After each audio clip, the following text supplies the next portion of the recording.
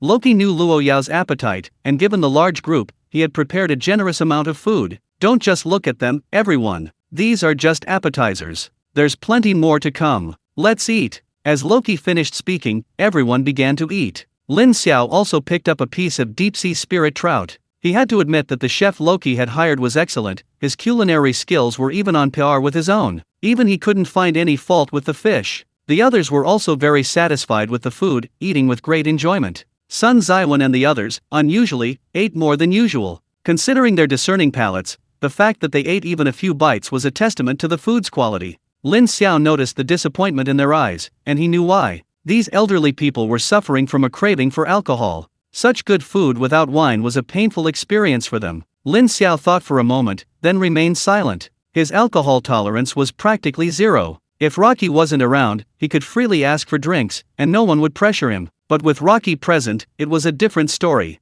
If Rocky urged him to drink, should he drink or not? So, if he could avoid serving drinks, he'd rather not. He just felt bad for his older brothers. Sun Ziwan and the others had their own ideas, but since they were guests, they couldn't bring themselves to say so. Even if they had alcohol in their spatial rings, they couldn't just take it out directly. That would be slapping Rocky in the face. Just then, Rocky spoke up. I wonder if everyone is satisfied with the food. Satisfied, very satisfied. Little Rocky, you've been very thoughtful. These dishes are all prepared according to Chinese tastes, and they suit our palates perfectly. The others nodded repeatedly. How could they not be satisfied? I'm glad everyone's satisfied. Good food deserves good wine. We didn't serve wine before because everyone was tired from the journey, and drinking on an empty stomach wouldn't be good. Now that everyone has eaten, we can serve wine. What would you all like to drink? I have everything: white wine, beer, red wine, yellow wine, foreign wine. Sun Ziwan and the others immediately gave Luo Qi admiring looks. They had thought he wasn't planning to serve wine, but it turned out he was waiting for them. Give us the white wine. We're not used to the other kinds. As for these kids, it's up to them. You can drink today, just tell us what you want. Seeing that the seniors had said so, everyone stopped being polite with Luo Qi and quickly ordered the wines they wanted. Hearing everyone's requests, Luo Qi simply clapped his hands, and someone brought over a considerable amount of wine. Lin Xiao didn't drink and didn't understand wine, so he didn't react at all to the wines. But the others were quite excited when they saw the wines. Sun Ziwan and Chu Wenchen, in particular, stared at the white wines with shining eyes. Old Chu, if I'm not mistaken, that bottle looks like a limited edition Beiju from back in the day, about 50 years old, right? Most of it has already been drunk, and even the remaining small portion has been collected. I've been looking for this liquor for ages. Isn't that right? I remember this wine is already selling for over $1 million, and the key is no one's willing to sell it. Little Luo actually brought out 5 bottles all at once. Unbelievable. You two seniors have excellent taste. Please enjoy these. I've prepared even better wines for you, which I'll bring you later. This is too kind. You're too kind, seniors. Consider it a token of our respect as juniors. Haha, then we'll accept it without hesitation.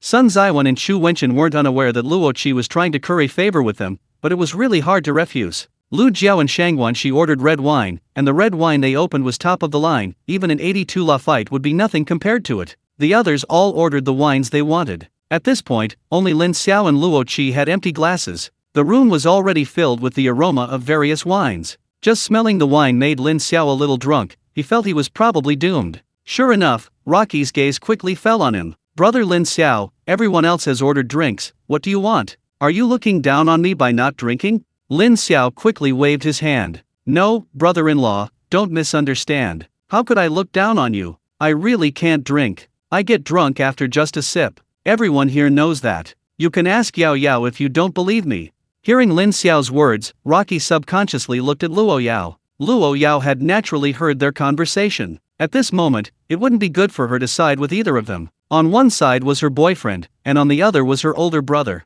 He already knew what her brother was planning. If she didn't say anything, it would be better to reveal that Lin Xiao couldn't drink. Rocky would probably challenge Lin Xiao to a drinking contest immediately. But if she didn't say anything, it seemed Lin Xiao couldn't avoid it either. Oh well, she'd better pretend she didn't see anything. Tuanzi, this armored crab meat is so delicious. Come and try some. Tuanzi's mouth was already stuffed with food. Hearing Luo Yao's words, it grabbed a crab leg without hesitation. Woo woo woo woo woo woo ya. Luo Qi didn't pay much attention to Luo Yao's silence. However, his gaze lingered on Tuanzi for a moment. He'd never seen such a peculiar spirit beast before, and it was incredibly voracious. Luckily, he'd prepared plenty of food, otherwise, he'd be embarrassed. Pushing aside those unrealistic thoughts, Luo Qi's gaze returned to Lin Xiao. Yao Yao didn't say anything, and if you dare call me brother-in-law again, I'll kill you, you believe me? Lin Xiao's fist hardened. He took a few deep breaths to calm himself down. He silently prayed, brother-in-law, my dear, don't be angry, don't be angry. I really can't drink. Don't believe me? Ask the others. Loki glanced at the others, but they all kept their eyes down, offering no response. In any other situation, they would definitely side with Lin Xiao. This is their own family matter, why are they meddling? Lin Xiao is crying. You all have no sportsmanship. Seeing no response, Loki roughly guessed what was going on. Lin Xiao might genuinely be unable to drink? But so what? So, you look down on me? You're not giving me face? Lin Xiao cried. This was utterly ridiculous. They were framing him without reason. No, I wouldn't dare. Since that's the case, what are we waiting for? Come on, fill the glass, let's have a drink. If you satisfy me, maybe I'll think more highly of you. Hearing Rocky's words, Lin Xiao's eyes lit up. Damn it. He'd take the plunge. It's just drinking, right? He'd had plenty of experience. Since that's the case, let's go. Let me be clear, when I'm drunk, I don't even know what I'm capable of. Even better. Your drinking etiquette reflects your character. I'll be able to see if you're worthy of being my brother-in-law. After speaking, Luo Qi didn't wait for Lin Xiao to reply. He grabbed a bottle of baijiu and filled the decanter in Lin Xiao's hand. Sun Zaiwan and the others watched, their hearts bleeding. They knew Lin Xiao's alcohol tolerance wasn't giving him so much liquor a waste. It wasn't because the liquor was expensive, such good liquor given to someone like Lin Xiao who didn't know anything about alcohol was a pure waste. Fortunately, Lin Xiao was a lightweight, so they wouldn't waste that much. They could just divide the liquor among themselves once Lin Xiao was drunk. Don't drink it glass by glass, let's just use the decanter. If you think highly of me, drink it all. Sun Zaiwan and Chu Wenchen both wanted to beat Luo Qi up. Lin Xiao only needed a small glass, why waste so much liquor? The key was that they couldn't say anything, after all, it was their own business. Oh well, it was Luo Qi who provided the liquor anyway, they didn't care at all. Lin Xiao looked at the full glass of baijiu, Chinese liquor, and felt helpless. He was already drunk after just a small glass. What would he get like with such a large glass? The problem was, he couldn't refuse. His brother-in-law had said that not drinking was disrespectful, and he couldn't possibly disrespect his brother-in-law. He'd have to drink with him today, even if it meant risking his life. Fine, I'll drink. I'll give it my all today. Luo Yao looked at Lin Xiao with some concern, but ultimately said nothing. Lin Xiao simply had a low alcohol tolerance, drinking that much wouldn't harm his body. It was rare for these two to be together, let them drink if they wanted. Seeing Lin Xiao raise his glass, Luo Qi didn't waste any words. He clinked his glass with Lin Xiao's and downed his drink in one gulp. Seeing Luo Qi finish his, Lin Xiao couldn't back down either. He closed his eyes and downed his entire glass. After swallowing the alcohol, Lin Xiao's brain stopped functioning. He slumped onto the table and fell asleep instantly. Luo Qi, seeing Lin Xiao completely drunk, was utterly convinced that Lin Xiao truly couldn't drink anymore. Fortunately, he fell asleep as soon as he got drunk, at least he didn't cause any trouble. Now that Lin Xiao was passed out, Luo Qi had no interest in causing him any more trouble. TCH, nothing special. Sun Zaiwan and Luo Yao both looked thoughtfully at the drunken Lin Xiao. Although Lin Xiao was drunk, they felt things might not be so simple. After all, Lin Xiao had never slept so peacefully when drunk before. Sure enough, just as Luo Qi finished speaking, Lin Xiao suddenly sat up. Luo Qi looked at Lin Xiao in surprise. Why was this kid up again? Sun Zaiwan and Luo Yao both wore expressions of certainty. They knew things weren't so simple. You little brat, you're pretending. Since you're not drunk, keep drinking. Before Loki could finish speaking, Lin Xiao grabbed him. Lin Xiao's mind was completely out of control at this point. Everything he did was driven by instinct. Hey, brother-in-law, I've been wanting to get rid of you for a long time. If it weren't for Yao Yao, I would have already taken care of you. Loki tried to break free from Lin Xiao's grasp, but although he was a business prodigy, his actual cultivation level wasn't high. Loki's true cultivation level was only level 5. He could clearly see Lin Xiao's cultivation level. After all, Lin Xiao's true cultivation was only at level 4. However, he discovered that no matter how hard he tried, he couldn't break free from Lin Xiao's hold. Is this guy really that strong? And what did this kid just say? He'd been wanting to teach him a lesson for a while? This kid really thinks he's something. Come on, let's see how you deal with me. Hearing that Rocky still wanted to resist, Lin Xiao immediately got excited. He directly used his other hand to roughly rub Rocky's hair. Damn it, what are you so arrogant about? You think you're so great? Let's not talk about anything else. Do you know what our relationship is with these people at the table? That's my older brother, that's also my older brother, those two are my older sisters, that one's my wife, that one's, and that's not all, I have over 100 older brothers and sisters. Don't think your mercenary group is so strong. I'm not bragging, but even my father-in-law isn't this arrogant. Hearing Lin Xiao's words, Loki looked at him incredulously. He had investigated all the people at the table, especially Sun Ziwen and his group, they were all veteran powerhouses. Lin Xiao was right about one thing, even his father would have to be extremely respectful to these people. He also respected them greatly, but he never expected Lin Xiao to address them as brothers. How could that be? His gaze quickly fell on Sun Ziwen and the others. Since Sun Ziwen and the others had decided not to get involved in this matter, he naturally wanted to treat them all equally. At this moment, no one spoke, and they began toasting each other. But from their attitudes, Rocky already knew the answer. If Lin Xiao were really bragging, these old men would definitely explain. Their silence was tantamount to tacit agreement. Wow, what did his brother-in-law do to deserve being brothers with these legendary figures? Suddenly, having such a brother-in-law didn't seem so bad, at least his seniority seemed elevated. Of course, now wasn't the time to dwell on this. He was still being controlled by Lin Xiao, and with so many people watching, it would be too embarrassing. He immediately looked at Luo Yao. If others wouldn't help, this was his own sister, surely she should help him. Sister, I can't breathe. Quickly, make him let me go. Luo Yao looked at the two of them with amusement. Seeing that Rocky's face was genuinely red, she knew she couldn't let Lin Xiao continue like this. Lin Xiao, let go of my brother. Although Lin Xiao was drunk, he was still listening to Luo Yao. He didn't let go of Luo Qi immediately. No, Yao Yao, we can't let this guy go. He has to admit he's my brother-in-law before I'll let him go. Luo Yao covered her face. Although Lin Xiao was drunk, his mind was still sharp. Brother, you saw it too, I tried my best. The rest is up to you. Luo Qi was speechless. Girls really are biased, she's not even married yet, and she's already siding with an outsider. He actually quite approved of Lin Xiao. He was happy when he learned Luo Yao had a boyfriend. After all, he understood Luo Yao's situation,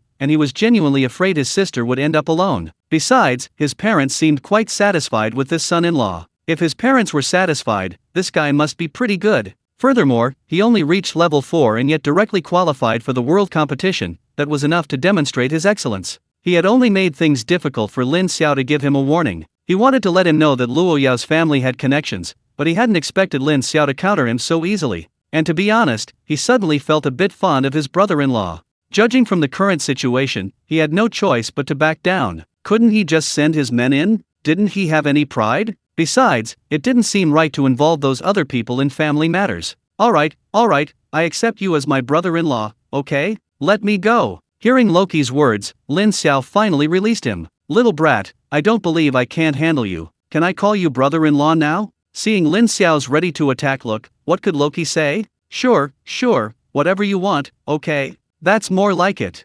Brother-in-law, this is our first meeting, didn't you prepare any gifts for me? Loki, Sigma, degree. Holy crap, is this guy really that shameless? He just asked for it outright? To be honest, he had prepared many gifts for Luo Yao, but as for Lin Xiao, he really hadn't prepared anything. He was happy that Luo Yao had a boyfriend, but that didn't stop him from harboring resentment towards Lin Xiao for taking his sister away. How could he possibly prepare a gift for him? Seeing Lin Xiao's menacing look, he couldn't very well say he hadn't prepared one, could he? If he said he hadn't, he was afraid this guy would immediately take control of him again. He had already figured it out. Although Lin Xiao was still somewhat conscious, he was actually quite drunk. The Lin Xiao now was a completely different person from the Lin Xiao before. It wouldn't be an exaggeration to say he was acting like a drunkard. He should try to calm him down first. Of course I prepared one, but I didn't bring it with me. How about I give it to you tomorrow? Lin Xiao's gaze changed. Brother-in-law, really? Why do I feel like you're lying to me? Are you sure you really prepared one? I really prepared one, I'm not lying to you. Lin Xiao still looked suspicious, but didn't say anything more. Seeing that Lin Xiao hadn't done anything out of line, Rocky was relieved. He regretted letting Lin Xiao drink. Was that the end of it? Of course not. Lin Xiao was acting purely on instinct, his mind was completely focused on getting a gift from Rocky, but he hadn't prepared one. This made him extremely annoyed. No way, this can't be left like this. Since you haven't prepared one, I'll take it myself. Anyway, he disliked this brother-in-law for a long time. Dressed so flashy, like he wanted everyone to know he was rich. He'd wanted to rob him for a long time. Today, he'd teach him a lesson, show him what it means to keep your wealth hidden. Lin Xiao's hand was on Rocky's shoulder again. Rocky was terrified. Wait, hadn't he already tricked, promised you? Why are you doing this again? Fortunately, he noticed that Lin Xiao's hand was simply resting naturally on his shoulder, without any pressure. This relieved him. He thought this guy was going to try and control him again. Brother-in-law, we're both men, isn't this arm-in-arm a bit inappropriate? You should take your hand down. Brother-in-law, you're right, it really is uncomfortable. Lin Xiao then removed his hand. Loki breathed a sigh of relief when he saw Lin Xiao actually put his hand down. For some reason, he felt much lighter. Loki also noticed that everyone present was looking at him with smiles. He touched his face. Was there something on his face? Why was everyone staring at him like that? So why were they looking at him like that? Naturally, they had discovered something. Ever since Lin Xiao got drunk, everyone's attention had been focused on the two of them. They were just watching for entertainment. Lin Xiao's seemingly unintentional gesture of putting his hand on Loki's shoulder was actually premeditated. Lin Xiao had stealthily taken Loki's large gold necklace. The key point is that even though everyone's eyes were on the two of them, no one noticed how Lin Xiao did it. Such a large and thick necklace simply vanished before everyone's eyes. And the crucial point is that Loki, the person involved, seemed completely unaware. This is somewhat outrageous. It seems they can't afford to offend Lin Xiao in the future, or he might just steal everything from them one day. Will Lin Xiao stop after getting the gold chain? Of course not. Next, Lin Xiao started showering Rocky with attention. After learning of Lin Xiao's previous actions, everyone's eyes were fixed on him. They believed he would make another move. And just as they expected, Lin Xiao did. Rocky's diamond watch was gone, and half of his rings were missing. What left everyone speechless was that they only saw the items disappear, but they couldn't figure out how they vanished. Soon, besides his clothes, Rocky had nothing of value left. It wasn't that Lin Xiao didn't want to strip Rocky naked, it was that his taste was different from Rocky's, and he didn't find those things appealing. Seeing that Rocky was completely stripped of his grease, Lin Xiao immediately stopped what he was doing, picked up his chopsticks, took a piece of meat, and put it in his mouth, revealing a look of enjoyment. Rocky was utterly bewildered. He was increasingly unable to understand his brother-in-law. Wasn't this change of attitude a bit too fast? Wasn't he just chatting with him? Why was he suddenly ignoring him? Finally, Luo Yao couldn't stand it anymore. Ahem, brother, don't you feel like something's missing? Rocky, something's missing? He didn't seem to feel anything. His sister wouldn't lie to him. If she said he was missing something, then he definitely was. He immediately began to examine himself. Soon, his gaze turned to horror. Holy crap! Where's my 5-kilogram gold necklace? My limited edition watch? My gemstone ring? Loki was stunned. He was now completely empty-handed except for his clothes. He immediately understood why he had felt so much lighter earlier. No way! His 5-kilogram necklace was gone. It would be strange not to feel lighter. He immediately knew who could have done this. Who else could it be but his brother-in-law standing next to him? Brother-in-law, you've gone too far. How could you steal my things? Hearing Loki's words, Lin Xiao looked utterly incredulous. Brother-in-law, what do you mean? Did you lose something? Even if you did, what does it have to do with me? You're accusing me of stealing? Show me your evidence. If you don't, I'll sue you for defamation. Loki was on the verge of tears. He truly had no evidence. The key point was that although those items looked ordinary, they were actually quite extraordinary. Like that 5-kilogram gold chain, it was actually a top-tier defensive artifact. The watch and ring were also artifacts, each one priceless. Just like that, they were stolen. Even with his wealth, he couldn't help but feel a pang of heartache. Rocky sighed. He knew he was going to have to swallow this bitter pill today. Oh well, they're all on the same side. Consider those things a small gift for my brother-in-law. No, I still feel a bit aggrieved. But I can't beat him. I'll wait until tomorrow. When he's sober, I'll teach him a lesson.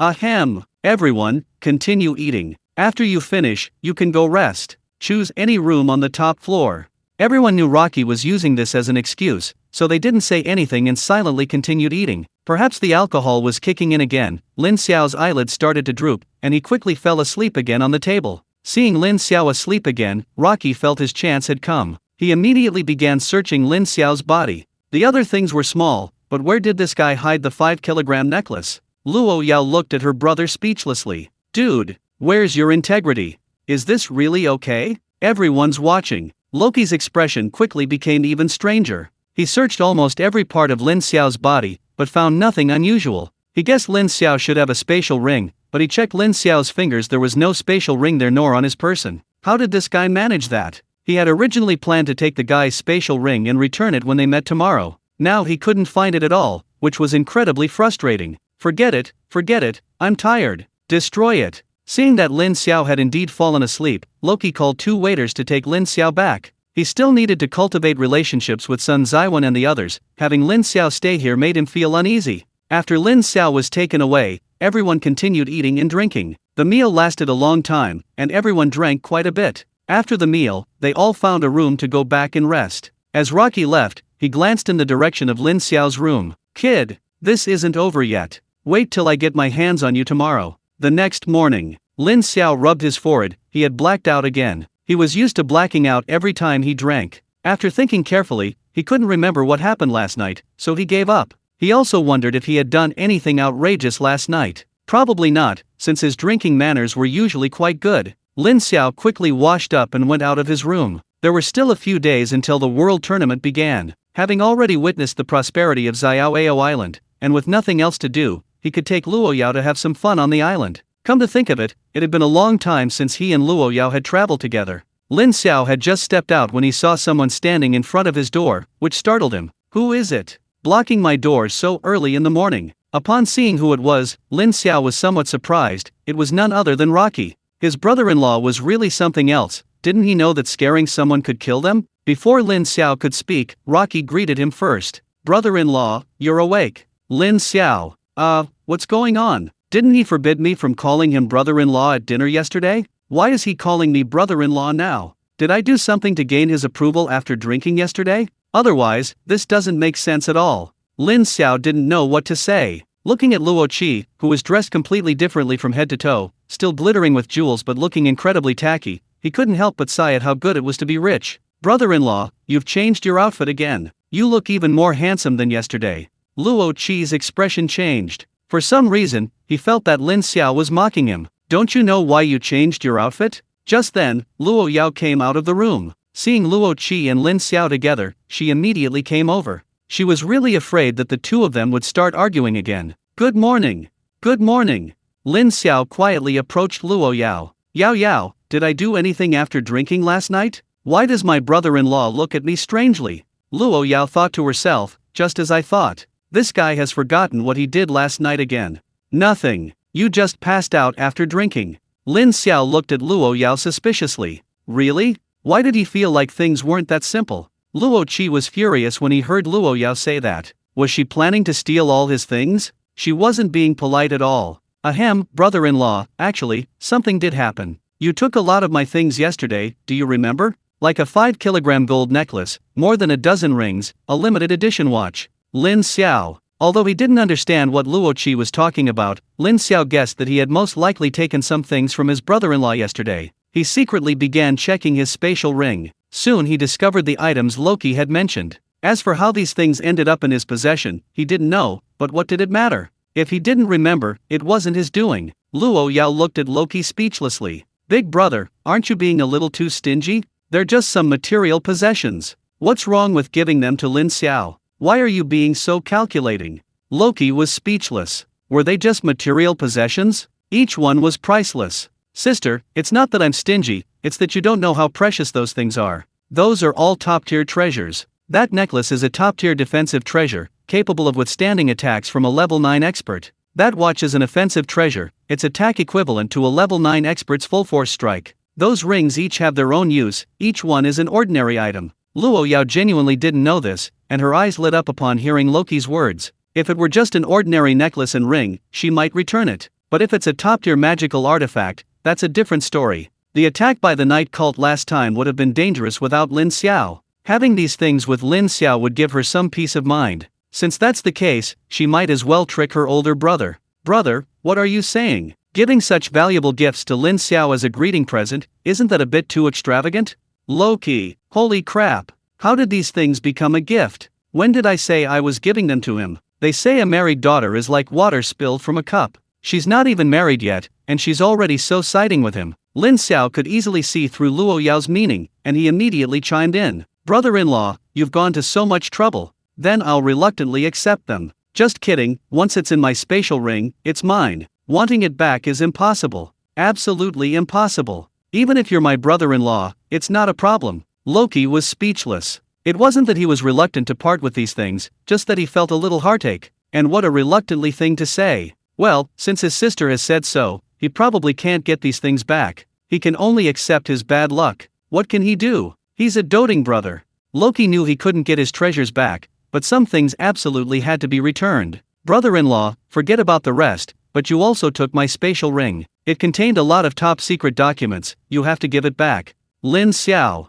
What had he done after getting drunk yesterday? He even took his brother-in-law's spatial ring. Well, to be honest, he really should return it. Although Loki's spatial ring might contain unimaginable wealth, he'd already received so many benefits, he couldn't keep taking advantage of his brother-in-law. Thinking this, Lin Xiao began searching his loot from last night, and sure enough, he found Loki's spatial ring among the pile of items. Lin Xiao also felt a little embarrassed. He could forgive the rest, but why did he take his brother-in-law's spatial ring? He was really being a jerk. Thinking this, Lin Xiao secretly took out the spatial ring while Luo Qi wasn't looking. Then he grabbed Luo Qi's hand. Brother-in-law, you can't just say whatever you want. When did I take your spatial ring? I would never do something like that. Luo Qi's face darkened. He had almost come to accept his brother-in-law. He hadn't expected his brother-in-law to even try to steal his spatial ring. It contained many things that were very important to him. His voice became unusually serious. Lin Xiao, I'm not joking with you. The things inside are really important to me.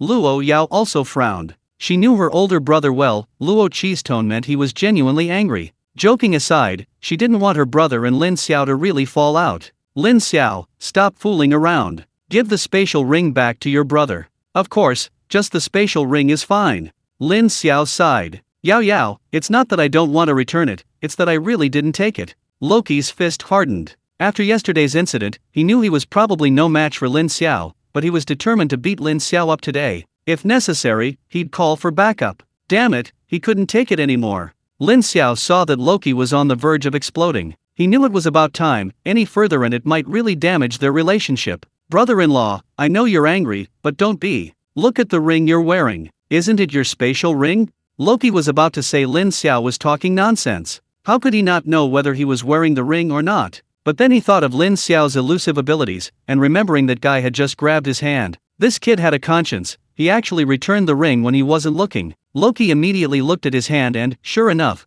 found the spatial ring on his finger. It's back, that's good. Wait a minute. Loki's expression quickly turned grim. Damn it. The spatial ring is back, but what about the rings I put back on this morning? Where did they go? It's obvious Lin Xiao must have taken them again. You brat, aren't you going too far? Luo Yao covered her face. She had also noticed the anomaly. Knowing her older brother's flamboyant personality, he would never wear 9 rings on 9 fingers. The fact that he only had one spatial ring on his hand spoke volumes. His ring had been stolen by Lin Xiao again. Well done, I must say. Seeing Luo Qi showing signs of losing his temper, Luo Yao immediately stepped in. Brother, it's not that I'm criticizing you, but didn't you give me a gift yesterday? Why are you giving me another one today? Why are you being so polite? It's making me feel a little embarrassed. Since you're so enthusiastic today, we'll accept it. Lin Xiao silently gave Luo Yao a thumbs up. She truly was the woman he had his eye on. Luo Qi scratched his head, forcibly suppressing his anger. He feared nothing and no one, not even his own father. There were only 2 people he feared in his life, his mother and Luo Yao. Luo Yao was clearly setting him up for a trap. What could he say? Like that guy back home, he wanted to be tricked by his sister but never got the chance. Fine, these are just material possessions, I'll give them to you, but don't do it again. These are all precious items, I don't have many left, even if I had more, they couldn't withstand this. Lin Xiao smiled awkwardly. He originally intended to just return the ring, but when he was returning it, he discovered that Rocky was wearing rings on all 10 fingers. To return them, he naturally had to take one. Looking at the rings gleaming with alluring light, Lin Xiao couldn't resist and took them all. Who knows how much resolve he had to muster to not take Rocky's watch. Definitely. I just couldn't help myself, brother-in-law, your attire made me want to rob you. Rocky, oh, carrot, oh. So it's my fault after all? Loki didn't bother to dwell on the matter any longer. He'd already decided that in the future, he'd better keep these things hidden in front of Lin Xiao. His safety here wasn't an issue at all. There were countless level 9 experts protecting him in the shadows. Besides, this was his territory, he really didn't believe anyone would dare cause trouble here. Alright, let's not talk about this anymore. Girl, the last time I saw you was during the New Year. I missed you so much. Now that you're on my turf, you should naturally have a good look around. I'll be your tour guide today and show you around this carefree island. All expenses today will be on me, young Master Loki. Luo Yao didn't stand on ceremony with Loki. She knew how rich Loki was, why not take advantage of a wealthy person who offered themselves up? I knew Big Brother was the best to me. After saying that, Loki was about to lead the two away when Lin Xiao remembered there were other people. They should at least say goodbye before leaving. Rocky saw through Lin Xiao's thoughts and immediately spoke up. Don't worry, I've already spoken to the seniors, and they've agreed. Also, if they want to go out for a stroll, there will be someone to guide them. Lin Xiao was relieved to hear this from Rocky. Although he'd much rather spend some time alone with Luo Yao, this was, after all, Luo Qi's territory, and since they were unfamiliar with the area, having Luo Qi as a guide seemed like a good idea. Besides, Luo Qi would be paying the bill, so he'd reluctantly accept being the third wheel. He was also quite curious about Xiaoao Island. He'd only glanced at it briefly yesterday, and didn't really know anything about the island. This would be a good opportunity to explore it properly. The three took the elevator and soon arrived at the hotel lobby. Lin Xiao noticed that there were many more people checking in, and most of these groups were around 20 people. If he wasn't mistaken, these were also teams participating in the World Championship. Out of curiosity, Lin Xiao took a closer look, and his brows quickly furrowed. Not far from him were two teams. One was clearly an Asian team, while the other consisted entirely of blonde-haired, blue-eyed people, but their nationality was still unknown. The Asian team was currently behaving very humbly towards the other team. Their bowing and scraping made Lin Xiao extremely displeased. When Lin Xiao saw the tuft of hair under the nose of the Asian team leader, he roughly knew which country they were from. It was undoubtedly the Japanese team. The identity of the other team was also obvious. It wasn't common for the Japanese team to be so obsequious. If nothing unexpected happened, it was probably the American team. Both teams were formidable rivals, and out of curiosity, Lin Xiao began to observe the members of both teams. Both teams had both men and women, and Lin Xiao was surprised to find that in both the Japanese and American teams, there was a woman who stood out remarkably. While not quite as beautiful as Luo Yao, she was still a rare beauty. As a normal man, he couldn't help but glance at the two women a few more times. Just then, Lin Xiao felt a chill beside him. He immediately knew that the jealousy jar at home had been overturned. Ahem, Yao Yao, don't overthink it. Those two seem to be teams from Japan and the US. Both teams are formidable opponents for us. I just wanted to see how strong they are. Luo Yao hadn't been paying attention to the situation there, but hearing Lin Xiao's words, she couldn't help but glance over a few more times. So what did you see? I didn't see anything. My cultivation is only level 4. I can't see through any of their cultivation levels, but they seem quite strong. What about those two beauties? Very good. Lin Xiao wanted to slap himself after saying that. Sometimes, talking before thinking really gets you killed. Fortunately, he quickly realized what was happening and hurriedly added a sentence as if nothing had happened. Of course, they're still far behind you. I feel that both of them are quite strong and should not be underestimated. Luo Yao had been planning to give Lin Xiao a good beating, but her expression softened after hearing his next words. At this moment, her gaze also focused on the two women. She realized Lin Xiao wasn't lying. These two women genuinely seemed very strong, especially the woman from the beautiful country. Although she didn't exude any aura, she gave Luo Yao a very dangerous feeling. Luo Yao trusted her intuition. It seemed these two were formidable rivals. Perhaps because Lin Xiao and Luo Yao had been staring at each other for so long, the others seemed to have noticed. The woman from the beautiful country immediately looked over. Alice's gaze locked onto Luo Yao instantly. Alice was quite confident in her looks, but upon seeing Luo Yao for the first time, she felt a pang of inferiority. Then, a dazzling light flashed in her eyes, as if she wanted to devour Luo Yao. Luo Yao felt Alice's gaze, and naturally, she wasn't going to back down, so she met Alice's gaze. However, when she noticed Alice's gaze changing, Luo Yao couldn't hold back any longer. She immediately looked away. Lin Xiao had already noticed this, and he looked at Luo Yao with some surprise. This strong-willed woman actually avoided his gaze. This wasn't normal. Yao Yao, what's wrong? Luo Yao shook her head. Nothing, it's just that his gaze was full of aggression. I've only ever seen this kind of gaze on men with ill intentions who don't know my identity. This is the first time I've seen it on a woman. Lin Xiao, Sigma, degree. Holy crap. No way, this girl wouldn't have that kind of hobby, would she? Luo Yao is so outstanding. It's enough for me to guard against those men. Why would I have to guard against women too? Pa! What bad luck. Brother-in-law, don't just stand there. Didn't we say we were going out for a stroll? What are you still doing here? Luo Qi looked at Lin Xiao speechlessly. He was about to leave, but you guys kept staring over there, and he didn't even dare to call you. Now it's his fault? Come on, there are lots of fun places around here, I'll show you around. With that, the three of them left the hotel. Only after leaving the hotel did Luo Yao feel a little more comfortable. Even with her back turned, she felt a pair of burning eyes staring at her. Even though she'd seen many big scenes, she still felt a chill run down her spine from that gaze. In the hotel lobby, Oda Yui followed Alice's gaze but didn't see anything unusual. "Alice, what are you looking at?"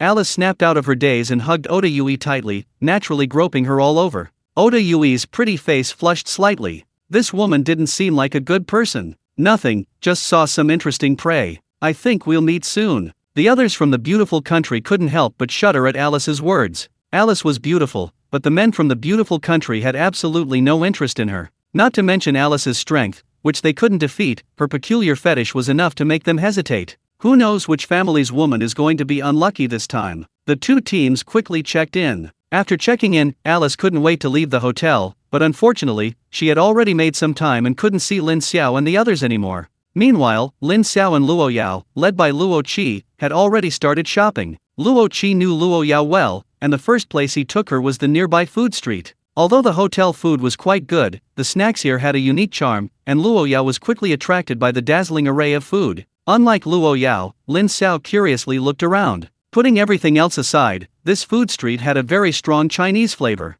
If it weren't for the fact that most of the people walking around were foreigners, Lin Xiao would have thought he hadn't even left the country. Luo Yao led Tuanzi ahead, frantically devouring everything, while Luo Qi and Lin Xiao walked behind. Lin Xiao felt this was a good opportunity to strengthen his relationship with his brother-in-law. He was also very curious about the situation on the island, and this was a good chance to learn a little about it. "Brother-in-law, I heard this island wasn't built for very long. How did you manage to make it so luxurious in such a short time?" Hearing Lin Xiao's question, Rocky became interested. This was his glorious achievement, and he definitely wanted to show off a bit. "It's actually very simple, just throw money at it. As long as the money's there, nothing's a problem." Lin Xiao couldn't help but roll his eyes. Rocky's answer was indeed simple and straightforward. The key was that he really couldn't find any fault with it. Throwing money at it was indeed flawless. Throw money at it? How much did that cost? That's a long story. By the way, how much do you know about Xiaoao Island?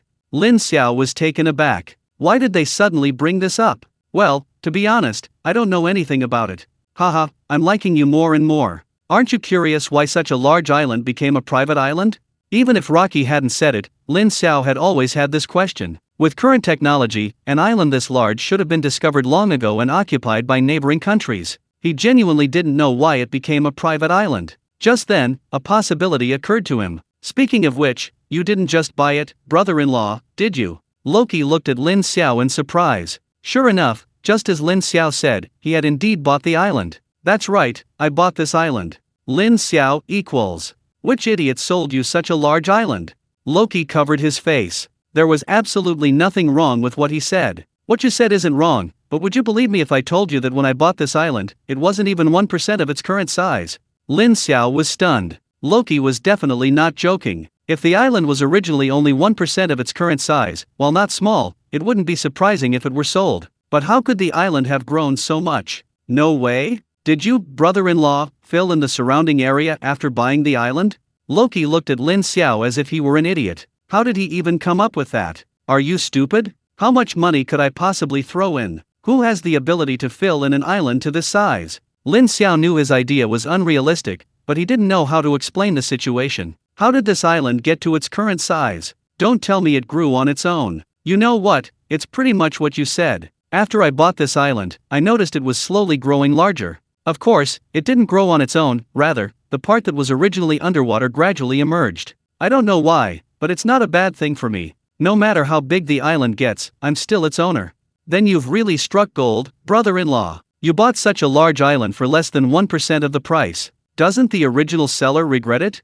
I regret it so much, I'm green with envy. But what can I do? They can't beat me, and with the contract in place, they can only endure it. Lin Xiao covered his face. That made perfect sense. As long as his fists were strong enough, the other side couldn't do anything to him. By the way, brother-in-law, will this island continue to grow? If it can, you wouldn't. Don't think about it. Although I don't know why this island is growing, its current size is its limit. I've already sent people to check, and it's impossible for the island to grow any bigger. That's good. If it grew any bigger, it might attract the envy of some powerful forces. Lin Xiao nodded. That made sense. If the island could continue to grow, many countries would probably be tempted to intervene. Building this island must have cost a fortune, right? Who says it didn't? You know my dad, he made it clear long ago that all his money belongs to Yao Yao, and we can't touch a single penny. I basically invested all my money in building this island, but even so, it's only a drop in the ocean. A drop in the ocean? Then what's the situation now? Lin Xiao looked at the luxurious scene before him. This didn't seem like a drop in the ocean. Are you stupid? Even though I don't have enough money for construction, I can attract investment. I can get outsiders to spend money building my island, and then I'll collect their taxes. It's like making money hand over fist. I'm sure I won't lose out. Are all those investors idiots? Can't they see your intentions? Of course they do. So what if they see? As long as the profits are big enough, they'll still make money. Naturally, people will come knocking. That's why I applied to host the World Grand Tournament. Don't even mention anything else. You have no idea how high a price I paid for the broadcasting rights and advertising fees. Lin Xiao was now completely impressed by Rocky's business acumen. He had built the island with a small amount of money, and once it was built, it would be a money tree. Rocky's wealth would only increase. Although this wasn't a country yet, it was practically one. Brother-in-law, you're awesome. That's nothing. I'm planning to turn this place into a true paradise, a genuine tourist destination. Of course, there are still problems. Right now, both at sea and in the air are very dangerous. I'm planning to open a safe shipping route so that we can pick up and drop off anyone who wants to come here. That's a huge project. The expenses must be considerable. Of course, it'll be huge, but the cost will eventually be passed on to the tourists. I'll just raise the ticket prices. Aren't you afraid no one will come if it's too expensive? Heh, as long as I have something attractive enough for them, I'm not worried about a lack of visitors. Besides, there's never a shortage of rich people in this world, and this World Grand Competition is the best advertisement. What could Lin Xiao say? When it comes to making money, Rocky is a professional. He could only think of one problem now. Brother-in-law, aren't you afraid someone will steal your thunder halfway through, and just snatch it away once you've finished building it? What am I afraid of? If anyone dares to cut off my livelihood, I'll lead the Dragon Mercenary Group to cause trouble in their country. Lin Xiao was embarrassed. He knew a little about the Dragon Mercenary Group's strength, an SS-rank mercenary group. How could they be weak? No country would dare ignore such a mercenary group. Actually, I thought about simply handing this place over to the country, but there are many illicit industries here. If I hand it over to the country, those industries can't operate anymore, and those are the fastest ways to make money. Let's leave it like this for now. I'll just pay more taxes. What could Lin Xiao say? Under normal circumstances, Rocky doesn't need to pay taxes to anyone. Just for that, this brother-in-law deserves his respect. From today onwards, he accepts this brother-in-law. Lin Xiao genuinely admired Rocky. He didn't consider himself as noble as Rocky. If this island were his, he probably wouldn't even think about paying taxes to the country. That's a lot of money. Just thinking about it made his heart ache. Rocky seemed to sense what Lin Xiao was thinking. Brother-in-law, you're still too young. Some money is necessary. After all, if we pay, the country can help us when needed, right? That makes so much sense. You still have a lot to learn. By this time, Luo Yao and Tuanzi had swept from one end of the street to the other, and the two of them had barely eaten their fill. Luo Yao was also very happy to see the two chatting so happily. What are you two chatting about? You seem to be having a great time? Just talking about the island's development. Have you both eaten? We've eaten almost. Where should we go next? There are lots of fun places on the island. Where would you like to go? There's even a casino. If you'd like, I can take you there to broaden your horizons. Hearing Rocky say this, Lin Xiao and Luo Yao's eyes lit up. Going shopping or to an amusement park can kill time, but it can get a bit boring. If there's a casino on the island, that would definitely be something to do. Big brother, other places aren't that interesting. Since you have a casino here, let's go and see what it's like. Okay, whatever Yao Yao says. But it's a bit of a distance from here to the casino, let's take a car there. Lin Xiao and Luo Yao naturally had no objections. This was Rocky's territory, so they would do as he said. Although Rocky was alone, Lin Xiao knew that among the nearby crowd might be one of Rocky's bodyguards. They didn't need to do anything, they just needed to wait for Rocky's instructions. The three of them had just left the food street when they found a car already waiting for them. After getting in, the driver headed straight for their destination. Lin Xiao looked out the window at the scenery and had to admit that Rocky had built the city very well. In Lin Xiao's opinion, it was already comparable to many first-tier cities. Considering that this island had been built in a very short time, if Rocky had been given more time, who knew how prosperous it would have become? Along the way, Rocky would occasionally say a few words, pointing out the landmarks to the two. What caught their attention most was the venue for the World Championship. This was the island stadium, built to be enormous, capable of holding 100,000 spectators. Rocky was very proud when he said it could hold 100,000 people at once. Lin Xiao strongly suspected that Rocky had built the stadium so large simply to collect more ticket revenue. He'd heard that tickets for the live matches were being resold at exorbitant prices. The car journey took a full hour before arriving at their destination. After getting out of the car, Lin Xiao curiously began to look around. The area was quite large, and everywhere he looked were casinos of various types. There were casinos specializing in jade gambling, cockfighting, and boxing, and in the very center of the arena stood a very luxurious casino. The group was still some distance from the casino, and they were all stunned by its scale. "Brother-in-law, you must have invested a lot of money in this casino, right?" "Not really. I leased it out to someone else. The owner is from America. I don't interfere with their operations, but I take 30% as tax. As long as they don't go too far, I won't interfere. Want to go and have a go?" Lin Xiao didn't seem to care. His gaze fell on Luo Yao. Luo Yao thought for a moment and said, "Let's look around here first, and go over there later. Let's go to this one first." Lin Xiao had mentioned a jade gambling market, and Loki naturally had no objections. After the three entered the jade gambling market, they found quite a few people quietly observing some stones. Loki looked at Lin Xiao and Luo Yao and smiled slightly. "This jade gambling market is actually mine. Want to try your luck, you too?" Lin Xiao had originally planned to use his special ability to earn some extra money, but upon hearing Luo Qi say it was his property, he immediately lost interest. Making money off his brother-in-law? That's no fun at all. Luo Yao, on the other hand, was very interested and immediately began looking for her target. Luo Yao's appearance still attracted some attention, especially since she was incredibly beautiful. Many people looked at her with lewd eyes. However, they only dared to look, they didn't dare to do anything out of line. After all, this was Xiaoao Island. Some of the troublemakers from before are now long dead. Although these people were just enjoying the view, it still greatly displeased Luo Qi. He coughed lightly and silently walked to Luo Yao's side. Lin Xiao, not to be outdone, moved to Luo Yao's other side. The two of them, one on each side, blocked most people's view, and those people immediately looked at them with displeasure. Many of them recognized Rocky and immediately fell silent. Everyone knew who he was. What was this guy doing here today? Looking closer, the girl seemed to resemble him somewhat. Could they be related? Thinking this, they silently averted their gazes. They couldn't afford to offend him. Rocky was quite satisfied with their behavior. Good for them. Otherwise, he wouldn't mind having them taught a lesson. He had law enforcement authority here. Finding a reason to deal with these guys wouldn't be a problem. Just then, a group of people walked in through the entrance of the gambling stone market. They were contestants from the United States participating in the world competition, and the leader was Alice.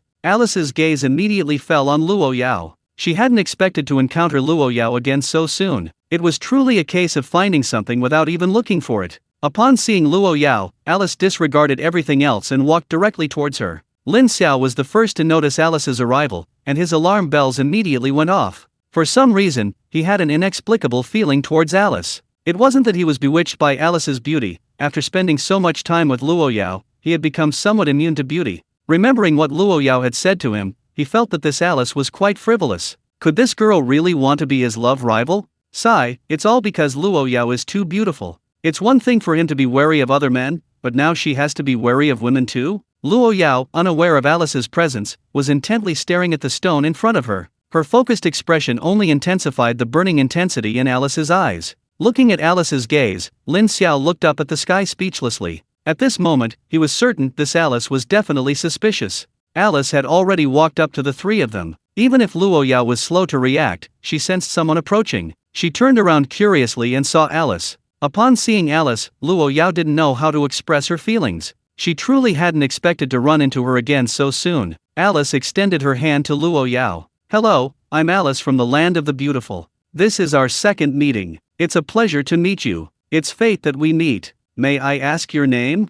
Alice spoke fluent Mandarin. She must have already inquired about them, otherwise, why would she start in Mandarin? Luo Yao looked at Alice's outstretched hand, somewhat at a loss. She didn't know whether to shake hands with Alice. Although the other was a woman, knowing that Alice might be a lesbian made her feel awkward. While Luo Yao was still hesitating, Lin Xiao took Alice's hand first. "Hello, I'm her boyfriend, Lin Xiao. My girlfriend doesn't seem to have any intention of getting to know you." Seeing Lin Xiao take Alice's hand, Luo Yao breathed a sigh of relief. At the same time, she was also a little surprised. It was strange that Lin Xiao wasn't jealous at all, holding such a beautiful woman's hand. Compared to Luo Yao, the other people from the beautiful country were not calm. Wang Defa, what did I just see? A man actually held Alice's hand. Those hands are probably ruined. Is that the point? Didn't you hear what that guy said? He's that woman's boyfriend. I don't think his hands are just ruined, he's dead meat. By the way, didn't you guys notice how handsome this guy is? And the guy next to him is handsome too.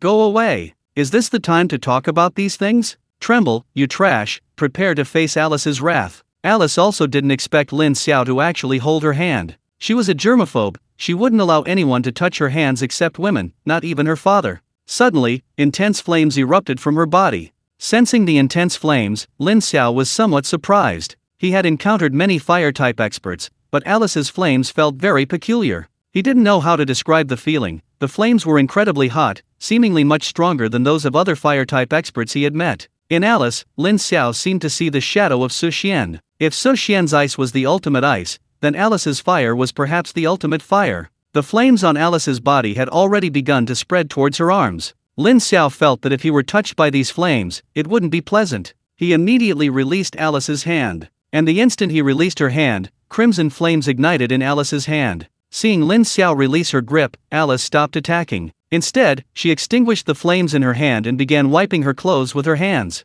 She kept muttering to herself, "Wang Defa, I'm not clean anymore. That stinky man touched me. Wah-ah-ah. Lin Xiao, banana, my foot. It was just a handshake. What's with that disgusted look? I didn't do anything to you. Why are you acting like this? I'll sue you for defamation." Luo Qi stepped forward. Although his cultivation wasn't high, he exuded a very powerful aura of a superior. This is Xiaoao Island. Private fights are forbidden. I can pretend I didn't see what happened earlier, since you didn't cause any serious consequences. But if you want to continue fighting, I don't mind letting you know what the rules of Xiaoao Island are. Hearing Luo Qi's words, Alice finally turned her attention to Lin Xiao and Luo Qi. Before, all her attention was on Luo Yao. Only now did she notice that there were two disgusting men beside Luo Yao. Damn it! How could there be men beside you? However, upon seeing Loki, she forcibly suppressed her anger. Before coming to Xiaoao Island, they had learned some information about it. If she wasn't mistaken, the man before her was the master of Xiaoao Island, one of the people emphasized above as the most untouchable. I didn't expect to run into Island Master Loki here. I was rude just now, but it's not my fault. I'm a germaphobe. It's all his fault. He came up and shook hands with me. I didn't intend to get to know him. Who does he think he is? Why did he touch me? Loki was somewhat helpless. Thinking about it, it did seem to be Lin Xiao's fault. He glared at Lin Xiao with some disdain. With his own beautiful sister here, how dare you shake hands with another woman? Are you tired of living? Lin Xiao was on the verge of tears. My dear brother-in-law, why are you looking at me like that? I did this to protect Fang Yao Yao. Luo Yao noticed Lin Xiao's distress and stepped forward. My name is Luo Yao, and it's nice to meet you, but perhaps a handshake is unnecessary. I don't like strangers touching me. After speaking, Luo Yao took Lin Xiao's hand. Seeing Luo Yao and Lin Xiao's intertwined fingers, Alice's eyes reddened. She had finally found her prey, the one who stirred her heart, only to have someone else snatch it away. However, the redness in her eyes quickly vanished, and seeing Luo Yao and Lin Xiao holding hands, her face flushed. Ah, I just shook hands with that guy, and now Luo Yao is holding hands with him. Basically, it's like I'm holding hands with Luo Yao. Oh my, I'm so happy, I'm not washing my hands for the next 3 days. Lin Xiao equals Luo Yao sigma, degree. This, who taught you to round like that? Even if Rocky was stupid, he could tell Alice was acting strangely. He silently took 2 steps back, came to Lin Xiao's side, and quietly asked, "Who's this? What's going on?" "I don't know, I don't recognize her, but she might be my rival. Judging from the current situation, she shouldn't be a big threat to me, after all, she seems to have some mental issues." Rocky nodded in agreement. Such a beautiful girl, how could she have such a problem? But don't worry, brother-in-law, I'm on your side this time. Although I didn't like you much before, I don't want my sister to date another girl, that would be too strange. Compared to you, I like you more, besides, she's not very bright. Alice's voices were low, but everyone present, with their high cultivation levels, heard them. Alice was furious. How is she not very bright? You're the ones who are not very bright. Your whole family is not very bright. Lin Xiao looked at Alice with some surprise. He had to admit, this girl not only spoke Chinese well, but also used it quite appropriately. With Rocky here, Alice wouldn't dare to really attack. Besides, even if she did, he wasn't afraid of her. At the same time, Lin Xiao didn't want to get involved in this trouble. The best approach now was to ignore her. Thinking this, Lin Xiao didn't bother arguing with Alice anymore and simply pulled Luo Yao to leave. If you can't afford to offend her, can't you at least avoid her? Seeing Lin Xiao actually pulling Luo Yao away, Alice was far from agreeing. She immediately followed. Lin Xiao was speechless. What did she want? I said, Alice, that's enough. Can you please stop following us? Alice gave Lin Xiao a disdainful look. Who do you think you are? Which eye of yours saw me following you? I'm just following Yao Yao. Lin Xiao was speechless. How did he bring Yao Yao into this? Luo Yao also felt a chill run down her spine. If Alice were a man, given her temper, she would have already attacked her. The key is that Alice is a woman, and she really didn't know how to deal with her. Seeing that she couldn't get rid of Alice anytime soon, Lin Xiao decided to ignore her. Yao Yao, ignore her. Just treat her like she's not there. You continue picking stones. Don't worry, with me here, she won't dare do anything to you. Luo Yao nodded. She realized that running away from such a persistent pest was useless. The best way was to treat her like she wasn't there. Lin Xiao and Luo Qi followed Luo Yao, also helping to block Alice's view. Alice was very unhappy about this, but there was nothing she could do. She really didn't dare to make a move here. Not being able to see Luo Yao made her very unhappy. Her gaze quickly fell on Lin Xiao. If she remembered correctly, this guy had just said he was Luo Yao's boyfriend, right? If she could oust him, wouldn't she be able to take his place? Haha, what a clever little devil she was. Hey, you there, what did you say your name was again? Lin Xiao, seeing Alice start talking to him, pretended not to hear, completely ignoring her. Seeing Lin Xiao ignore her, Alice became even angrier. Hey, are you even a man? If you are, compete with me fairly. Whether I'm a man or not is none of your business. And what's with the fair competition? Yao Yao doesn't have your kind of taste. She likes real men like me. Actually, I can be very manly too. Lin Xiao was completely speechless. This Alice must have something wrong with her head. He'd better just shut up. Seeing that Lin Xiao had fallen silent again, Alice persisted, continuing her incessant chatter around him. Lin Xiao was thoroughly annoyed, but didn't know how to shut her up. Hey, I remember now, your name is Lin Xiao, right? If you're a real man, let's make a bet. This is a jade gambling market. How about we each pick a stone and see who bids the highest? Whoever loses has to withdraw. Fair competition is fine too. Lin Xiao felt like he had thousands of flies buzzing around him, giving him a splitting headache. At this point, he couldn't take it anymore. First of all, let me make this clear, Yao Yao isn't a commodity, not something to gamble with. I'm 100% sure I can beat you, but I won't gamble with you. Secondly, please be quiet, you're really noisy. Luo Yao was not far from Lin Xiao. Hearing his words, she immediately walked over and took his arm. Since Lin Xiao had said that, she needed to show her support in her own way. At the same time, Luo Yao held a rough stone in her hand. Darling, what do you think of this stone? Lin Xiao was stunned. Luo Yao had never called him that before. Although he knew Luo Yao was trying to provoke Alice, he still felt a sense of satisfaction. His good mood, ruined by Alice, returned. He immediately looked at the stone in Luo Yao's hand, his eyes flashing, and activated his X-ray vision. It has to be said, Luo Yao knew absolutely nothing about rough stones. The one she had chosen was 100% genuine. This one's not great, but I think the one behind you is pretty good. Okay, whatever you say, let's take that one. Come on, let's go cut it. The three left. This time, Alice didn't follow, she was still thinking about what Lin Xiao had just said. That's right, Luo Yao wasn't merchandise. What right did she have to use her as a bet? This time, she lost, and lost completely. But she wouldn't give up so easily. And what did he mean by saying he was 100% sure he could beat her? She was extremely confident when it came to judging rough stones. Meanwhile, the rough stone Lin Xiao had chosen for Luo Yao had already been cut open, and the first cut revealed a treasure. It was top-grade imperial green. Knowing this result, Alice felt even worse. When Lin Xiao pointed to that stone, she had glanced at it a few times and thought it was quite ordinary. She hadn't expected to be so mistaken. It seemed he wasn't lying, she really might not be his match. Several people wanted to buy Luo Yao's imperial jadeite, but she refused them all. She didn't care about such small sums, Lin Xiao had chosen it for her. It had to be treasured. Luo Qi looked at Lin Xiao with surprise. You actually know a lot about jadeite? No, my ability is enhanced vision. I can tell at a glance if there's jade inside. Want me to help you screen it? That way you'll earn more. Forget it, this is just small-scale business. Besides, all the good stuff is taken, and eventually there won't be any more customers. I understand the principle of slow and steady wins the race. Look, now that you've cut out imperial jadeite, many people can't resist making a move. Lin Xiao thought about it and realized it made sense. In this respect, he was still inferior to Luo Qi. With the stones chosen and the jadeite cut open, Luo Yao's mood improved considerably. Let's go somewhere else. Luo Qi naturally had no objection. he was just showing the two of them around. What annoyed the three was that Alice seemed to have followed them again. The other Americans didn't come, only Alice followed. Alice must have greeted them first. The three couldn't do anything about it. Oh well, let her follow, they had nothing to lose anyway. Alice didn't know what she was feeling. She kept telling herself that she had followed him because she was attracted to Luo Yao's beauty, but her gaze kept drifting to Lin Xiao. Damn it, why was she looking at this guy? She liked women, that much was certain. It must be because this guy was so annoying. He seemed to be a participant in this world competition too. If she ran into him, she'd definitely teach him a lesson, but he probably wouldn't be playing. With only a level 4 cultivation, he was probably just there to make up the numbers. Even being a substitute was pathetic. Seeing Lin Xiao's sullen expression, Luo Yao felt a rare surge of happiness. It seemed alright having Alice with them. At least she could add some fun. Anyway, as long as she didn't let Alice interfere and stuck to her sexual orientation,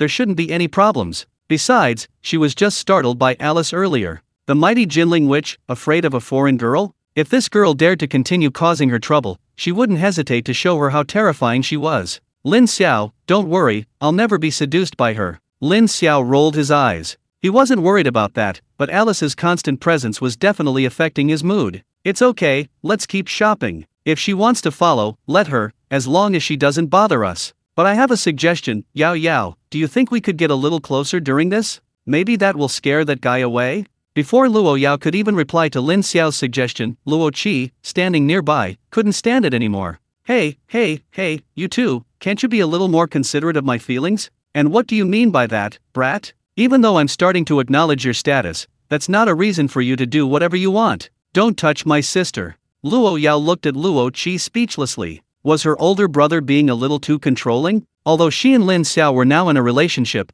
Lin Xiao seemed completely clueless when it came to relationships. They'd been dating for so long, but they hadn't interacted much. Lin Xiao hadn't even held her hand before. Now that this blockhead had finally figured it out, she couldn't let her older brother ruin her plans. Thinking this, Luo Yao immediately took Lin Xiao's arm. Brother, I think Lin Xiao is right. We should act a little closer. After all, you wouldn't want me to be the object of a girl's attention, would you? Luo Qi glanced at Alice, who was following behind, and nodded thoughtfully. That made sense. Sigh, how could such a beautiful foreign woman have such a peculiar taste? What a pity. Alright, let's leave it at that for now. Don't let it happen again. Lin Xiao blared triumphantly at Luo Qi. He now knew how to deal with his brother-in-law. As long as he complained to Luo Yao, his brother-in-law would be easy prey. As for now, he was, of course, immersed in this gentle embrace. Yao Yao, where are we going now? I don't know, let's just wander around. The two quickly found another casino and went inside. Alice, following behind, naturally witnessed Lin Xiao and Luo Yao's intimate actions, and she felt she had never been so angry.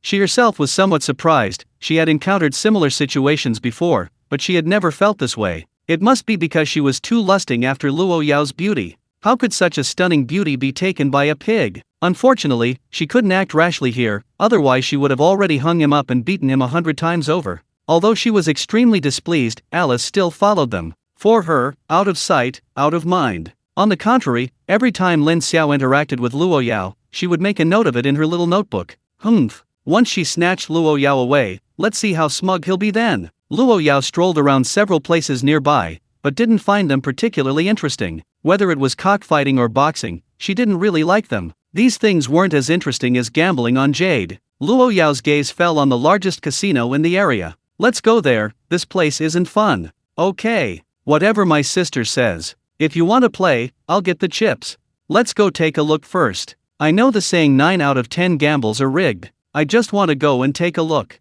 Luo Qi naturally had no objections, he'd listen to his sister anyway. Luo Yao wasn't interested, but Lin Xiao was itching to try his hand at gambling. He wasn't really interested in gambling, but he was quite good at it. In the nursing home, he had learned gambling skills, but had never had a chance to use them. If he could earn some pocket money, he wouldn't mind. This casino didn't belong to his brother-in-law, so he felt less guilty about gambling. And so, the three of them quickly arrived at the casino. Upon reaching the casino, Lin Xiao was once again stunned by its opulence. Even from afar, it seemed incredibly luxurious. Now, up close, it was even more breathtaking. If he hadn't already known it was a casino, he would have believed it was a palace. In the very center of the casino was its sign. Lin Xiao had seen it before but hadn't given it much thought. Now, seeing it, however, it felt somewhat jarring. The 5 huge characters Alice Casino were extremely conspicuous. Lin Xiao subconsciously glanced at Alice, who had been following them. Could this casino belong to this woman? Lin Xiao quickly shook his head. It couldn't be. Although Alice was from America, judging from her behavior, it seemed to be her first time here.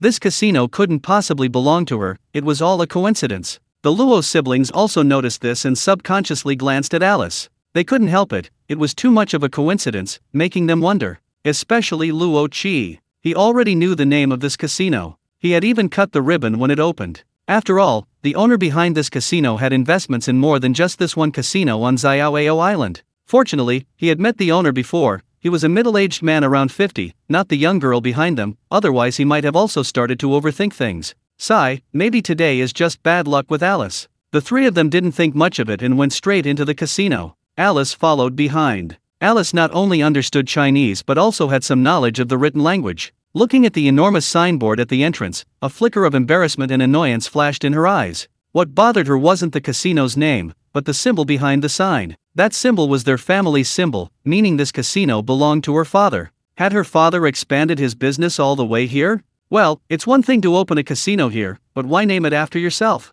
When I get back, I'm definitely going to give my cheapskate father a piece of my mind. Wait a minute. My dad's coming to the World Championship this year. I'm not Alice if I don't pluck all his beards off this time. What kind of father names a casino after his daughter? It's utterly shameful. When Lin Xiao and his companions entered the casino, no one stopped them. The greeters at the entrance simply and respectfully escorted them inside. Even if some of them recognized Rocky, they didn't react much. In their eyes, Rocky was just an ordinary customer. However, the greeters' expressions changed immediately when they saw Alice. Lena, look at that. Isn't that the young lady? How could that be? How could the young lady be here?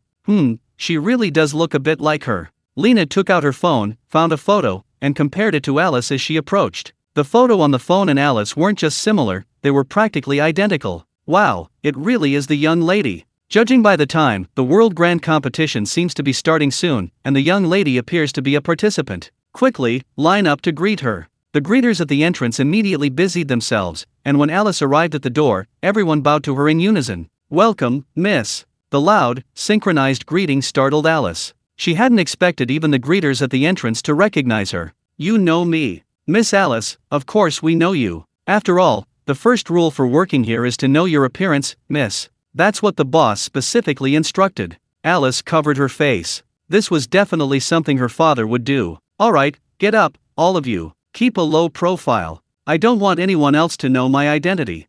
Watching Lin Xiao and the other two disappear, Alice grew anxious. She quickly dismissed them and went into the casino. As she entered, she didn't forget to grope Lena a few times. Lena's pretty face flushed slightly. The rumors were true, this young lady really did have that kind of interest. It was a pity her status was too low, otherwise, she would have tried it out. If she succeeded, she could save herself hundreds of years of hard work. Meanwhile, Lin Xiao and his companions had already entered the casino. Stepping into this luxurious casino felt like entering a fantastical world of desire and extravagance. Dazzling crystal chandeliers hung from the towering ceiling, their starlight illuminating every corner. The spacious hall was carpeted with soft, thick red rugs, as if welcoming distinguished guests on their journey to wealth and thrills. The gambling tables were neatly arranged, each equipped with exquisite leather chairs, comfortable and inviting. The green velvet covers on the tables were spotless, radiating a mysterious sheen. The casino dealers were all scantily clad, wearing sexy uniforms, dealing cards and rolling dice with practiced ease and elegance.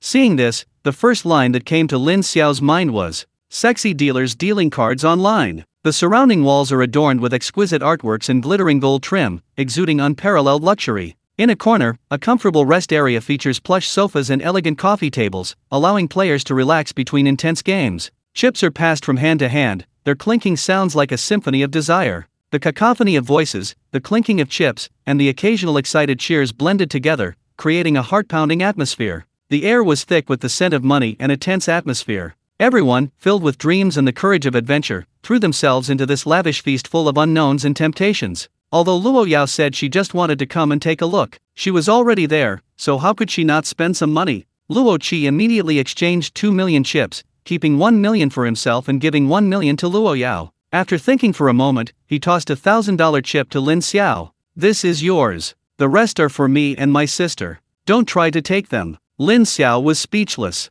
Was this a bit disrespectful? Your sister is a person, but I, her brother-in-law, am not? Oh well, at least I got $1,000 for free. Not bad. Although Luo Yao said she didn't want to play, she didn't refuse the chips Luo Qi offered. 1,000,000 chips was nothing to her. After all, she used to pay Lin Xiao 100 million a day. This million chips was just entertainment. Even if she lost it all, she wouldn't feel bad, she'd just consider it a waste of time. The casino offered a wide variety of games: roulette, baccarat, dice games, poker, everything imaginable. In the main hall, there were also hundreds of different slot machines. Luo Yao didn't know what to play, so she went straight to a gambling table. This table played dice games. The rules were very simple: you could bet on big or small, or on the numbers. Winning at big or small resulted in a 1:1 payout, while betting on numbers had higher multipliers, but the risk was also significantly greater. Seeing Luo Yao's interest in investing, Lin Xiao and Luo Qi acted as her protectors, flanking her from the middle. After all, Luo Yao's looks were undeniable, and they needed to guard against unwanted advances.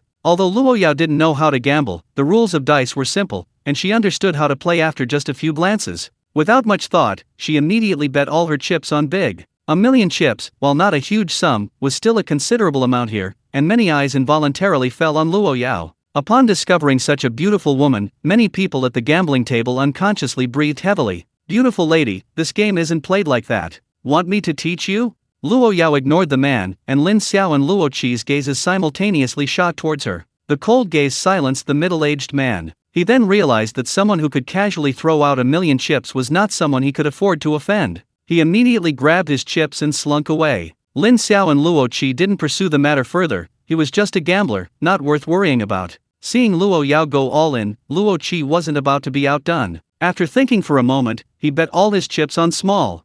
If he bet on big and it came out as small, he'd lose everything. He wanted his sister to have fun. Lin Xiao didn't rush to place his bet. He wanted to see how the casino operated. Although he wasn't using his X-ray vision, he could already tell the numbers in the cup just by listening. 44 for 53 points, big. Luo Yao had gotten lucky. His brother-in-law was probably going to lose everything. After thinking for a moment, he activated his X-ray vision, wanting to see if there were any traps or mechanisms, since that's how it always happened on TV. To Lin Xiao's surprise, there didn't seem to be any traps or mechanisms here. Was it really all just luck? If that's the case, this casino is actually quite fair.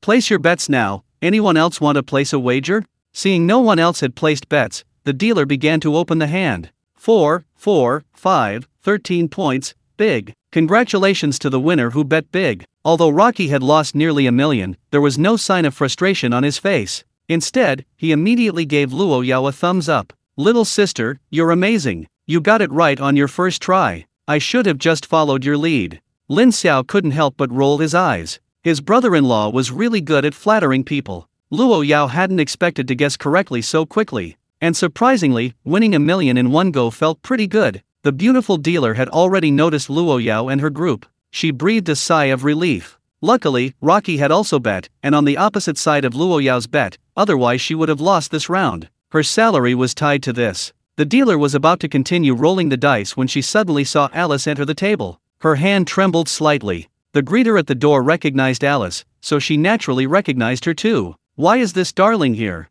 This is all yours. Is it fun playing in your own casino?" She was about to speak when Alice stopped her with a look. She didn't want her identity exposed like this. She wanted to conquer Luo Yao with her own strength, not money. At least, that's what she believed. Seeing Alice's look, the dealer immediately understood her meaning. She didn't reveal Alice's identity and focused on rolling the dice. Lin Xiao keenly noticed the exchange of glances between the dealer and Alice. A hint of doubt flashed in his eyes. No way, is this casino really related to Alice? Could she really be the owner here? That's a bit too narcissistic. Using her own name as the casino's name is truly unexpected. Luo Yao noticed Alice following her immediately, but this time she didn't take it seriously. Since she couldn't shake her off anytime soon, let her follow if she wanted. Watching the dealer's practiced movements, Lin Xiao roughly understood the trick. Although there were no hidden mechanisms in the casino, the dealers were all quite skilled at gambling. If he wasn't mistaken, it would be very easy for them to manipulate the dice. The dealer then placed the dice cup on the table. Everyone can place their bets now. This time, Luo Yao didn't hesitate either, betting all her chips on small. Lin Xiao looked at Luo Yao with some surprise. He hadn't expected Luo Yao to be so lucky. This time it really was small. If he didn't know that Luo Yao was just betting randomly, Lin Xiao would have thought she was also an expert in this game. Alice didn't bet this time either, but instead gave Luo Yao a thoughtful look. The dice cup was quickly opened, and Luo Yao won again, turning her 2 million into 4 million. The dealer, who had been sweating profusely, calmed down after seeing Alice's encouraging look. She shook the dice cup again, and after it landed, her gaze fell on Luo Yao, who again unhesitatingly bet on small. Seeing Luo Yao bet on small, the dealer breathed a sigh of relief. She knew Luo Yao had lost, this time it was big. Alice sighed. It seemed Luo Yao's previous success was purely based on luck. Wouldn't that mean her chance to shine was over? She bet 4 million without a second thought. If she won, she'd give all those chips to Luo Yao. Would that help her gain some goodwill? For some reason, seeing Alice's expression, Lin Xiao guessed what she was thinking. Damn it, with him around, what chance did she have? Even his brother-in-law was too stingy, only giving him $1,000, it was too difficult to win it all back. However, he still threw out his 1,000 chips, 4, 5, 6, 15 points, big. Seeing Lin Xiao throw out his 1,000 chips, Alice glanced at him disdainfully, but when she saw that he had bet on 4, 5, 6, big, she looked at him with surprise. Her father owned many businesses, and casinos were a major source of profit. Growing up surrounded by gambling, she was quite skilled at it. She realized it was truly 15 points this time. Betting directly on the numbers was 1 to 6, betting on all 3 dice correctly made it 1 to 30.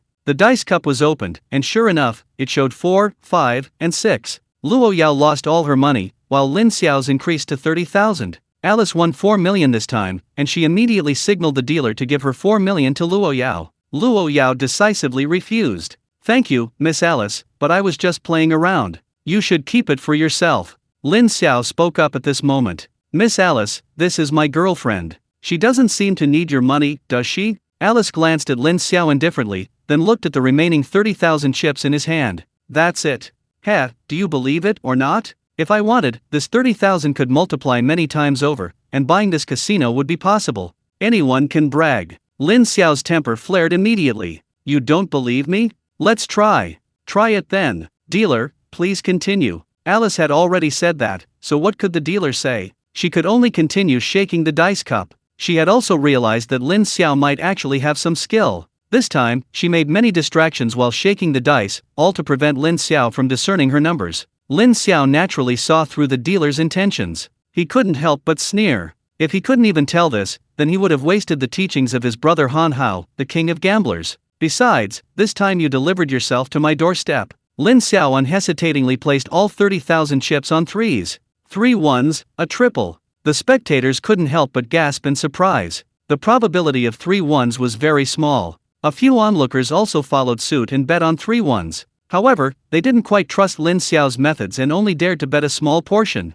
After all the guests had placed their bets, the dealer opened the dice cup. 3 ones, a triple, a win. In dice games, a triple is a win, but you still have to pay out if you bet on a triple or get the correct number. Lin Xiao bet on 3 ones, and the multiplier was capped at 1 to 100. Lin Xiao's 30,000 instantly became 3 million. This time, Rocky's 2 million was recouped, and he even made a profit of 1 million. Those who had followed suit now regretted not believing Lin Xiao earlier. If they had bet everything, they would have been rich. Loki glanced at Lin Xiao in surprise, not expecting his brother-in-law to be such a gambling expert. Alice also realized that Lin Xiao was indeed a master. The dealer's interference tactics had no effect on him. "Lin Xiao, how about we have a one-on-one bet?" "What kind of bet?" Alice was about to say the ownership of Luo Yao, but immediately remembered what Lin Xiao had said earlier and quickly changed her mind. "Just money." Lin Xiao looked at Alice in surprise. This girl had learned her lesson. However, he wouldn't agree to bets on anything else, but money was something he was really into. Why wouldn't he take money that was offered to him? Although Lin Xiao was already tempted, a very serious problem remained. Only knowing this would allow him to decide whether to bet with Alice. He looked at Alice with suspicion. Do you have a lot of money? If not, forget it, it's not fun playing with so little money." Seeing Lin Xiao's hesitation, Alice thought he was scared. She hadn't expected him to say this after holding back for so long. She was immediately furious. "You can say I'm not pretty, you can say other things about me, but you can't say I'm poor." "Humph. I originally wanted to interact with you as an ordinary person, but I'm not pretending anymore. I'm laying my cards on the table. My dad is the richest man in America." Lin Xiao looked at Alice like she was an idiot. "Do you think you're our Yao Yao? Not all beautiful women are rich kids." Lin Xiao didn't speak, but his gaze said it all. "You don't believe me? You can easily find out with a little research. I can prove it. This casino belongs to our family. Can't you even prove it with the casino's name? Or you can ask the casino staff, they all know me." Lin Xiao hadn't been without suspicion about Alice's identity. He'd only considered that this woman was wealthy, but he hadn't expected her to be this rich. Just then, Luo Yao placed her phone in front of Lin Xiao. It contained information about Brooke, the richest man in America, and a clear record stated that Alice was indeed Brooke's daughter, and his only daughter at that. Lin Xiao gasped, then his eyes lit up. This fat sheep was practically delivered to his doorstep. Wouldn't it be a waste not to take advantage of it? Fine. I'll bet. You know my identity, and you should know my wealth, right? So, what are you betting with me? Lin Xiao calmly glanced at the chips beside him. 3 million is enough. No way. 3 million isn't even enough for one of my outings. Betting 3 million with you? Are you crazy or am I? Lin Xiao. To be honest, 3 million really isn't much for people like Luo Yao and Alice, who come from wealthy families. Their fathers are, respectively, the richest in China and the richest in the US. While it's unclear who's richer, 3 million is something neither of them would even consider. Betting 3 million with them, even if he's absolutely confident in his gambling skills, is still somewhat insulting. In high society circles, sometimes you can't just sit at the table because you have the ability, you need sufficient capital. Lin Xiao was about to say something when Luo Yao spoke first. Since you say 3 million is a bit low, then tell me how much you want to bet. I'll pay. We're not afraid of any amount. After learning Alice's identity, Luo Yao inexplicably felt a sense of crisis. He knew Lin Xiao's weakness, he'd won him over with money back then. What if Alice used the same method and succeeded? She would protect her own man. Luo Yao's words made Alice's gaze towards her even more mesmerizing. This was the woman she loved, powerful and assertive. Lin Xiao, are you even a man? If you were, you wouldn't rely on women. That way, I might respect you more, and you wouldn't need to put up too many chips. Just scrape together $1 billion or $2, and I'll play with you. Lin Xiao glanced at Alice indifferently. TCH, whether I'm a man or not is none of your business. Besides, Yao Yao likes to spend money on me, that's my skill. If you're so capable, you can get others to spend money on you too. Lin Xiao's words left Alice speechless. She pointed at Lin Xiao, completely at a loss for words. You gigolo. You freeloader. TCH, am I proud just because I'm shameless? Alice had witnessed firsthand what it meant to be utterly shameless. She gave up now, only thinking about dominating the gambling table later, leaving Lin Xiao penniless. Fine, I'm too lazy to talk to you. Go exchange your chips. She then glanced at the dealer beside her. Go exchange 10 billion in chips for me, and while you're at it, prepare a VIP room for us. I'm going to teach this guy a lesson later. A large crowd quickly gathered around. Such high-stakes gambling was rare in a casino, and hearing that they had to gamble in a VIP room, they were all somewhat disappointed. It seemed they wouldn't get to witness this high-stakes gamble. Lin Xiao didn't seem to mind. Making a fortune quietly was the best strategy. He was already calculating how to make Alice bleed even more. Luo Yao glanced at Rocky, who was still standing there. Big brother, what are you standing there for? Hurry up and exchange the chips. Rocky, heartbroken, Omega. 10 billion? You're trying to rip me off? You probably have more than that in your allowance. Oh well, you're my little sister after all. Rocky was about to exchange the chips when Lin Xiao stopped him. Brother-in-law, no need to exchange the chips. A mere 10 billion is easy. Wait for me, I'll be right back. Lin Xiao didn't wait for Rocky's reply before taking his 3 million chips and leaving. All eyes were on Lin Xiao. His goal was simple, to turn those 3 million into a 10 billion chip pool. It wasn't that he didn't want to continue playing dice, but the dealer was gone. Who was he going to play with? Luckily, there were gambling tables around, and Lin Xiao randomly picked one for baccarat and sat down. Lin Xiao's commotion had already attracted most people's attention. Seeing him arrive, others readily made room for him. The dealer looked somewhat troubled, glancing at Alice with pleading eyes.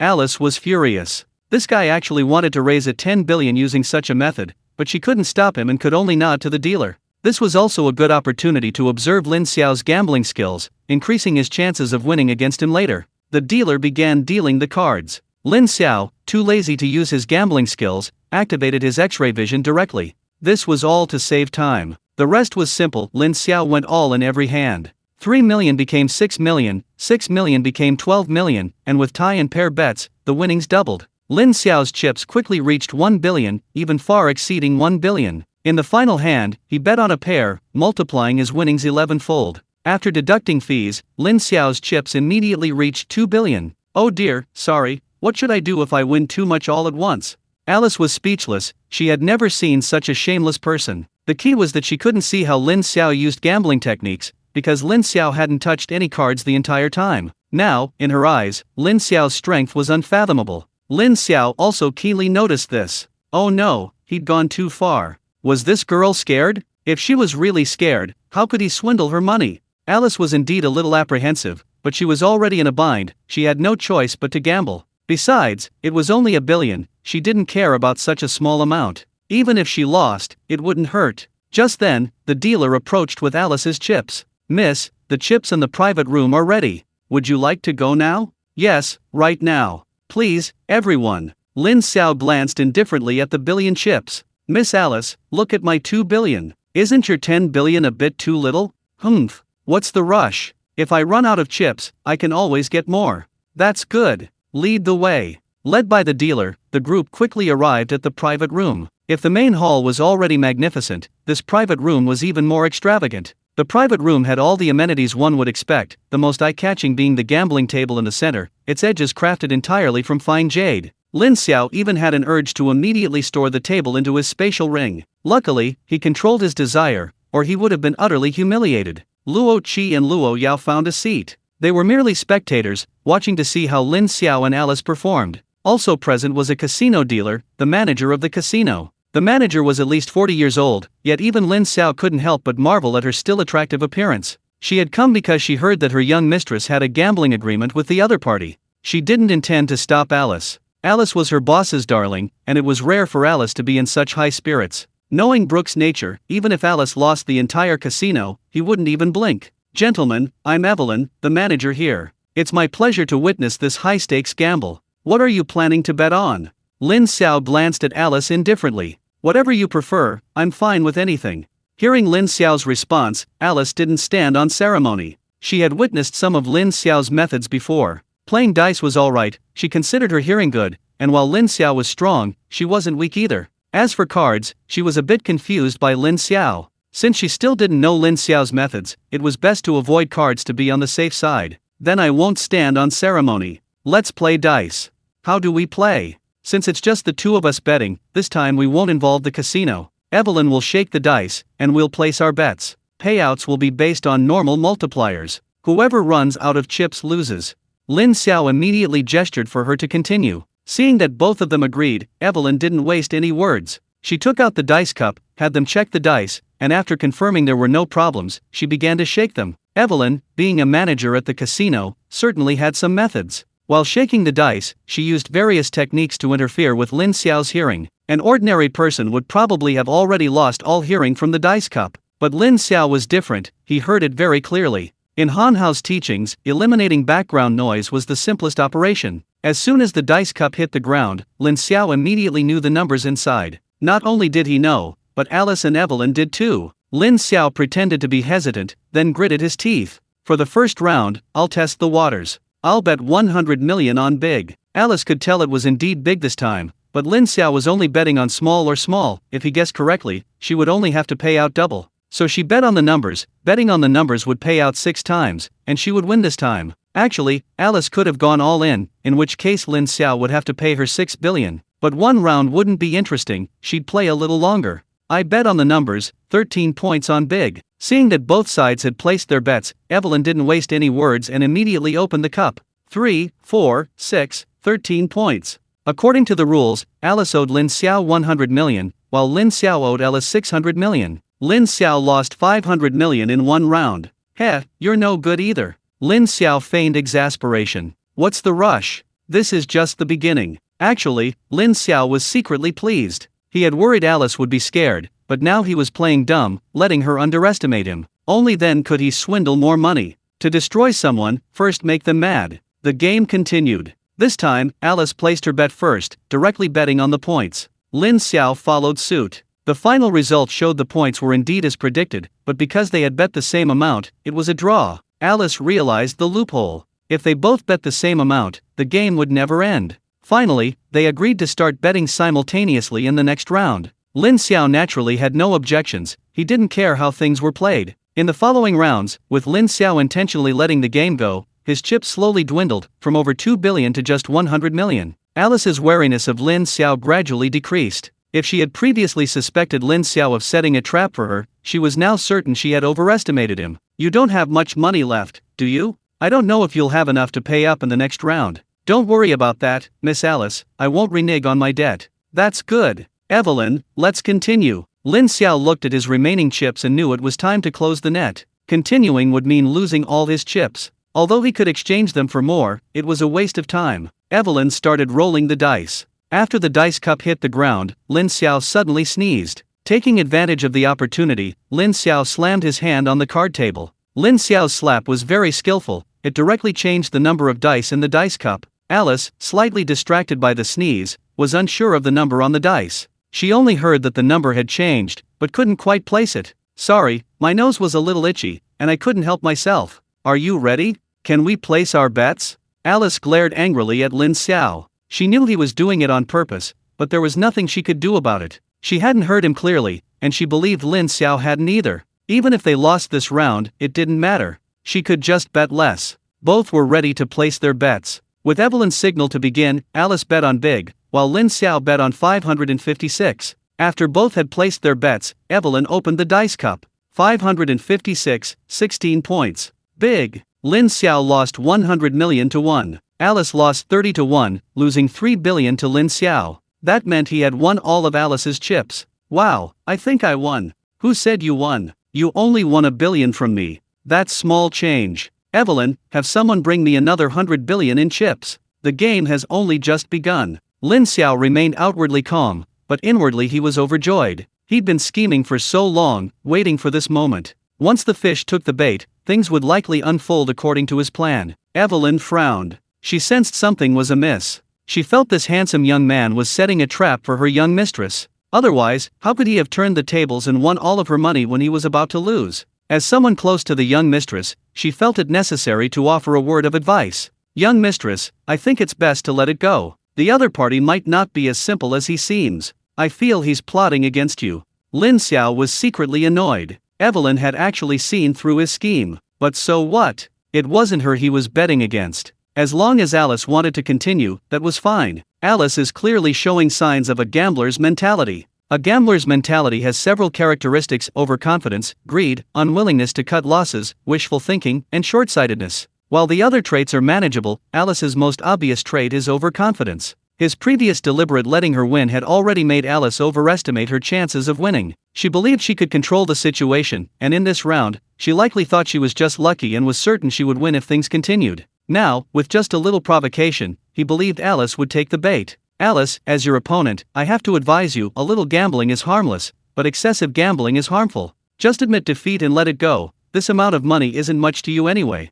If Lin Xiao had provoked Alice at this moment, Alice might have actually listened to Evelyn's advice. But Lin Xiao's words made her think he was guilty. Humph. You said it's just a small amount. What's there to be afraid of? Evelyn, just do as I say. Evelyn sighed and could only obediently go to get the chips. She felt it necessary to speak to the master, otherwise the young lady might suffer a big loss today. While getting the chips, Evelyn called Brooke. Upon learning of the situation, Brooke said indifferently, "Let Alice be, it doesn't matter how much she loses." With Brooke saying that, what could Evelyn say? She was just an employee, she had done her duty, and the rest was not her concern. After getting the chips, Evelyn returned to her room, intending to continue her work, but Alice stopped her. Lin Xiao, let's change the game. We'll play the same way as before, but this time we'll shake the dice cup ourselves. One of us will shake the cup, and the other will place the bet. Are you in?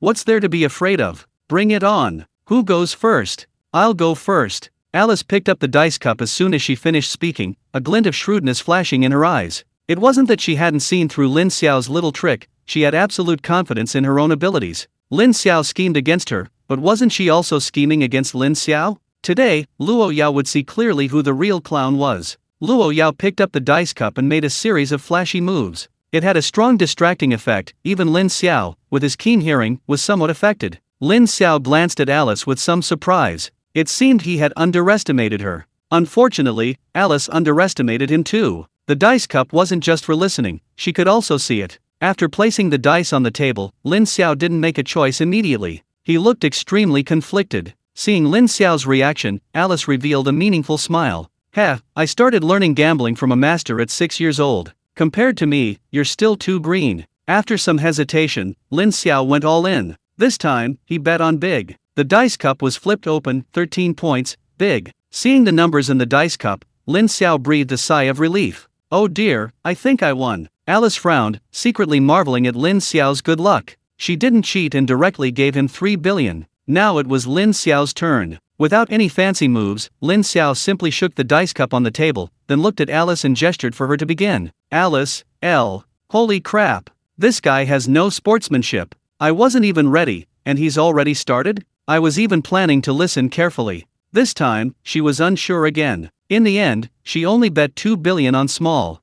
Lady Luck was on her side, it really was small. Seeing this result, Alice felt a pang of regret. She should have bet more. The roles were reversed, and Lin Xiao had once again bet on big or small, bringing his chips to 8 billion, while Alice only had 5 billion left. Alice was visibly sweating, forcing herself to calm down. This time, she was fully focused. Lin Xiao wouldn't cheat. Lin Xiao picked up the dice cup, shook it twice, and then put it down. Miss Alice, you can place your bet now. Alice's ears twitched, she was intently listening to the dice cup. She could already discern the numbers on 2 of the dice, a 6 and a 3. She couldn't tell the third one because it was constantly spinning. Could this be played like this? Alice wanted to wait for the dice to stop before betting, but they seemed to have a perpetual motion machine, they just wouldn't stop. Lin Xiao calmly looked at Alice and urged her again. Miss Alice, we're going to run out of time if we continue. If you don't place a bet soon, you'll forfeit. Alice gritted her teeth. She already had 9 points, only one was small, the rest were big. Statistically, she had a 5/6 chance of winning. Never mind, all in.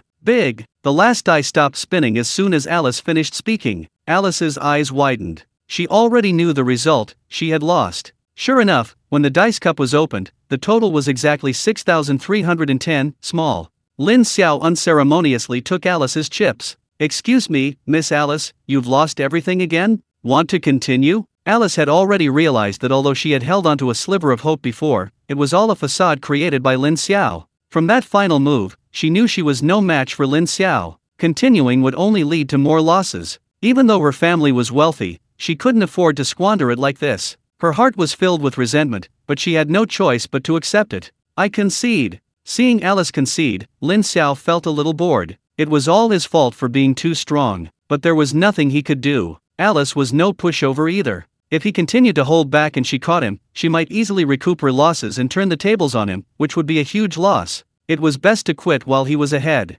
Besides, his gains this time were already substantial. That was a full 13 billion. It's a bit of a pity that I broke my promise and didn't win the casino. Lin Xiao was in an exceptionally good mood. He roughly calculated that his gains from this single gamble seemed to exceed his total savings from the previous few months. You see, aside from what Luo Yao gave him, most of his previous savings were earned in the secret realm. To put it bluntly, he had risked his life for it. And now, just one gamble had won him more than he had earned in the previous few months. Of course, Lin Xiao wasn't planning on getting rich through this, otherwise, he would have already gone to casinos across the country. Gambling is harmful. He might know how to gamble, but he wouldn't use it to make money. Of course, this only applied to the domestic market. Earning money from Alice was something he felt no guilt about. He even felt he might not have earned enough. Now that he had so much money, should he try for something bigger? If all else failed, winning the entire casino seemed like a pretty good idea. He felt perfectly justified in earning this money. Thinking this, a mischievous smile crept onto Lin Xiao's face.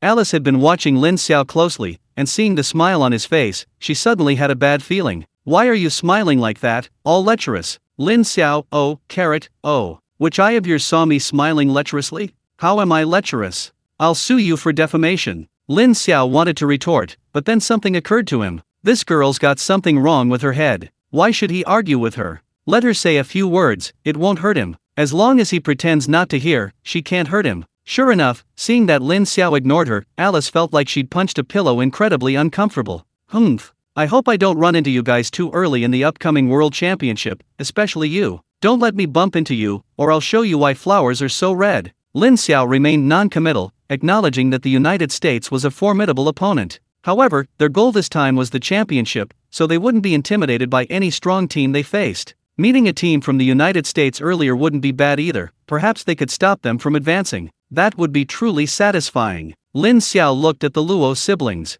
Brother-in-law, Yao Yao, there's nothing else here. Let's go out. Do you want to play a few more rounds? I have too many chips, I can't spend them all, I simply can't spend them all. Luo Qi and Luo Yao were speechless. They had been quietly watching Lin Xiao and Alice's betting game earlier, without saying a word. Now they realized that in just a short while, Lin Xiao had won over 10 billion. The key issue is that his initial investment was only $1,000. Who would believe that? Loki felt he understood his brother-in-law less and less. Hearing Lin Xiao speak to them, both men nodded. It was time to leave. As for continuing the game, they decided against it. Although with Loki around, no one dared to harm them. Loki and Brooke were still partners, and some things shouldn't be taken too far. Leave a way out for others, so you can meet again in the future. Neither of them spoke, but Alice misunderstood. Seriously? These three are planning to keep playing? You've already lost so much money, how can you still have the nerve to keep profiting from the casino? Don't you have any conscience? Evelyn sighed helplessly. The situation was completely out of her control. The casino made money quickly, but it hadn't been open for very long. Plus, the expenses were huge. The profits since opening weren't even as much as what the young lady had lost. If Lin Xiao continued, the casino might really have to close down. Miss, what do we do next? Lin Xiao had ignored Alice several times, which had already fueled Alice's anger. Now Lin Xiao was actually trying to fleece the casino. This was intolerable. Blacklist him from the casinos. Not just this one, but all casinos belonging to our family are off limits to him. Miss is wise. I'll give the order right away. By the way, miss, how much did they win this time?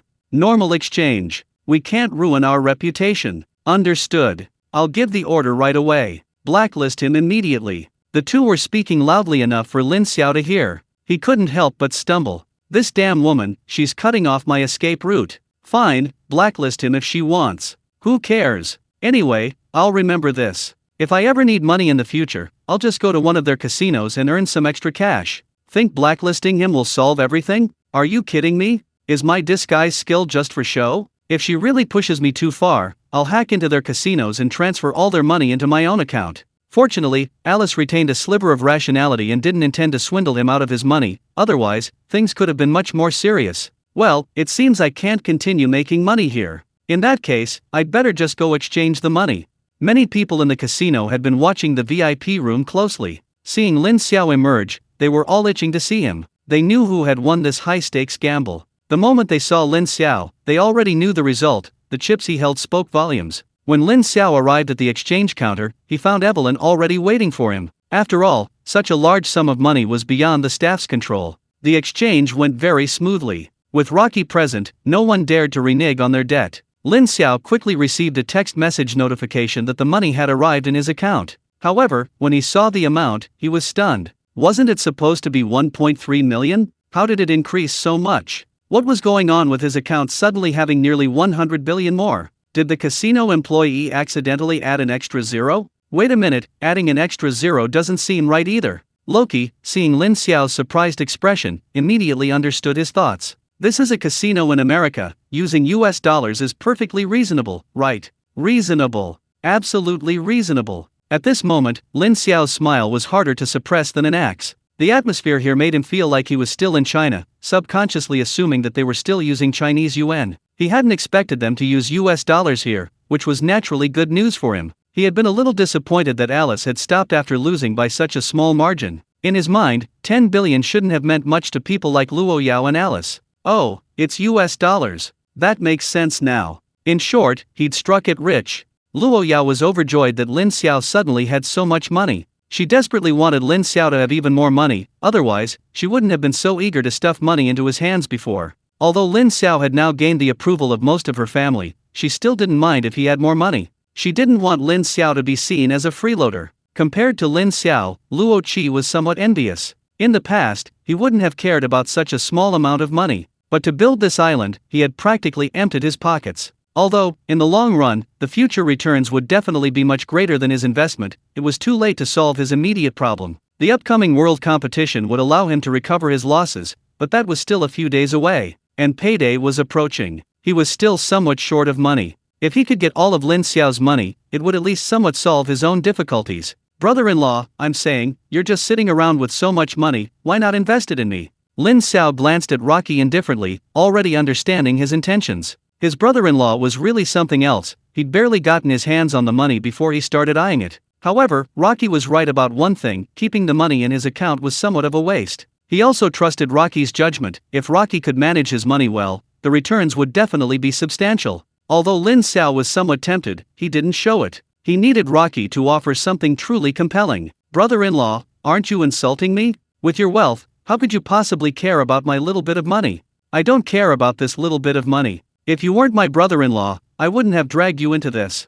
In that case, I'd rather not invest. After all, I was planning to use this money to have a good time with Yao Yao. No way. My sister is a rich woman. How could she possibly care about your little bit of money? Then why don't you let Yao Yao invest for you? Do you think I don't want to? If I did, my old man would come and beat me up right now, you believe me? Considering this money was won because I gave you $1,000, just let me manage it. Luo Qi's words only made Lin Xiao's eyes redden. He exchanged 2 million chips, and when he gave me that $1,000, it was like handing out alms to a beggar. Now he knows how to fawn over me? Brother-in-law, you're being too polite. How about I return your $5,000, no, $10,000? In just a short while, it's increased tenfold. Even loan sharks don't make this much profit. Loki, oh, damn it. I don't need your $10,000. It's all your fault. If I had said you were a gambling genius, what would have been wrong with me investing more in you? Luo Yao watched the two bickering, speechless. She actually preferred Lin Xiao to give the money to Loki.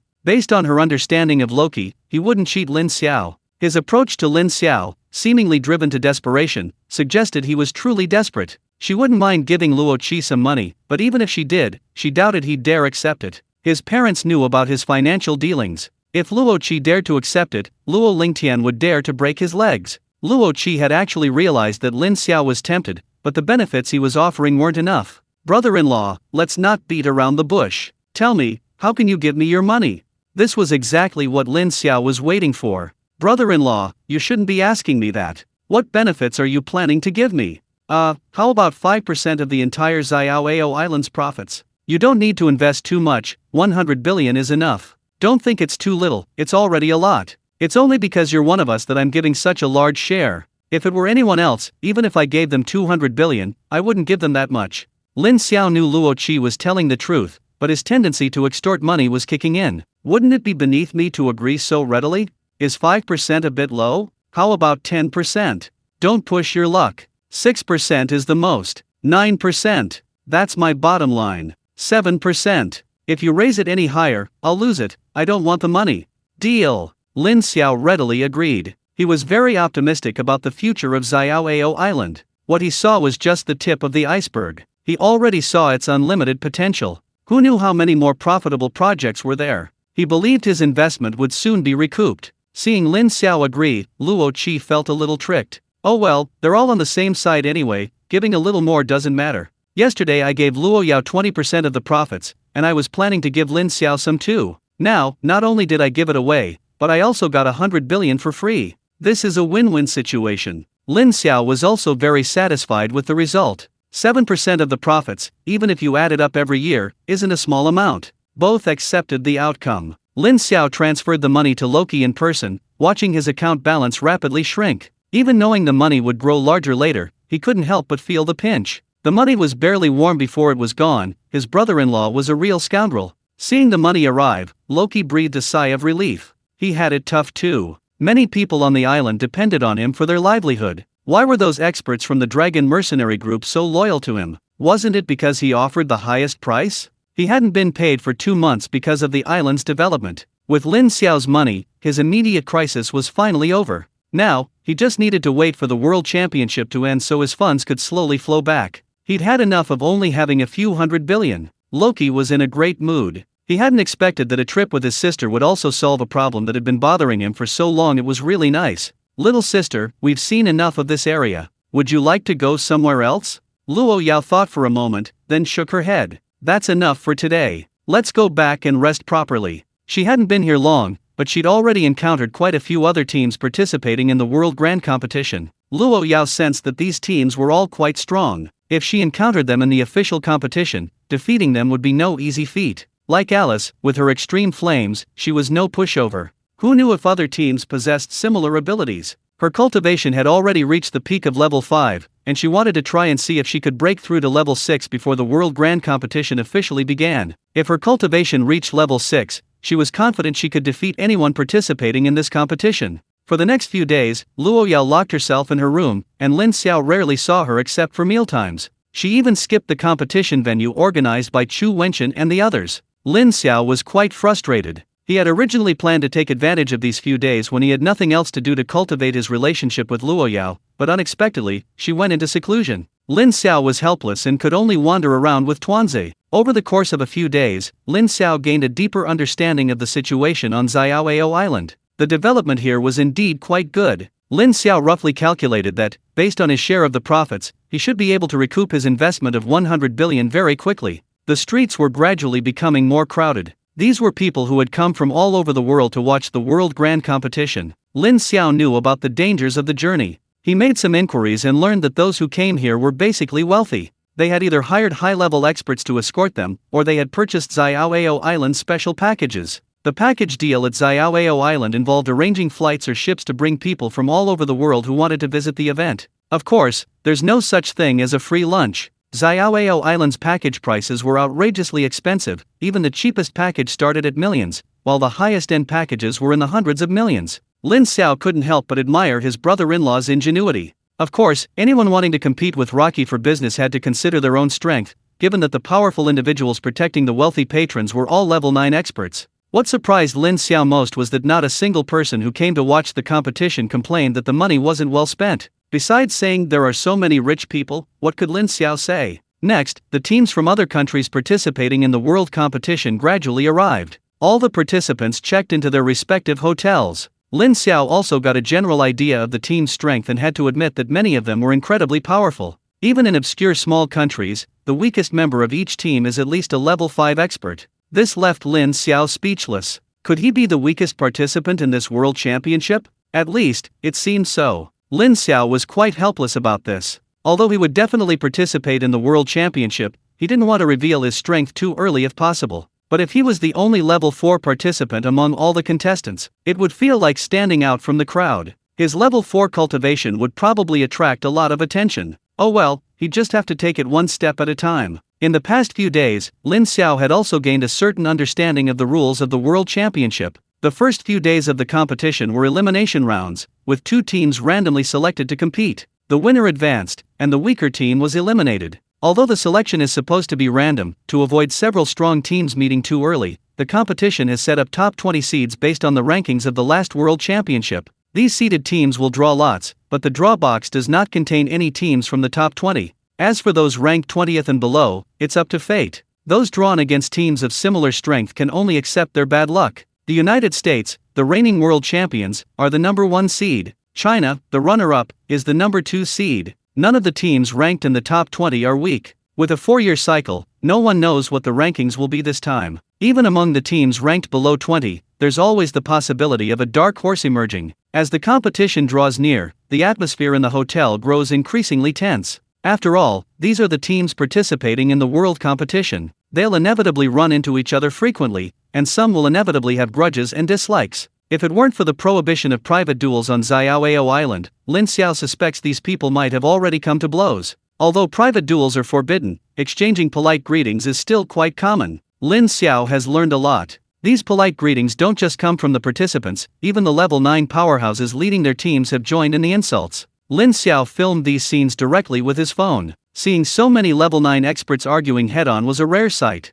China didn't encounter such problems. After all, with Luo Qi's connection, the entire top floor belonged to China. Lin Xiao wouldn't have gone down to watch the spectacle if he weren't bored. The news that the Chinese team was staying on the top floor was also spread by those with ulterior motives. This caused dissatisfaction among many countries, especially the United States. After all, in their view, they were the previous champions, and the top floor should rightfully belong to them. The United States lackeys naturally followed their leader's lead, speaking ill of China without reservation. China completely ignored this, enjoying the sight of these people who disliked them but were powerless to do anything about it. The World Championship was about to officially begin. That afternoon, Luo Yao finally emerged from her room. Lin Xiao immediately went to greet her. "Yao Yao, how is it?" Luo Yao shook her head. Breaking through to level 6 was no easy feat. Actually, it hadn't been long since she broke through to level 5. For most people, reaching the peak of level 5 in such a short time would be incredible. The reason Luo Yao's cultivation improved so quickly was because she awakened early, and before that, she had been diligently building a solid foundation. Otherwise, she might have already reached level 5 or even level 6 before entering the Kyoto Spiritual Martial Arts Academy. The benefits of a strong foundation were obvious. At higher levels, her cultivation speed was significantly faster than others. This was the main reason she could reach the peak of level 5 so quickly. However, even with faster cultivation, bottlenecks weren't easily overcome. Maybe I was too hasty. Although the bottleneck has loosened up quite a bit, I still feel like something's missing. Tomorrow's the competition, and I'm afraid I won't make it. You can't rush that. Maybe you'll break through someday. The teams ahead of you shouldn't be too strong. Even if you don't play, it won't be a big problem.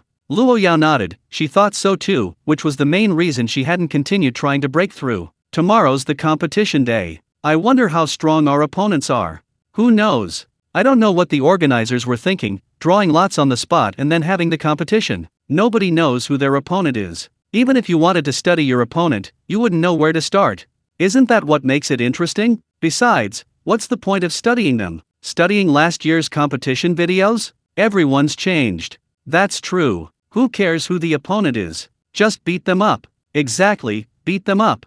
Today marks the official start of the World Championship, and Xiaoao Island is buzzing with excitement. Although there's still some time before the competition begins, the stadium is already bustling with activity. All 100,000 tickets have long been sold out, and the time needed to get so many people into the stadium is considerable. Many people, to avoid long queues, arrived early to have their tickets checked. When they arrived at the stadium, they found that many others shared the same idea. A long queue had already formed in front of the venue. We're already here, there's no going back. Who knows when we'll have to wait if we don't queue now? Among these queues are many online celebrities, both big and small, who have already started live streaming. Family members, I'm now on Xiaoao Island. I'll be bringing you a live stream of the World Grand Competition. It's a bit early, but please don't rush to leave. Feel free to chat in the live stream chat. If you can, please send some gifts to support the streamer. The streamer really went all out to get here. The boat ticket alone cost over $1 million. I'm so envious of the streamer. They get to watch live.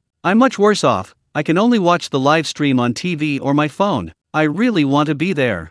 I'm 23, male, 1.8 meters tall, with a 32-pack. I can satisfy all your needs, gender doesn't matter. Just give me a ticket to Xiaoao Island, and I'll be your most loyal servant. Upstairs, do you have any shame? You think you're worthy? Those interested, please consider me first. Sigh, the world is going to the dogs. People's hearts are no longer what they used to be. Are all young people so morally corrupt these days? I'm an 83-year-old man, and I solemnly declare again, I absolutely do not want to go to watch the battle live. I just want to experience the scenery of Xiaoao Island, but alas, I'm short of money. Ladies who like older women can contact me. Upstairs grandpa, where's your shame? Every influencer's livestream room was immediately flooded with viewers, and they received a considerable amount of gifts. This made the influencers beam with joy. Especially some of the less wealthy influencers, who had almost gone bankrupt to come to Xiaoao Island, were almost in tears. It seemed they had made the right choice. They had caught this incredible windfall. Compared to these people, the staff of the TV stations and live streaming platforms who had paid a hefty sum for broadcasting rights didn't need to queue here.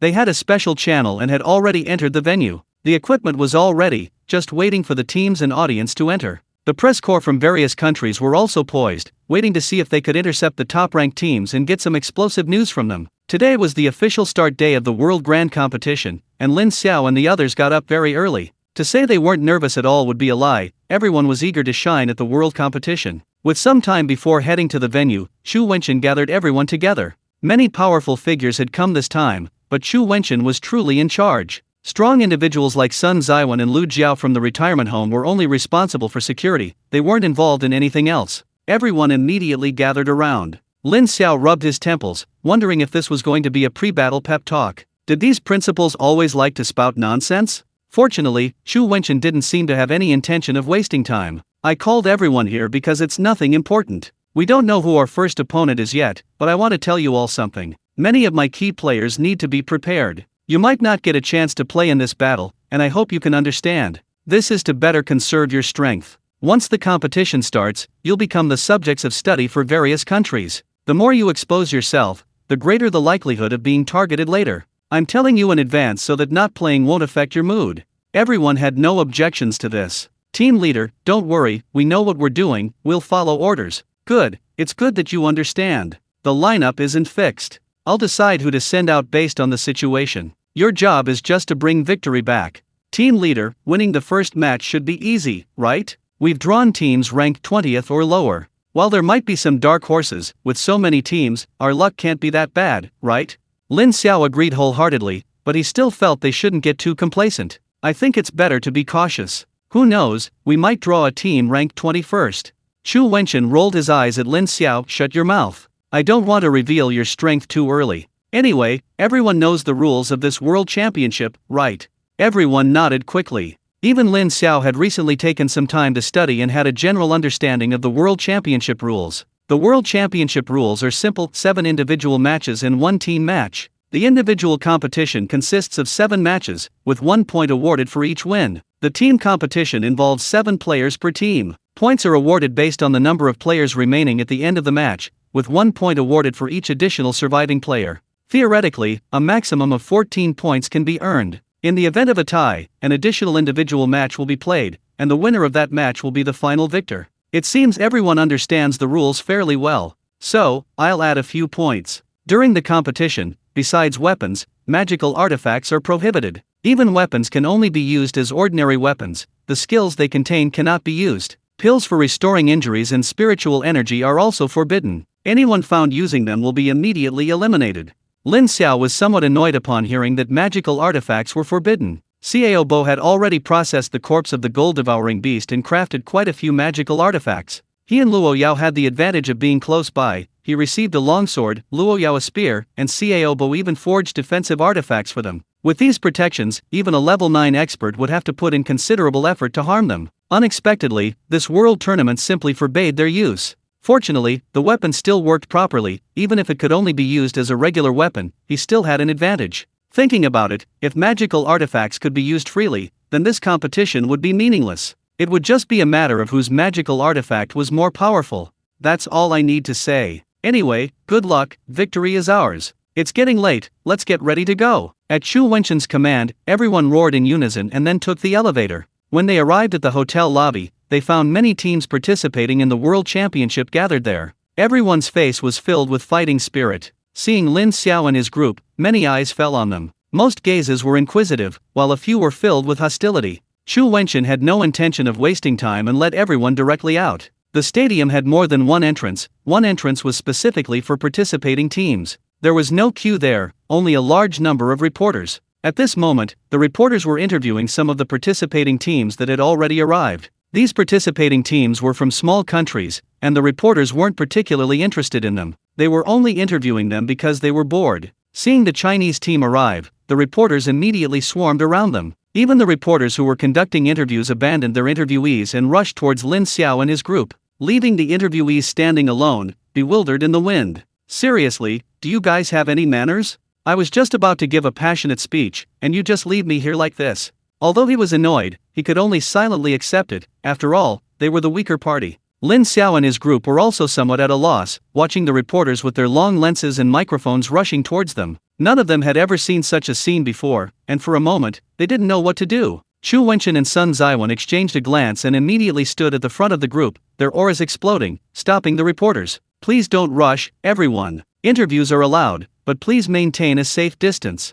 Perhaps the reporters were intimidated by the two men's presence, and they didn't continue forward, standing there orderly, each thinking about how to ask questions that would make the story more sensational. Chu Wenshin wasn't in a hurry. He glanced at the group of young people behind him. He knew these reporters would definitely ask them questions, and he needed them to choose a spokesperson. Asking questions one by one wouldn't waste time. You guys, elect a spokesperson. As soon as Chu Wenshin finished speaking, everyone's eyes involuntarily turned to Lin Xiao. Lin Xiao was the youngest here, but his prestige was undoubtedly the highest. After the previous series of events, everyone even had a touch of respect for Lin Xiao. Lin Xiao, you go. Lin Xiao initially wanted to refuse. After all, he didn't want this opportunity to be in the public eye. Before he could even voice his objection, Chu Wenshin had already made the final decision. Since that's the case, then Lin Xiao, you go. It doesn't matter who it is. Just know what to say and what not to say. Lin Xiao sighed, knowing there was no way to avoid it. He gave Chu Wenshin an okay sign, as if to say, let me deal with these reporters.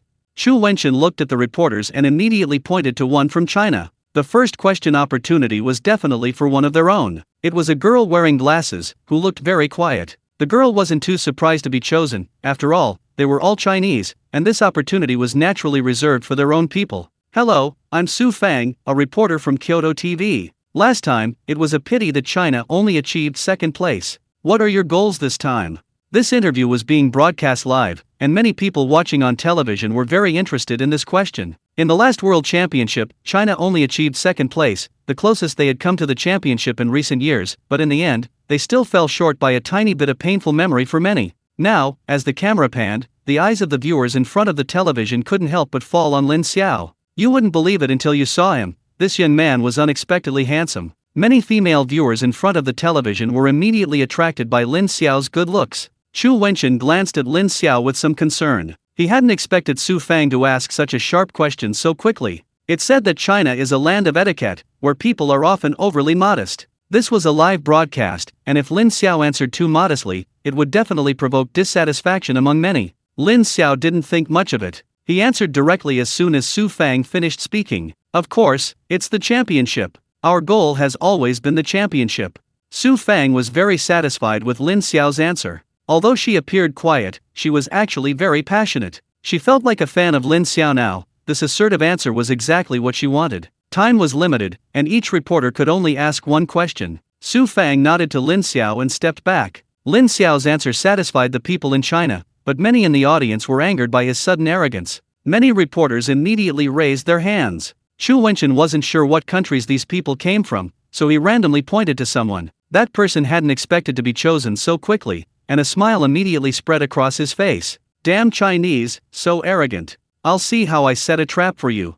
Hello, I'm Harris from America. You said your goal is the championship, but I'm sorry, America was the champion last year, and I believe we will be again this year. I want to know where your confidence comes from that you think you can win the championship this time. Although Harris spoke in English, Lin Xiao could understand him. Not to mention English, he understood most languages in the world. It was precisely because Lin Xiao understood that he realized how impolite Harris's words were. Lin Xiao wasn't going to tolerate him. He didn't answer his question immediately, but smiled very politely. Excuse me, I don't understand what you're saying. Do you speak Chinese? If not, then next. Lin Xiao's words earned a thumbs up from Chu Wenchen. Lin Xiao's move was brilliant. Harris's expression was unpleasant. English used to be practically a universal language, but this guy couldn't speak it. Fortunately, he wasn't going to let Lin Xiao off the hook. He actually knew Chinese. After all, each participating team needed someone who could speak Chinese, and as a reporter, he naturally knew this, so he also spoke Chinese. He repeated his question in Chinese.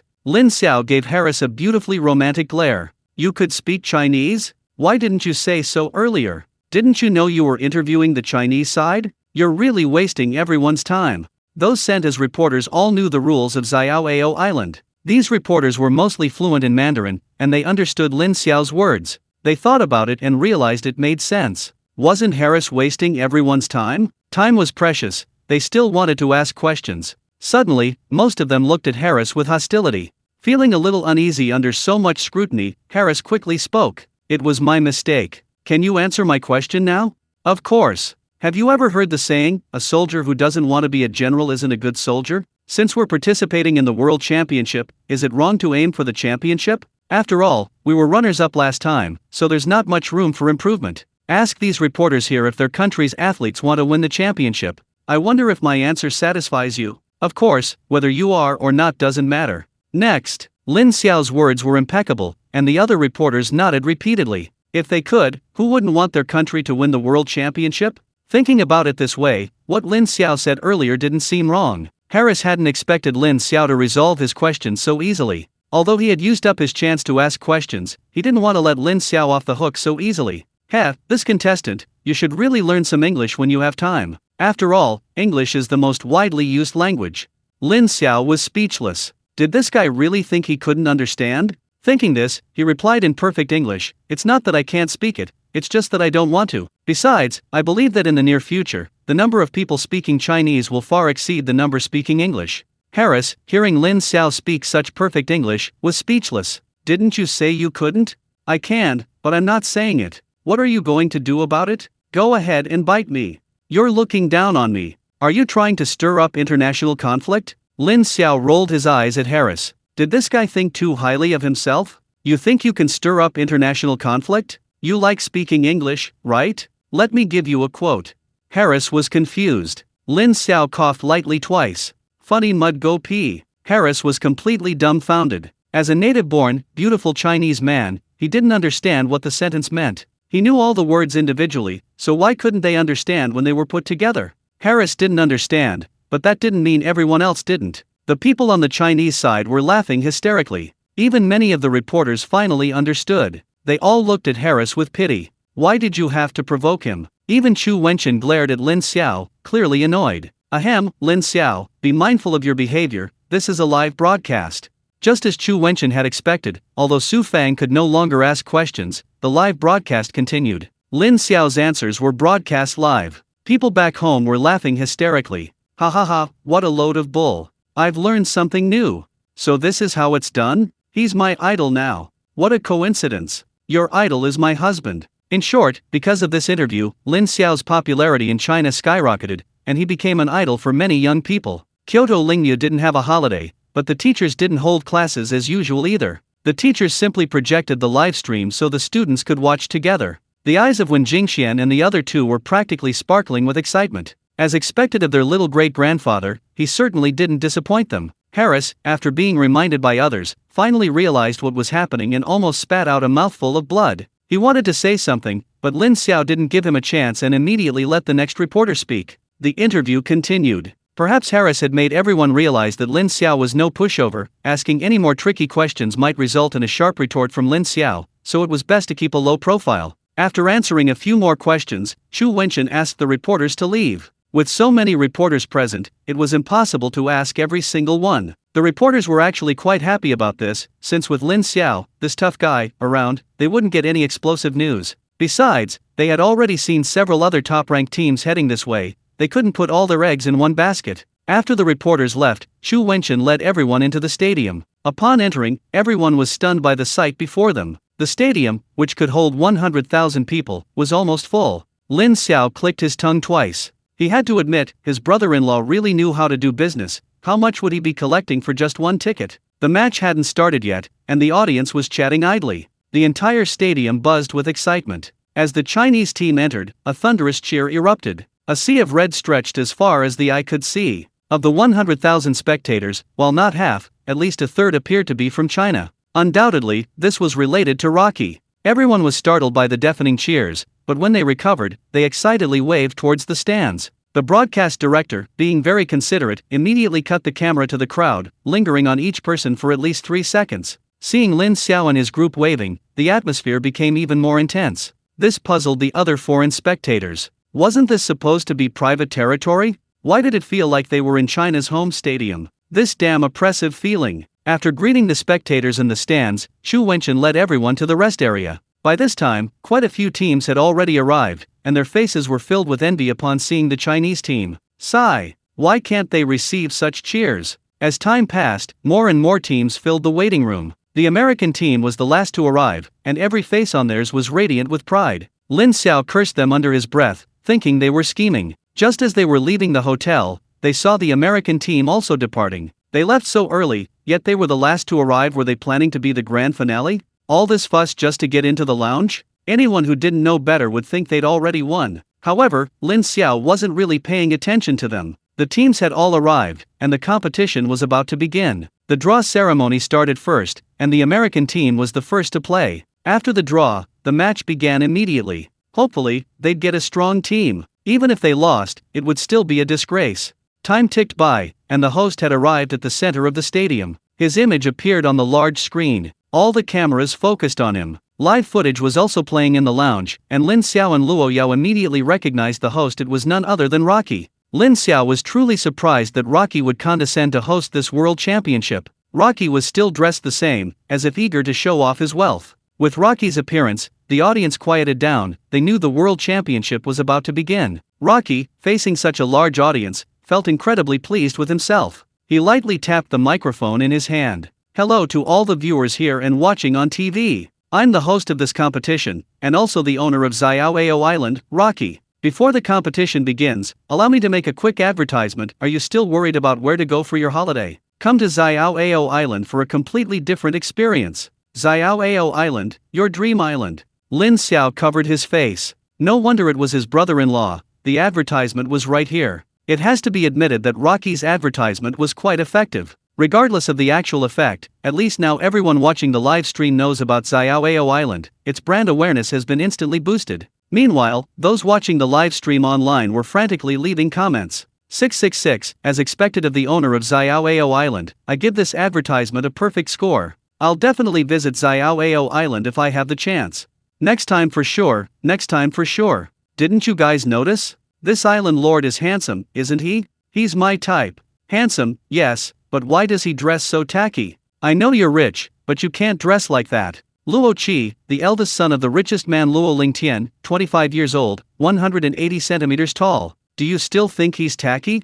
Anyone who dares say my husband is tacky, I'll fight them to the death. After Luo Qi finished speaking, a huge cheer erupted from the audience. After all, he's the island lord of Xiaoao Island, this much face has to be given. Amidst the thunderous cheers, Luo Qi was somewhat lost in his own world. He naturally wanted to take this opportunity to promote himself as much as possible. I believe many people are still unfamiliar with Leisure Island. Let me give you a brief introduction. On Leisure Island, we have created an absolutely safe golden beach. Loki started talking, completely forgetting about the World Championship. He was now the spokesperson for Leisure Island. If Loki were just giving a simple advertisement, people could accept it. But using the World Championship stage as a free promotional platform for Leisure Island was a bit much, wasn't it? At this moment, the live stream chat was flooded with question marks. Many newcomers to the live stream were completely bewildered. What's going on? I'm going to report the streamer. Wasn't this supposed to be a live broadcast of the World Championship? Why am I watching ads? How much did the advertisers pay you? If you don't share some with me, I'm definitely reporting you. The streamers were in tears. Please, big shots, have mercy. This is truly a World Championship competition, it's just that a shameless island owner has intruded. It'll be over soon. The audience was furious. They cheered for you before because you're the island owner, giving you face. But this endless advertising is going too far. The cheers slowly turned into boos, then the boos grew into a chorus, until finally, 100,000 people were booing together. Loki's voice was almost drowned out by the boos. But what could he do? He was thick-skinned, and continued reading his advertisement. Only after he finished reading his advertisement did he clear his throat. Ahem, I didn't expect everyone to be so enthusiastic. Thank you all for your support. I won't show the 2-hour promotional video here. Now, I declare the World Championship officially open. Upon hearing Rocky announce the start of the World Championship, the crowd in the stands immediately erupted in thunderous applause. And where did you see our enthusiasm?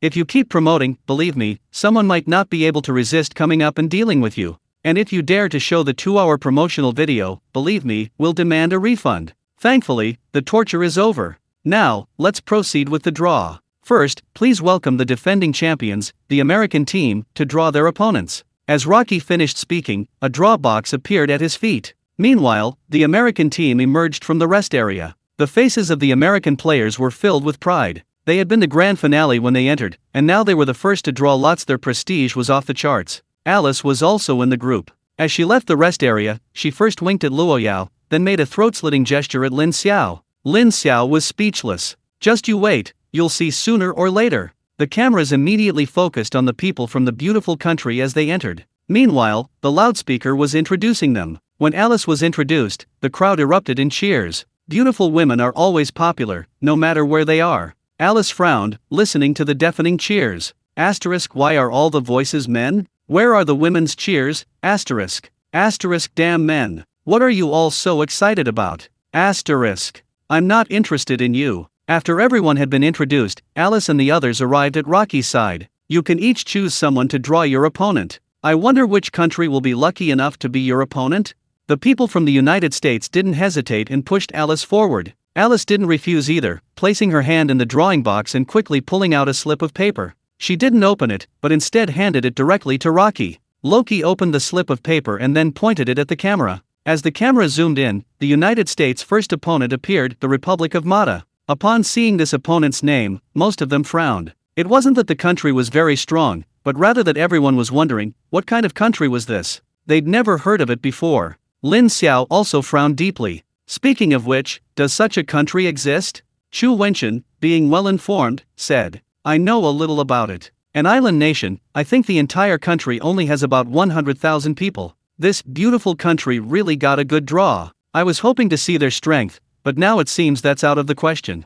In a corner of the lounge, a dozen or so contestants looked ashen-faced. Their luck was truly terrible, they were drawn in the first round. Looks like they're going to be eliminated in the first round. Rocky also observed 3 minutes of silence for the Republic of Mata. While it was possible for a dark horse to emerge in this world championship, it was definitely not going to be this little-known country. The competition began immediately after the draw, instantly raising everyone's expectations. They thought it would be incredibly exciting, and of course, a clash of titans would be ideal. As the host of the competition, Rocky naturally knew what to do. Now, please welcome our friends from Mata to the stage. The first match will begin immediately. Please welcome our arena. As Rocky's voice faded, a huge platform appeared in the center of the arena. A massive arena slowly materialized. This was the venue for the upcoming match. Meanwhile, the people of Mata appeared, their faces filled with dejection. Although they knew they might not go far, they hadn't expected to encounter the United States in the very first match. They had hoped for a lucky victory, but it seemed they had been overestimating themselves.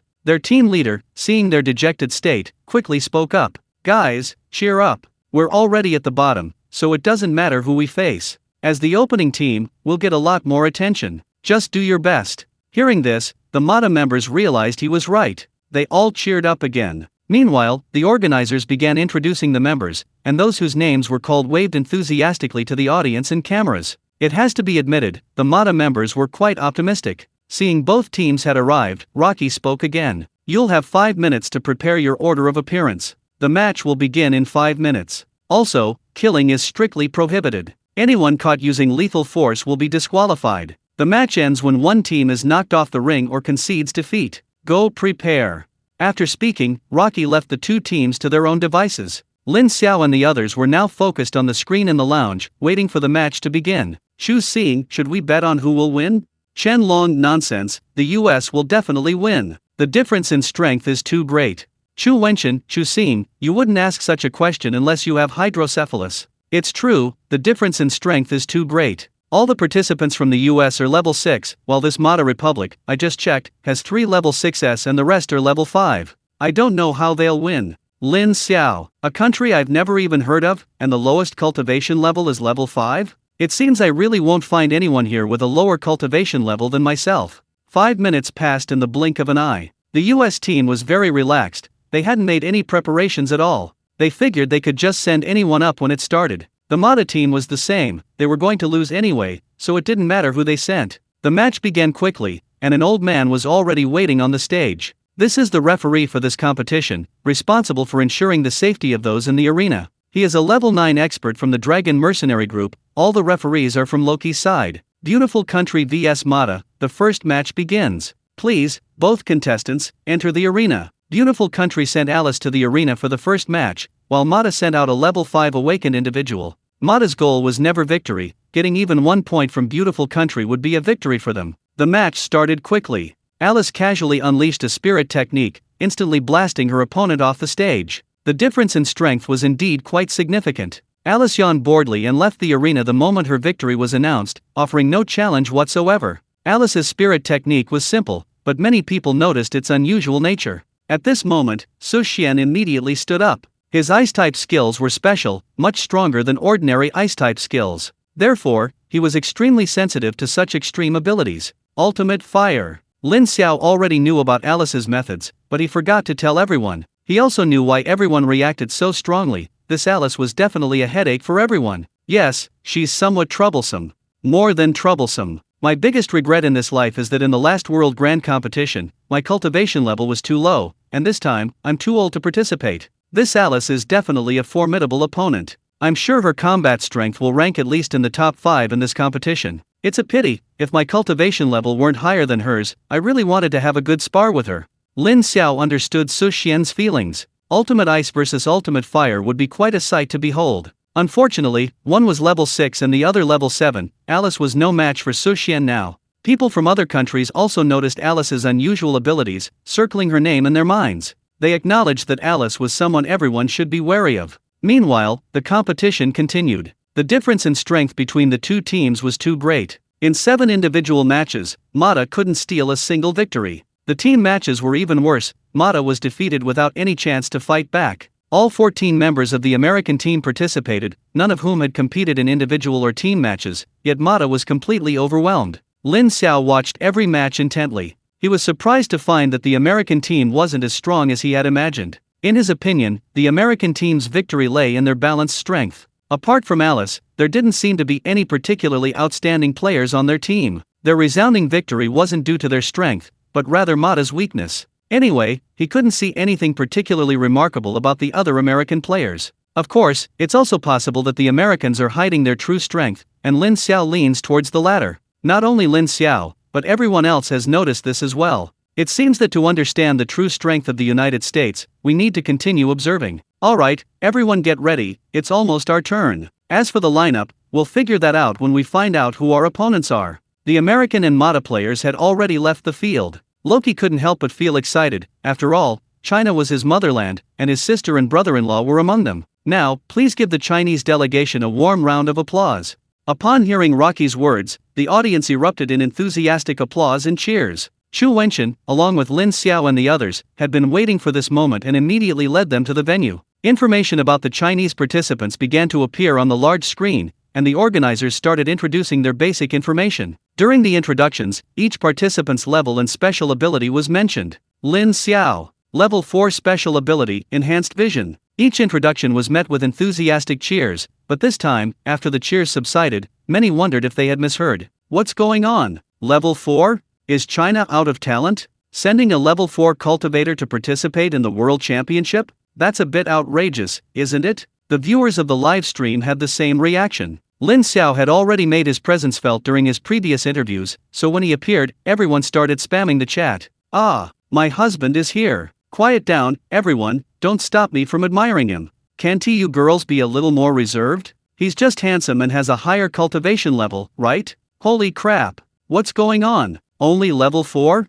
Is China out of talent? Is this guy a nepotism hire? And what's his ability? Enhanced vision? Are you sure it's not just enhanced strength? This can be used in combat. Even though there are 7 substitutes, sending a level 4 cultivator is still a bit ridiculous. We demand a thorough investigation. The relevant personnel must give us an explanation. Why bother explaining? Everyone else just needs to perform well, and my husband just needs to be handsome. Lin Xiao's level has caused considerable controversy both on-site and online. Chu Wenchen had anticipated this. He knew Lin Xiao was being doubted by many, but it didn't matter. He had already devised a plan. He'd just let Lin Xiao go on stage later. He believed Lin Xiao would silence those people with his strength. As for concealing his strength, he trusted Lin Xiao knew how to do that. With his methods, even a few would be enough to secure victory. After Lin Xiao, Luo Yao was introduced. When the camera focused on Luo Yao, the entire venue fell into a rare silence. Even the domestic live stream chat paused for 3 seconds. Luo Yao, Level 5, Dual Light and Dark Elements.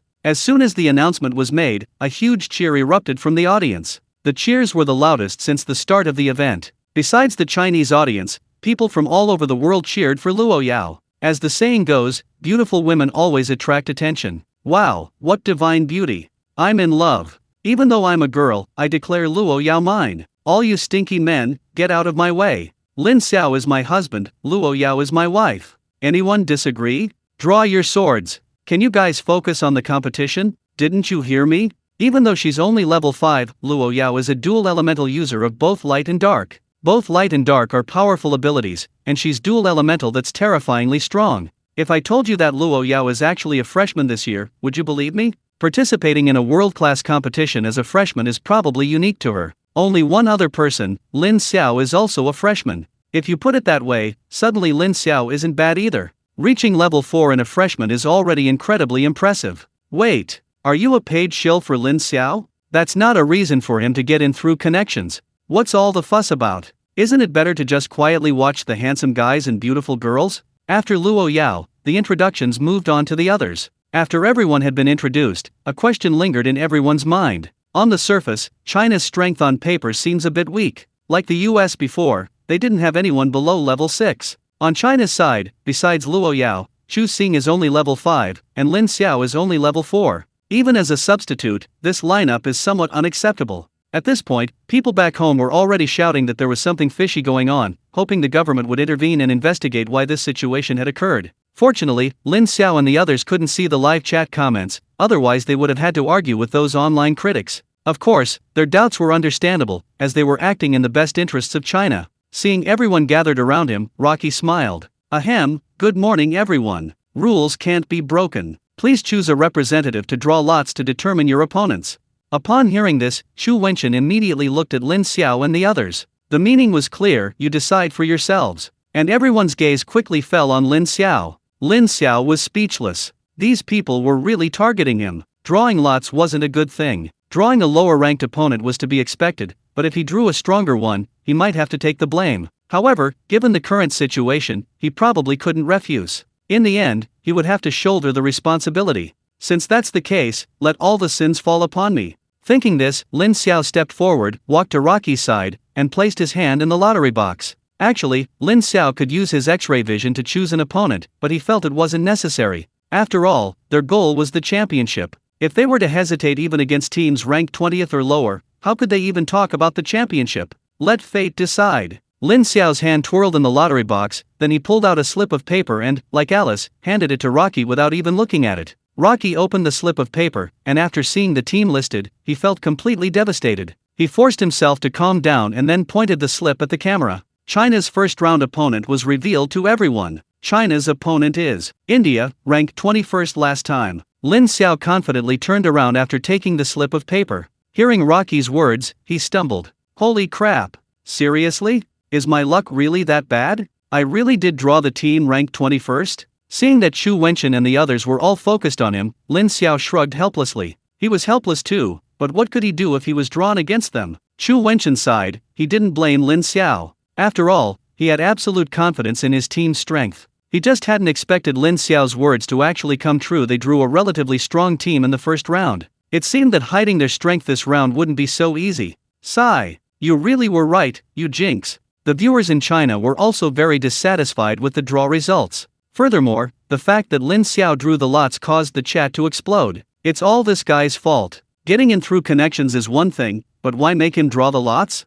Couldn't he just be a substitute? Exactly. We can tolerate him trying to gain prestige through the World Championships, but constantly showing off is wrong. IVE turned against him. I used to like him a bit, since he was a decent mouth double in the team, but now I really can't like him anymore.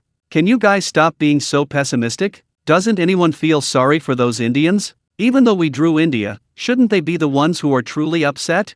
That's right, what did Lin Xiao do wrong? He was just unlucky to draw a slightly higher ranked team. Really, shouldn't India be the unlucky ones? Occasionally, some people spoke up for Lin Xiao in the chat. However, these comments were few and far between, quickly drowned out. Most people were preoccupied with criticizing Lin Xiao. Luckily, Lin Xiao couldn't see the live chat, otherwise he would have had to engage in a 300-round flame war with these keyboard warriors. China's opponents had been determined, and the Indian team hadn't expected to be drawn so quickly. In Lin Xiao's and the others' view, these Indian players must be feeling terrible. After all, nobody wants to face China in the first round. It wouldn't be an exaggeration to say they were facing the finals from the start. After the Indian team appeared, Lin Xiao and the others focused their attention on them. To Lin Xiao's surprise, he didn't see any dejection in them. Instead, they all looked highly motivated. Lin Xiao was very puzzled by this. How could these people be so optimistic? As the Indian team members entered, introductions of them were announced.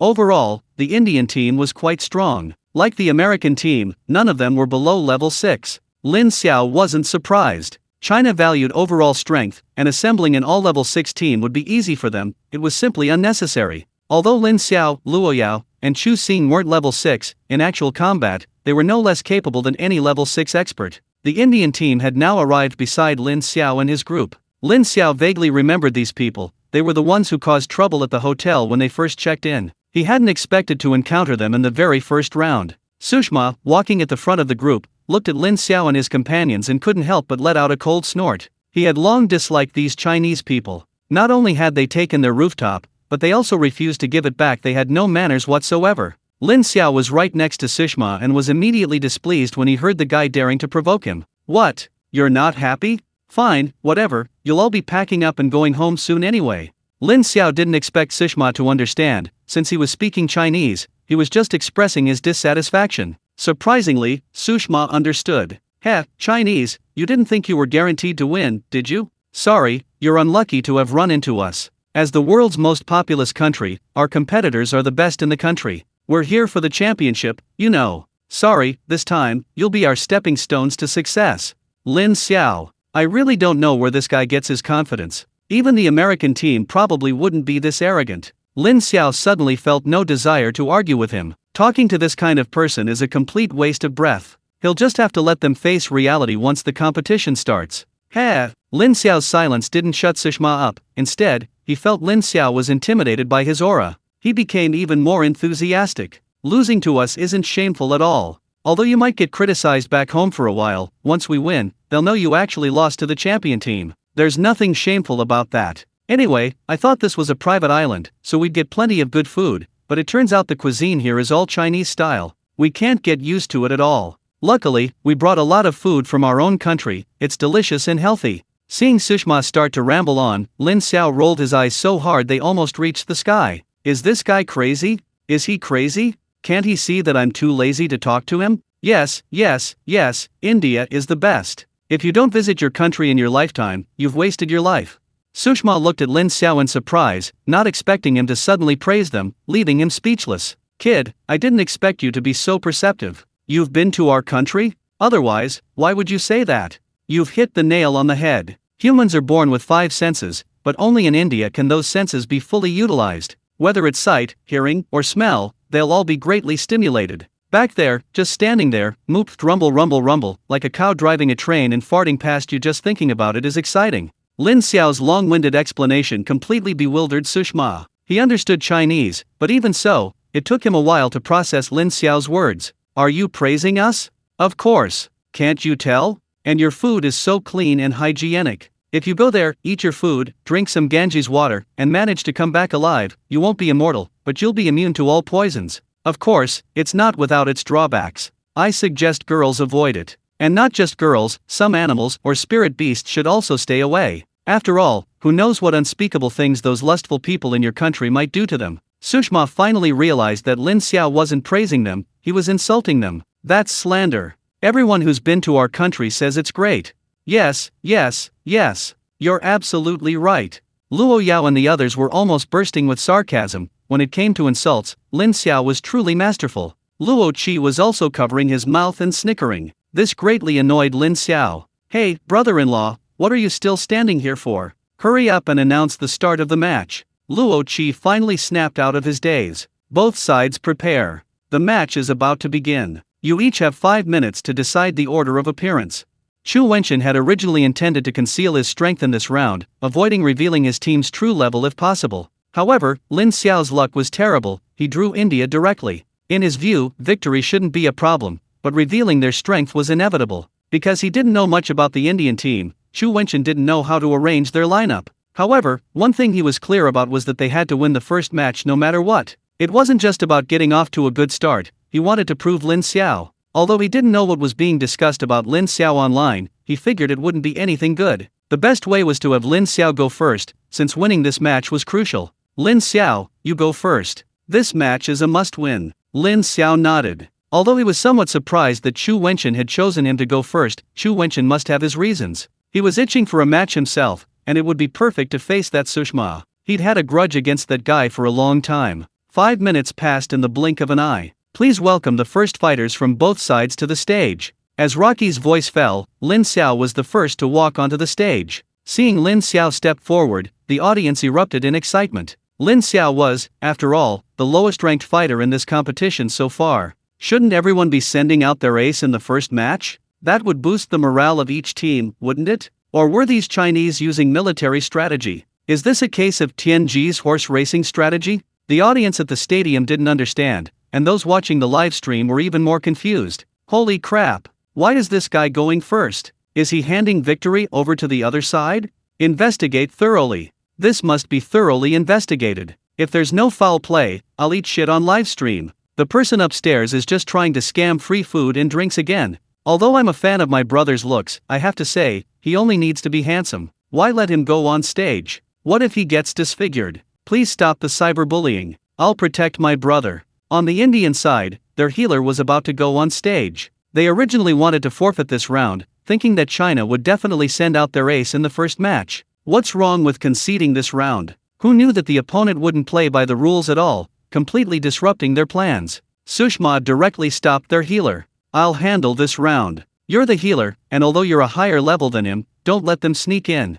The healer didn't say anything and simply nodded in agreement. He was basically just there to feed the enemy kills anyway, and now that he didn't have to take the hits, he was happy to oblige. The Indian team leader frowned, feeling that his previous plan was a joke. It seemed the other side had the same idea and was also preparing to forfeit the first round. Fortunately, as long as a player hadn't yet entered the game, substitutions could be made at any time. Since you've chosen to forfeit, we'll accept the victory this time. It's just that Sushma was a bit impulsive. You're our team's ace, sending you to face a level 4 Karami is a bit of a waste of your talent. Oh well, their team is the strongest in history anyway, so losing a few more matches won't matter.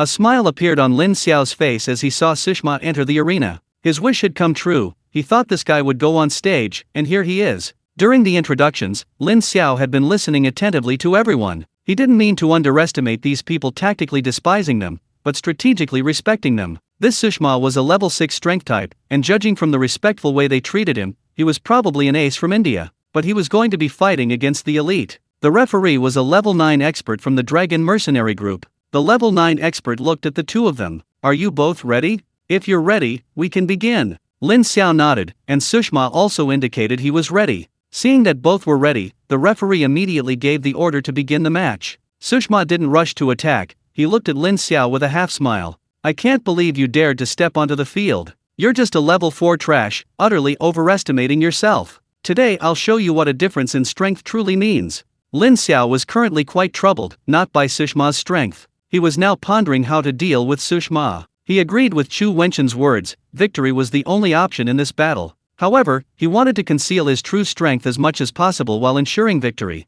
He planned to hide his mental attacks, and his petrifying eye was his trump card, which he didn't intend to use for the time being. Lin Xiao quickly made a decision. He would use ancient martial arts in his own power. This way, he shouldn't reveal too much of his strength. Having made his plan, Lin Xiao no longer hesitated and launched an attack on Sushma. Seeing Lin Xiao actually charging towards him, Sushma revealed a disdainful smile. Seriously? Has this guy lost his mind? I'm a level 6 strength type user. Instead of keeping his distance, he's actively approaching me. He's really asking for trouble, isn't he? In his area of expertise, Sushma was far from backing down. He threw a punch at Lin Xiao in return. He assumed Lin Xiao was all bark and no bite, and would surely dodge his attack. To his surprise, Lin Xiao made no attempt to dodge. Looking for death. Lin Xiao scoffed. So what if he was a level 6 strength type? After breaking through to level 4, his strength had increased again. He had verified that his current strength was no less than that of a level 6 strength type. Their fists collided directly, and both felt a tremendous force. Sushma hadn't expected Lin Xiao's strength to be so terrifying, actually matching his own. This caught him completely off guard. Lin Xiao, however, was prepared. After sensing Sushma's power, he quickly took 2 steps back to dissipate the force, then charged at Sushma again. Lin Xiao's reaction was too fast. Sushma hadn't expected this at all. He hadn't even neutralized the force of Lin Xiao's punch yet, and now Lin Xiao was already upon him again. How could Lin Xiao let this opportunity slip by? Forget about ancient martial arts, he immediately used his preferred close-quarters combat style. By the time Sushma came to his senses, Lin Xiao had already grabbed his arm. Then, with a judo throw, he tossed Sushma off the ring. It all happened so fast, Sushma didn't even have a chance to resist before being thrown off the ring. Standing below the ring, Sushma was completely bewildered. He couldn't understand why he'd been thrown off so quickly. Lin Xiao was equally speechless. That's it? This Sushma is too weak. He didn't even use any ancient martial arts. He's nothing. In short, in this match, Lin Xiao is the winner. The referee was stunned for a moment before announcing Lin Xiao's victory. As the referee's voice faded, the audience erupted in cheers. Amidst the cheers, there was also a hint of disbelief. What the heck? He won already? Has this Indian drunk too much Ganges water? All show and no substance. Who knows? Anyway, he won. There were quite a few Indian spectators present. These people still couldn't believe Sushma had lost so easily. Impossible. How could we lose? Sushma must have taken bribes. It must be a fixed match. That's right, it's definitely a fixed match. It's a rigged match. A rigged match. A rigged match. However, there were simply too few Indian spectators. Even their loudest shouts were drowned out by the cheers. Lin Xiao had already stepped off the stage. Chu Wenchen patted Lin Xiao on the shoulder. You brat, when did you get so strong? I knew you'd win, but I thought you should at least have shown some of your trump cards. Well done.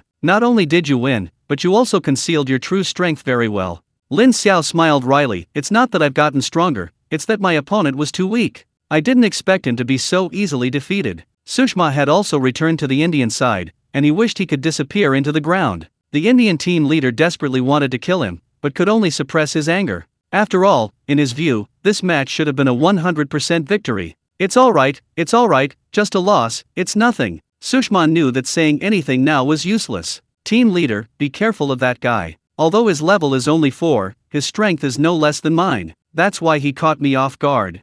Sushma was telling the truth, but his team leader didn't believe him. In his opinion, this was just Sushma's excuse. Meanwhile, after seeing Lin Xiao's unexpected victory, the online comments flooded the screen again. Holy crap, can someone tell me what happened? Am I seeing things? Why does it seem like Lin Xiao won? A level 4 defeated a level 6 strength-based character, and in a head-on victory at that. Am I dreaming? Ouch. That hurts. I pinched myself just now, and my thigh is all purple, but I still haven't woken up. Am I sleeping too soundly, or am I actually awake? Where's the guy who said he'd eat shit upside down? Start a live stream, I'm going to watch. You've successfully scammed me out of food and drinks this time. Count me in. If you're a man, don't break your promise. Where are the people who said the brothers' entry into the team was rigged? Why aren't they saying anything? Come out and argue. Exactly. How can you doubt such a handsome younger brother? Are you even human? Little fairies, please stop scolding us. We were wrong. I admit we raised our voices a bit earlier.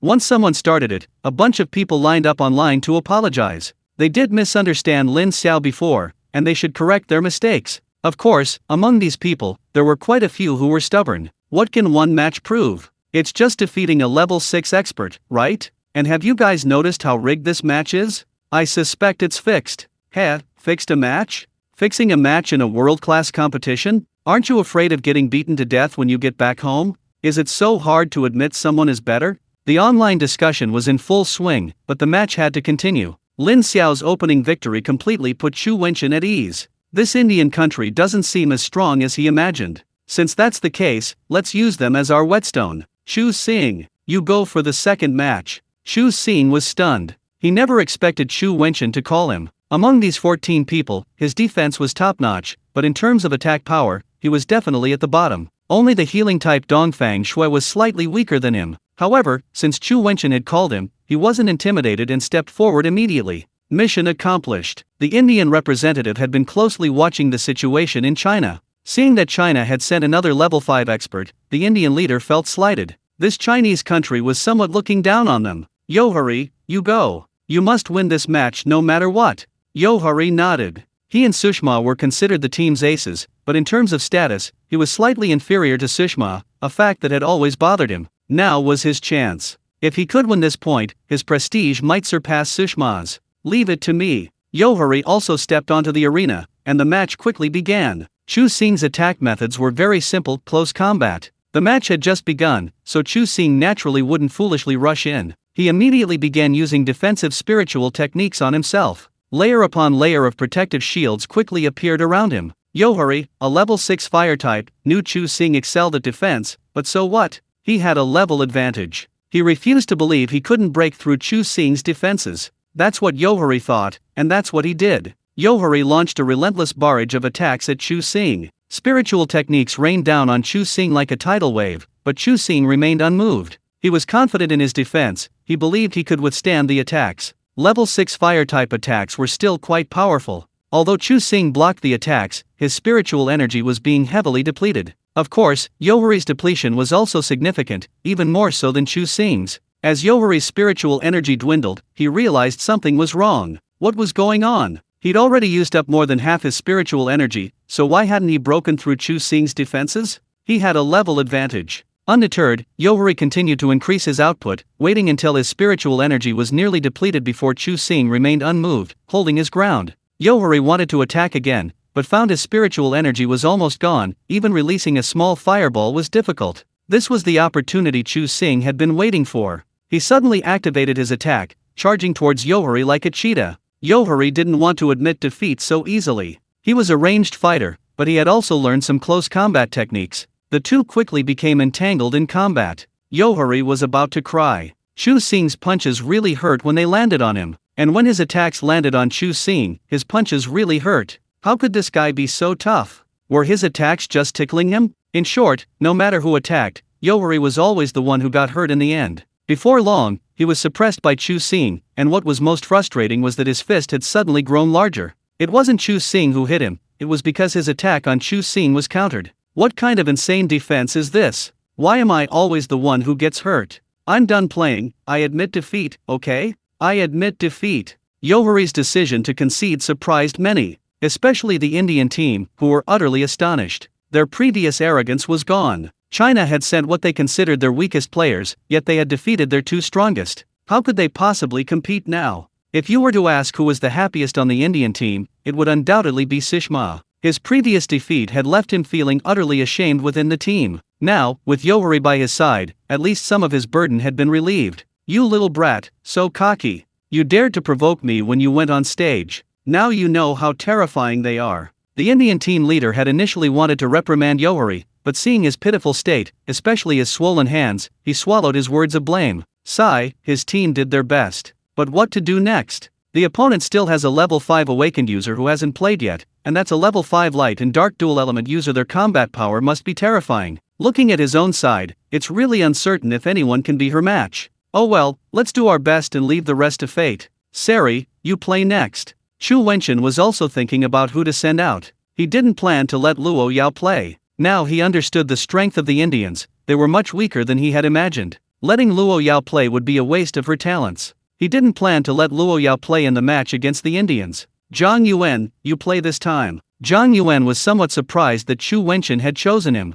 He was a plant type, his greatest strength being control, but he wasn't incapable of fighting. Since Chu Wenchen had asked him to participate, he naturally wouldn't object. The battle between Zhang Yuan and Selby quickly began. Selby was a level 6 wind type, his forte being speed. Zhang Yuan's control type perfectly countered Selby. During the battle, Zhang Yuan seized upon a mistake by Selby, directly controlling his vines to restrain him. At this point, Selby lost his speed advantage and became completely helpless, quickly defeated by Zhang Yuan. After 3 matches, India had yet to secure a single victory. This result greatly dissatisfied the Indian audience. Before the World Championship even began, India had been independently promoting itself, claiming that this year's participants were among the strongest. His only goal was the championship. Having heard this so many times, the Indian people had come to believe it. Therefore, when they learned they had been drawn against China in the first round, none of them felt anything was amiss. They were even somewhat smug. Defeating China in the first round would surely boost their fame, wouldn't it? But what did they see? They were swept 3-0 in the very first match. Now, their only hope was that they could turn the tide in the next round. The idea was appealing, but would China give them that chance? Chu Wenchen was already thinking about who to send out in the next round, and finally, his gaze fell on Yuji. Sun Yan, you're up for this match. Sun Yan didn't speak, but walked directly onto the stage. The Indian side also sent a young woman to the arena, Anania, also a level 6 sonic user. Lin Xiao watched the two on the stage with great interest. This was the first time he'd encountered 2 users of the same sonic element fighting. After the match began, both launched sonic attacks simultaneously. Perhaps because they were both sonic users and understood the elements so well, neither could gain the upper hand for a time. Finally, seeing that she couldn't gain the upper hand, Anania directly drew her weapon. It was a sitar. Sonic users often use musical instruments, which allows them to showcase their strengths. Seeing this, Lin Xiao frowned. He was a little worried for Yuji. After knowing her for so long, he didn't recall ever seeing her use a musical instrument before. Yuji and Anania were evenly matched, but seeing her opponent draw a musical instrument, she knew that if she didn't respond, she might lose. She sighed and drew her own instrument. When Lin Xiao saw Yuji take out his suwana, a traditional Chinese wind instrument, he knew Yuji had it in the bag. Putting everything else aside, Anania was determined to defeat Yuji, and Yuji was ready to send her packing. Both drew their weapons, and a new round of attacks began. Anania only plucked the strings twice before giving up. The sound of Yuji's suwana was simply too overwhelming. The suwana's sound is enough to make all others give way. This saying was absolutely true. Anania was quickly defeated. The score became 4-0. After Yuji, Chu Wenchen sent out Cixi. Cixi's mastery of poison was unparalleled. Although the opponent sent a level 6 melee fighter, they couldn't even get close to Cixi by the end of the battle. Finally, due to the severe poisoning, the opponent fell unconscious. 5-0. For the 6th match, Chu Wenchen sent out Qin Sheng. Qin Sheng was in level 6 Berserk mode. Level 6 was already strong, but in Berserk mode, his combat power was greatly enhanced. He relentlessly pursued and attacked his opponent throughout the match. The opponent tried to resist, but to no avail, and was once again carried off. 6-0. 5 out of 7 matches were completed, and India had not won a single one. The Indian team leader was ashen-faced. This was not the result he wanted. he would likely face punishment upon returning. No, there was still a chance. There were still team battles to come. If they performed well, there was still a chance to turn the tide. They couldn't give up like this. At least they couldn't lose so decisively. A complete shutout would be too humiliating. Galava, you play the last match. You must win this one no matter what. Meanwhile, Chu Wenchen was in a much better mood. He was currently very troubled. Kids, what do you think? Should we let them win a point? Wouldn't it seem like we lack the sportsmanship of a great nation if we didn't give them a single one? No way. Why should we? They were just begging to be beaten. Fine, Wenji, you play the last match. Whether you can seize the opportunity depends on how hard they try. Wenji, team leader. Have you no manners? I'm very strong, okay? They want to get this point from me. Dream on. Wenji was indeed very strong. He summoned the gold-devouring beast as soon as the match began. The gold-devouring beast's defense was undeniable. Galawa's attacks couldn't penetrate its defenses at all. With the gold-devouring beast as a tank, Wenji could summon with complete peace of mind, and soon she had summoned a group of level 5 and 6 spirit beasts. The moment Wenji successfully summoned them, the outcome of the match was no longer in doubt. Wenji helped China win another round. 7-0. All 7 individual matches were over, and India was completely defeated. After the individual battles came the team competition. The match didn't start immediately. Everyone was given some time to recover their spiritual energy. Chu Wenchen didn't hesitate and directly decided on the initial battle lineup. The initial lineup consisted of the 7 players who had participated in the individual battles. He didn't even send out the healer, Dongfang Shui. This battle was already a foregone conclusion. Even if the team lost the team battle, as long as they eliminated one opponent, their total score would still be higher. He didn't believe his lineup couldn't eliminate even one opponent. In fact, he thought the team battle wouldn't just be a sure thing, they might even win by a large margin. After all, they had already witnessed the strength of the Indian team. Even if he wanted to hold back, he didn't know how they could lose. The Indian team's lineup was quickly finalized, mostly consisting of those who had participated in the individual battles. Only one person was changed, their healer. The battle began quickly. Lin Xiao didn't want to fight, so he took on the role of temporary commander. Chu Xing, buff everyone with defense. When Ji summoned the gold-devouring beast to hold them off, Chu Xing immediately buffed everyone with defense, and when Ji summoned the gold-devouring beast right away. The gold-devouring beast was only level 5, but its defense was already terrifying, no weaker than Chu Xing's. With these two on the field, it would be incredibly difficult for the Indians to break through their defenses. The Indians were probably too eager to win, unleashing a barrage of attacks from the very start. Lin Xiao remained unmoved by their attacks, simply instructing Zhang Yuan to harass them with vines. Then he had Wen Ji summon spirit beasts. The Indians' attacks weren't very effective. Facing so many attacks, Chu Xing, though struggling, managed to withstand them all. Of course, the gold-devouring beast also played a part, blocking several of the most powerful spirit techniques. By the time the Indians' first wave of attacks ended, Wen Ji had summoned 3 level 6 spirit beasts. Perhaps feeling that 3 beasts weren't enough, Lin Xiao instructed Wen Ji to continue summoning, while the others launched their own attacks. Of course, his offensive referred to ranged attacks. Melee fighters remained within the defensive perimeter, watching the spectacle. Sushma and the others understood Lin Xiao's intentions. Their melee fighters tried to interrupt Wen Ji's spellcasting. However, they couldn't break through. The combined defense of the devouring gold beast and Chu Xing was virtually impenetrable. As time passed, Wen Ji's spiritual energy was exhausted, but she had summoned 4 level 6 spirit beasts and 7 level 5 spirit beasts. This was the terrifying aspect of summoning. A summoner's own combat strength might not be great, but given a safe summoning environment, she could summon an army. It was only because it was a competition that she couldn't use pills to restore spiritual energy, otherwise, Wen Ji alone would have been an army. Lin Xiao felt it was about time and directly instructed Wen Ji to command the spirit beasts to charge. Including the devouring gold beast, a total of 12 spirit beasts charged directly at the Indians on the arena. With just one charge, they eliminated 3 members of the Indian team. Although 4 remain on the stage, the outcome is already decided. Even if Lin Xiao and the others are all eliminated, the Indian team is powerless to turn the tide. Logically, the match should have ended by now, and Lin Xiao had no intention of finishing them off. His intention was for the Indians to concede, thus securing victory for them. However, for some inexplicable reason, the Indians not only refused to concede but also launched a frenzied attack. Lin Xiao was exasperated. They were courting death, so he couldn't blame him. With a wave of his hand, he launched a full-scale attack. This time, everyone, whether ranged or melee, mobilized. The remaining 4 Indians were unsurprisingly eliminated from the arena. Meanwhile, the Chinese side suffered no losses. Another 7-0. Lin Xiao looked helplessly at the Indians. Why bother? If they had conceded, those 4 would have also scored, offsetting their own 4, making the final score 10-0. While it would still be a draw, it sounded better than 14-0. We already let you win, you just didn't appreciate it. The battle between China and India ended just like that, and the crowd erupted in cheers once again. To be honest, the audience was quite disappointed with this match. In their opinion, India might not be as strong as China, but they should be able to win a few matches. Unexpectedly, they were completely swept by China, without scoring a single point. China seems really strong this year. I feel like they could actually challenge for the championship.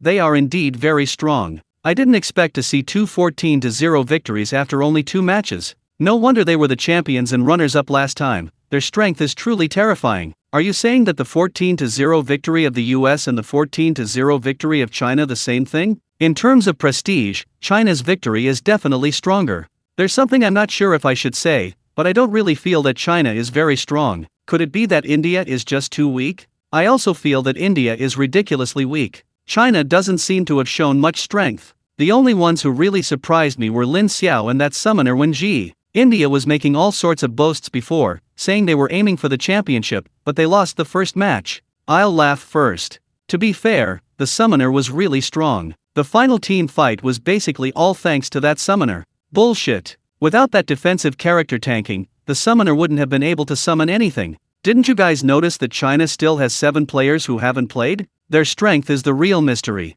Compared to the spectators, the contestants from various countries all frown deeply. China is indeed quite strong. That dual elemental light and dark one can actually fight. They also have a level 6 mental attacker. Mental attacks shouldn't be underestimated. If we encounter China in the future, we must prioritize taking down that summoner in team battles, otherwise it will be really difficult to win. The leader of the American team also frowned. He knew that China was still hiding considerable strength, but even so, he felt the pressure. However, looking at Alice and the others in his team, he breathed a sigh of relief. You are strong, but we are not weak either, especially since they have a secret weapon. I just hope we don't encounter you too soon. If possible, he hoped to face China in the final championship match. Meanwhile, the Chinese viewers watching the live stream were in a frenzy. Holy crap! The Chinese team is awesome. Little Indians, they've got them covered. You can always trust the nation's judgment. Haven't you noticed? It seems only 3 teams emerged from the Lingyu Grand Competition. Champion Li Heiran hasn't even played yet, and the others are unlikely to be weak either.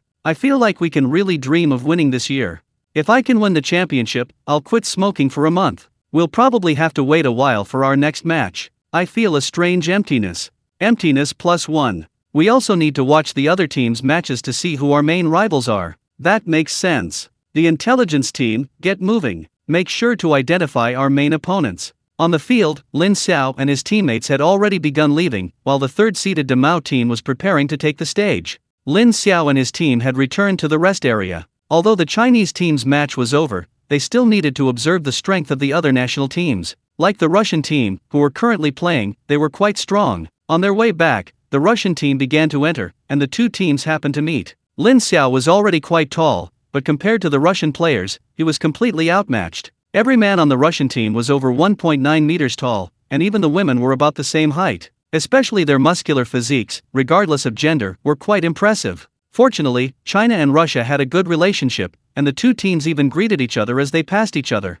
Russia was relatively lucky. Unlike China, they didn't draw a high-ranking team. They drew a team ranked around 150th. The outcome was naturally without any suspense. Russia completely thrashed their opponents. None of that matters. The key is the fighting style of Demao and his group. As soon as the match started, they charged forward, weapons in hand, yelling and screaming. None of them were ranged attackers, they were all melee fighters. Strictly speaking, not all of them were melee fighters. For example, Demao's team had a healer named Sophia. Yes, a healer. It's already absurd for a healer to participate in an individual battle. What's most baffling is that after the match began, Sophia pulled out a long axe almost as tall as herself and charged at her opponent, yelling and screaming. And she actually won. Their opponents had many ranged attackers, and those people's spiritual skills were like tickles to them. Lin Xiao had to admit that Demao was a formidable opponent. It felt like a haphazard attack had defeated a master. The fact that the 4th-ranked team was from the Sakura Kingdom was somewhat unexpected for Lin Xiao.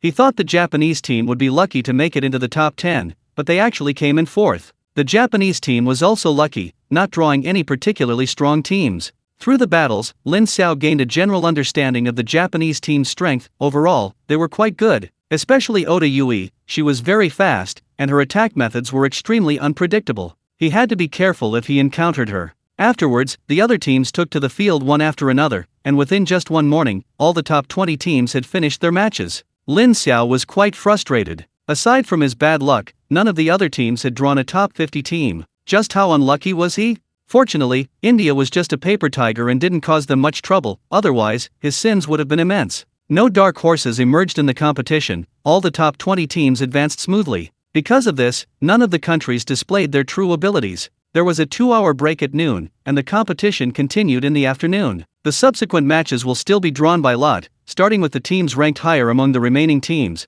and the draw will continue until the last team finishes their match. At the current pace, Lin Xiao estimated that it would take another day and a half for the first round of matches to conclude. That meant they would have a day and a half to rest. Chu Wenchen immediately told Lin Xiao and the others to move around freely. He had already seen from the morning's matches that the first round was essentially a poor indicator of everyone's true skill level and offered little reference value. Instead of wasting time here, it was better for everyone to rest and prepare for the upcoming matches. Lin Xiao and the others wholeheartedly agreed. Watching the matches in the rest room was really pointless. It would be better to go back to the hotel and sleep. While Lin Xiao and the others could rest, Chu Wenchen wasn't. As the team leader, he had his own duties. Although it was highly unlikely that any of the remaining teams would pose a threat, what if? What if a few dark horses emerged and he hadn't spotted them in time? If they encountered them in the next round, it would be quite troublesome. He figured he'd better work harder. Of course, he didn't necessarily have to watch the match live. Watching the live stream from the hotel was also an option. On his way back to the hotel, Lin Xiao was speechless to run into Alice again.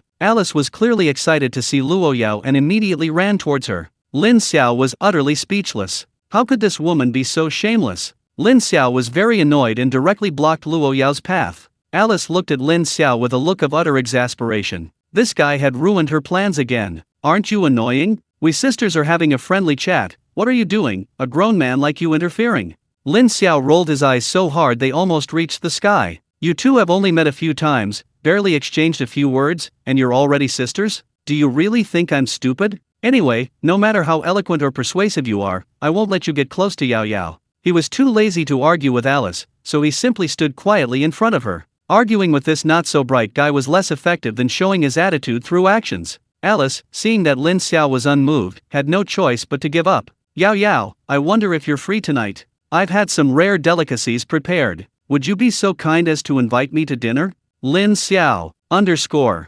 smiley face. Wow, this Alice actually knows how to appeal to his tastes. Looks like she's been inquiring a lot about Luo Yao lately. Looking back at Luo Yao, he noticed she was unconsciously swallowing. Oh no, she's fallen for him. Yao Yao, it's been a while since I've cooked. I'm feeling a bit itchy. I've asked my brother-in-law to prepare some fresh seafood. How about I show off my skills for you tonight?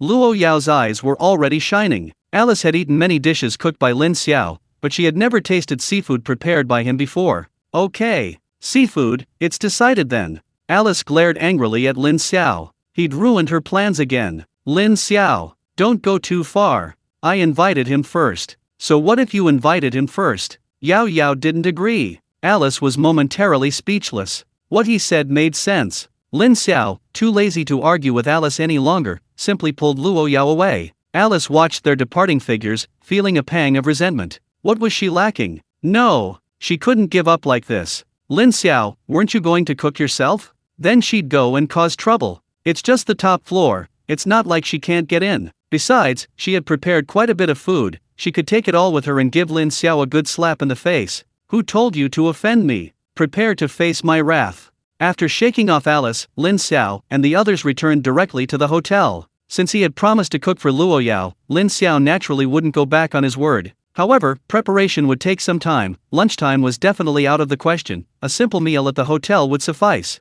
He would prepare a proper meal for dinner. Although the hotel had plenty of ingredients, Lin Xiao decided to ask Rocky for some. He believed that with Rocky's abilities, he could find better ingredients. Thinking of this, Lin Xiao prepared to go find his brother-in-law. Then he remembered that after arriving for so long, he didn't seem to have Rocky's contact information. That was fine though. Rocky was apparently the host of this world championship, and he might be needed to host the afternoon's competition. Lin Xiao felt a bit of a headache, but since there was a lunch break, Rocky shouldn't be busy now. Luo Yao should have Rocky's contact information, he could just ask for it. With this thought, Lin Xiao immediately looked at Luo Yao. Before he could even speak, Loki rushed over in a flurry. Loki immediately poured himself a glass of water and gulped it down. Damn it, I shouldn't have become this host. It's exhausting. Lin Xiao glared at Loki, annoyed. This was all his own fault for making trouble. The host's job wasn't actually that demanding, it was just a simple introduction to the program. He insisted on showing up, and that was bad enough, but with a little free time, he was advertising for his own Xiaoao Island.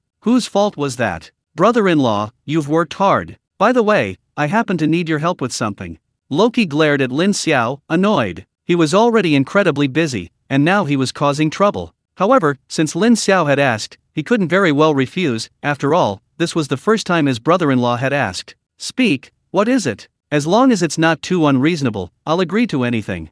It's nothing big, just that Yao wants to eat my cooking, and I was thinking of asking you, brother-in-law, to help me find some ingredients, like seafood, the fresher and rarer the better. Just this little thing? You need to come to me personally? Just tell your subordinates. But since you've already asked, I'll take care of it. But are you sure you can handle it? You won't waste such good ingredients, will you? Are you dissatisfied with the food prepared by the chef here?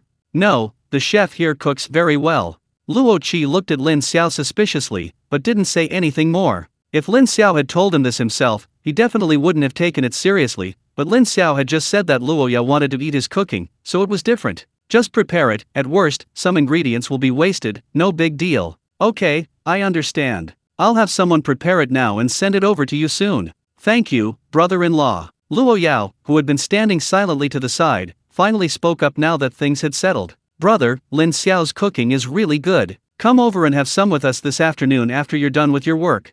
Luo Qi looked at Luo Yao with some surprise. He knew his sister well. If Luo Yao said his cooking was good, then it must really be good. This piqued his curiosity. Since that was the case, he figured he could help with the tasting. No problem. My sister has been so kind to invite me, I certainly won't refuse. I don't trust ingredients prepared by others, so I'll go myself. Lin Xiao sighed. These two siblings just made the decision like that? Did they even ask my opinion? He still wanted some alone time with Luo Yao. He had to struggle with this. Brother-in-law, I think we should forget it. Don't you have important business this afternoon? You still need to host. Let someone else handle this. You didn't mention it, I almost forgot. The competition this afternoon isn't very interesting. We can just change the host. It's no big deal. I'm going to go find the ingredients now. I guarantee you'll be satisfied. Do you need me to find some kitchen helpers? After all, you might never have seen or even heard of many of the ingredients I'm looking for.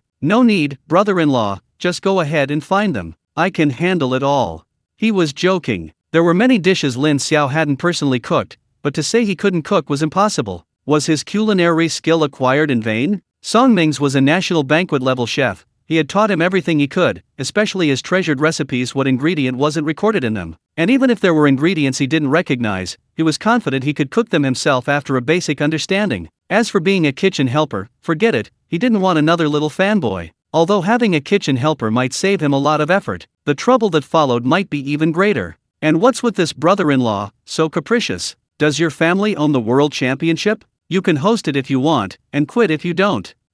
It really does seem like his family owns it. Fine, whatever makes you happy, brother-in-law. Luo Qi hurriedly left again, already calling his men on the way to search for various ingredients. Since things had come to this, Lin Xiao didn't say anything more. Now all that was left was to wait for the ingredients to arrive. Loki didn't keep Lin Xiao waiting long. Around 3 p.m., he brought a large quantity of precious ingredients. Even though Lin Xiao was somewhat prepared, he was still stunned by Loki's extravagance when he saw the ingredients. Golden tiger shark fin, explosive pufferfish, golden thunder eel. Many of these were rare ingredients that money couldn't always buy. Furthermore, the levels of these spirit beasts were perfectly controlled, with the highest being only level 7. The energy contained in the meat of spirit beasts of this level was within everyone's tolerance. Lin Xiao was delighted looking at so many ingredients. Although he had never thought of becoming a chef, being able to cook so many rare ingredients was quite an accomplishment. With the ingredients ready, Lin Xiao immediately began processing them. Although it was still early, cooking with so many ingredients would take a considerable amount of time. Fortunately, there was a dedicated kitchen on the hotel's rooftop. Now that Lin Xiao could use everything, it saved him a lot of trouble. Loki didn't rush to leave, but watched Lin Xiao operate it. Watching Lin Xiao's skillful movements, he was somewhat convinced that Lin Xiao's cooking skills were indeed quite good. He couldn't offer much help, so after watching for a while, he went to chat with Luo Yao. Just as he turned around, his phone rang. Looking at the caller ID, Luo Qi frowned. Why was this girl calling him? Could she still be eyeing his sister? He considered hanging up immediately, but fearing Alice might have something important to say, he decided to answer the phone. The two talked for a while afterward, the specifics of which remain unknown. However, when he hung up, Luo Qi smiled happily.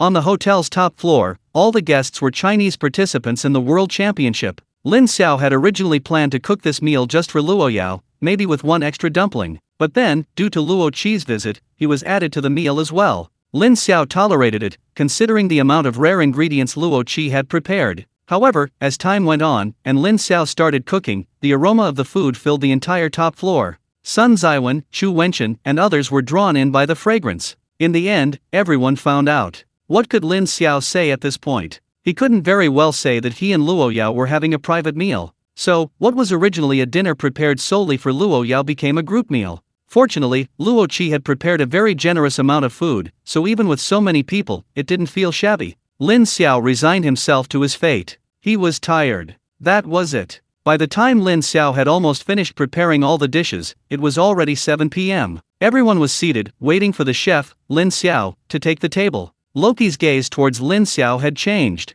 He had thought Lin Xiao only had a rudimentary understanding of cooking, but he hadn't expected him to be so skilled. Although they hadn't started yet, the dishes Lin Xiao had prepared already looked and smelled delicious. He was sure they would taste amazing. He was already quite impatient. He understood why his sister had fallen for this guy. Putting everything else aside, his culinary skills alone were enough to win her over. Lin Xiao then sat down at the table. Seeing everyone waiting for him, he immediately spoke. What are you all standing there for? Let's eat. Everyone was already eager to dig in, and upon hearing Lin Xiao's words, they immediately prepared to eat. But then, Loki spoke up. Everyone, please wait a moment, there are still some people who haven't arrived yet. Loki's words left everyone somewhat confused. Lin Xiao looked around and saw that everyone was already there. It seemed like no one was missing. Brother-in-law, is anyone else coming? Loki was clearly a little embarrassed, but he tried to appear calm. Ahem, you'll find out soon enough. If I'm not mistaken, she should be here soon. Everyone was puzzled, wondering who else was coming. Just then, the door to the private room was suddenly opened. A person no one expected entered. It was Alice, Lin Xiao's #1 rival in love. Seeing Alice there, Lin Xiao was somewhat surprised. Why are you here? Alice gave Lin Xiao a smug look. Why can't I come? Island Master Luo personally invited me. What? Aren't you welcome? Lin Xiao really wanted to say, not welcome at all. Before he could even speak, Rocky approached him. Miss Alice, we've been waiting for you. The food is ready, let's eat. Alice immediately found an empty seat. She was actually a little bewildered by the scene. She had thought she would only see Lin Xiao and Luo Yao, maybe Rocky at most. She hadn't expected so many people. Fortunately, she was used to big occasions and quickly suppressed her emotions. A few more people is fine, as long as I can see Luo Yao, that's enough. Yao, I didn't come for nothing. The reason I'm a little late is because I had the chef prepare some food, which I brought along. Let's all try it. Alice finished speaking and took out some prepared food from her spatial ring. Lin Xiao could tell at a glance that these ingredients were all rare. Many of them were even comparable to the ingredients Rocky had found. Lin Xiao, not only did she come uninvited, but she also brought food herself. Was she here to cause trouble? Lin Xiao's gaze fell directly on Rocky, his eyes filled with hostility. He had already realized that all of this was related to his brother-in-law. Seeing Rocky's obvious guilty expression, Lin Xiao gritted his teeth and whispered, "Brother-in-law, don't you want to give me an explanation?" Rocky gave an awkward smile. "Brother-in-law, I had no choice. You know I'm a bit broke lately, and she gave me way too much." Lin Xiao's eyes lit up. It seemed Alice had gone to great lengths to come for this meal. Is that your excuse for selling your sister? Ha! You can eat whatever you want, but you can't say whatever you want. How did I sell my sister? I just agreed to let her come over for dinner. How much did she give you? 100 billion. Lin Xiao, Sigma, degree. Just for a meal, this spendthrift woman spent 100 billion? Even eating with the stock market guru wouldn't cost that much, right? Although he thought this, Lin Xiao still wore a pained expression. Just 10 billion, and you agreed? Where's your conscience? It's $10 billion. Lin Xiao's eyes widened. Who could resist such a rich woman delivered to their doorstep? Ahem, $10 billion? Enough said, we'll split it in half. Loki glared at Lin Xiao, annoyed. He knew this guy had ulterior motives. Split the money is out of the question. I've already used the money to fill the hole. I have no money, and I won't give you my life. In that case, I need to have a good chat with Yao Yao. No, although I can't give you money, I can give you other benefits. Didn't I give you 7% of the profits before? Now I'll add 3%, making it 10% in total. How about that?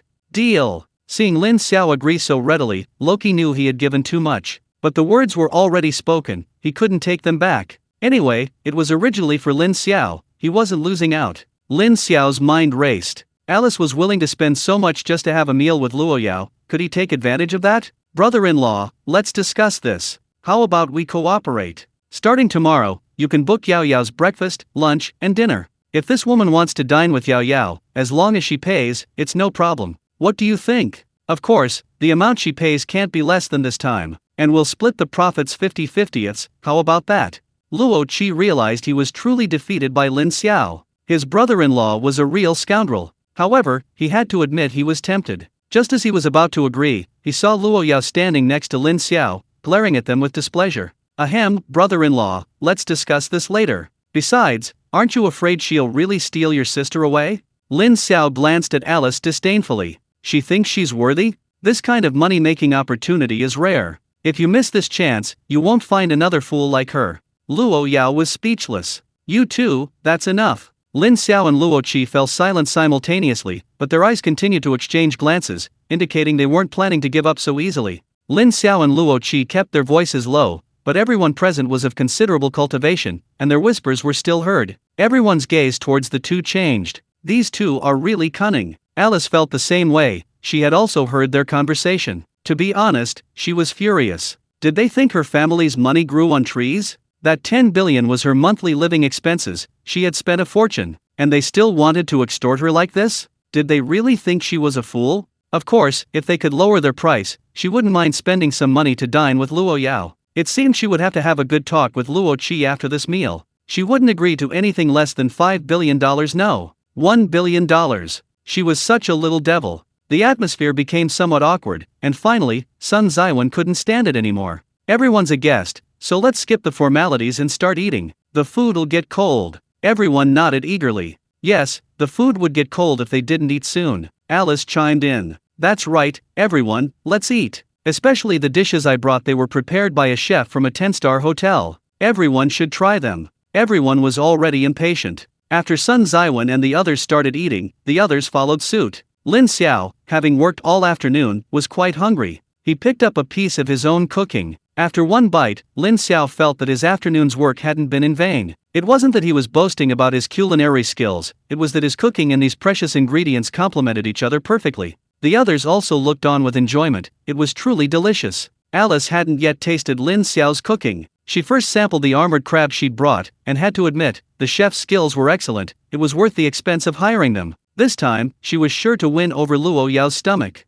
The others didn't stand on ceremony with Alice either, and also tried her food. The taste was undeniably good, but compared to Lin Xiao's cooking, it paled in comparison. They say comparison is the thief of joy, and after realizing that Lin Xiao's food was far superior, everyone subconsciously ignored Alice's offerings. At first, Alice was quite happy, since everyone had eaten her food, but gradually, her expression darkened. The others only took one bite of her food before refusing to touch it again. Meanwhile, Lin Xiao's food was visibly disappearing. Could Lin Xiao's cooking really be that delicious? Alice was somewhat skeptical, and the best way to prove it was to try it herself. Alice picked up her chopsticks and skillfully took the dish closest to where the pufferfish prepared by Lin Xiao. Just one bite, and Alice was completely won over. Wow! What a divine delicacy! Oh my god, what is this? It's so delicious! She now understood why others had dismissed the food she brought. Compared to what Lin Xiao made, what she brought was practically inedible even for a dog. Alice didn't care anymore and joined the gluttonous army. Sun Zaiwan had already started drinking, such good food naturally deserved a little wine. Alice also poured herself a glass of red wine, sipping the fine wine while enjoying the delicious food. Suddenly, she felt like she'd gotten her money's worth. Lin Xiao quickly finished eating. The table was full of hearty dishes, all made from spirit beast meat. He felt full after only a short while. The others fared slightly better, as they wanted to enjoy a drink and didn't eat as quickly as Lin Xiao. Only Luo Yao, Tuanzi, and Alice were still frantically devouring the food. Seeing this, Lin Xiao glanced at Alice with surprise. She seemed to have quite a big appetite too. His only complaint was, what was this woman thinking? She only ate her own food. Why didn't she eat what she brought? To prevent Alice from eating too much and Luo Yao from going hungry, Lin Xiao thoughtfully started putting food on Luo Yao's plate. Luo Yao didn't refuse and ate even faster. Soon, Alice was also full. Her eating capacity couldn't compare to Luo Yao and Tuanz's. This time she had already exceeded her usual standard. There was no way around it, the food was just too delicious. Alice comfortably reclined in her seat, rubbing her slightly bulging stomach. She hadn't eaten so comfortably in a long time. Then she looked at Lin Xiao with some resentment, then at the almost untouched food she had brought. She had lost again. With a sigh, Alice stood up and raised her wineglass to Lin Xiao. Lin Xiao, this time, I've lost again. I lose fair and square. I toast you. Lin Xiao was a little confused. He hadn't even competed with her, so why had she lost? And why was she drinking with him after losing? There are always treacherous subjects trying to harm me. You know you've lost, that's enough. But forget about drinking, I'm allergic to alcohol. Alice was already slightly tipsy. What? You're not giving me face? You look down on me? Lin Xiao almost spat out blood. Are you really a beautiful countryman? Why does that sound so familiar? Just as Lin Xiao was thinking about how to refuse, Rocky couldn't stand it anymore. Alright, Miss Alice, Lin Xiao really is allergic to alcohol, he really can't drink. Seeing Rocky say this, Alice was somewhat convinced. Considering she still needed Rocky's help, she decided not to push too hard. Fine, if he can't drink, then forget it. Hearing Alice say this, Rocky breathed a sigh of relief. His magical artifact had just been replenished. If Lin Xiao drank again, he feared it would be ruined again. And knowing Lin Xiao's nature, she figured she wouldn't get it back afterward. It seemed she'd dodged a bullet. Alice left soon after. There was no point in staying any longer. She'd originally intended to use food to get closer to Luo Yao, but instead, she'd humiliated herself. For some reason, she found her feelings for Luo Yao had faded considerably, while she was becoming increasingly interested in Lin Xiao. He was handsome, capable, and a good cook. Having a boyfriend like that didn't seem so bad. Realizing what she was thinking, Alice decisively shook her head. What nonsense was she thinking? She must have drunk fake alcohol today, otherwise she couldn't be this drunk. How could she possibly like a man? Impossible. Absolutely impossible. Men would only hinder her speed in drawing her sword. Yes, she must be drunk. But, men who can cook are really handsome. Alice left, and everyone else had almost finished eating. Lin Xiao stared thoughtfully at the remaining food on the table. His own cooking was nearly all gone, but the food Alice brought was practically untouched. While the taste was slightly inferior, the ingredients were rare. Since everyone was probably too full to eat anymore, he decided to accept it all without hesitation. Anyway, his spatial ring had a preservation function, it wouldn't spoil in there. Waste is shameful. After dinner, no one rushed to leave. Chu Wenchen had something to discuss. Upon hearing Chu Wenchen's words, Lin Xiao had a general idea. Could it be that a dark horse emerged in the afternoon's competition? Chu Wenchen didn't keep him in suspense.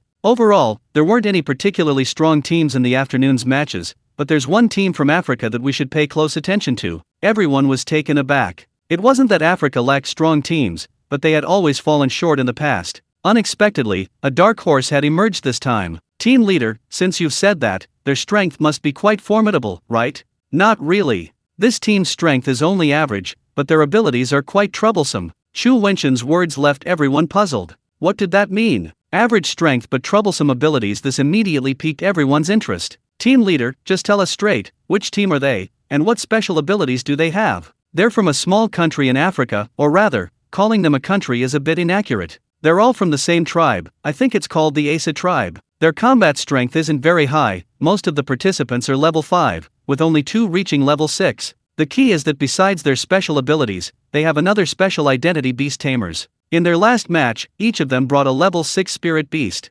Lin Xiao, Sigma, degree. Is this even allowed? Isn't bringing spirit beasts into the arena against the rules? The competition doesn't have any requirements for spirit beasts. Like when Yetu, she's a summoner, summoned spirit beasts can fight just as well, right? And while being a beast tamer isn't a special ability, it's still a skill, and it's allowed in the competition rules. Simply put, if you don't like your opponent, you can bring your own spirit beast into battle. Hearing Chu Wenchen's words, everyone's expressions became somewhat serious. They had to admit, the Asa tribe was quite strong. The combat power of a level 6 spirit beast is not to be underestimated. Fighting the Asa tribe is essentially a 2-on-1 battle. Without exceptional strength, victory would be extremely difficult. Lin Xiao's eyes darted around. Brother Chu, you mean, if possible, we can bring spirit beasts into battle? As he spoke, Lin Xiao's gaze fell on Tuanzi. Although Tuanz's cultivation was only level 4, as a space-type spirit beast, its presence would undoubtedly be a huge help to him. Chu Wenchen also realized, yes, they also had Tuanzi on their side.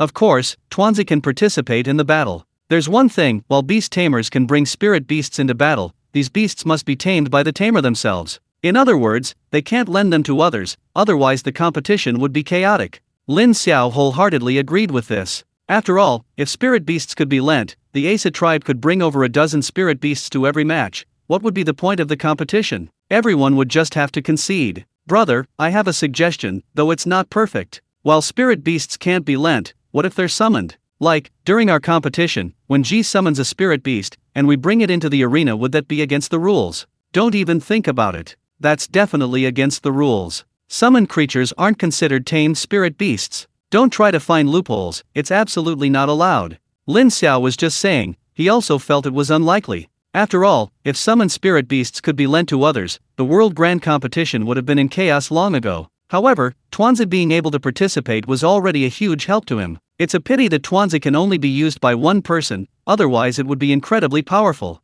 This is the Asa tribe's competition video. Take a look. Chu Wenchen played the Asa tribe's video, and everyone gathered around to watch. In the video, the Asa tribe's opponent was a team ranked around 50th. Initially, they weren't optimistic about the Asa tribe, given their poor ranking in the previous competition. However, when the Asa tribe members entered the arena, each carrying a level 6 spirit beast, things changed. Their opponents immediately objected, and the organizers quickly discussed the issue, ultimately concluding that it was completely reasonable and compliant with regulations. Although dissatisfied, the opposing team had no choice but to accept the result. The battle then began. The spirit beasts chosen by the Asa tribe were all strong, and in a 2-on-1 situation, the opposing team quickly fell. In the team competition, they were even more brutally ganged up on. Everyone witnessed the terrifying power of the Asa tribe. Everyone's watched the video. What are your thoughts? This Asa tribe isn't weak, but I don't think they're a threat. Against a true expert, even a level 6 spirit beast wouldn't stand a chance. I think so too, but we can't be careless. Who knows if they've tamed a level 7 spirit beast? If they really have one, then the Asa tribe is terrifying. A level 7 spirit beast? Impossible. If they had one, why wouldn't they just use it? Maybe they think their current opponent isn't worth using a level 7 spirit beast for? The discussion was quite heated, showing that everyone was taking the Asa tribe seriously. Lin Xiao didn't interrupt, he was pondering a question. Seeing that the discussion had subsided, Lin Xiao finally spoke up. By the way, this Asa tribe actually has a beast tamer. Why didn't they use one last time? How do you know they didn't use one? Of course. If they did, how could their ranking be so low? That's true. So why? Chu Wenchen hadn't considered this either, but after hearing Lin Xiao's words, he also thought of the same thing. Well, perhaps the Asa tribe only recently mastered these beast taming techniques. There weren't so many beast tamers before?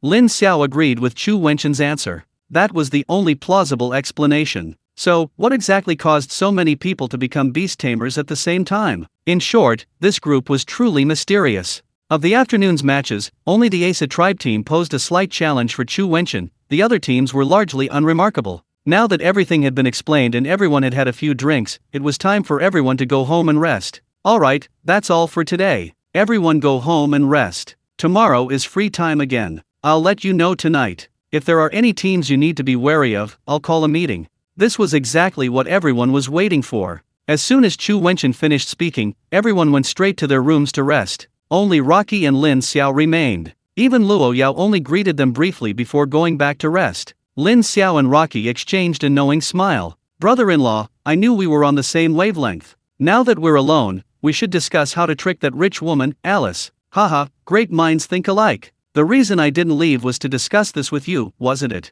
Let's not talk about that yet. Let's agree on how to split the profits. Let's get this straight, I don't want any profit sharing, I want cash. No matter how much Alice contributes, it's a 50-50th split, or we're not cooperating. No way. Wouldn't it be better if I gave you even more profit sharing? Money is useless to you, it'll only grow bigger with me. Don't even think about it. Either give me the money, or forget it. Fine, let's split the money then. What do I need to do next? Call Alice, put it on speakerphone. I want to be there and listen, so you, the middleman, don't get the cut. What about basic trust? Heh, you're talking to me about trust? Ask yourself honestly, if I wasn't there, would you tell me the real price? Don't lie. Loki blushed slightly, but thankfully, he had a thick skin. He, you've got a good eye for people. Don't waste time, hurry up and call Alice. I need to go back and rest after we've agreed on the price. Loki sighed, about to make the call, when his phone rang. The contact name was none other than Alice. Loki was speechless. He'd seen spendthrifts before, but never one this extravagant. He hadn't even reached out to her, and she'd delivered herself to his door. Answer it. Put it on speakerphone. Loki nodded and answered the phone. Miss Alice, didn't you just leave a little while ago? Why are you calling me again?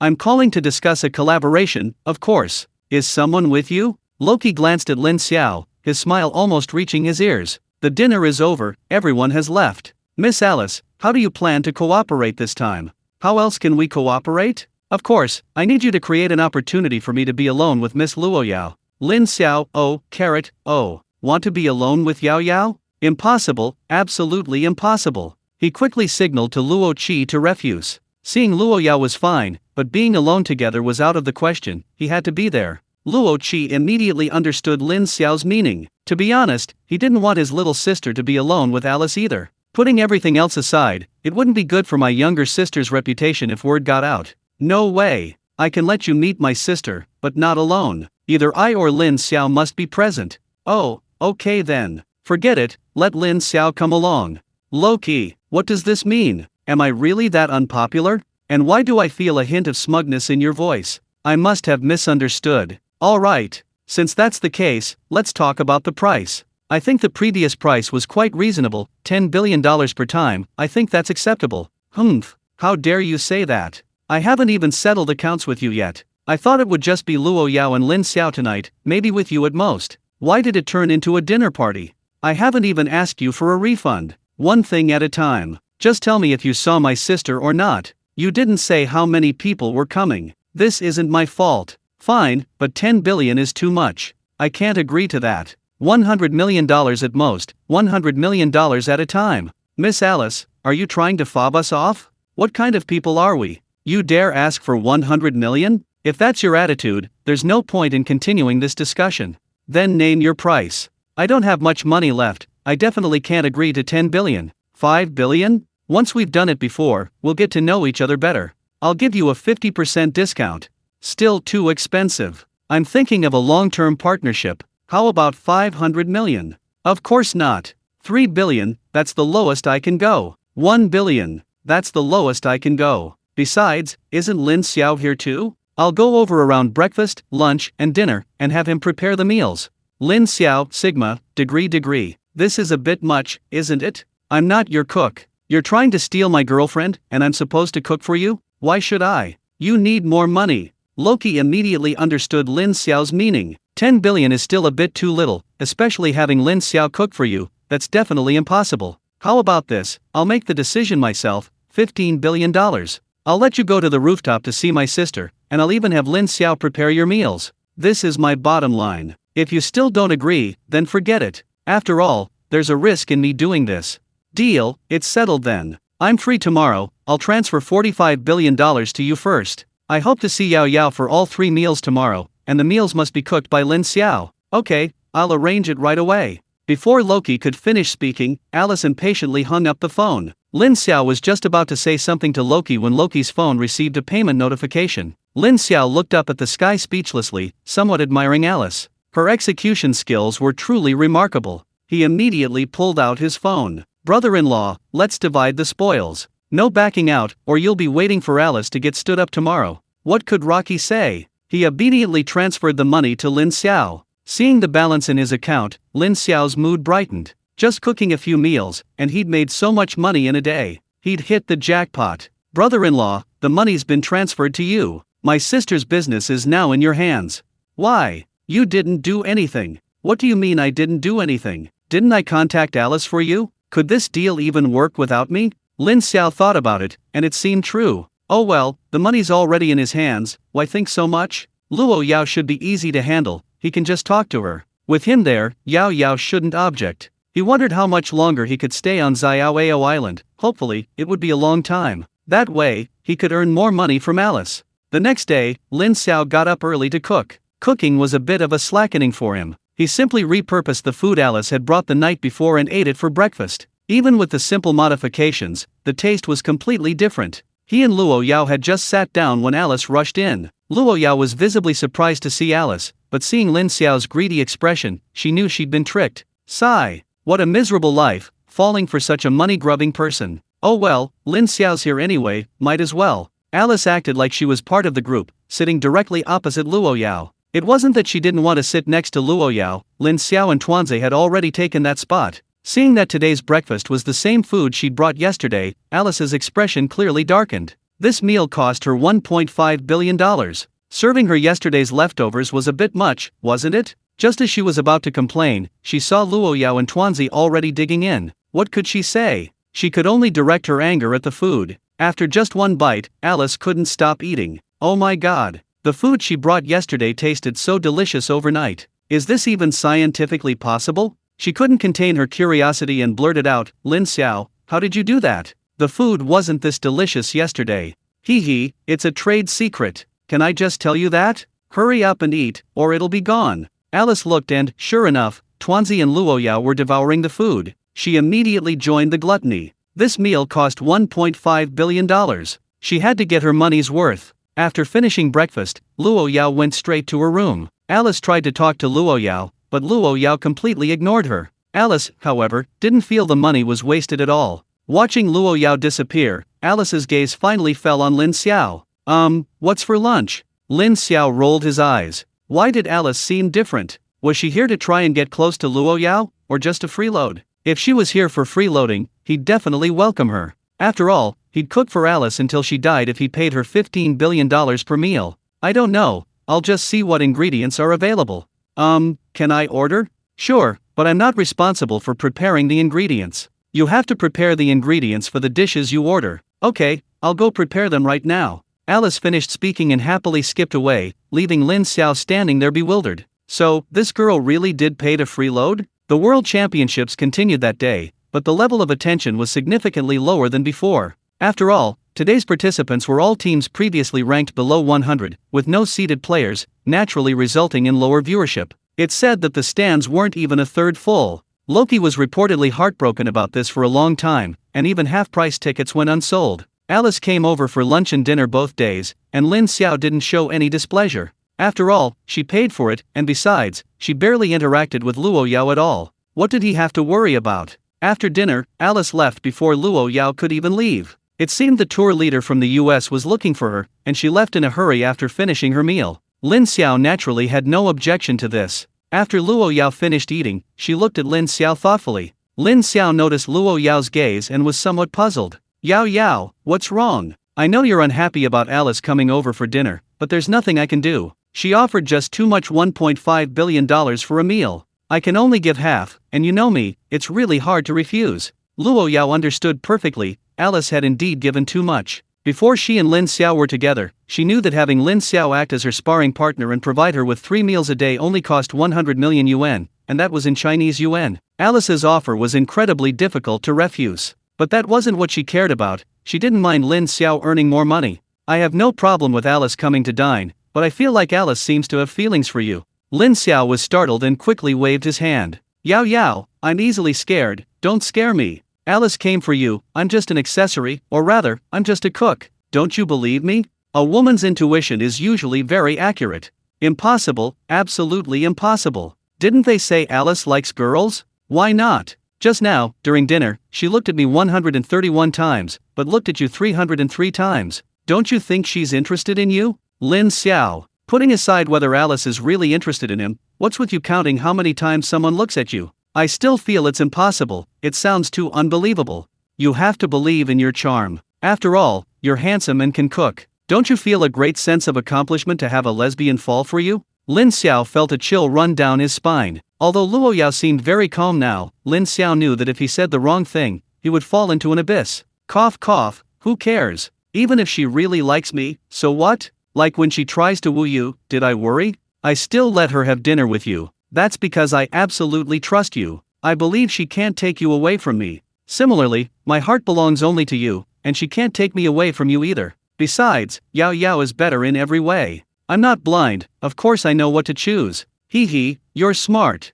But just in case, it's best to see each other as little as possible in the future. Okay, I understand. Lin Xiao agreed verbally, but didn't really take it seriously. Only a fool wouldn't take money that's offered to them. Chu Wenchen didn't call a meeting that night. The meaning was very clear. It seemed there weren't any teams worth paying attention to today. Of course, it's also possible that some teams were hiding their strength. After all, it's only the first round, and most teams haven't shown their true strength yet. Everyone went to rest early, and Lin Xiao was no exception. The first round of matches for all 230 teams has concluded. The second round starts tomorrow. Who knows what kind of opponents he'll face? Lin Xiao just hopes he doesn't draw a top-ranked team. He also wants to win without any effort. The third day of the World Championship has arrived, and today is the second round of matches. Lin Xiao and his team entered the stadium early once again. Of the 230 teams, half have already been eliminated. Because there are so few teams left, the competition rules have changed somewhat compared to before. The opponents are still drawn by lot, but this time, the top 20 teams don't draw first.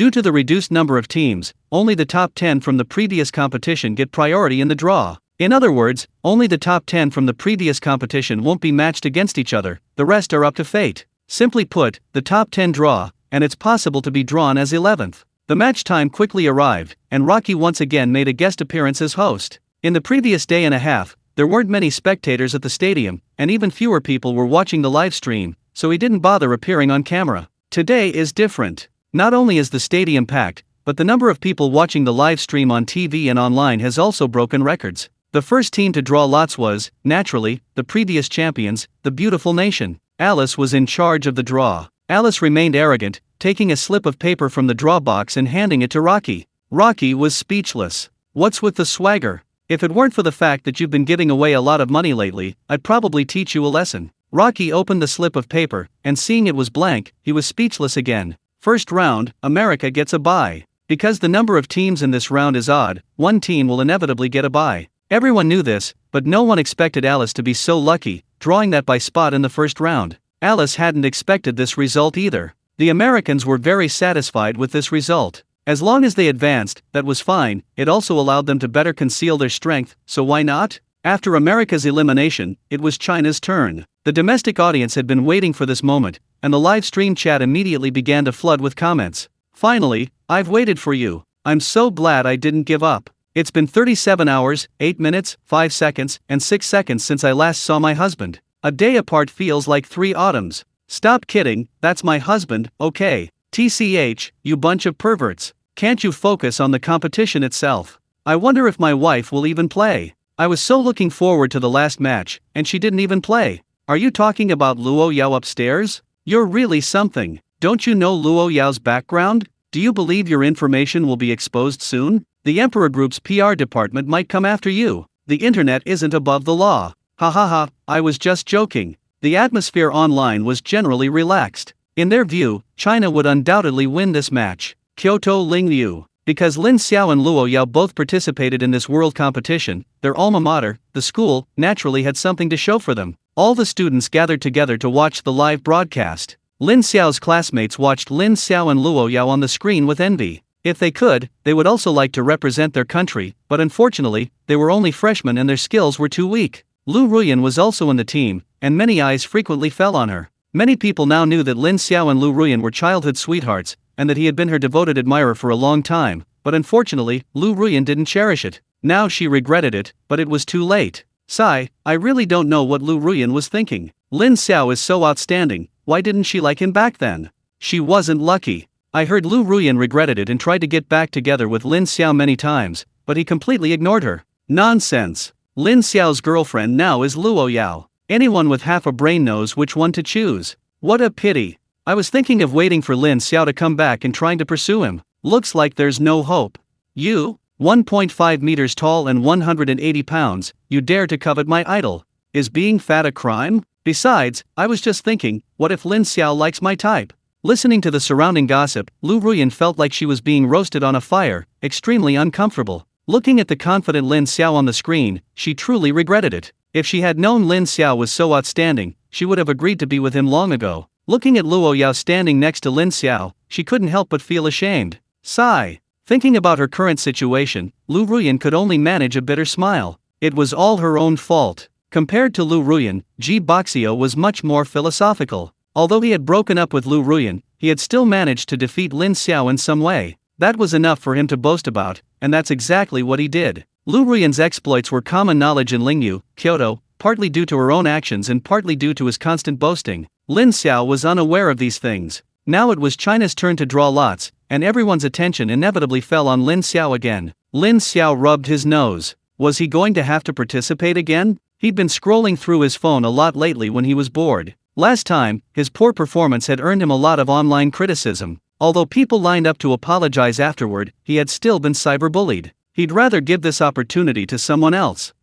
Judging from the last round, my luck doesn't seem too good. Let's have someone else go. Who's going? Everyone unanimously agreed that their luck wasn't great either, and they wanted to leave the opportunity to Lin Xiao. Finally, Luo Yao couldn't stand it anymore. It's just a draw, why all this back and forth? Since you're not going, I'll go. My luck has always been pretty good. Lin Xiao wanted to stop her, but seeing Luo Yao's confident demeanor, he let her be. With so many teams, she shouldn't be unlucky enough to draw a high-ranking team. Luo Yao had already gone to draw her lot. She casually took out a slip of paper from the draw box and opened it. When she saw the team name on it, Luo Yao's expression changed. Luo Qi was right next to Luo Yao, and he immediately leaned closer. His expression quickly turned strange. Luo Yao's slip of paper clearly stated South Korea, ranked 11th last year. Birds of a feather flock together, don't they? In the first draw for the top 20, Lin Xiao drew India, ranked 21st. This time, in the draw for the top 10, Luo Yao drew South Korea, ranked 11th.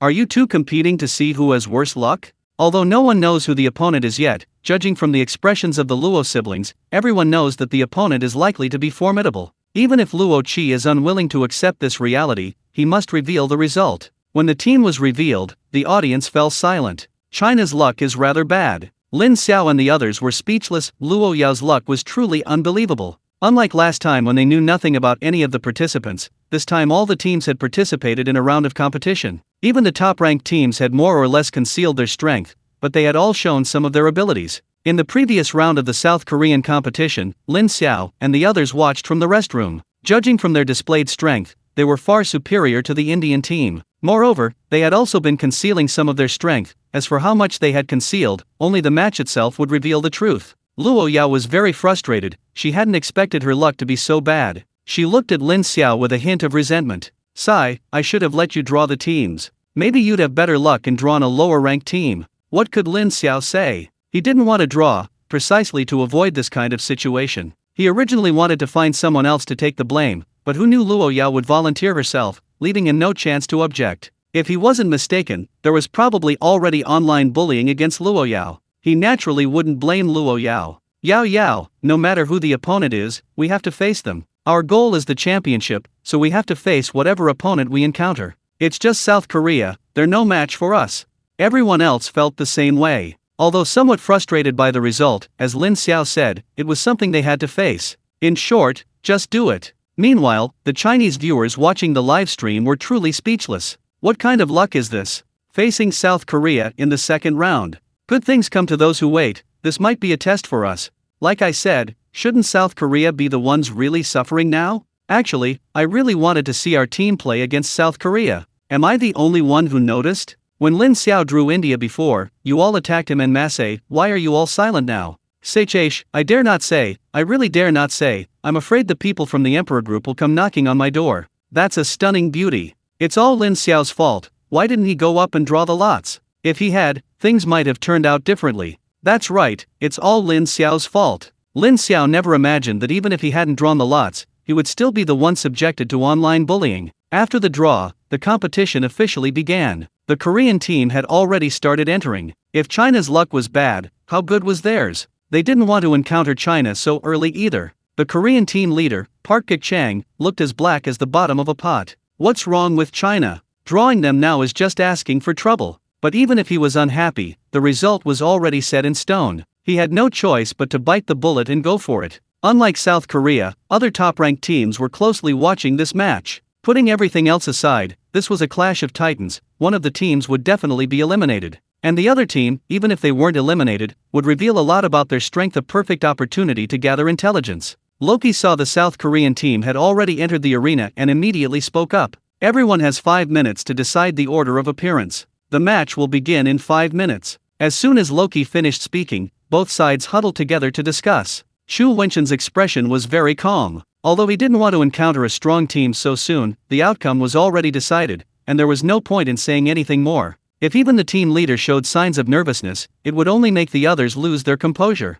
I won't specify the order of appearance. Why don't you all volunteer? The opponents in this match are quite strong, but I have great faith in your abilities. Fortunately, the competition isn't in South Korea, otherwise, even if you were stronger, I would be worried. Also, I need to remind you to be careful of any underhanded tactics they might use, their reputation isn't great. Everyone agreed with Xu Wenxin's words. South Korea does indeed use some shady methods in competitions, so it's something to be wary of. They also believe that with superior strength, they could still achieve victory. Seeing no one speak, Luo Yao raised her hand. I'll go for the first match. The opponents are quite strong, they won't be hiding their strength. I'll definitely win the first match. Xu Wenxin had no objection to Luo Yao going first. However, upon hearing that Luo Yao was prepared to go all out, Xu Wenxin, after some thought, offered his opinion. I believe in your strength, but if you can eliminate your opponent while concealing your true power, that would undoubtedly be the best outcome, considering there are still many opponents ahead.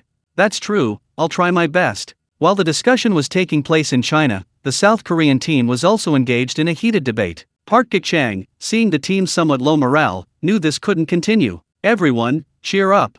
Facing China in this round might not be a bad thing for us. Although our ranking isn't low, the teams ahead of us have always looked down on us. Our strength is by no means weak. If we can defeat China this time, I believe we will overcome all obstacles and achieve a breakthrough. Everyone, cheer up. Park Gik-chang's words had an effect. The expressions on the faces of the South Korean team members improved slightly. That's right, our strength is not weak either, and we also have a secret weapon. This time, let them see our power. If we defeat China, we will be national heroes. Let's do our best. Exactly. I've been fed up with these Chinese for ages. They dare claim kimchi was their invention, that the Great Wall was built by the Chinese, that Confucius is Chinese, and that Hanfu was a copy of our Korean clothing. Today I'm going to prove that all of that is Korean. This battle will vindicate our nation. As they spoke, the Koreans suddenly felt that the Chinese troops weren't so scary after all. Hearing the commotion, Lin Xiao glanced at the Koreans in surprise. What's wrong with these people? Why are they suddenly acting like they've been injected with adrenaline? Park Gik-chang was pleased to see his team's morale rise. This increased their chances of winning. Alright, let's decide who goes first. I reckon they'll send a strong opponent for the first match. This will be a tough battle. I don't intend to avoid them, we'll go head to head and secure this point. If we win this match, the tide will turn completely in our favor. The Korean team members agreed with Park Gik-chang's suggestion. A victory in the first match was crucial, so the question was, who would go first? I'll go. I wonder who they'll send. The speaker was a man named Kim Jae-woo, a level 6 lightning-type expert, ranking among the top 3 in Korea.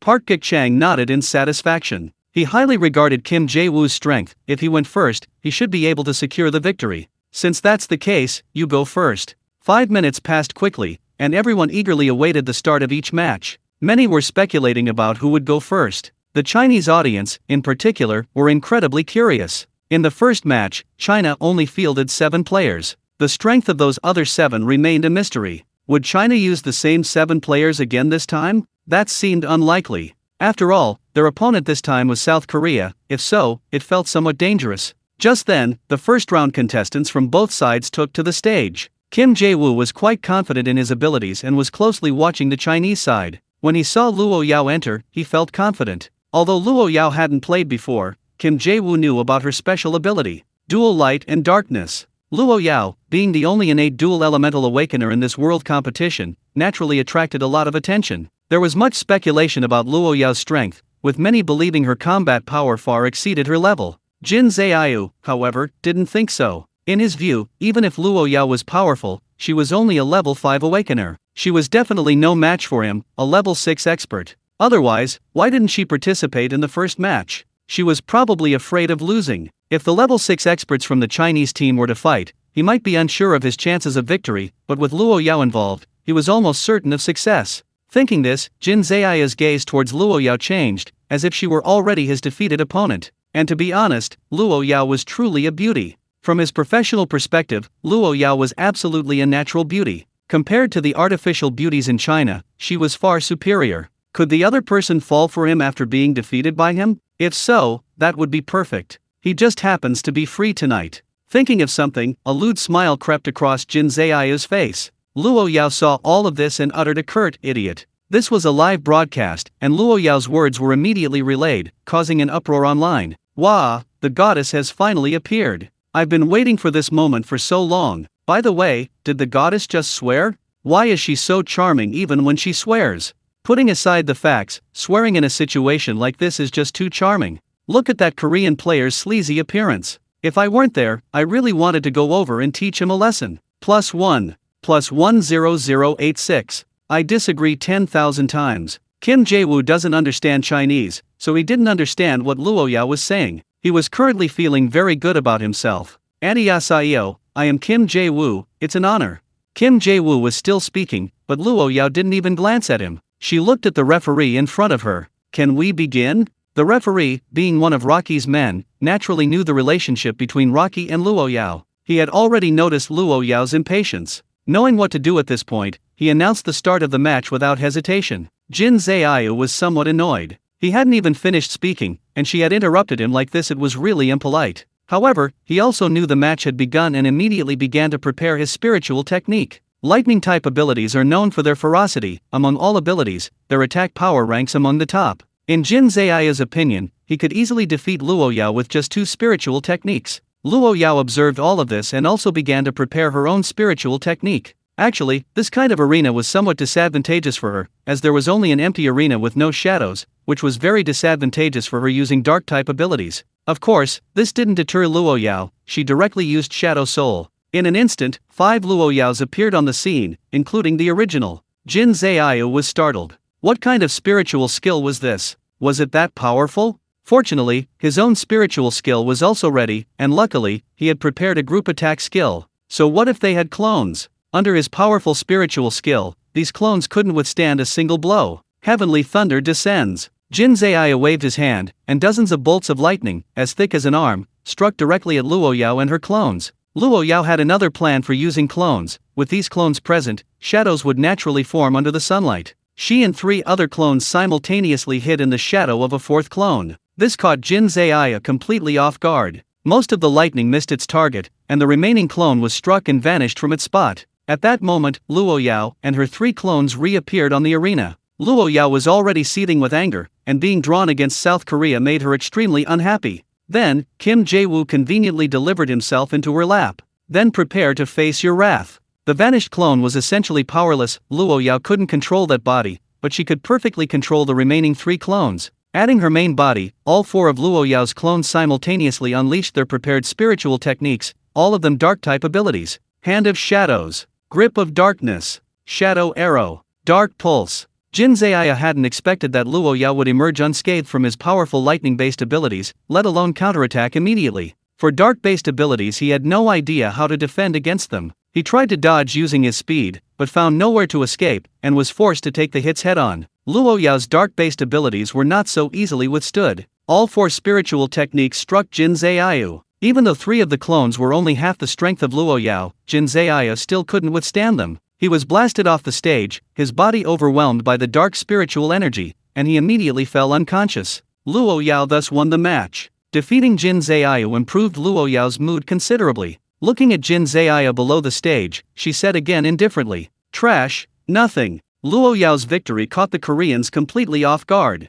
They had fielded Kim Jae-woo, and victory seemed assured. Kim Jae-woo was a renowned magic turret in their team, and even though Luo Yao was a dual elemental user of light and dark magic, she shouldn't be a match for him. Now, reality had dealt them a fatal blow. Compared to Luo Yao, what kind of magic turret was Kim Jae-woo? Looking at the unconscious Kim Jae-woo, Park Guk-chang didn't even want to treat him. But then he remembered he'd need him in the later team matches, so he decided to treat him. Under Park Guk-chang's arrangement, the Korean healers treated Kim Jae-woo. His injuries weren't serious, and after simple treatment, he woke up. At that moment, Kim Jae-woo even wished he could stay unconscious. That way, at least he wouldn't have to face the impending defeat. After all, he had confidently declared his intention to win this match, but who knew he would end up like this? It was incredibly embarrassing. Alright, it's not your fault. We underestimated them. Winning the next match is enough. It's only 1 point lost, it's fine. Who will play next? We must win this match. The Koreans immediately started discussing.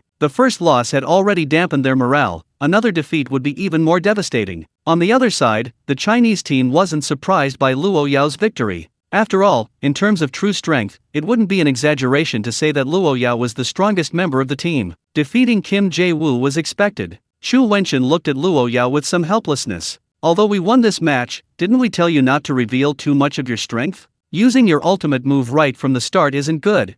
Luo Yao looked at Xu Wenchen with some confusion. But I've tried my best to hide my strength. I just didn't expect her to be so weak. And I haven't even used a single light elemental skill yet. Doesn't that count as hiding my strength? Xu Wenchen thought about it and realized it was true. Luo Yao had indeed hidden a lot of strength. Let's not talk about that. Who's next? Lin Xiao immediately raised his hand. I'll go. Xu Wenchen didn't object. Lin Xiao going was fine, he had many methods, enough to guarantee victory and better conceal his true strength. Alright, then you go. But be careful. Based on my understanding of South Korea, they won't give up so easily. They might use some underhanded tactics later. Lin Xiao agreed with this. South Korea's international reputation wasn't good, they were capable of anything for victory. In Luo Yao's match just now, he hadn't noticed anything unusual. That didn't mean South Korea was being honest, they might be plotting something. The fact that they hadn't used their skills yet only meant they hadn't pushed their opponent to the brink. Having already decided to participate, Lin Xiao didn't bother waiting for the other side to choose their opponent and went straight onto the stage. While the Koreans were still discussing, many smiled upon seeing Lin Xiao enter the arena. They had all watched the previous match between China and India. Lin Xiao's performance had surprised them. They had initially thought that with Lin Xiao's cultivation level only at level 4, he would lose. Who knew that Lin Xiao would eliminate the Indian team? Therefore, the Koreans acknowledged Lin Xiao's strength. After all, a level 4 defeating a level 6 meant he couldn't possibly be weak. Of course, that was all. In the Koreans' view, defeating Lin Xiao would be easy. After all, their combat strength was far superior to that of the Indians. Moreover, judging from Lin Xiao's performance in the previous match, he seemed to favor close combat, and his close combat skills were already comparable to some level 6 melee fighters. Coincidentally, close combat was what they feared least. The Korean players, who hadn't yet decided who would play, started scrambling for Lin Xiao when he entered the fray. I'll play this match. I guarantee we'll win. I'll play again. I'm stronger, it's safer if I play. Stop arguing, all of you. Only if I play can we guarantee victory. Park Gik-chang watched his teammates vying for the spotlight, his face showing no displeasure, but rather satisfaction. Finally, he made the decision. Stop arguing, Bae Seung-woo, you play this time. You'll be more reliable. We have to win this match no matter what. Hearing Park Gik-chang directly designate Bae Seung-woo, the other Korean players were somewhat disappointed. It seemed this opportunity to shine wouldn't come their way. Team leader, we have no objection to Chang Yu's appearance, but isn't it a bit of a waste of his talent? It can't be helped. We must win this match. I don't want any surprises. Don't worry, team leader, I definitely won't let you down. After saying this, Bae Chang Yu stepped onto the arena. His strength in South Korea was among the top 3. Kim Jae-woo was ranged, while he was melee. In his opinion, Lin Xiao was also skilled in melee. With his secret weapon, Lin Xiao had no hope of defeating him. This victory was definitely his. Lin Xiao watched Bae Chang Yu make his move, and the guy's information immediately appeared in his mind. Bae Chang Yu, level 6 Beast Transformation Type Iron Lion. Melee type? That's a bit troublesome, but not a big problem. Both teams were ready, and the referee, without any hesitation, announced the start of the match. The moment the match began, Bae Chang Yu activated his beast transformation. Lin Xiao immediately charged towards Bae Chin-ju. You're a melee fighter? I'll defeat you with melee combat. Seeing Lin Xiao launch his attack so directly, Bae Chin-ju didn't underestimate him and attacked in return. Lin Xiao first dodged Bae Chin-ju's attack with a sidestep, then threw a left hook towards Bae Chin-ju's abdomen. Lin Xiao was certain Bae Chin-ju would dodge this, as he was very confident in his strength. Even with level 6 defense, this punch wouldn't be easy for him. To his surprise, Bae Chin-ju didn't seem to intend to dodge his punch, and instead launched another attack on Lin Xiao. Lin Xiao was startled. Was he planning to trade blows? Such a good opportunity, how could Lin Xiao choose to give it up? You chose this yourself, so don't blame me for not giving you a chance. My fist will definitely hit you, but whether your fist can hit me is another matter. Let's keep fighting and see who gives in first. Without hesitation, Lin Xiao continued his attack towards Bae Chin-ju's abdomen. His fist quickly landed on Bae Chin-ju's body. To his surprise, his confident punch didn't seem to have the desired effect. Bae Chin-ju's defense was somewhat beyond his expectations. The punch not only failed to injure him, but his hand was also slightly numb from the impact. Lin Xiao only paused for a moment before reacting immediately. Using the recoil from the punch, he created distance between himself and Pei Chinju, simultaneously dodging Pei Chinju's next attack. Pei Chinju, naturally, wouldn't let this opportunity pass. He immediately followed Lin Xiao closely, preventing him from gaining any distance. While dodging Pei Chinju's attacks, Lin Xiao's mind was racing. He had a feeling something was wrong. Pei Chinju's beast form was an iron lion, a spirit beast he knew about. Although named Iron Lion, its actual defense isn't high. It's called Iron Lion only because its coat is iron-colored. Therefore, Pei Chinju's abnormal defense definitely isn't a bonus from beast transformation. So where exactly is the problem? With his strength comparable to a level 6 power type, that punch should have damaged Pei Chinju. Why is he unharmed? I can't figure it out. During this process, Lin Xiao launched several more attacks, all accurately hitting Pei Chinju. Just like before, none of them caused Pei Chinju any damage. Where did the problem lie? Meanwhile, Pei Chinju's attacks became even more ferocious. His non-defensive fighting style forced Lin Xiao to constantly dodge, putting Lin Xiao at a disadvantage. The Koreans were overjoyed. It seemed they were certain of victory. Meanwhile, everyone on the Chinese side was completely bewildered. This time, the team lacked any strength-based fighters, and everyone knew each other well, having sparred frequently. One thing they all agreed on was that while Lin Xiao's cultivation level was the lowest, in terms of pure strength, none of the Chinese participants could match him. Pei Chinju was only at level 6, so why hadn't he sustained any injuries despite being hit so many times by Lin Xiao? This puzzled everyone. Li Heiren looked at Chu Xing beside him. Among us, your defense is the highest. Could you handle Lin Xiao's attacks with the same ease? Chu Xing watched the two fighting and decisively shook his head. No, although it's difficult for Brother Lin's attacks to harm me, I'm still wary of his strength. Even if I can defend against it, Brother Lin's power can still force me back. Is this Korean's defense higher than mine? How could that be? His ability is beast transformation. Iron Lion's defense isn't high. There might be something fishy going on. Then where is the problem? I don't know. I haven't figured it out yet. I think it might be the Koreans who intervened. They definitely cheated, but it's a pity we don't know what methods they used. In that case, is Brother Lin in danger? Li Heiren smiled disdainfully. You're overthinking it. Don't you know Lin Xiao's strength? He's only using a fraction of his power now. How much of his abilities do we even know? And who knows how many more he has up his sleeve? Li Heiren's words reassured Chu Xing. The others, listening to their conversation, also found it very reasonable, and their worries about Lin Xiao subsided. With Lin Xiao's abilities, Pei Chinju would be easily defeated with just a slight effort. The reason they were still entangled with him was probably to see where the problem lay. Just as Li Heiren said, Lin Xiao actually had many ways to defeat Pei Chinju. If he used the illusion eye, the control eye, or even the petrification eye, he could definitely defeat Pei Chinju. But Lin Xiao didn't do that. Partly, he wanted to conceal his strength, and partly, he wanted to know where the problem lay. Why was Pei Chinju able to withstand his power? Lin Xiao knew his own strength well. Even Chu Xing would be knocked back by a single punch from him, yet Pei Chinju seemed completely unaffected by his power. This was puzzling. In his opinion, Pei Chinju's defense couldn't be that abnormal. So what allowed him to withstand his punch head-on? Lin Xiao racked his brains, finally settling on one possibility. Could this guy possess a magical artifact? Impossible. Magical artifacts were forbidden in the competition. Being caught would result in immediate disqualification. But besides a magical artifact, Lin Xiao couldn't think of any other way his opponent could withstand his power. Could his opponent really be cheating? Thinking this, Lin Xiao activated his X-ray vision, wanting to see if Pei Chinju possessed any magical artifacts.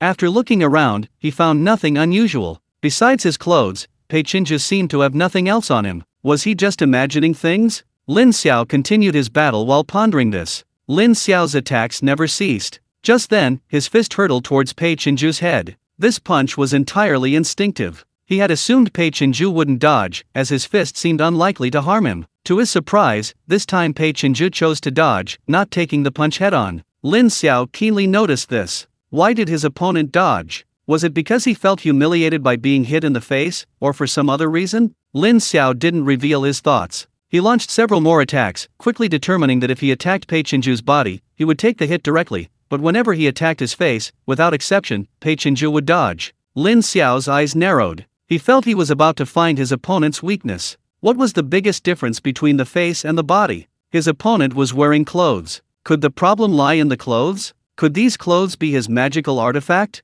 Lin Xiao thought about it more and more and felt it was possible. Next, he stopped attacking Pei Chinju's head and attacked other places that could not be covered by clothes. Of course, in order not to arouse Pei Chinju's suspicion, he would also make some useless attacks from time to time. Lin Xiao's guess was quickly confirmed. Pei Qinju would dodge attacks where they weren't covered by clothing. However, he would take the hits head-on where clothing provided cover. It seemed the problem really lay with his clothes. He wondered if the clothes were a magical artifact. If he exposed Pei Qinju now, could he eliminate him immediately? Lin Xiao quickly abandoned the idea of reporting it. In his view, the clothes were very likely a magical artifact. However, the activation of a magical artifact would be accompanied by fluctuations in spiritual energy. If a magical artifact were activated, the level 9 judges present wouldn't miss it. Therefore, there was only one answer: the clothes were a magical artifact, but they hadn't been activated. The reason they could withstand his attack was likely because the clothes themselves had ridiculously high defense. If that were the case, strictly speaking, it wouldn't be considered a violation. Although he was on the moral high ground by reporting it, and public opinion would condemn South Korea, in a true sense, South Korea might have been exploiting the rules.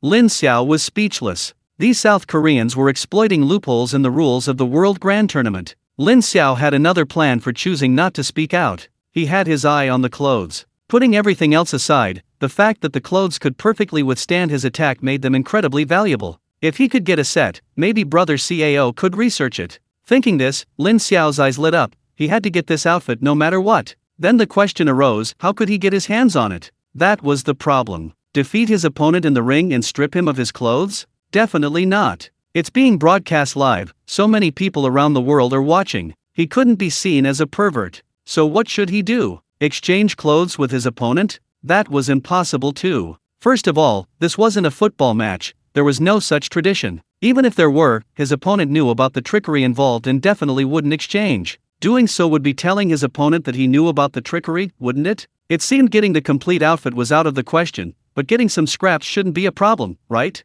Thinking this, Lin Xiao knew what to do. It wasn't just them who would exploit loopholes in the World Championship, he could do it too. With this in mind, Lin Xiao's attack suddenly became fierce, each strike aimed at the parts of Pei Qinju that were not covered by clothing. Helpless, Pei Qinju could only temporarily choose to evade. Lin Xiao also took this opportunity to create distance between himself and Pei Qinju. Taking advantage of this moment, Lin Xiao took out the longsword that Xiao Bo had forged from the corpse of the gold-devouring beast from his spatial ring. The gold-devouring beast had incredibly strong defenses, related to its frequent consumption of rare metals. Its body was the finest alloy. Heaven knows how much hair Xiao Bo lost trying to melt down the gold-devouring beast's body and forge it into a treasure. The longsword in Lin Xiao's hand was one of Xiao Bo's most prized creations. This longsword was indestructible and incomparably sharp. Although the World Tournament prohibited the use of treasures, it did state that weapon-type treasures could be used as ordinary weapons. So, using this longsword was perfectly fine for him. Now it all came down to whether his longsword was sharper or Pei Qinju's clothes were more durable.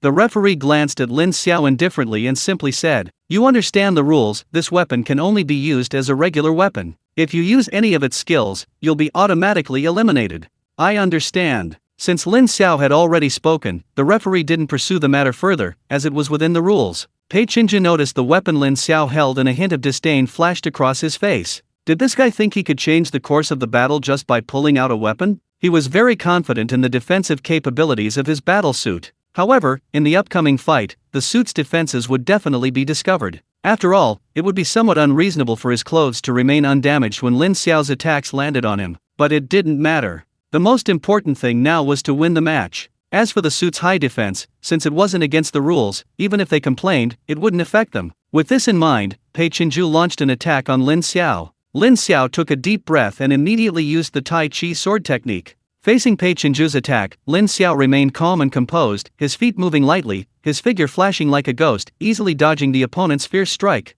Simultaneously, he smoothly swung his longsword, thrusting it at a clever angle towards Pei Qinju's chest. This sword strike appeared gentle, but the power it contained was not to be underestimated. Seeing Lin Xiao's longsword aimed at his chest, Pei Qinju went all out, neither dodging nor blocking, continuing his attack on Lin Xiao. Lin Xiao was speechless. "You're going to easily kill yourself like that, you know?" Although he disliked the Korean, Lin Xiao didn't want to kill him on the stage. He immediately controlled his strength, skillfully slicing his longsword across Pei Qinju's chest. The longsword grazed Pei Qinju's clothes, tearing them. It proved that Lin Xiao's longsword was indeed sharper. Seeing this, Lin Xiao knew what to do. He swiftly swung his longsword, making several rapid cuts on Pei Qinju's body. These few strikes took a lot of Lin Xiao's attention. After all, damaging someone's clothes without killing them was difficult, and it was precisely because of this that Pei Qinju's attack finally struck Lin Xiao. Because Lin Xiao wasn't focused on defense, he was hit and sent flying backward. He felt a sweet taste in his throat and spat out a mouthful of blood. Lin Xiao, oh,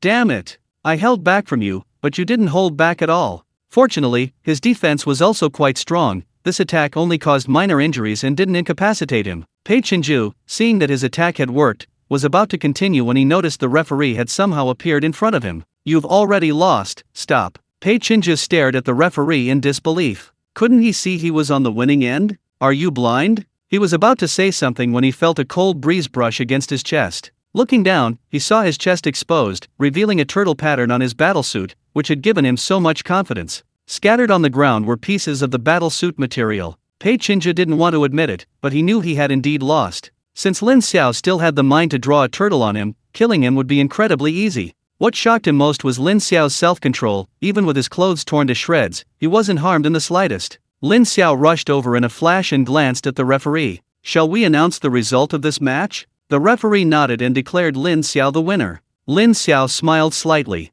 His smile wasn't because he had won the match, but because he had just silently stored some materials on the ground into his spatial ring. With his methods, even with so many cameras present, it would take at least 100 times the speed to detect his movements. Sigh, I wonder if Brother Cao can figure anything out with just these materials. Even with his thick skin, Pei Qinju knew he had lost the match. What frustrated him most was that his combat suit was torn. What material was Lin Xiao's longsword made of? His combat suit was the latest research achievement from South Korea, perfectly absorbing most of the power, making it extremely effective against melee combat. Normally, even an 8th level expert couldn't damage it. But now the facts were undeniable, and he had no choice but to accept them, even if he didn't want to. Lin Xiao had used a weapon, but that was allowed by the rules. An appeal wouldn't make a difference, since his own reputation wasn't clean. Everyone was exploiting loopholes in the rules, but Lin Xiao had exploited them more thoroughly. Pei Qinju didn't say anything. The result was already a fait accompli. He immediately picked up the pieces of clothing on the ground.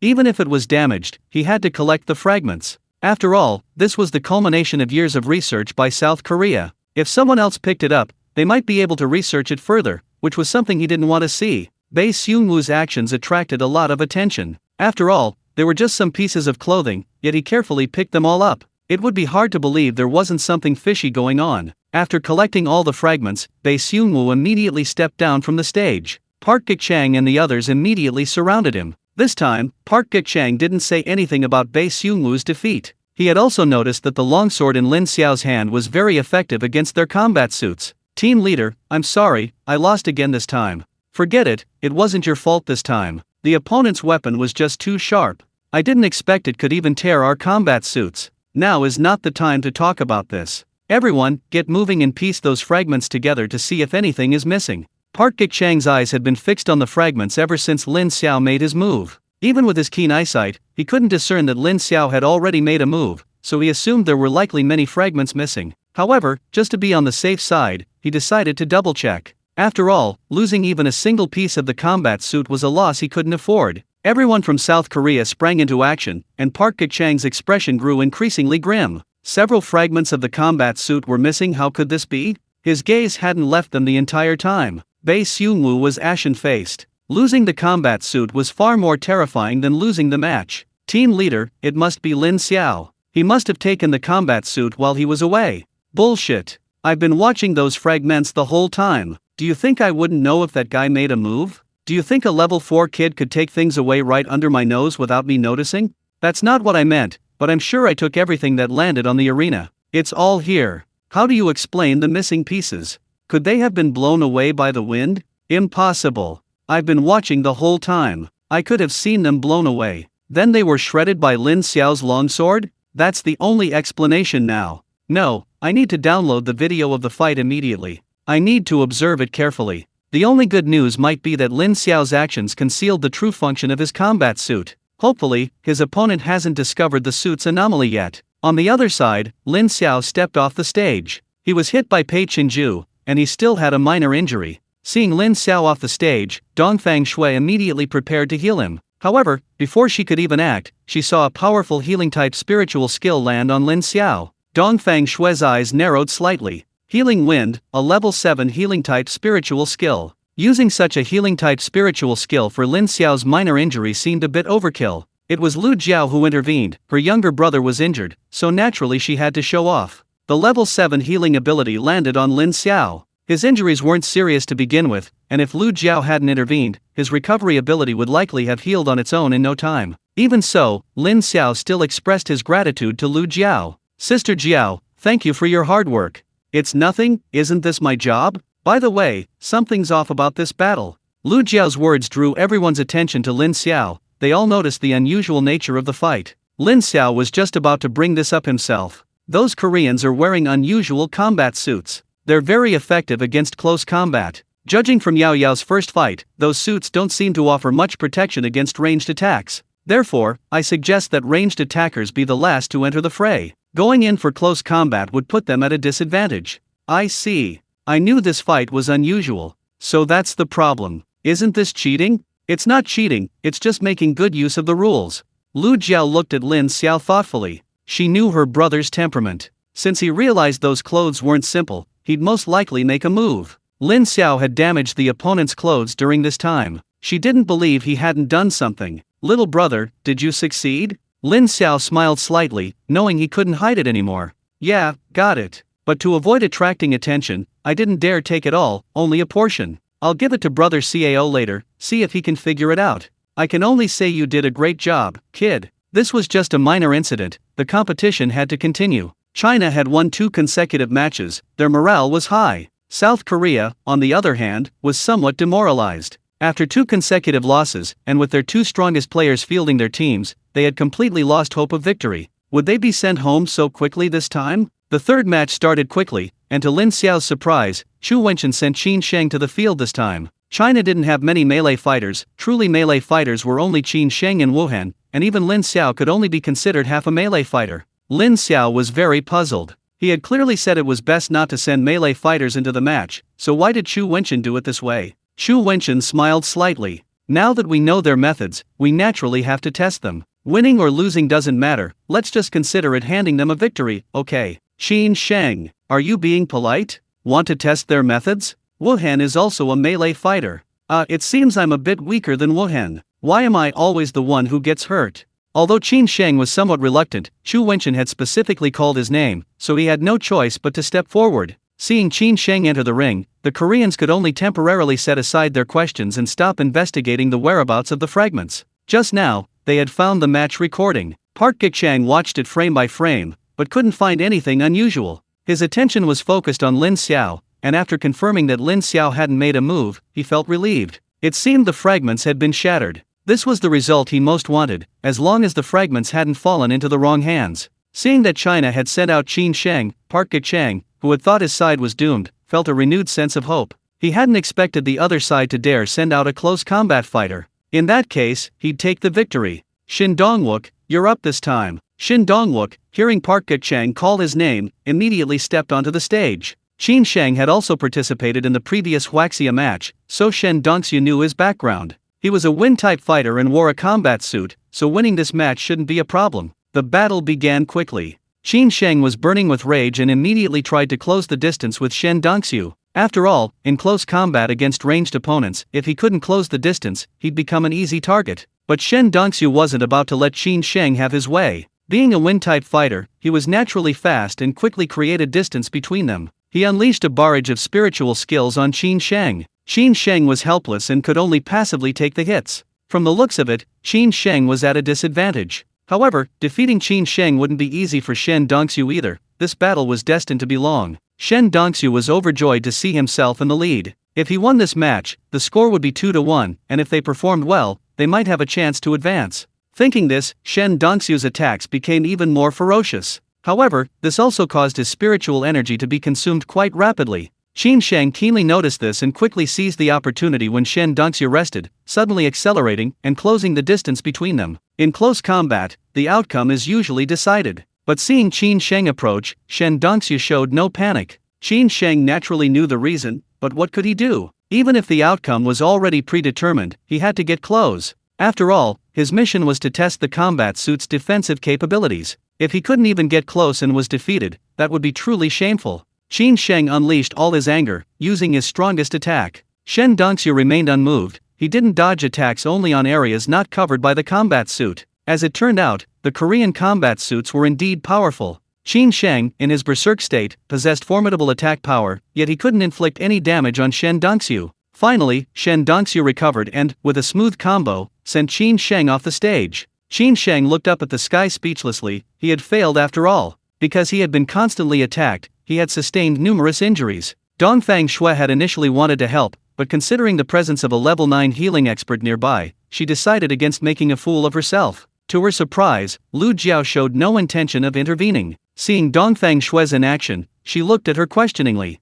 "Dongfang girl, what are you standing there for? Hurry up and heal him." Dongfang Shui, epsilon asterisk. This preferential treatment is too obvious. Qin Sheng's injuries are more serious than Lin Xiao's. You healed Lin Xiao, but you left Qin Sheng to me? Isn't that a double standard? Although she was inwardly complaining, Dongfang Shui obediently began treatment. Qin Sheng was also speechless. He was in a very bad mood. The others noticed Qin Sheng's displeasure and immediately came over to comfort him. "Qin Sheng, it wasn't a mistake in the battle, you've completed your mission very well." "Exactly. If it weren't for that combat suit, you would have already defeated your opponent." The safety of everyone made Qin Sheng feel a little better, but that was all. This was, after all, China's first defeat. Was he being branded a disgrace? The South Koreans' morale was noticeably higher. After all, they had finally achieved a victory. With one victory, how far away could the next one be? Everyone, cheer up. This proves that China is not invincible. Keep up the good work. Unfortunately, reality quickly slapped Park Gik-chang in the face again. In the next battle, Chu Wenchen sent out the snake, and it proved that while the South Korean combat suit was powerful, it could only defend against physical attacks. The snake's poison had no effect whatsoever. The opponent was quickly poisoned. Having confirmed his suspicions, Chu Wenchen didn't bother to test them any further. In the sixth match, when Ji entered the arena, with the gold-devouring beast as a tank, she was practically invincible. Once when Ji summoned several ranged spirit beasts, the Korean contestant had no choice but to concede defeat. The final match featured Zhang Yuan. Zhang Yuan's attack power wasn't strong, but his control was masterful. He didn't need to defeat his opponent, he only needed to control the vines to send them off the stage. Thus, all 7 individual matches concluded, with China leading 6-1. Korea had initially planned to put up a fight in the team matches, but China wasn't about to give them a chance. This time, the 7 participants in the individual matches also entered the arena. Lin Xiao immediately drew his longsword upon entering, and Luo Yao drew her spear. Park Gik-chang's eyes twitched violently when he saw Luo Yao's spear. This spear was clearly made of the same material as Lin Xiao's sword. Did China have so many of these top-tier weapons? Looking at the lineup on the field, he knew a comeback was impossible. To prevent his team's combat suits from being damaged further, he actually chose to concede. This greatly angered the audience. You can lose, but at least show some fighting spirit. Giving up so easily is utterly disrespectful. Lin Xiao also felt very disappointed. He had originally planned to collect more scraps of the suits. It seems their hopes had been dashed. They wondered if the materials they had were enough to complete the research. China had decisively defeated the South Korean team. What was most frustrating was that, having faced 2 strong teams, China had only fielded 7 players so far. Several players hadn't even played a single game. Everyone felt that China's strength was unfathomable this time. Those who hadn't played looked at Chu Wenchen with some resentment. Such a big stage, they wanted to play too. But Chu Wenchen wouldn't give them the chance. China's victory still attracted the attention of many strong teams, who were delighted when they saw China draw South Korea. In their view, in this competition, especially among the strong teams, the team that revealed its strength first was more likely to be targeted. They all thought this match would force China to reveal more of its strength. However, the South Korean team didn't seem to be able to force China to show its true strength. China only had one more player in this match, Luo Yao. And anyone with eyes could see that Luo Yao wasn't using her full strength. Even the techniques she revealed were enough to make everyone take her seriously. After their victory, the Chinese team rested. After all, the competition needed to continue, and the Russian team was eager to take the stage. The Russian team wasn't very lucky this time either, drawing a team ranked in the top 20. However, the members of the Russian team weren't unhappy at all. On the contrary, they were very excited. After the match began, everyone rushed to get on the field, and before they even faced their opponents, they almost started fighting amongst themselves. Lin Xiao was speechless at this. Truly, the Russians were a force to be reckoned with. The battle didn't last long, and the Russian strength was once again on full display. They dominated the individual matches, winning 7-0. What shocked Lin Xiao the most was that the healer, Sophia, had returned to the field. This healer had appeared twice in the individual matches, and especially considering how much fighting had broken out among the players just to get a chance to play, Sophia's continued presence was quite intriguing. Lin Xiao sensed that Sophia was definitely not simple, but unfortunately, her opponents weren't very strong, so he couldn't discern much of her abilities. It seemed he'd have to wait and see the rest of the matches to find out. The matches continued, with most of the higher-ranked teams emerging victorious. However, there was an exception. The 6th-ranked Romantic Kingdom team had incredibly bad luck, drawing the biggest dark horse of this world competition, the Asa tribe. The Romantic Kingdom team was quite strong. In Lin Xiao's opinion, they were at least stronger than the Korean team. He initially thought that even if the Asa tribe was strong, they might not be a match for the Romantic Kingdom. Even if each member of the Asa tribe brought a level 6 spirit beast, they probably still wouldn't be a match for the Romantic Kingdom. However, when the match actually started, Lin Xiao realized his simplistic thinking. He had underestimated the Asa tribe. The Romantic Kingdom's members were not weak. Even in a 2-on-1 situation, the Asa tribe members might not be a match for them, but what about 3-on-1 or even 4-on-1? This time, the Asa tribe members brought at least 2 level 6 spirit beasts each, which was somewhat unfair. However, this wasn't against the rules. The Romantic Kingdom members had no choice but to accept the challenge. The Romantic Kingdom was well prepared, sending out their strongest lineup. Even though the Asa tribe had many spirit beasts, in the individual battles, the Romantic Kingdom still led 4-3. However, that was all. In the team competition, the people from the Romantic Kingdom lost miserably. This was unavoidable. If the individual battle was 1 against 3, then the team battle was 7 against 21. The ratio still seemed to be 1-3, but the outcome was completely different. This team battle was a complete rout of the Romantic Kingdom by the Asa tribe. At this point, the Asa tribe could be considered the biggest dark horse of this tournament. While watching the match, Lin Xiao had been observing the Asa tribe's team. One girl in the team caught his attention. It wasn't that this girl was particularly strong, she hadn't even played a single match. What intrigued Lin Xiao was that the Asa tribe's leader was extremely polite to this girl. Lin Xiao felt that this girl was probably the Asa tribe's ace. It seemed that even against the Romantic Kingdom, the Asa tribe hadn't used their full strength. Sigh. This is tough. Hopefully, he wouldn't encounter this team too soon. Lin Xiao couldn't remember the girl's name, and not only hers, but he couldn't remember the names of the other members of the Asa tribe either. The only reason was that these people's names were all too long. He wondered how they usually greeted each other. While Lin Xiao was pondering this, he suddenly felt someone else beside him. With Lin Xiao's eyesight, even without looking, he knew who it was. What was Alice doing here now? Lin Xiao didn't greet her. Luo Yao's words had made him wary. Could this girl really have a crush on him? Although he had absolutely no feelings for her, Luo Yao was right next to him, so it was best to avoid suspicion. Actually, Lin Xiao wanted to leave, but the thought that Alice might sit next to Luo Yao if he left made him decisively abandon the idea. As the saying goes, if I don't go to hell, who will? Let him bear the consequences. Alice was speechless that Lin Xiao wouldn't even look at her.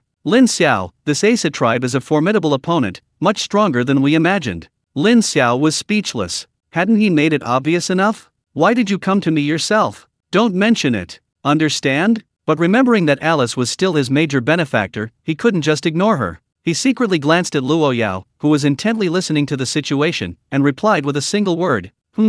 You're acting strange today. You used to be quite talkative. Really? You're really sparing with words today. Fine, I'll get straight to the point. I had something to do this morning and couldn't come over for lunch, but I'm coming for lunch and dinner. The money's already been transferred. Lin Xiao. Alright, will you bring your own ingredients or will I improvise? I guarantee there's nothing I can't cook, and I promise you'll be satisfied. Alice smiled smugly, convinced she couldn't handle him. I'll bring my own ingredients. I've already had them prepared, and someone will deliver them before noon. Alice didn't linger and left after saying that. Luo Yao sighed. Lin Xiao wasn't short of money, but this money-loving habit was truly incurable. Should she give him more money? Otherwise, what if someone tries to lure her away with money? Who would she complain to then? Especially this Alice, she had to be wary of her. Now she was absolutely certain that Alice had other intentions towards Lin Xiao. Thinking of this, Luo Yao's expression turned somewhat unpleasant. Lin Xiao keenly noticed this. Yao, don't be angry. I just want to earn more money. You saw that I ignored her before. You must have overthought things yesterday? No, I didn't overthink it, and I'm even more certain now. How are you certain? I feel like her target is still you. Shouldn't I be the one worried? Didn't you notice? This time she came directly to you. She didn't even greet me. Lin Xiao, Sigma, degree. Holy crap. It really is. Even when Luo Yao ignored Alice before, Alice would always make sure to get Luo Yao's attention immediately. But this time, it seemed he didn't say a single word to Luo Yao the entire time. No way. Could she really be interested in me? What a disaster.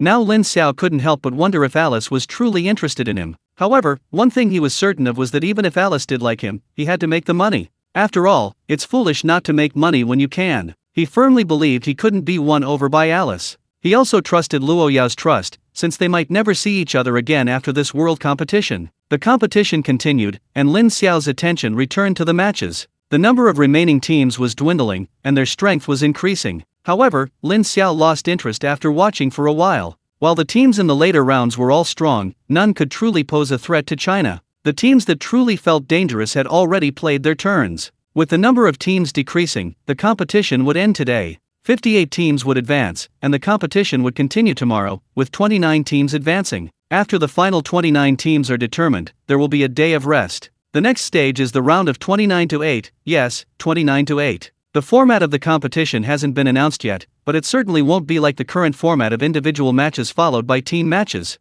Otherwise, it's impossible for 8 teams to advance. Lin Xiao was also very curious about this, but even with his connection to Rocky, he didn't know what the final 8 would be. He knew Rocky had signed a confidentiality agreement, so there was no need to trouble his brother-in-law. Anyway, he would deal with whatever came his way. He believed that China making it to the final 8 would be no problem at all. The morning's matches ended quickly, and because he needed to prepare lunch for Alice, Lin Xiao went straight back to the hotel. Before, Lin Xiao was worried about Luo Yao, but now that the situation was different, Luo Yao was worried that Lin Xiao would be lured away by Alice. Therefore, Luo Yao decided to stick close to Lin Xiao. Even though she knew he wouldn't do anything outrageous, she still wanted to assert her ownership. When Lin Xiao returned to the hotel, he found that the ingredients Alice had prepared had already been delivered. The ingredients were all top quality, and Lin Xiao was extremely satisfied. He could earn money, cook so many rare ingredients, and all the food was for him, Luo Yao, and Tuanzi he was just responsible for cooking. It was such a good deal. If only some rich fool were willing to pay for it every day. Lunch had just been prepared when Alice arrived. While eating, Alice's gaze kept lingering on Lin Xiao and Luo Yao. Alice didn't know what was wrong with her. She felt her feelings for Luo Yao hadn't changed, but for some reason, her gaze kept unconsciously drawn to Lin Xiao. Something about Lin Xiao seemed to be constantly attracting her. This troubled her greatly. She had considered minimizing contact with Lin Xiao to avoid overthinking, but Lin Xiao's cooking was truly delicious, she just couldn't resist. In the end, she could only console herself that she came here to eat and visit Luo Yao, and had nothing to do with Lin Xiao. Lin Xiao and Luo Yao didn't attend the afternoon's matches. Most of the top-ranked teams had already played, and the remaining teams were unlikely to pose a threat. Even if they did, Xu Wenchen would notify them immediately. It was better to stay at the hotel and rest than continue watching the matches. The second round of matches ended quickly. Aside from the Romantic Kingdom team being upset by the Asa tribe, there were no other dark horses. Those who advanced were all the teams that were favored from the start. Today's matches were of significantly higher quality than before, and the audience thoroughly enjoyed them. Everyone was looking forward to tomorrow's matches.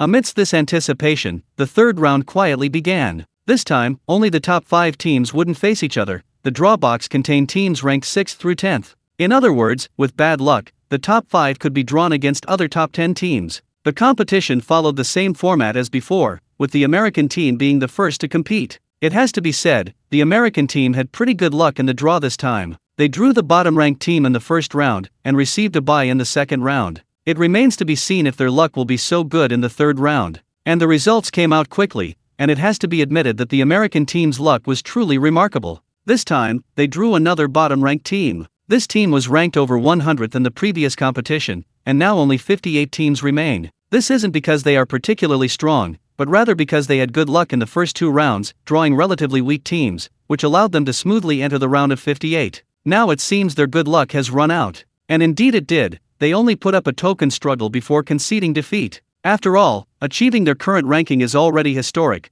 What more could they ask for? After the US team finished, it was China's turn. When the Chinese team entered the arena, an eerie silence fell. Everyone was speculating about what kind of opponent China would draw this time. The first round was India, the second was South Korea. Would they draw 6th-ranked Australia this time? Domestic viewers also began to discuss. For some reason, I have a feeling they'll draw a stronger team this time. Don't ask me how I know, it's just a gut feeling. Shut up, you jinx. While I have confidence in our team, I still hope we can conserve some strength. I don't care who we draw, just please don't let Lin Xiao draw, his luck is just too bad. If I remember correctly, Lin Xiao only drew in the first round, not the second, right? I don't care, Lin Xiao has to take the blame anyway, because he's better looking than me. That's something else.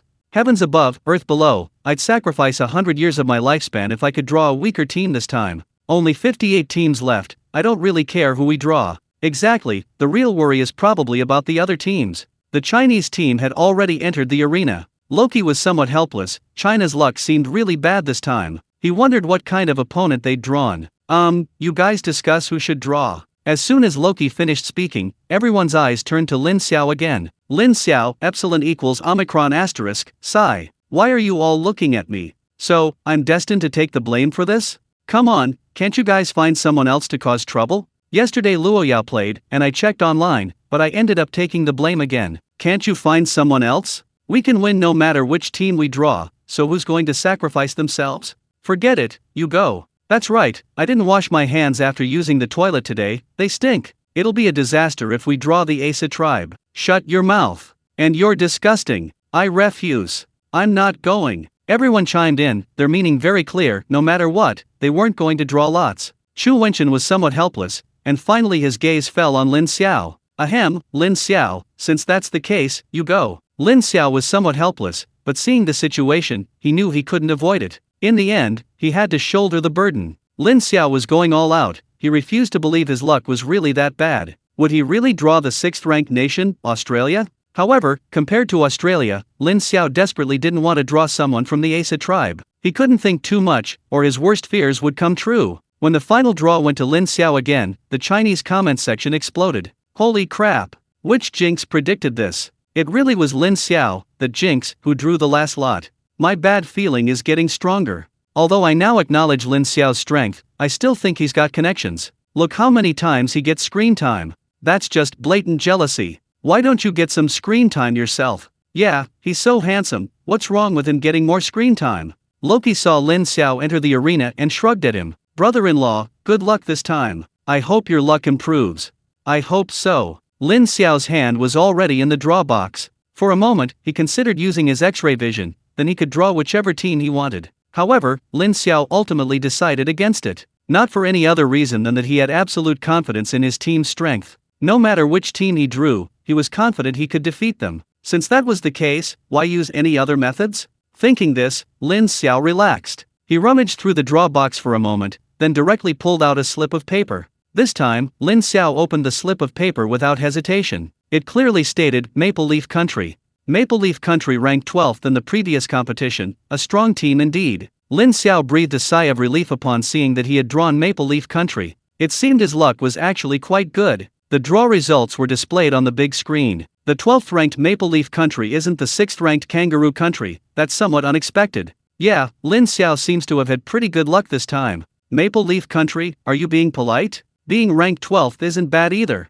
If I had been lucky before and drawn Canada now, I would have lamented my bad luck. But now, I feel it's perfectly normal, even a little bit fortunate. Me too. Online, everyone felt the draw was good, surprising many. Keep in mind, this is only the 3rd round. China's luck has been really bad. The lowest ranked of the 3 teams they faced is India, which was ranked 21st last time. Currently, no team has had worse luck than China. The key point is that they drew Canada in the 3rd round, and everyone is somewhat disappointed, which is a bit absurd. The people from Canada look grim. They've already witnessed China's strength, and this round looks bleak. And that's exactly what happened. This time, Chu Wenchen directly fielded the same lineup as in the first round. He originally planned to change players if they lost, but who knew Canada's strength was weaker than expected. In the 7 individual matches, only the Snake team lost 1 point due to being countered by their opponent, the rest were all victories. The team matches were also won without any surprises. With this, China entered the top 30. In the subsequent matches, the teams Lin Xiao favored also won.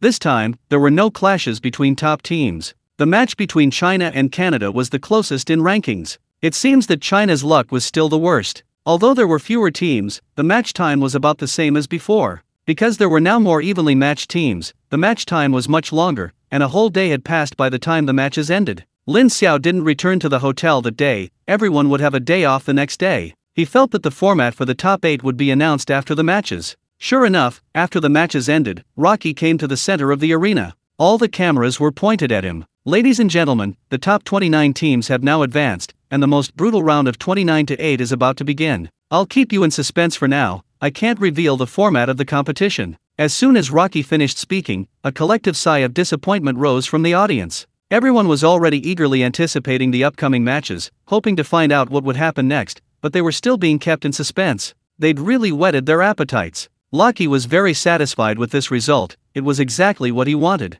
Only in this way could the level of attention be maximized. Of course, I won't keep it all to myself. Let me briefly tell you some information. First, the round of 29-8 is a points-based system. The top 8 teams on the leaderboard will advance. Second, there are no substitutes this time. Every single player from each advancing team will participate. That means all 14 players from each team will participate in the upcoming matches.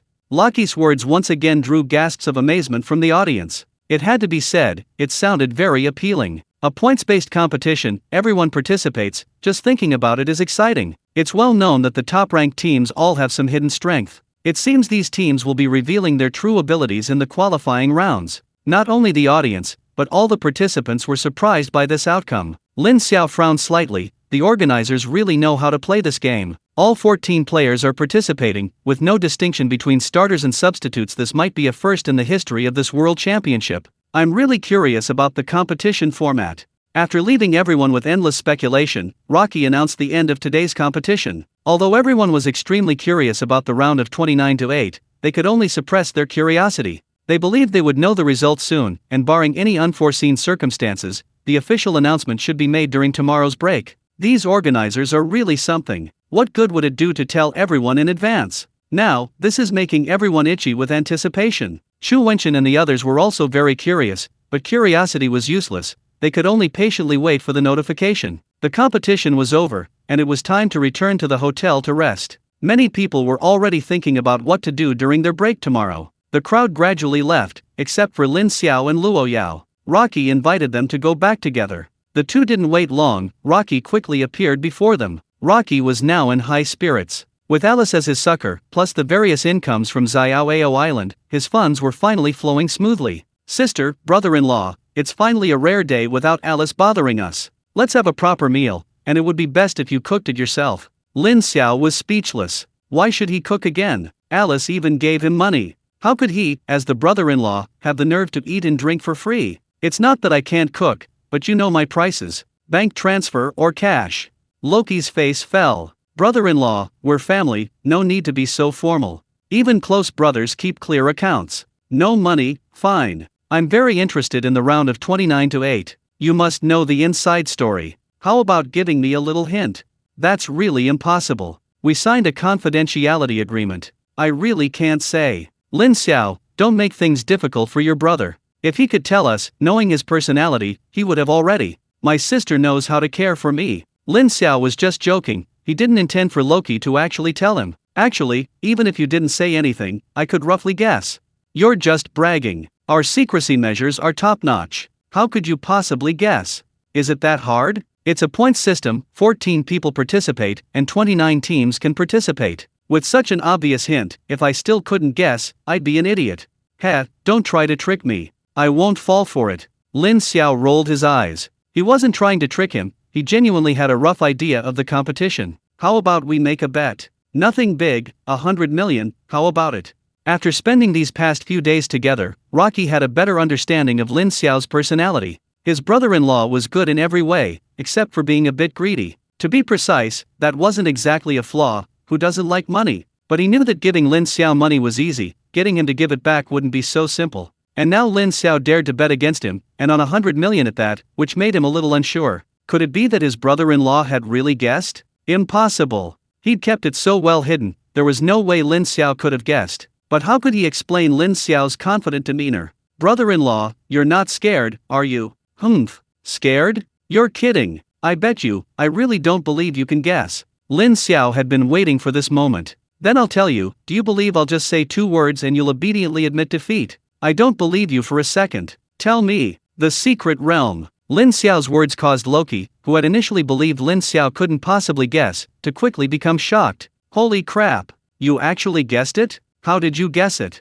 Is it that hard? A point system, everyone participates. I can only think of 2 possibilities. One is a free-for-all between 29 teams, eliminating each other to gain points, but I've ruled out that possibility. That method is somewhat unfair, as there's a high chance of teams teaming up against each other. The other is a secret realm trial, where you hunt spirit beasts to gain points, and finally determine the winning team based on the points. That's relatively fairer. Loki gave Lin Xiao a thumbs up, and it turns out, the facts were pretty much what Lin Xiao said. How are you so sure it can't be a free-for-all? It's still possible. Are you stupid? 29 teams, 14 people per team. The stadium is big, but a free-for-all with so many people would be a bit crowded, too easy to accidentally injure each other. The secret realm is different. For the secret realm, a few hundred people are a bit insufficient. Fine, you win, but you only guessed roughly. Since you've already guessed, I'll tell you more. It's not against the rules. It's roughly the same as what you said, but it's not entirely based on hunting spirit beasts for points. Teams can attack each other, and of course, we don't object to cooperation. That's all I can tell you for now. Lin Xiao was stunned. He hadn't expected it to be this big. Teams could attack and cooperate, which greatly increased the uncertainty. Some strong teams could be eliminated if surrounded by several relatively weak teams. It seems there's still a lot to be careful about. Lin Xiao, however, was quite confident about hunting spirit beasts. After all, they trained in secret realms back home, so barring any unforeseen circumstances, making it into the top 8 shouldn't be a problem for them. Could this be considered a lucky prediction? Of course, the prerequisite is that no one bothers them during this process. These rules are interesting. Never mind that, I'm hungry. Let's go back and prepare dinner. I don't mind being hungry, but I can't let my sister go hungry. Lin Xiao was about to agree when he suddenly remembered something. He directly held out his hand to Rocky. Hey, brother-in-law, haven't you forgotten something? Since I guessed correctly, shouldn't you give me back the bet? You're not trying to renege on your promise, are you? Rocky sighed. He actually really meant it. Thinking about it, it made sense. With Lin Xiao's personality, how could he forget that? It's just 100 million, right? He could afford it. Here you go, I won't renege on my debt. So, cash or bank transfer? What's the rush? I'll owe you one. When Alice comes looking for you next time, I'll give you an extra 100 million. Don't you believe me? Lin Xiao rolled his eyes. So, in the end, it was that darn Alice who ended up paying the bill. Lin Xiao didn't dwell on the matter. As long as the money arrived, he didn't care who gave it to him. Alice, who had left earlier, sneezed in the car. She touched her nose. I wonder which little darling missed me again. Sigh, I didn't transfer money to Rocky today, so I can't go over for a meal. I'm kind of missing Lin Xiao's cooking. Today is another day off. Loki desperately wants more days off. As the competition progresses, the end of the World Championship is drawing ever closer. Right now, the number of tourists on Leisure Island is huge, generating enormous spending every day. This is exactly what Loki hopes for. Lin Xiao got up early because Alice had placed another order, and he needed to prepare breakfast in advance. After breakfast, he had other plans. He was looking forward to relaxing with Luo Yao during this rare day off. Going out definitely wouldn't be possible without Alice. Alice's attitude is unclear right now. Whether she's interested in him or Luo Yao, having such a powerful third wheel would be awkward. Before Lin Xiao finished cooking, Luo Yao arrived. Luo Yao's expression was somewhat unpleasant, and Lin Xiao knew why. Yao Yao, don't be too impatient. Breakthroughs aren't easy.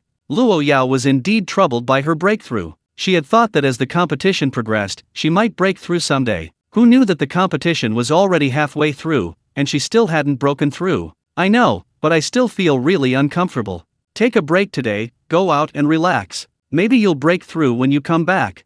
What relaxation? Can I come along? Alice's voice suddenly appeared, making Lin Xiao obediently shut up. It was exactly what he feared. How did she hear him? The thought of having such a burden along when going out made him feel very uncomfortable. Ahem, we were just saying that the hotel's massage service was good. We'll relax properly after breakfast.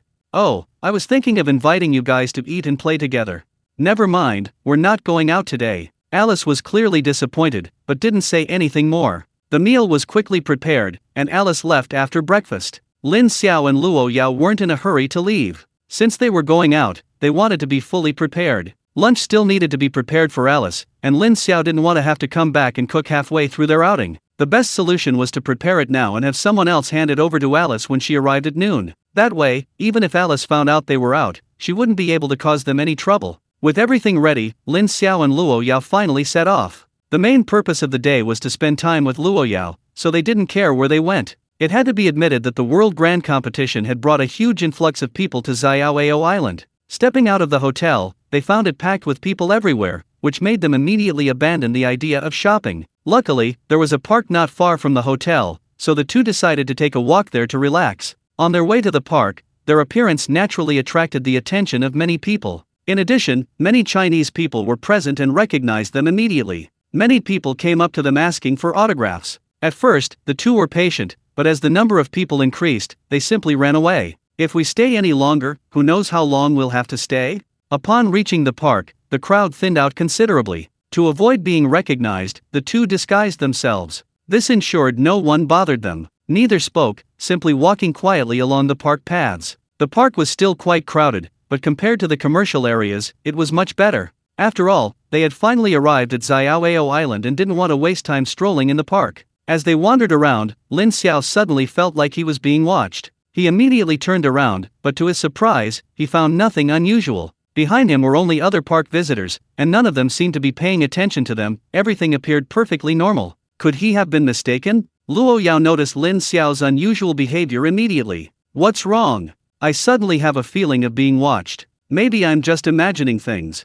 Impossible. Someone could be watching us here? It's better to be careful. Observe again. Lin Xiao nodded and continued strolling with Luo Yao. The feeling of being watched persisted. To prevent himself from overlooking any details, Lin Xiao even activated his supernatural ability. With his enhanced vision, nothing around him could hide. But even after his thorough search, he found nothing unusual. He didn't even overlook the sky. He ruled out the people behind him first. They were just ordinary tourists. Even when their gaze occasionally fell on them, it was fleeting, and these people weren't following them continuously. Lin Xiao trusted his intuition. Since he had this feeling, it meant that someone was most likely watching or observing them. But no matter how he searched, he couldn't find the person watching him. Was it really just his imagination? Have you noticed anything unusual? No, it's not that I'm mistaken, it's just that their methods are quite sophisticated. Anyway, it's always better to be cautious. Should we go back to the hotel? Not necessarily. Even if someone is watching, they don't seem inclined to attack.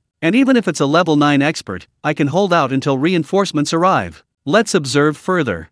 The two continued strolling around, deliberately seeking out less crowded areas to test their theory. The feeling of being watched persisted, which greatly troubled Lin Xiao. This made Lin Xiao doubt himself. In the end, Lin Xiao simply stopped paying attention. Perhaps he was just too nervous. Several kilometers away from Lin Xiao and Luo Yao, in a restaurant, two people were dining. One of them was looking out the window. His gaze was very deep, and his eyes were fixed on Lin Xiao and Luo Yao. Interesting. Even from this distance, it seems the other party still sensed my presence. This little guy is quite interesting. Brother G, at this distance, there's no way the other party could have detected you. He didn't detect me, he just roughly knew I was there. Sigh, if it weren't for the leader's orders against making a move on the island, I'd love to stir things up right now. What's the rush? The best time to strike is when we're returning from the competition. Making a move now would likely make us the target of everyone's anger. It's better to keep a low profile for now.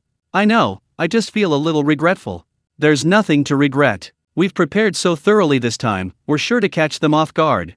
Lin Xiao was still searching when suddenly the feeling of being watched vanished. This confirmed Lin Xiao's suspicions. It seemed the other party had temporarily abandoned their surveillance of him. Lin Xiao didn't dwell on it. The most important thing now was to continue sightseeing with Luo Yao. He'd just tell Brother Sun and the others about the situation when they got back. It was always better to be cautious. The two strolled around for a day, and Lin Xiao could sense that Luo Yao's mood had improved considerably. At least she didn't seem so anxious about breaking through. For the rest of the day, Lin Xiao didn't feel the same way about being watched, indicating that the other party had completely given up on monitoring him. It wasn't until 4 in the afternoon that Lin Xiao and Luo Yao returned to the hotel. Upon arriving at the hotel, they encountered an angry Alice. Alice saw Lin Xiao and Luo Yao and stormed over, her face contorted with anger. Alice was furious. Lin Xiao had abandoned her and gone off alone with Luo Yao. Heaven knows how disheartening it was when she excitedly went to get lunch, only to find food but no one there. After realizing they were gone, she considered looking for them, but Xiaoao Island was so vast, who knew where they had gone? Finally, she decided to wait patiently at the door, determined not to miss them. She had already made up her mind. Lin Xiao, what do you mean? Lin Xiao naturally knew why Alice was blocking his way, he knew perfectly well why. However, he didn't think he had done anything wrong. No, what do you mean now? Why is there only rice for lunch? You paid money just to freeload. I've already cooked for you, and no one's fighting over it, so why are you still unhappy? Alice, oh, carrot, oh. Although something felt off, it didn't seem wrong. Don't try to twist my words. You don't know why I freeload? Lin Xiao actually did know. At first, it was to get closer to Luo Yao, but now it was a different story. He had considered cooking for Alice separately so she could eat by herself. That way, she wouldn't bother him and Luo Yao. But then he thought, that costs money. If Alice didn't pay, where would he find such a shrew? Lin Xiao was too lazy to argue with Alice any longer. Okay, I won't do it again. I need to go back and cook dinner now, don't delay me. Seeing Lin Xiao say that, Alice stopped making a fuss and let the two of them in. Watching Lin Xiao and Luo Yao's departing figures, she felt a pang of sadness for some reason. Was she jealous? But who she was jealous of, only she knew. After returning to the top floor, Lin Xiao didn't immediately cook. Instead, he went to find Sun Zaiwen. He felt it was necessary to explain the situation to them today. Lin Xiao quickly found them. With nothing much to do today, Sun Zaiwen, Xu Wenchen, Lu Jiao, and Shangwan, she made a perfect spot for a game of mahjong to pass the time. They were somewhat surprised to see Lin Xiao looking for them. Brother, why aren't you with your wife? What are you doing here with us? Lin Xiao briefly recounted the day's events, which immediately drew the attention of the others. Are you sure? Did you really feel like you were being watched? Yes, I'm sure. That feeling lasted for a long time, about half an hour, and then it suddenly disappeared. Actually, I'm not surprised that someone was following you. After all, you're quite famous now. But didn't you notice who was watching you? The others knew Lin Xiao's abilities. In terms of eyesight alone, even though they were all level 9 experts, they couldn't compare to Lin Xiao. The fact that Lin Xiao hadn't noticed who was following them surprised them. Well, you could say that. I was just strolling around the nearby park. I'm pretty sure I didn't spot them within a 2-kilometer radius of me. Beyond that, it's just crowded stuff. In that situation, it would be very difficult for me to tell who was watching me. So you're saying they were observing you from at least 2 kilometers away? Yes, at least 2 kilometers away. Is it possible they were using some kind of tool? Like binoculars or something? I don't know, but I felt they weren't using those tools. I walked around the park for a long time and looked for a lot of cover, but the feeling was still there. If it were binoculars or something, there are many places where I shouldn't have felt like I was being watched. I personally think they're also an awakened user with an I-type ability. Lin Xiao's words made the group fall into deep thought again. I-type abilities are very rare, and even when they do appear, most are very ordinary abilities. Even slightly increased vision is considered relatively practical. Lin Xiao's initial ability was merely F-level enhanced vision. If it weren't for taking that pill and learning many skills from these elders, he might have truly become just another ordinary person. They didn't doubt Lin Xiao's guess, they trusted his intuition. We understand. We'll observe carefully from now on, seeing if we can find anything unusual. I'll also inform others that unless absolutely necessary, everyone should avoid leaving alone. Lin Xiao completely agreed. Whether the other party was friend or foe was still unknown, they might even have only glanced at them out of curiosity. However, one must always prepare for the worst. Although the other party didn't seem to intend to attack them this time, caution was still necessary. He hadn't taken it seriously in the park before because he had self-defense mechanisms, but the others in the other groups didn't. In short, being cautious is always a good idea. Brother and sister, you guys continue. I just wanted to let you know, the other party might not be an enemy. I have other things to do, so I'll be leaving now. Okay, you go ahead and do your work. Lin Xiao left. Sun Zaiwen and the others exchanged glances, each understanding the other's meaning. Luo Qi's development of Xiaoao Island was perfect, attracting a large number of tourists. However, problems also existed. Xiaoao Island was now a mixed bag, and it was very easy for some people with ulterior motives to infiltrate. Lin Xiao's discovery today served as a wake-up call for them. It seems they need to be more careful about their surroundings these days. What the others think isn't Lin Xiao's concern. He's been out and about all day and is indeed quite hungry. He'd better prepare dinner and maybe earn some extra cash from Alice. Anyway, life is as comfortable as it gets. Lin Xiao hummed a little tune as he began preparing dinner. Just as he was busy, Luo Yao walked in. Lin Xiao, the details of tomorrow's competition have been released. It's pretty much as you imagined, with only minor differences from your guesses. It's been released now? I thought it would be announced during the competition tomorrow. What exactly is it? You can see it online. Take a look for yourself. Lin Xiao nodded, temporarily putting down his work and taking out his phone. He didn't need to search at all. The World Grand Competition was the biggest headline right now. Lin Xiao quickly found the information he wanted. Just as Lin Xiao had expected, 29 teams would earn points by hunting spirit beasts, and the final 8 teams would be determined by their total scores. The competition would take place in a level 7 secret realm located on Xiaoao Island. This secret realm hadn't been around for long. After exploration, it was found to be teeming with spirit beasts and rich in resources, making it an undeveloped secret realm. Rocky, unusually generous, announced that any loot collected by any team within the secret realm would belong to that team. Images of the secret realm could be found online. It was now completely under the control of Xiaoao Island. Cameras had been installed in many locations, and drones would be broadcasting live when the competition began. The news that the World Championship wouldn't be interrupted by the secret realm excited everyone anticipating the event. While everyone could awaken supernatural abilities, many at lower levels remained ordinary, and most would never enter a secret realm in their lifetime. However, this didn't diminish people's curiosity about the secret realms. Occasionally, some secret realms were broadcast live online, but most were level 1 or 2. High-level secret realms were rarely broadcast live. At most, a few videos would occasionally leak out. One thing was undeniable about this broadcast: Xiaoao Island's investment was enormous. Putting everything else aside, just the investment required to cover the secret realm with a network for live streaming, while ensuring these items aren't destroyed by spirit beasts, would be astronomical. Lin Xiao knew that his brother-in-law, with his shrewdness, wouldn't do anything that would lose money. By doing it this way, he would definitely earn far more than he spent. Moreover, although the treasures obtained in the secret realm would belong to each individual, Lin Xiao didn't believe that Rocky hadn't looted it. The truly valuable items had probably already been plundered by Rocky. What remained were likely things Rocky didn't care about. A level 7 secret realm would certainly contain many level 7 spirit beasts, and possibly even level 8 ones. The dangers were self-evident.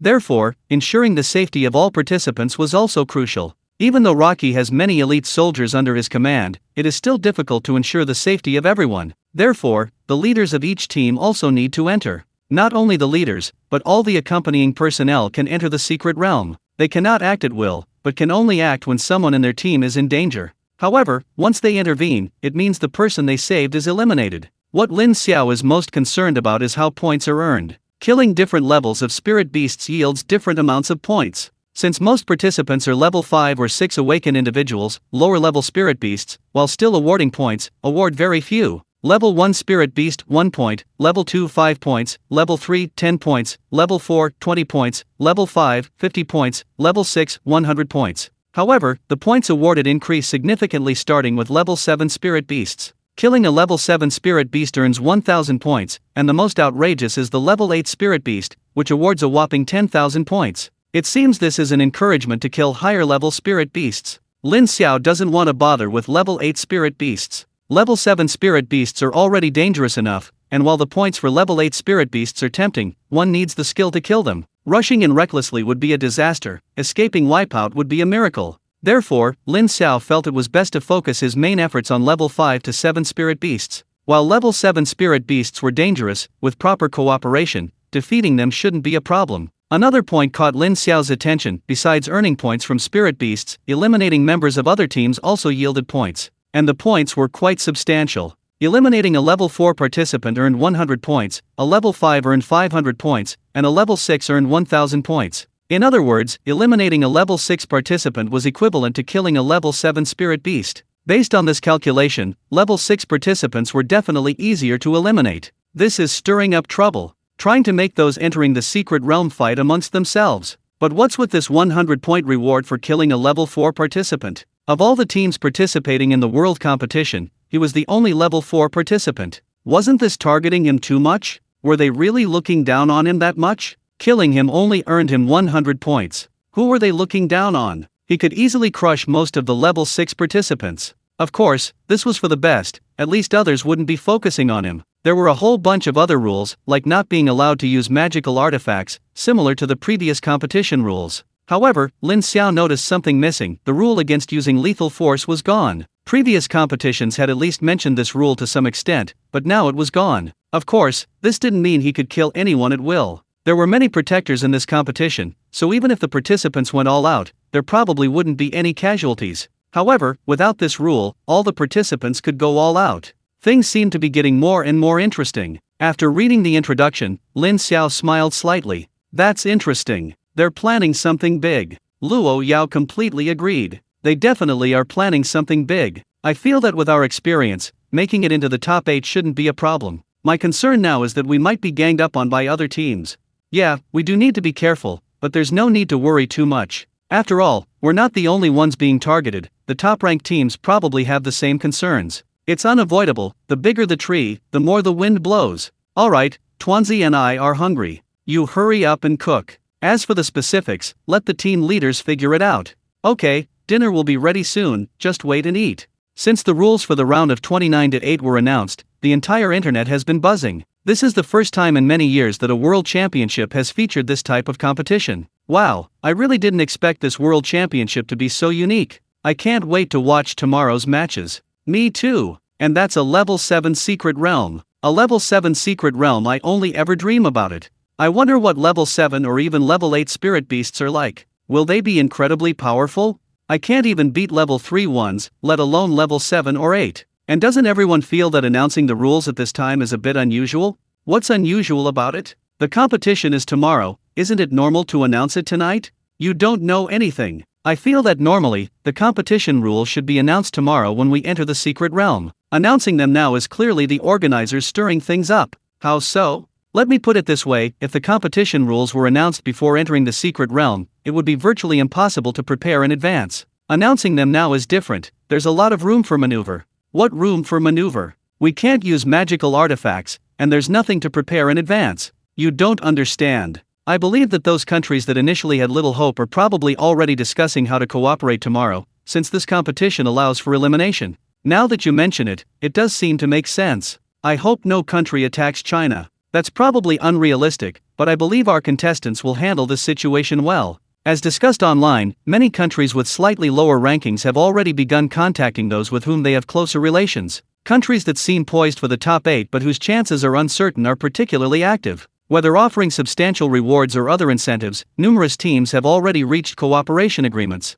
Without exception, seeded teams like China and the United States have received no contact whatsoever. Chu Wenxin noticed this as well, but he didn't take it seriously. These collaborations are only temporary. When the crucial moment arrives, no one knows if the other will betray them. It's better to kill more spirit beasts. As for those teams, he'll simply avoid direct confrontation. The day of the competition arrived quickly, and all the participating teams had gathered together. They boarded a bus together to travel to their destination. Lin Xiao had initially assumed the secret realm would be located far away, at least in a place far from any buildings. But reality surprised him. His destination wasn't far from the stadium. It was a peculiar building, shaped like an egg. This was the entrance to the secret realm. Loki was right beside him, and Lin Xiao looked at him incredulously. Brother-in-law, you're incredibly bold. Building a city right next to the secret realm. Aren't you afraid the spirit beasts inside will escape and cause incalculable damage? Loki sighed. Do you think I wanted this? I built the city here first, and only after it was almost finished did I discover this secret realm.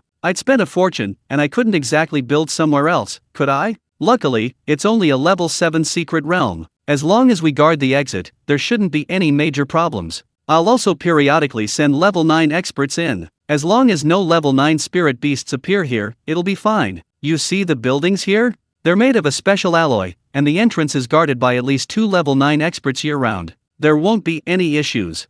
Hearing this, Lin Xiao understood. With level 9 experts constantly guarding it, a mere level 7 secret realm indeed wouldn't pose any major problems. That makes sense, but isn't the investment a bit too large? The investment is definitely large, so I've come up with many ideas, like building fixed cultivation points within the secret realm. After all, the spiritual energy inside is much denser than outside. As long as we ensure safety, I believe people will pay to cultivate there. We can also let some wealthy people experience life in the secret realm. In short, I won't lose money.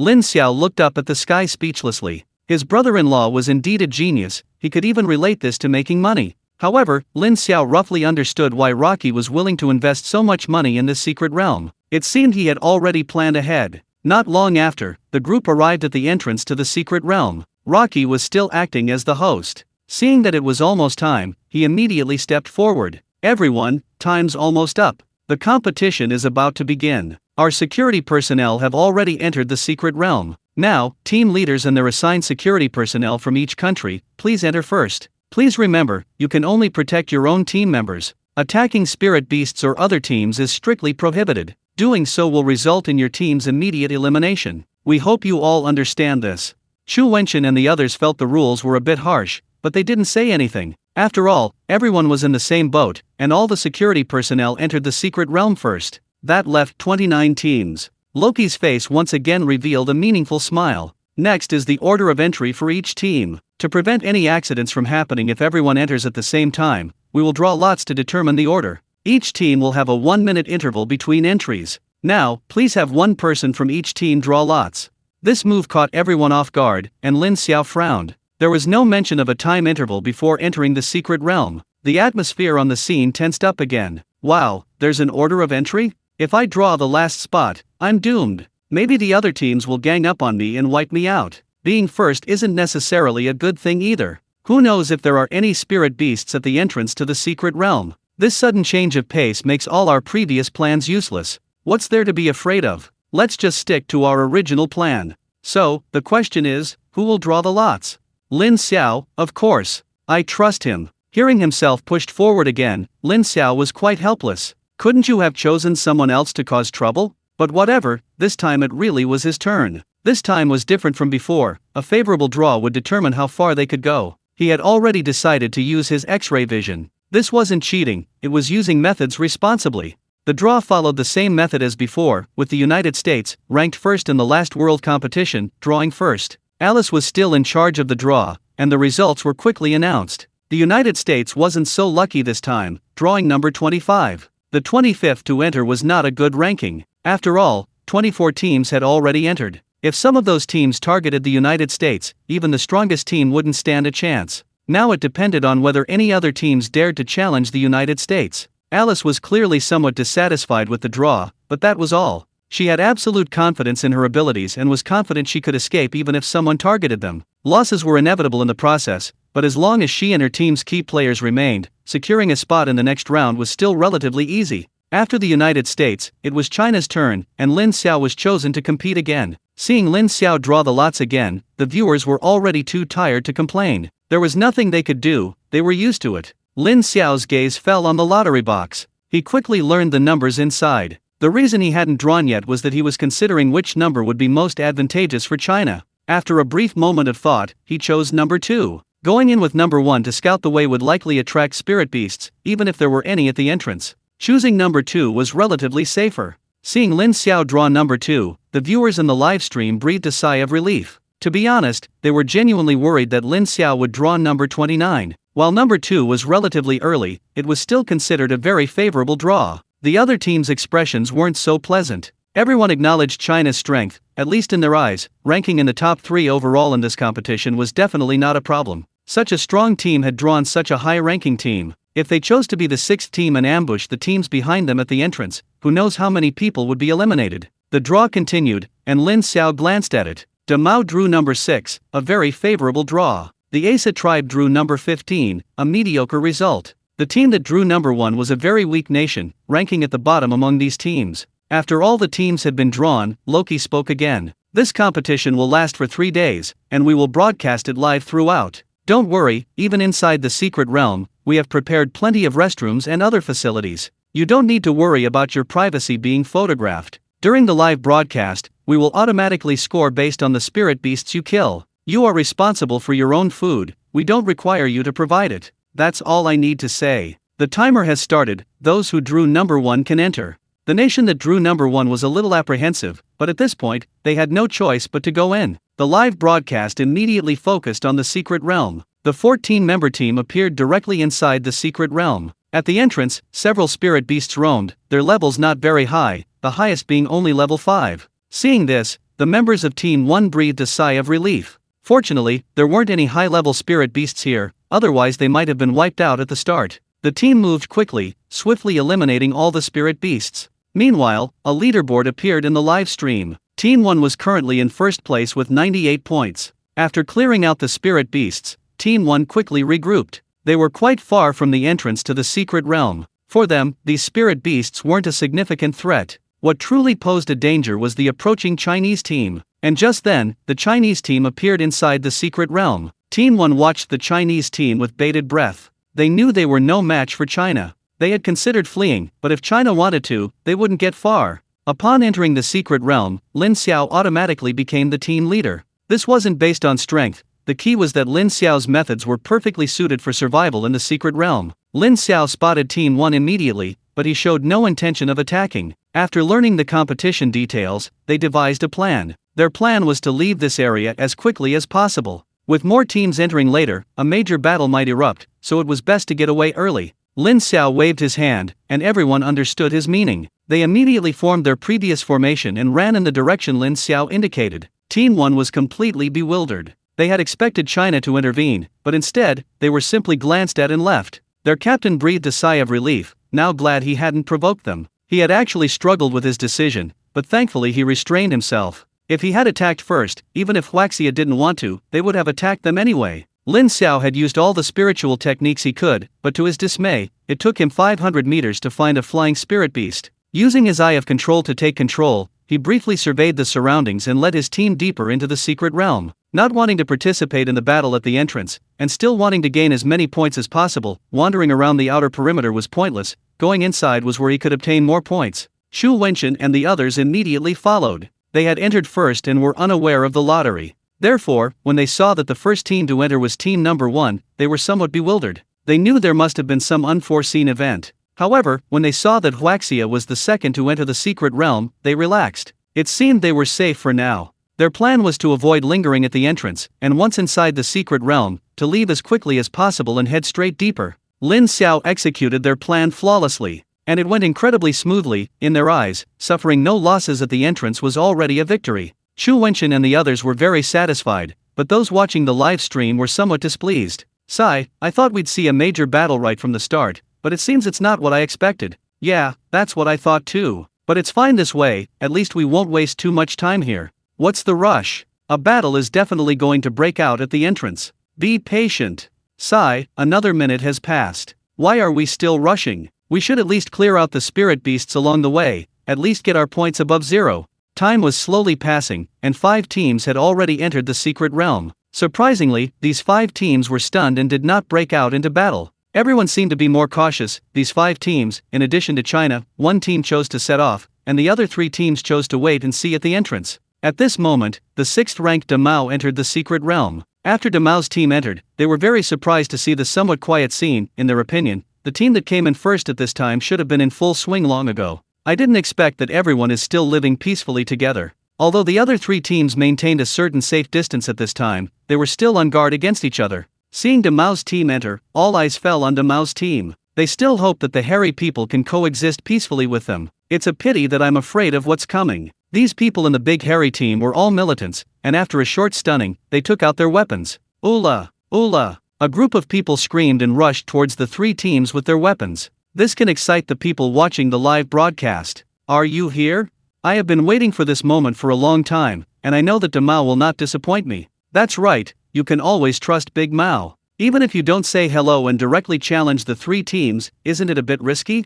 It's okay, after all, the strength of these 3 teams is not very strong. "I really admire you. Isn't it fragrant to watch the game with peace of mind?" There is still time to type. You guys are really idle. I have to say that De Mao's team is still very strong. These people don't care how many people on the opposite side there are, and in the face of enemies 3 times their own, they don't even think about uniting one to fight the other 2. Go up and do it, no matter who you are. The 14 people were divided into 3 teams and rushed directly to those 3 teams. Seeing that the people of the De Mao kingdom took the lead, those 3 teams were not vegetarians. Especially those long range, the spiritual skills have long been in his hands. At this time, those spiritual skills were thrown directly towards those people who were hairy. In an instant, the spiritual skills were rampant. What is surprising is that in the face of such a secret realm's spiritual skills, these teams of the Great Mao Kingdom have no intention of avoiding. Only Sophia paused, first threw a war horn to everyone, added a buff to everyone to slowly recover from injuries, and then rushed over with a tomahawk in the same way. Although Sophia is also in the therapy department, she is different from Lu Jiao. All of Lu Jiao's spiritual skills are healing and auxiliary, and they can restore blood and blue, but they cannot increase the team's attack power. Sophia is an outlier. Half of her spiritual skills are to restore blood, and half of her spiritual skills are to increase the state of herself and her teammates. War Horn is her amplification skill, which can greatly increase the attack and defense power of her teammates. In Sophia's opinion, these 2 spiritual skills are enough to fight these people. It turned out that this was indeed the case, and it was the attack spiritual skills of the 3 teams that fell first. With so many attack spiritual skills, the damage is still not low, but falling on these big hairs did not cause much harm to them. On the contrary, it stimulated these people, and the speed of impact was faster. And these injuries, under Sophia's recovery buff, are still slowly repairing. It didn't take long for De Mao's team to rush into the 3 teams. The fierce combat effectiveness of the big hairy team was shown at this time, like a tiger entering a flock, rattling and killing indiscriminately. In a while, they eliminated 8 people, and the key was that there was no loss on their side. If it weren't for the person in charge of protection, the 8 people might have been corpses on the ground at this time. The wave of impact of the Damao team ended, and 5 people were eliminated again. 13 people were eliminated, 7 were level 6, and 6 level 5. In this wave, Damao's points reached 10,000 points, ranking first. Just when everyone thought that the people of the Great Mao Kingdom would not give up this opportunity to reap points, Sophia commanded the people of the Big Mao Kingdom to quickly gather together, and then went towards the depths of the secret realm without looking back. Only those 3 teams were left alone in the wind. Cow! I was still worried about Damao. The 7th team has already entered. If it continues, it may become a public enemy, and it will be attacked by others, and now it is different. Take a shot and run away, and do not give these people a chance to take revenge at all. 666 Sure enough, it is faster to get points by eliminating other teams, which adds up to almost destroying a team, a full 10,000 points. Who said it wasn't 10,000 points? The first level spirit beast had to kill 10,000, even if it was a 7th level spirit beast, it would take 10. Look at our own team that is still immersed in the road, and I don't know how to complain for a while. What do you know? The duration of the game is 3 days. You must know that the first fat is not fat, and the second fat overwhelms the con. I feel that our strategy is right, but it is not yet time to exert force. Look, it's fighting again. That's right, although Damao's team left, those 3 teams all felt very aggrieved. They can be said to have suffered heavy losses, and if they don't do something, they really have no chance at all. The 3 teams did not discuss, but their opinions were unusually unified. At the same time, the 7th team entered the field. The 7th team was not a strong team, and in the face of the siege of the 3 teams, it was unable to resist at all, and most of it was eliminated after just 1 round of attack. Before the 7th team could fight back, a minute passed and the 8th team entered. Seeing the remnants of the defeated 7th team, they naturally would not give up this opportunity, and directly took action to eliminate all the remaining people in the 7th team. The 7th team became the first team to be eliminated directly. Everyone knew that this game could be cruel, but who would have thought that this 7th team would be eliminated directly before they saw the spirit beast? In such a place, with so many teams, the range of group attack spiritual skills is large, and it is normal to hit other teams. Slowly, everyone's anger grew. No matter who you are, it's over. The next few teams were attacked as soon as they appeared, and at this time, it didn't matter who was an ally or an enemy as mentioned before. Anyway, as long as it's not your own team, it's an enemy. The entire entrance directly turned into a brawl scene, and the spiritual skills raged for a while. From time to time, some people are eliminated, which can keep the team leaders and security personnel of various countries busy. There are too many people eliminated, and they can't be saved. They can't be saved at all. The chaotic battle lasted for quite some time, during which several relatively strong teams were drawn in. The Sakura Kingdom team was one of them. They were immediately surrounded by dozens of spiritual techniques upon appearing. Fortunately, their strength was not weak, and only 2 members were eliminated from the attack of such powerful spiritual techniques from the secret realm. Even so, Oda Yui was quite frustrated. She didn't rush to have her team retaliate. Retaliating at this point would only subject them to more attacks. Clearly, Oda Yui's choice was correct, because by not immediately retaliating, the other teams didn't immediately surround them. This gave them a chance to breathe, and they used their superior strength to find a relatively outer position. Miss Oda, should we stay here or go kill the spirit beasts? And are we sure we shouldn't take these guys down? They eliminated both of us, idiot. Are you trying to die? The competition has only just begun. If we provoke these people now, we'll likely be surrounded and attacked. Do you know the consequences? I don't want to reveal our trump cards too early. Let's hold back for now. Our goal this round is to get into the top 8. Hi, I understand. The melee continued until the Asa tribe, the 15th team, entered the arena. No one dared to underestimate the Asa tribe, this dark horse. Therefore, when they realized the next team to enter was the Asa tribe, everyone unconsciously stopped fighting. They were preparing to give the Asa tribe a big surprise. Sure enough, a light flashed at the entrance. If nothing unexpected happened, the Asa tribe had arrived. Those who had been waiting in ambush immediately released their spirit techniques. The team leaders and security personnel responsible for protection were somewhat astonished. With so many spiritual techniques, even the mighty Asa tribe had a high chance of being eliminated.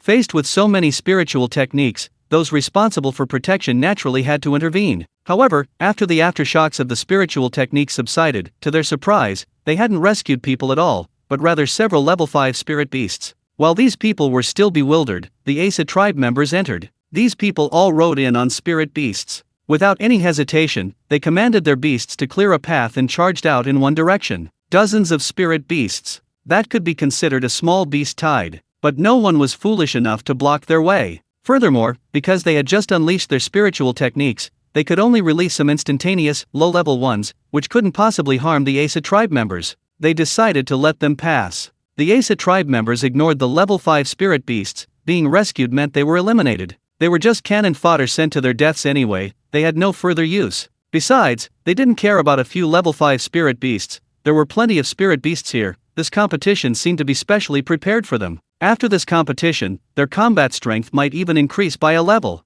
A black man from the Asa tribe looked at the girl walking at the front of the group with admiration. The chieftain is truly a genius. Luckily we used spirit beasts to scout ahead first, otherwise we would have been in danger. The girl called the chieftain smiled slightly. Although she was also black, she was exceptionally beautiful, even by Chinese standards of beauty. She was a stunning beauty. Stop with the nonsense. Don't waste time here. Keep moving forward. This is our chance to improve our strength. We can't afford to waste time here. Let them fight it out.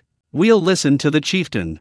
The Asa tribe slowly disappeared from everyone's sight, and no one tried to stop them. What a joke. Dozens of spirit beasts. Charging in would be suicide. The appearance of the Asa tribe brought a brief silence to the scene. At this moment, many teams realized that although killing other teams would yield many points, was it worthwhile to continue lingering here? After all, staying here was dangerous. Elimination was always a possibility. Moreover, the competition had only just begun, and there was still plenty of time to accumulate points. Staying here seemed like a bad deal. Thinking this, some teams slowly began to retreat. Seeing the number of teams dwindling, the other teams also realized what was happening. Slowly, all the teams chose to leave. This left the teams that arrived later quite bewildered. They initially thought their entry order was terrible, fearing significant losses if they entered. But once inside, all they saw were traces of rampant spiritual techniques and the retreating backs of numerous departing teams. This was absurd. After a brief hesitation, they too chose to leave. After all, there were quite a few strong teams behind them, and staying to ambush them might not be advantageous.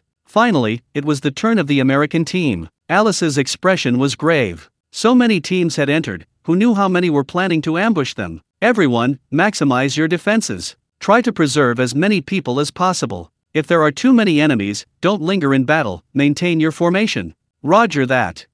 Once we're inside, I'll definitely see which countries attacked us, and I'll teach them a lesson. Enough with the useless stuff. Time's up. Prepare to go in. After Alice finished speaking, everyone from the beautiful country took a deep breath and maximized their defenses. Then, the group stepped into the entrance to the secret realm. They quickly appeared inside the secret realm. To Alice's surprise, the spiritual skills they had expected didn't appear. Not a single one. Alice, this isn't what I expected. Looking around, there wasn't a single team around. Only a few teams could be seen heading into the distance. What's going on? I don't know, but judging from the traces at the scene, there must have been a fierce battle here before. Maybe everyone just didn't want to waste their energy here anymore. Alice also came to her senses. Haha, I knew I was lucky. I thought I'd drawn a terrible lot, but it seems like a perfect one. That's right, Miss Alice, you're the luckiest. A group of people from the beautiful country started blindly praising Alice. Although Alice knew they were just trying to flatter her, she thoroughly enjoyed it. Luckily, Lady Luck was on her side. The battle started quickly and ended quickly. From the moment the Russian team started the fight to its conclusion, only 10 minutes passed. But in those 10 minutes, 100 people were eliminated. Keep in mind that the total number of participants was just over 400, a full quarter was eliminated. It was only the appearance of the Asa tribe that brought these people to their senses. If the battle had continued, at least 200 more would likely have been eliminated. Half an hour had passed since the start of the competition, and all the participating teams had entered the secret realm. Lin Xiao led the Chinese team, among the first to enter, and they had already pulled ahead of the other teams. At their pace, half an hour was more than enough time for them to cover a considerable distance. Even so, Lin Xiao showed no intention of stopping. They had encountered many spirit beasts along the way, but unless they foolishly delivered themselves to their doorstep, Lin Xiao had no intention of attacking them. Therefore, despite entering early, their points were pitifully low. After all this time, China only had 130 points. This low score placed them at the very bottom of all the teams. Having been frantically traveling, everyone was somewhat puzzled as to why Lin Xiao wouldn't let them stop. Li Heiran was the first to lose his temper. Lin Xiao, we've been on this journey for so long, shouldn't we start hunting some spirit beasts? We've only killed a few so far, and our scores are probably at the bottom of the rankings. Lin Xiao rolled his eyes. This guy is so brainless, how could he have ever dared to pursue Yao Yao before? What's the rush? 3 days is enough. What does it matter if our current score is high? As long as the final score is high, that's all that matters. I know what you're saying, but we encountered more than one group of spirit beasts during our journey, and those beasts weren't high level. We could have easily dealt with them. Why didn't we attack? You yourself said those spirit beasts weren't high level. Even if we killed them, how many points would we get? Our priority now is to get as deep into the secret realm as possible. That's our main battlefield. Besides, there's only half an hour until the competition starts. The teams behind us could catch up at any time. Can you guarantee that no one will attack us while we're fighting the spirit beasts? There's another reason we left these spirit beasts behind. If we don't attack, someone will eventually give in. These spirit beasts can also slow down the teams behind us. Li Heiran had to admit that Lin Xiao's words made a lot of sense, but seeing so many spirit beasts around him that he couldn't kill them was really itching to fight. Li Heiran wasn't the only one with this thought, everyone else was also preparing to make a big splash. Just traveling was getting a bit boring. Sigh, although I feel you're right, it's still a bit frustrating to see so many spirit beasts and not be able to fight them. Alright, there will be opportunities for you to fight later. Don't complain about not being able to kill them all. Lin Xiao had already devised a plan. Although the points gained from eliminating other teams were very tempting, he still focused on the spirit beasts. This time, he didn't plan to aim for first place, making it into the final 8 would be enough. To gain enough points, they would definitely need to hunt a lot of spirit beasts. Instead of wasting time on the outskirts, it was better to enter the depths of the secret realm as quickly as possible. As Lin Xiao advanced, he never stopped observing his surroundings. This truly lived up to its reputation as a newly discovered secret realm. The sheer number of spirit beasts was astonishing. Even in the outer areas, the number of spirit beasts was several times greater than in the level 7 secret realm Lin Xiao had entered before. Few other teams could resist the temptation of so many points. This was exactly what he wanted. Going deep into the secret realm first had its advantages. No one would compete with them for spirit beasts, making it relatively easier to acquire points. Of course, there were also disadvantages. With so many spirit beasts in the outer areas, the ones in the depths and core areas must be even more terrifying. Entering first would be extremely dangerous. If they encountered a horde of spirit beasts, team members could be eliminated, or even the entire team could be wiped out. Other teams would certainly consider this, which is why even the top-ranked teams dared not venture into the depths of the secret realm rashly. Lin Xiao, however, had no such worries because his spirit skills were perfectly suited for survival in the secret realm. His exceptional eyesight, combined with his aerial eyes, allowed him to quickly locate the distribution of spirit beasts within the secret realm. Once he entered the depths of the secret realm, he would immediately pinpoint the location of the spirit beasts. If he feels confident he can defeat the spirit beasts, he will naturally lead his team over. Similarly, if there are many spirit beasts and it poses a risk, he will choose to have his team bypass them. This is why Lin Xiao remained so calm. This match was broadcast globally, with a huge number of viewers in China. As Chinese people, their attention was naturally focused on the Chinese team. They had initially hoped to see the Chinese team showcase their skills, but it turned out they were just constantly on the move. Holy crap! How long has it been? 5 hours, right? They've been traveling the entire time, and aside from killing a dozen or so spirit beasts blocking their path, they haven't done anything. Yuri, right. I saw it myself. From the drone's perspective, how many groups of spirit beasts appeared to their side? They didn't even flinch. At least look at those spirit beasts. Don't they have any pride? There must be at least 300 to 400 million viewers in China watching your live stream, if not 500 million, right? Doesn't your conscience hurt to let 300 to 400 million people watch your journey? Sigh, indeed. I checked other live streams too. Aside from the Chinese teams, almost all the other teams have engaged with spirit beasts, and there have even been some skirmishes between them. Shall we check out other live streams?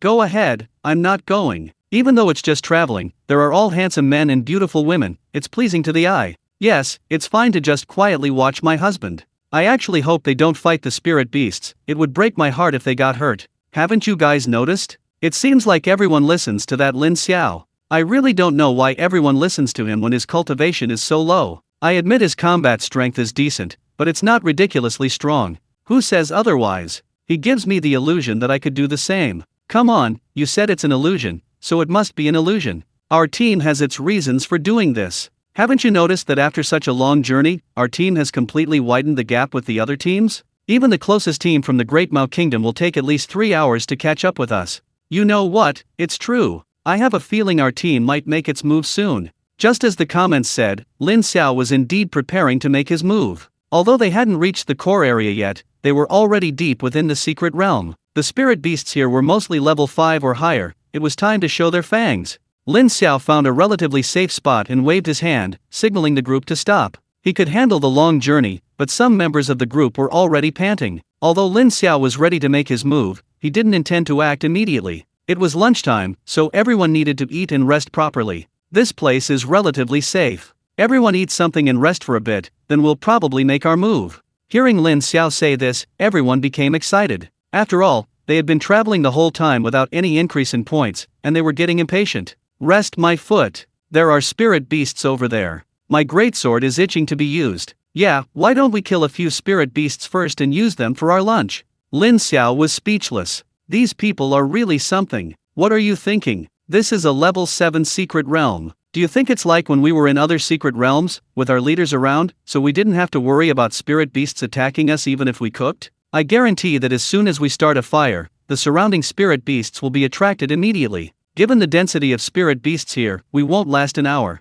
Lin Xiao was telling the truth. In fact, Xu Wenchen and the others were nearby. Lin Xiao had already spotted them, but this time was different. Xu Wenchen and the others couldn't intervene. Therefore, starting a fire and cooking was absolutely impossible. Sigh, we can't cook? I was hoping to continue mooching off you. How are we going to solve our lunch problem? Are we going to have to eat raw meat? What are you thinking? Didn't we say before that we'd take care of our own food and drink? There's no rule saying we can't eat what's in our spatial rings. I've already put plenty of food in my spatial ring. It's enough to feed all of us for a week. After saying that, Lin Xiao took out the food he had prepared earlier from his spatial ring. He had personally prepared all the food, so the taste was naturally excellent. Plus, his spatial ring had a preservation function, so there was no need to worry about the food spoiling. Seeing that Lin Xiao had come prepared, the others were relieved. The organizers were also monitoring the situation in the secret realm. Seeing Lin Xiao bring out so much food, they were momentarily speechless.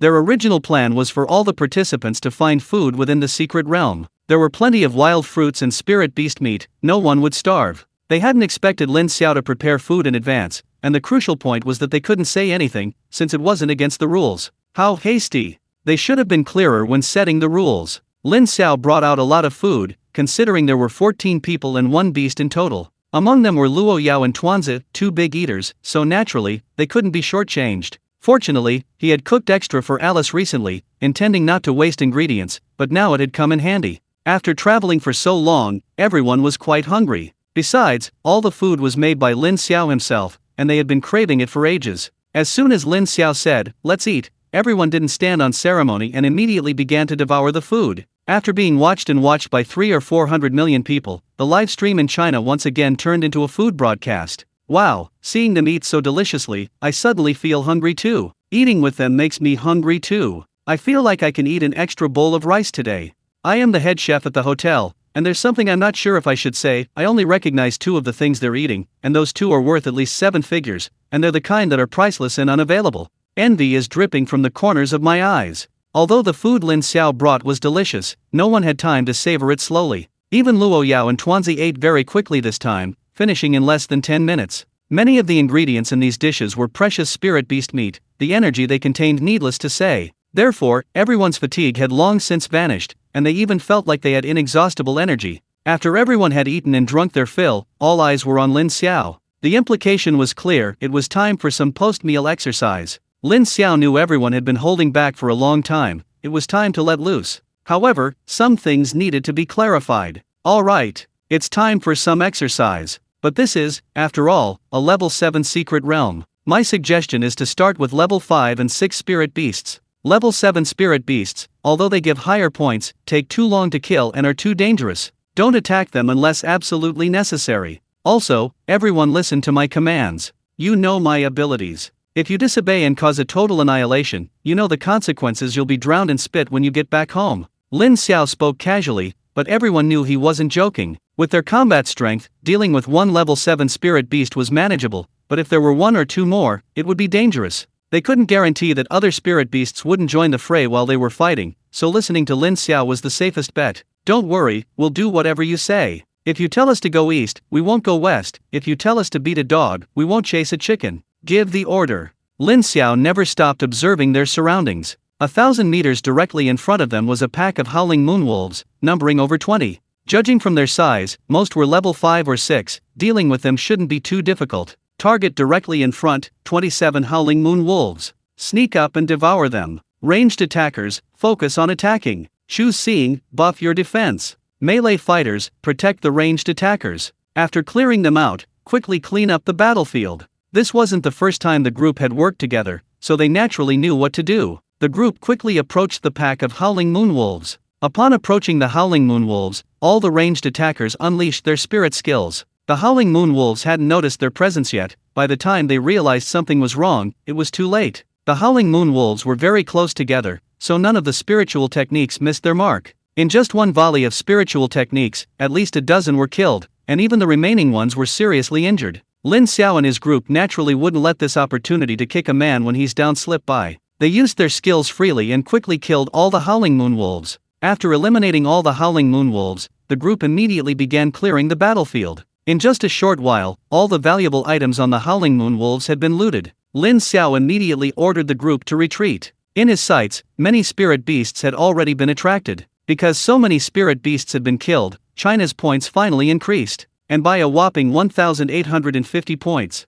The viewers in the live stream were ecstatic. They finally made their move. It was worth staying in the live stream, otherwise I would have missed this amazing moment. With these points, our total score has reached over 2,000. It's still not a lot, but at least we're not at the bottom anymore. What do you guys know? Even though our score isn't that high yet, how long did it take to wipe out that wolf pack? 3 minutes? 5 minutes? At this rate, our score will definitely rise rapidly. But we still need to be careful. There are quite a few level 7 spirit beasts here. If we get surrounded by them, we could be wiped out. Shut your jinx. It's not a pleasant thing to say, but it's true. Didn't you see the other teams are still just lingering on the periphery? I feel like advancing so rashly is a bit too risky. This viewpoint immediately garnered a lot of agreement. After all, in their opinion, the Chinese team was indeed being a bit too hasty. At this moment, the competition for the top spots on the leaderboard was extremely fierce. First place, Great Mao Kingdom, 18,875 points.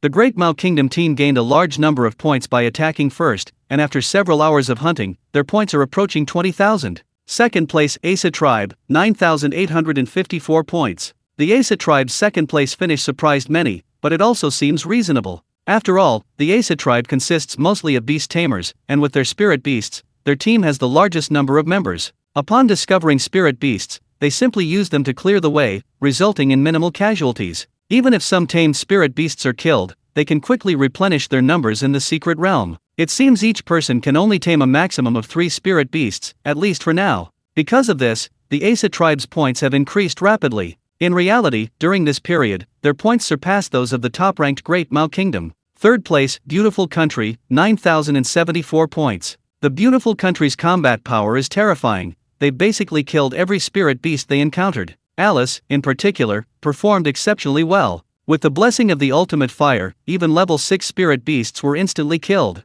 Fourth place, Cherry Blossom Country, 8,300 points. Fifth place, Kangaroo Country, 7,580 points. China was originally in 28th place, only higher than the eliminated team. Now, due to the large number of Howling Moon Wolves they killed, they jumped from 28th to 19th place. In reality, the other teams were gaining points rather slowly. This was unavoidable. The teams weren't too far apart, and each was wary of the others. While there were many spirit beasts on the outer perimeter, their levels were relatively low, with quite a few even being level 1. Even if many were killed, the points gained were limited. Furthermore, there were more beasts than resources. Even with a large number of spirit beasts on the outer perimeter, it wasn't enough to cover so many teams. Many teams had realized this problem, but sending them directly into the depths of the secret realm was too risky. After all, they didn't possess Lin Xiao's abilities. By the time they spotted the spirit beasts, they had essentially already discovered them. This was the main reason why the teams didn't continue. Of course, Lin Xiao wasn't worried about this. After dealing with the wolf pack, he led everyone to a different location. Although there were many spirit beasts around, under Lin Xiao's command, they easily avoided their attacks. He chose a direction with fewer and lower-level spirit beasts and charged out, even managing to kill a few level 5 spirit beasts along the way. Lin Xiao quickly led everyone to a new, safe area. Lin Xiao didn't rush to attack but immediately ordered everyone to recover their spiritual energy. It was still a competition. The use of magical artifacts and pills was prohibited. Lin Xiao was also worried about unforeseen circumstances and wanted to ensure everyone's condition was always optimal. After all, in case of real danger, releasing even one more spiritual skill could change the course of the battle.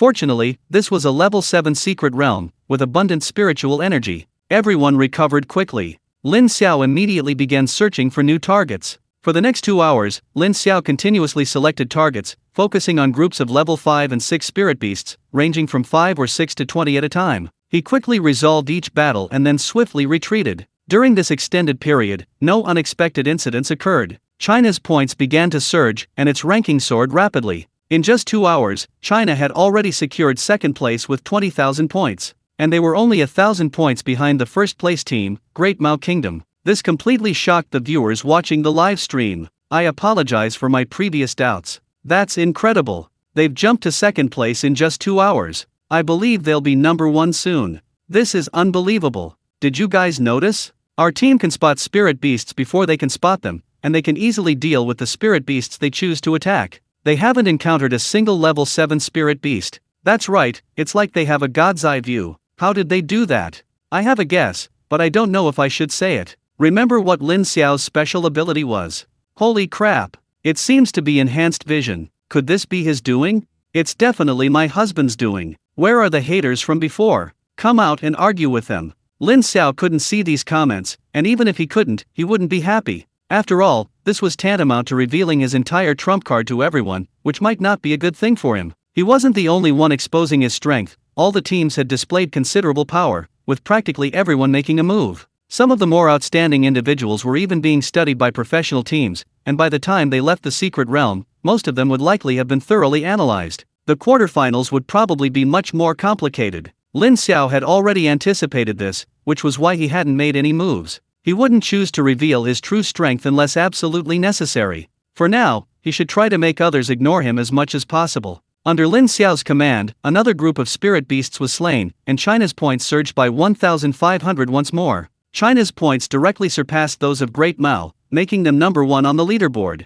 Judging from the current situation, this gap will only widen. Meanwhile, teams from other countries also realized this problem. Their point-gaining speed was slowing down considerably, and they couldn't continue like this. They had to try to continue venturing deeper into the secret realm. The first to react were the Asa Tribes group. They could clearly sense that the number of spirit beasts around them was dwindling. Chieftain, staying here any longer seems pointless. Shouldn't we head deeper into the area?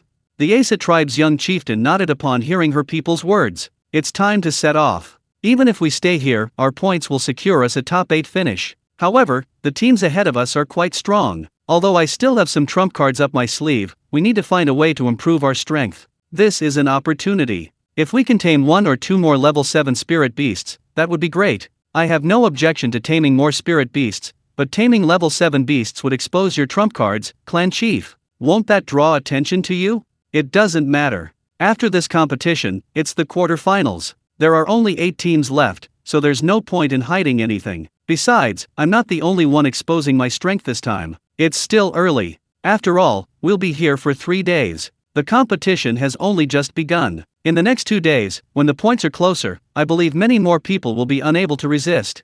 Alright, since the chieftain has said so, let's continue. With our strength, taking first place in the secret realm is a piece of cake. But don't be careless, the other teams are very strong too. The Asa tribe departed, becoming the second team to head deeper into the secret realm. Aside from China, the other teams weren't too far apart, and everyone was paying close attention to their situations. The Asa tribe's departure made the other teams restless. Gradually, more teams began heading deeper into the secret realm. Lin Xiao was completely unaware of all this. He continued searching for the spirit beast herd. With his enhanced vision, everything went very smoothly. China's points continued to increase rapidly. After another 2 hours, China's points had increased by over 10,000, far surpassing the other teams. After clearing out a wave of spirit beasts, Lin Xiao looked at the slightly dimming sky and felt that this was about enough for today. It was getting dark, continuing would be too dangerous. The darkness didn't affect him, but it had a significant impact on the others. Let's call it a day. It's getting dark, I'm afraid something might happen if we continue. Everyone nodded in agreement. They had all had a great afternoon of fighting and it was time to rest. Lin Xiao briefly strolled around the area, found a place with relatively few spirit beasts, and was about to have everyone set up camp when he unexpectedly discovered a team heading towards them in the distance. Lin Xiao frowned. Had these people caught up so quickly? He had thought these people wouldn't arrive until at least tomorrow. As they drew closer, Lin Xiao finally recognized them. It was, by sheer coincidence, the American team. The American team was quite strong, and Lin Xiao didn't intend to engage them in a direct confrontation here. Besides, Alice was in the American team, and he didn't want to get entangled with her. Besides the US team, several other teams had appeared behind them. It seemed unrealistic to continue grinding points here. Everyone, don't rush to rest. Let's continue for a while longer. Lin Xiao had noticed the other teams, but the others didn't. After all, they didn't have Lin Xiao's eyesight. What's wrong? Didn't we say we were going to rest? Why are we moving again? Other teams are coming up. Staying here might lead to encounters with them. Now isn't the time to run into them. Whatever you say, let's continue for a while. Under Lin Xiao's leadership, the Chinese team advanced some more. Thanks to Lin Xiao, they didn't encounter any major trouble, and before it got completely dark, they finally managed to distance themselves from the other teams. Lin Xiao found a relatively safe spot again, where everyone set up camp to rest. Of course, a hearty meal was essential beforehand. The other teams dared not wander off after dark, and dared not proceed further once it grew dark. Everyone's expression was grim. Since leaving the outer perimeter and heading deeper, things had been alright at first. The spirit beasts they encountered weren't too difficult to deal with. But as they ventured deeper, problems gradually emerged. The further they went, the more troublesome the spirit beasts became. They had actually anticipated this, but these spirit beasts were excessively troublesome. Leading the way were the strongest teams. The teams from the beautiful country, the Asa tribe, and the great Russian country each chose a direction to proceed. Staying together inevitably led to some conflicts. The direction the beautiful country chose was precisely where Lin Xiao had been. What was most frustrating was that these teams, who considered themselves to be at the forefront, all discovered signs of battle during their advance. Someone had gotten there first, arriving before them. Judging from the traces at the scene, the battle didn't seem too fierce. It's unclear whether the teams that arrived earlier left or were eliminated. Now that they're here, regardless of whether other teams are present, they're going to hunt spirit beasts. However, these teams quickly realized something was wrong. The spirit beasts they encountered were either lone, meaning they wouldn't gain many points even if killed, or there were too many of them to easily engage. Many were even level 7 spirit beasts. While they could be killed with some effort, the danger was too great. The most unfortunate was the Kangaroo Kingdom team, who directly encountered a level 7 spirit beast. By the time they spotted the beast, it was too late. They had no choice but to confront it. Normally, they could handle a level 7 spirit beast, but the key problem was the other spirit beasts their battle attracted. In the end, half of the team was eliminated, and they failed to kill the level 7 spirit beast. Those secretly protecting them intervened and saved those eliminated. Although they didn't interfere, the level 7 spirit beast was still frightened. Otherwise, the entire Kangaroo Kingdom might have been wiped out. The last few teams didn't score many points, so it's no wonder they looked so grim. Unbeknownst to them, Lin Xiao and his men had already thoroughly searched the entire area. The easy targets were all taken by Lin Xiao, the rest were either uninteresting or too difficult to handle, making it no easy task to gain points. Well, it's getting late, let's call it a day. Let's find a place to rest first. The secret realm is very dangerous at night. All the teams found what they considered safe places to rest, but since it was still early, no one chose to rest. Some ate something to replenish their energy, while others gathered to chat. The most discussed topic was how many points they had earned that day, and where they were ranked. Just then, a voice rang in everyone's ears. Hello everyone, I'm your good friend Rocky. You've all had a hard day, and I'm sure you're all very curious about your scores. After checking, all the teams have chosen to rest, so I'll announce today's rankings. The current scores are as follows. First place, China team, 36,500 points. Second place, Assam team, 23,564 points. Third place, Russia team, 22,351 points. Fourth place, America team, 18,562 points. 27th place, Camel team, 2,250 points. No one expected that there would be a score announcement at the end of the day. Loki only read up to 27th place, meaning another team was eliminated. Even those that weren't eliminated had suffered significant losses. All the participants knew the current rankings, and what surprised them most was that China was in first place. Many people then realized they hadn't seen any trace of the Chinese team since entering the secret realm. Many had initially suspected China had been eliminated, but now it seemed that wasn't the case. China must have quietly accumulated a large amount of points ahead. China's current score was extremely high, more than 10,000 points higher than the second-ranked Asa tribe. Many teams didn't even have a fraction of China's points. The teams that had been leading the pack earlier also realized what had happened.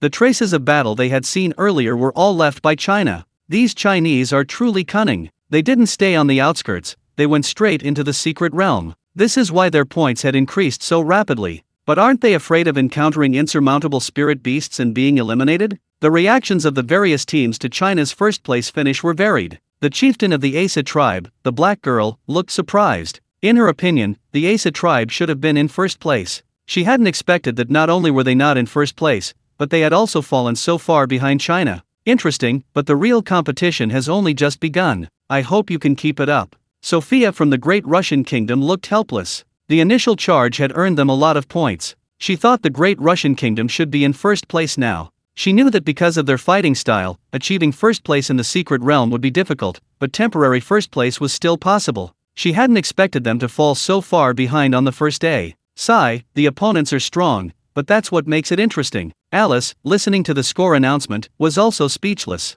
She hadn't expected to only achieve fourth place on the first day. As expected of the people I chose, they didn't disappoint me. It's a pity I'm not by their side now. Looking at the wild fruit in her hand, she sighed again. She missed Lin Xiao's cooking. Meanwhile, Lin Xiao and the others also heard the score announcement. Lin Xiao was prepared for their first place finish. After all, he had adopted the most correct strategy. He just hadn't expected it to be announced so directly. The organizers really knew how to stir things up. He had originally planned to quietly make his fortune. He naturally knew the organizers' intention in announcing it. It was to increase the difficulty for the top-ranked teams. Especially for China, who were ranked first, they were probably a thorn in the side of many people now. Lin Xiao truly hadn't expected the organizers to pull such a stunt. The announcement came from a nearby camera, and the sound was limited to their area. He believed the other teams were the same. This was to avoid attracting the attention of the spirit beasts and to better motivate the teams. Li Heiren and the others were undoubtedly thrilled to have secured first place today. Lin Xiao, I'm truly impressed.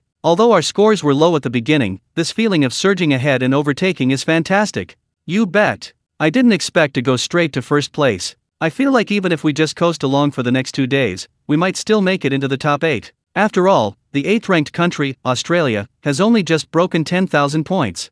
That's not necessarily true. They're not far behind us now. You all know the situation here. Although it's a bit dangerous, the speed at which we gain points has undoubtedly increased significantly. Being number 1 now might not be a good thing. After all, the nail that sticks out gets hammered down. With Lin Xiao here, I'm sure he's already figured out a strategy. It feels so good not having to think. So, Lin Xiao, have you decided what we should do tomorrow? Seeing everyone's attention focused on him, Lin Xiao felt somewhat helpless. I only have a simple plan now. The specifics will depend on tomorrow's situation. If no other teams bother us, we'll continue grinding points like we did today. If a team does bother us, we'll see which one it is. I won't give up any opportunity to reduce a competitor. In short, the battlefield is unpredictable, we'll just have to adapt. Okay, whatever you say. Alright, it's getting late. Everyone take turns resting and try to be well rested. We'll set off a little earlier tomorrow to widen the gap with these people before dawn, otherwise, it'll be difficult to grind points easily.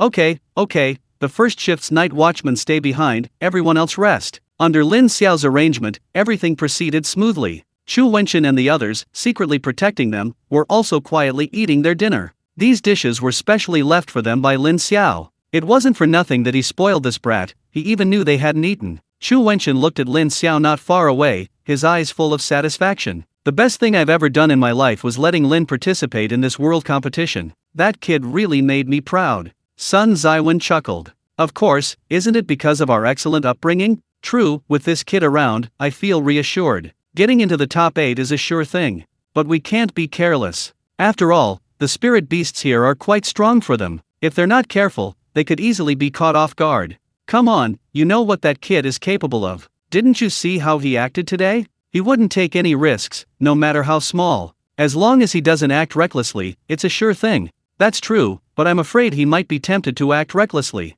Yeah, that kid's not one to stay put. Lin Xiao was among the first to take night watch, accompanied by Luo Yao and Chu Xing. Chu Xing discreetly went to the side to cool off. He had enough sense to avoid being a third wheel, constantly having to endure being fed dog food, a Chinese slang term for witnessing public displays of affection. It was better to stay out of the way and enjoy some peace and quiet. Lin Xiao was currently tallying up his day's spoils. He had to admit, the newly discovered secret realm was full of treasures. This time, he had obtained 30 to 40 spirit pearls just from hunting spirit beasts, all of them level 5 or higher. The materials from the spirit beasts were also plentiful. These would be worth a considerable amount of money once they were out. That wasn't all, the secret realm also had many spirit herbs. Lin Xiao had found quite a few along the way, including several extremely rare ones, practically impossible to find. Although Luo Qi and his men had definitely cleared the area, they had clearly only taken the most valuable items, leaving the smaller ones for him. Luo Yao found Lin Xiao's greedy behavior quite amusing. "You're quite wealthy now, why are you still so greedy?" "How is this greed? It's just so I can prepare more dowry for you." Lin Xiao spoke casually, but Luo Yao took it to heart, her face immediately turning red. Although it was night, Lin Xiao's eyesight allowed him to easily see everything. He couldn't help but swallow hard. Luo Yao had a dual personality, but with Lin Xiao, he could hardly tell when she was in control or not. Both of Luo Yao's personalities were relaxed in his presence. Only the occasional glimpses of her personality allowed Lin Xiao to discern which one was in control. Right now, the more shy first personality was definitely in control. "Ahem, be serious, the secret realm isn't peaceful at night, don't let the spirit beasts attack. Relax, relax, I'm keeping an eye on my surroundings." Luo Yao was right, the secret realm was never safe at night. Lin Xiao's group fared well. The location he chose was relatively free of spirit beasts, and his team included many skilled scouts who could spot any spirit beasts immediately. Therefore, the night passed without incident. However, some teams weren't so lucky. One team even camped right next to a level 7 spirit beast. The level 7 spirit beast must have noticed their presence, but it didn't immediately attack. It waited until everyone was resting before making its move. Although the team had someone on watch, the level 7 spirit beast acted too swiftly. Before it could even call for help, it was rescued by its protectors. This team was ultimately wiped out by the level 7 spirit beast. Although this team was rescued by their protectors, it didn't change the fact that they were eliminated. And this wasn't the only team attacked, more than 50 people were eliminated that night. Several strong teams also couldn't escape being attacked, but their superior strength meant they suffered minimal losses. The most relaxed were the Huaxia and Asa tribes. On the Chinese side, there was no attack. The Asa tribe's camp was guarded by dozens of level 6 spirit beasts. They didn't even assign anyone to keep watch at night, going straight to rest. With so many spirit beasts, they were truly fearless. Even if they encountered level 7 spirit beasts, their level 6 beasts could hold their own. At 4 in the morning, Lin Xiao woke up everyone in his team. Last night, the other teams had caught up, and he wanted to use this time to widen the gap again. Only in this way could they gain more points. Naturally, no one objected. Plus, their levels were already quite high, and after resting, they had regained their energy. The secret realm was being broadcast live. Due to the time difference, although it was 4 in the morning in the secret realm, it was midnight in China. Many people saw that the contestants were resting and chose to rest as well, but a small number insisted on staying up late to watch on TV and in the live broadcast room. After all, there's always the possibility of encountering spirit beast attacks at night. Seeing the Chinese team set off so early, those who had been keeping watch immediately became excited. The previously silent chat area became lively again. "Great! I knew keeping watch wouldn't hurt, we can't miss any exciting moments. My friend just fell asleep and said to wake him up if there's any noise. Should I wake him up, folks? Me too. Should I wake my friend? To be honest, I have a selfish reason. I want to enjoy this all to myself and make him regret it for the rest of his life. I suggest waking him up, we all have our limits sometimes." "That makes sense. I'll go wake them up right now." Soon, more and more people flooded into the live stream. Many of them had just fallen asleep, but they didn't want to miss any exciting moments. However, they were soon speechless because they discovered that the Chinese team had switched back to their travel mode. They weren't fighting the spirit beasts at all. "You woke me up in the middle of the night just to show me this. For some reason, I feel like this is more normal. Let's break up, Yanzu. You woke me up just for this. Didn't you guys notice that even at night, our team manages to avoid those spirit beasts very well? You know what, really? I can only say 666. Lin Xiao didn't stop the team until it was fully light. 3 hours had allowed them to distance themselves from the other teams again, at least for the time being, so they could safely grind points. They felt their current points weren't very stable, so it was safer to grind more. While Lin Xiao began searching for targets, the other teams also set off. The Asa tribe has begun to exert its strength. Last night, a level 7 spirit beast attacked them. The young tribal chief first had her own spirit beast surround and attack the level 7 beast. While the level 7 beast was fighting, she began to tame it, and surprisingly, she succeeded. Now the Asa tribe possesses a level 7 spirit beast. Although they lost some level 6 spirit beasts in the process, replenishing them is quite simple here. With a few level 7 spirit beasts already acquired, accumulating points became much easier. The US was in a similar situation, especially Alice, who was preparing to go all out. She didn't want to fall too far behind China. The Russians, unlike the other countries, didn't plan to target spirit beasts but instead focused on other teams. After all, eliminating members from other countries would yield a considerable amount of points. Many other teams shared the same idea as the Russians. In short, regardless of their strategies, everyone was putting in their best effort. Today's competition was destined to be more exciting and more brutal than before. Lin Xiao was now much closer to the core area of the secret realm. This meant the spirit beasts here were significantly stronger than those at their current location yesterday. Lin Xiao felt the pressure. Finding a group of spirit beasts he could easily deal with like yesterday would be a different story. Of course, while there were more spirit beasts and they were more difficult to deal with than before, they could still handle them. It would just take more time. The stronger the spirit beasts, the more points they earned. Lin Xiao delegated the task of dealing with the spirit beasts to his teammates, focusing all his energy on reconnaissance. Only in this way could the rest of the team focus on attacking safely. Because the spirit beasts were much stronger than before, Luo Yao and the others were finding it much harder to deal with them, so more and more of them were using their true abilities. This was unavoidable. The current situation didn't allow them to continue hiding their strength. Besides their most trump cards, everyone had used all their resources. Lin Xiao didn't participate in the attack, but his task was actually the most crucial. He constantly observed the surrounding spirit beasts, and if he detected any signs of trouble, he would immediately order everyone to evacuate. Even if the corpses of the slain spirit beasts weren't disposed of, the retreat had to proceed. After all, compared to those, ensuring the survival of everyone in the team was paramount. Because the spirit beasts were gradually becoming stronger, Lin Xiao also focused his attention on lone level 7 spirit beasts. At this point, the groups of spirit beasts he could find were often 50 or 60 together, and they were mostly level 6. Such a large group of spirit beasts meant their combat power was stronger than that of a level 7 spirit beast. Instead of continuing to entangle with these spirit beasts, it was better to directly target the lone level 7 spirit beasts. Lin Xiao thought this, and he did it. Afterwards, they attacked 3 lone level 7 spirit beasts, successfully killing 2 of them. Just as they were about to kill another beast, a large number of spirit beasts attacked from that direction, forcing Lin Xiao to abandon the attempt.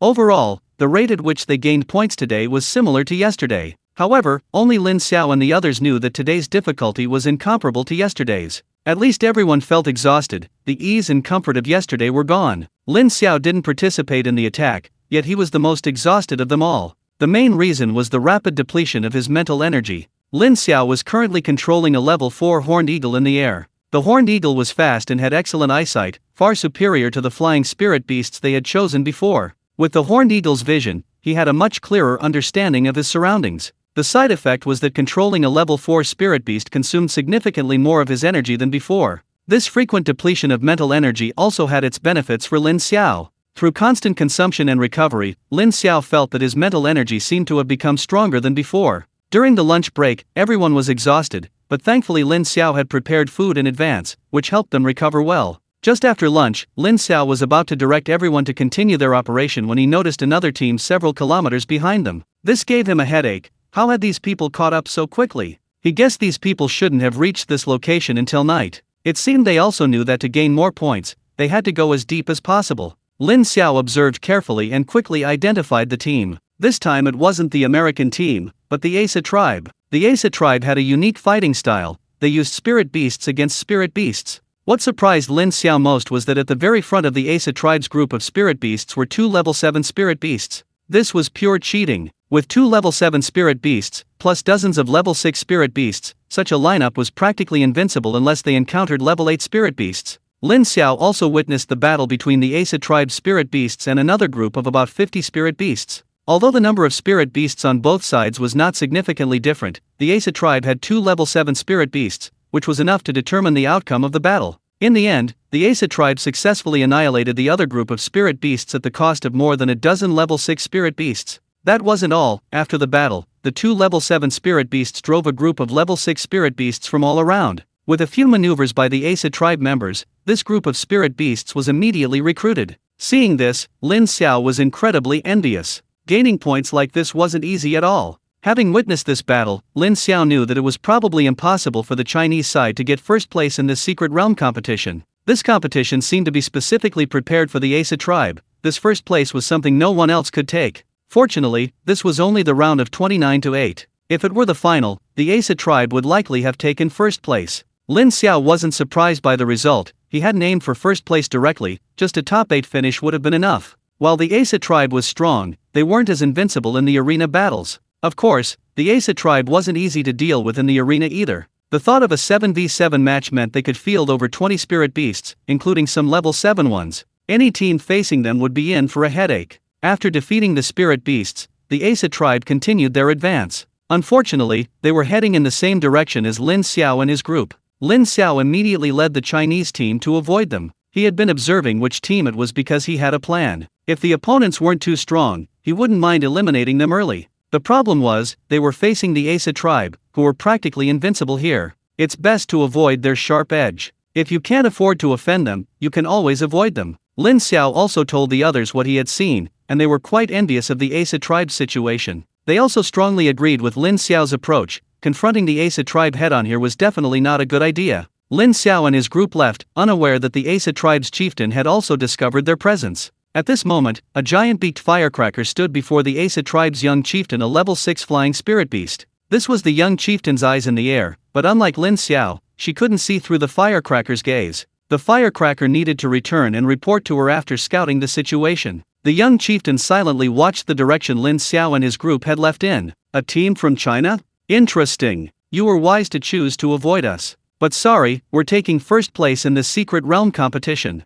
Besides the Huaxia and Asa tribes, several other teams also performed exceptionally well. The performance of the beautiful country was particularly outstanding. In fact, the beautiful country was still hiding their true strength, only Alice truly unleashed her power. Alice's ultimate fire was truly terrifying. So Xian's ultimate ice was only level 7, yet it could withstand many rounds against a level 9 expert. Alice, although only level 6 and not yet having crossed the level 7 threshold, still had no problem dealing with level 7 spirit beasts due to her ultimate fire. When Alice unleashed her full power, even level 8 spirit beasts had to temporarily avoid her. Alice's outburst killed many spirit beasts. Whether it was a group of level 6 spirit beasts or a lone level 7 spirit beast, none could withstand her flames. Of course, Alice's outburst wasn't without its side effects. The secret realm had abundant vegetation, and Alice's outburst nearly caused several large-scale fires within the realm. Those responsible for the covered protection, besides protecting Alice and her companions, were also tasked with cleaning up after Alice and extinguishing the raging fire within the secret realm. Among their protectors were several level 9 experts, including one level 9 water elemental expert. However, even the level 9 water elemental expert struggled immensely to extinguish Alice's flames. This quickly attracted attention from all sides. After discussion, they decided to borrow someone directly from China's Su Xian. Su Xian's extreme ice and extreme fire were perfect counters, and his cultivation level was higher than Alice's. With Su Xian's suppression, Alice's extreme fire should not cause too much damage to the secret realm. Initially, Su Xian refused this mission. Why should he solve the trouble caused by the United States? He had been with Chu Wenchen and the others, responsible for protecting Lin Xiao and the others. Although he couldn't offer much help and had no opportunity to intervene, that wasn't an excuse for abandoning his post. However, he ultimately agreed. Firstly, Loki personally pleaded with him to help. After all, this was a level 7 secret realm, a project Loki planned to heavily invest in. The area where Alice had locked herself away was practically barren. Restoring it would require a huge investment, so it was necessary for Su Xian to keep her in check. Secondly, the offer was too high. Even level 9 water magic couldn't effectively restrain Alice, and the beautiful country wanted a better ranking. They hadn't asked Su Xian for nothing, they offered him a very generous reward. Finally, with Chu Wenchen and the others approving, Su Xian could only reluctantly agree. However, before Su Xian left, Chu Wenchen and the others gave him a task. While following them, observe the true strength of the beautiful country.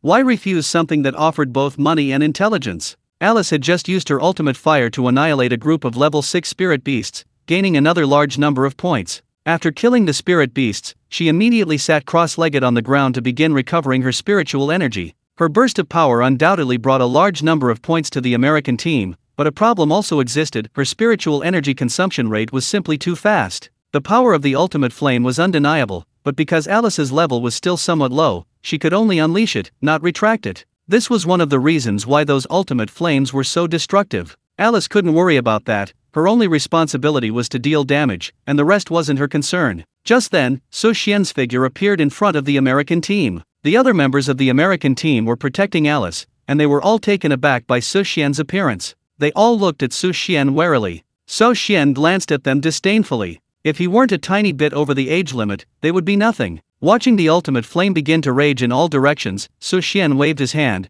and an extreme chill emanated from his body. The ultimate flame was instantly frozen. Perhaps sensing the extreme chill, Alice, who had been resting with her eyes closed, suddenly opened them, her gaze fixed on Su Xian. She had felt the chill too. Normally, ice and fire are mutually restraining, and she should have strongly resisted this feeling. However, to her surprise, the coolness felt incredibly comfortable. She recognized Su Xian. She had seen him in the Chinese team before, but she hadn't expected him to be so strong, able to restrain her extreme fire. China truly has hidden talents. After extinguishing the flames, Su Xian left. Although it seemed effortless, only Su Xian knew the danger involved. Extinguishing the extreme fire was not as easy as it appeared. Alice's extreme fire had even melted a portion of his extreme ice. This was mainly because his cultivation level was higher than Alice's. If their levels were the same, it was hard to say whether ice could extinguish fire or fire could melt ice. Furthermore, Su Xian shared the same feeling as Alice. He didn't feel repelled by the extreme fire, but rather found it warm and comfortable. Therefore, their eyes met as they left. Both of them saw a hint of surprise in each other's eyes. A special feeling also arose in both of their hearts. Su Xian was fine, he felt it was mutual respect for a worthy opponent. But Alice didn't see it that way. Alice felt she was really being a jerk. She had initially come into contact with China because of Luo Yao. Why did she develop strange feelings for Lin Xiao? And now, she was even developing strange feelings for Su Xian. Was she really falling in love with everyone she met? And had Lin Xiao turned her straight? Is my sexual orientation no longer a problem? Thinking about it carefully, I realize I don't seem to feel the same way about beautiful women as before. Sigh. What a mess. After Alice's spiritual energy recovered, she continued searching for spirit beasts to gain points. Now that she knows Su Xian is lurking in the shadows, she's completely unleashing her full potential. Previously, she had held back somewhat. After all, even she was afraid of unleashing her full power. But now it was different. She could completely let go without worrying about causing any adverse effects. Su Xian was also helpless. He was paid to do what was right, and every time Luo Yao made a move, he would appear to put out the fire. During this process, both Alice and Su Xian were surprised to find that their cultivation levels seemed to have increased slightly. Could it be that these originally mutually exclusive abilities could actually promote cultivation? This made them even more interested in each other. Almost all teams were battling spirit beasts to earn points. However, one team was quite different. Unless a spirit beast dared to attack them, they wouldn't normally intervene. This team was from the Great Mao Kingdom. Their reluctance to attack spirit beasts didn't mean they couldn't gain points. Their target was the other participating teams. Sophia took on the role of commander. Encountering other teams in the secret realm wasn't difficult. If they wanted to, they would always find some other teams. Sophia didn't attack every team she encountered. If she encountered a higher ranked team, she would choose to avoid confrontation. While she wasn't afraid of these teams, engaging them in battle would still be troublesome. There was a high possibility of casualties, which was something Sophia didn't want to see. Of course, if they encountered a lower ranked team, then sorry. The Great Mao Kingdom team would swarm in and try to eliminate as many members as possible. In one day, the Great Mao Kingdom's team encountered 5 isolated teams. These teams were no match for the Great Mao Kingdom's onslaught and were essentially wiped out. Even if 1 or 2 managed to escape, they wouldn't pose much of a threat. The Great Mao Kingdom gained a considerable number of points as a result. The only thing that bothered Sophia was that these teams had suffered losses in previous battles, resulting in fewer points for them. The battles on the second day were significantly more exciting than the first. Those watching the live stream were on the edge of their seats. After all, this was a level 7 secret realm, a realm most people would never be able to enter in their entire lives. Through this live stream, most people realized the terrifying nature of a level 7 secret realm. The spirit beasts were truly more terrifying than they had imagined. And so, the sun slowly set. All the teams once again took a break. During the break, everyone's eyes were unconsciously drawn to the nearby cameras. It wasn't that he wanted to get screen time. Barring any unforeseen circumstances, the second day's scores would be announced soon. He wondered what changes would occur in today's rankings. Loki didn't keep everyone waiting long and directly announced today's rankings. Hello everyone, I'm your good friend Loki. Without further ado, let's announce the current scores and rankings. First place, ASA National Team, 81,564 points. Second place, China National Team, 73,600 points. Third place, Russia National Team, 72,351 points. Fourth place, America National Team, 71,562 points. Fifth place, Sakura National Team, 41,560 points. 21st place, Camel National Team, 19,421 points. This time, only up to 21st place was announced. Several more teams were completely eliminated. Upon learning the final scores, Lin Xiao felt somewhat helpless. He had tried his best today, but unexpectedly, he was still surpassed by the Asa tribe. But when he thought about the way the Asa tribe fought that he had seen during the day, he felt that this was the right way to do things. He also carefully selected his opponents, only attacking when he felt he could kill them without taking damage. The Asa tribe was different. With 2 level 7 spirit beasts leading the charge, as long as they didn't enter the core area, they could basically roam freely, so it was normal for them to gain more points than him. What frustrated him most was that Russia and the United States were closing in, with only about 2,000 points separating them. Any battle could easily change their rankings. However, Lin Xiao was still quite satisfied with the result. After all, he hadn't intended to fight for first place, just making it into the top 8 was enough. Now it seemed that making it into the top 8 shouldn't be a problem. Although the teams at the top were very close, the gap thinned out from 5th place onwards. The 4th-placed United States and the 5th-placed Japan were separated by a full 30,000 points. 30,000 points wasn't easy to catch up with. Barring any unforeseen circumstances, the top 4 teams could basically be considered to have secured their places in the next round. Of course, this doesn't mean the competition is completely over. The battle for 5th to 8th place is still fierce.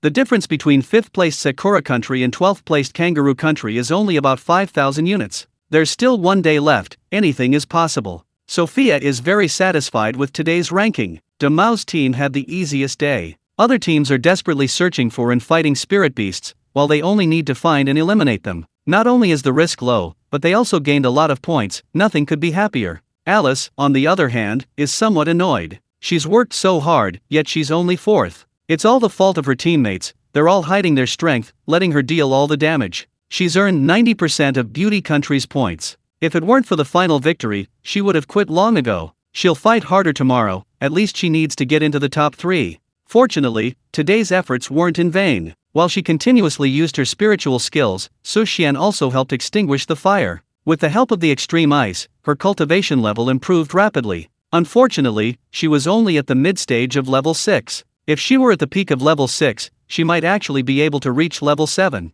Even so, she was quite satisfied. The top 4 teams had it relatively easy, as they were basically guaranteed a spot in the top 8. Tomorrow's competition was simply a matter of their final ranking. However, the competition from 5th to 8th place would definitely be much fiercer. The scores of the several teams were very close. Even the Sakura country, currently ranked 5th, couldn't say they were safe. Tomorrow, these teams would definitely be frantically racking up points. As for the final rankings, that was up to fate. As night fell, everyone gradually began to rest. Only by being well rested could they gain more points tomorrow. Lin Xiao, on the contrary, relaxed. Before, when he was in first place, he was thinking about whether to maintain that ranking. Now that he was no longer in first place, he would not force it. With making it into the top 8 practically a done deal, Lin Xiao was now considering whether to stir things up tomorrow. He wasn't looking to cause trouble for other teams. They were already inside the secret realm, and the core area wasn't far off. How about taking the team to explore the core area tomorrow?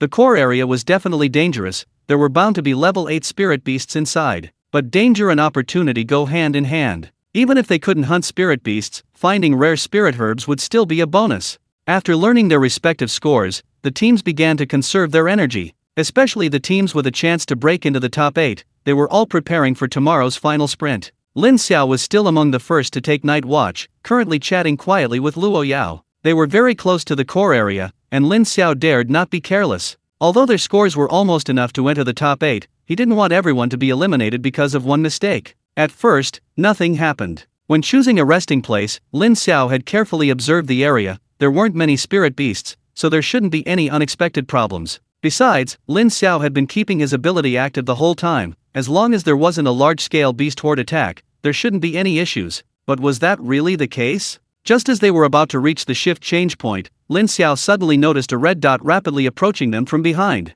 The speed was terrifying. Before Lin Xiao could even react after spotting the red dot, it had already traveled 1,000 meters. Lin Xiao was about to raise a warning when he suddenly stopped. He realized the red dot wasn't a spirit beast, but a contestant. Behind this contestant were powerful members of the organizers protecting him. What was going on? Was someone foolish enough to try and ambush their camp? That shouldn't be the case. Even if it were an ambush, sending just one person seemed rather disrespectful. Even if you're fast, consuming them wouldn't be easy. Lin Xiao then recognized the person. He vaguely remembered him. He had seen a brief introduction of this person before. His name was Edwards, but he couldn't remember his country. He remembered him because of his incredible speed. Among the contestants in this world competition, he was probably the fastest. Although he didn't know the opponent's country, Lin Xiao remembered one thing clearly: this country wasn't very strong. Making it to the final 29 was already considered lucky. Besides his speed, his attack and defense were very poor. While not entirely useless except for speed, he was pretty much on the verge of it.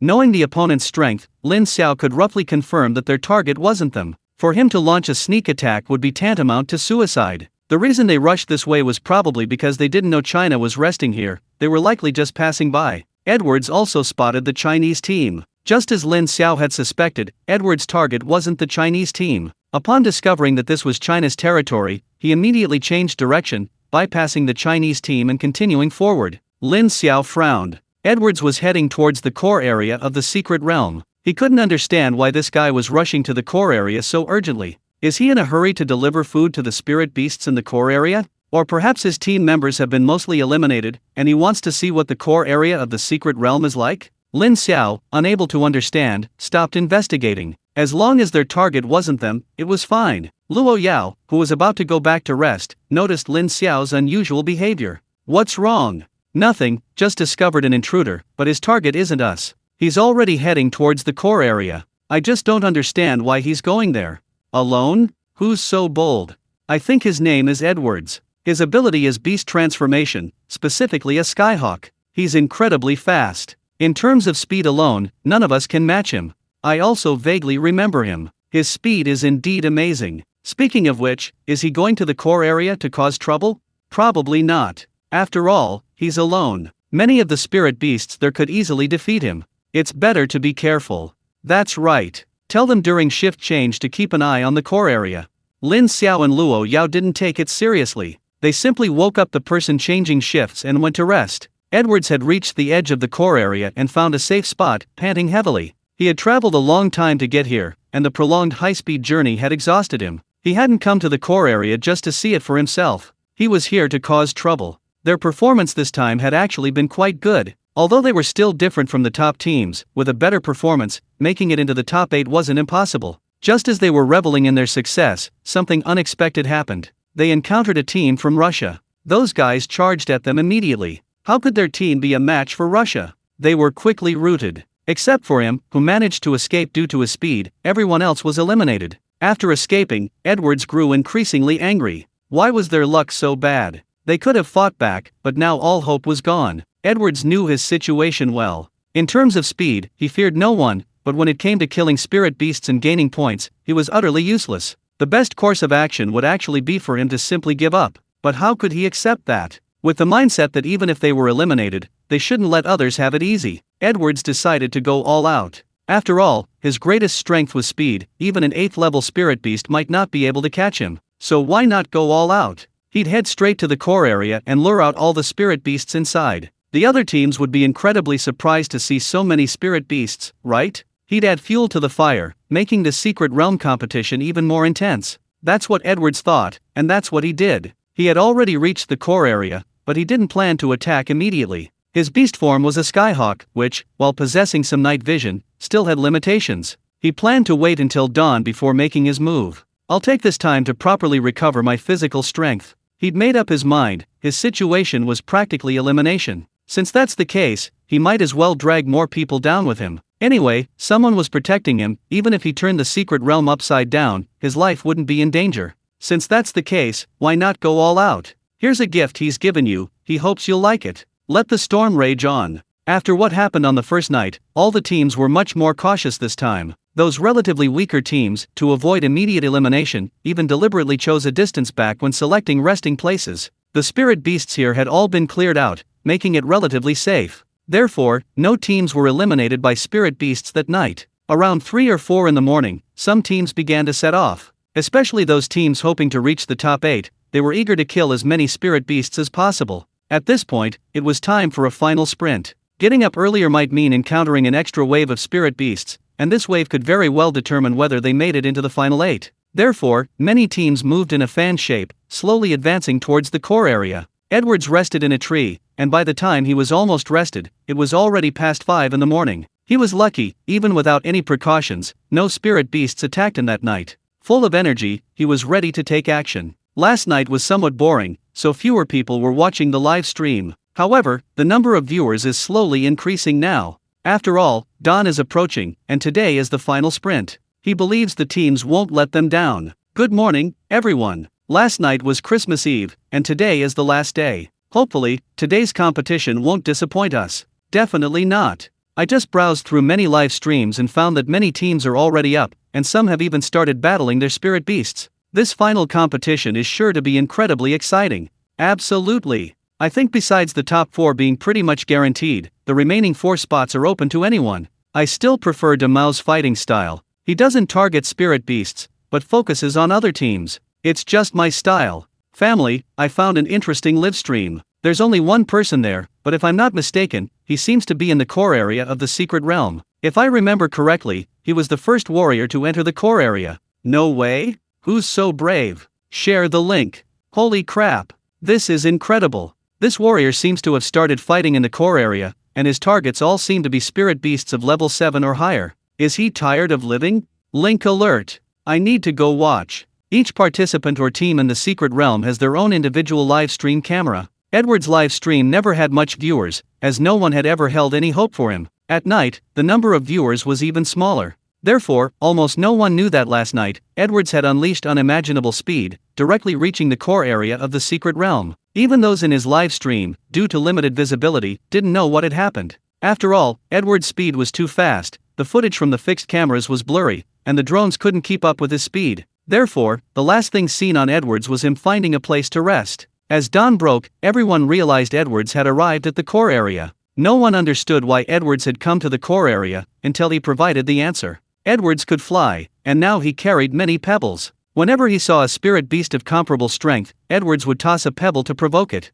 How could those spirit beasts withstand such provocation? Even those who couldn't fly followed him. Gradually, more and more spirit beasts were provoked by Edwards, eventually forming a spirit beast herd. And that wasn't all, among them were even 2 level 8 spirit beasts. The number of spirit beasts grew, and the commotion they caused grew larger and larger. Finally, Edwards didn't even need to provoke them anymore. After Edwards led these spirit beasts around the core area, he had alerted almost all the spirit beasts in the core area. These spirit beasts naturally included flying spirit beasts and those capable of ranged attacks. These spirit beasts also attempted to attack Edwards. Completely insane, Edwards unleashed his full potential. He skillfully evaded attacks with his speed in every dangerous situation. Seeing he had attracted enough spirit beasts, Edwards led them deeper into the secret realm. Edwards' livestream, which previously had only tens of thousands of viewers, suddenly exploded in number. Hundreds of thousands. Millions. Tens of millions. The chat exploded. Holy crap. Can anyone tell me what's going on? This guy is insane.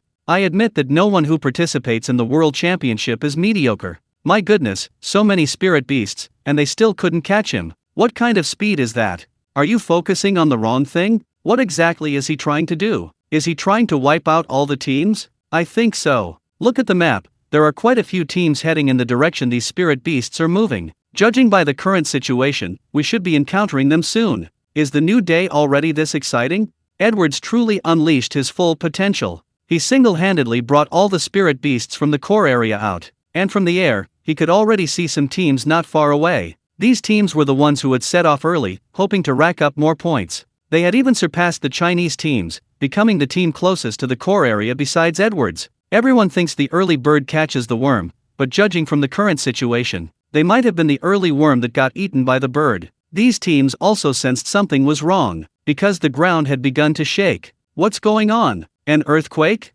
Bullshit. There's no earthquake in a secret realm. Then how do you explain such a huge commotion? There's only one explanation: a beast tide is coming. Get out of here. The others also realized what was happening and began to flee. Level 7 secret realms are inherently dangerous. Encountering smaller beast herds is tolerable. A beast tide that can cause the earth to tremble like this one can only imagine the astonishing number of spirit beasts. What's the difference between sending them up now and committing suicide? Only a fool wouldn't run. Besides, this place is so close to the core area, you can imagine the spirit beasts level is definitely not low. Damn it, have all these spirit beasts gone mad so early in the morning? Are they out hunting in groups? Edward saw the reactions of the other teams, a disdainful smile on his face. Trying to run now? Too late, isn't it? You can't match my speed, you'll be eliminated with me. On the third day, Lin Xiao didn't rush to get the Huaxia team up early to continue their journey. They were already so close to the core area that rushing was pointless, and they had almost enough points. There was no need to hurry to find spirit beasts.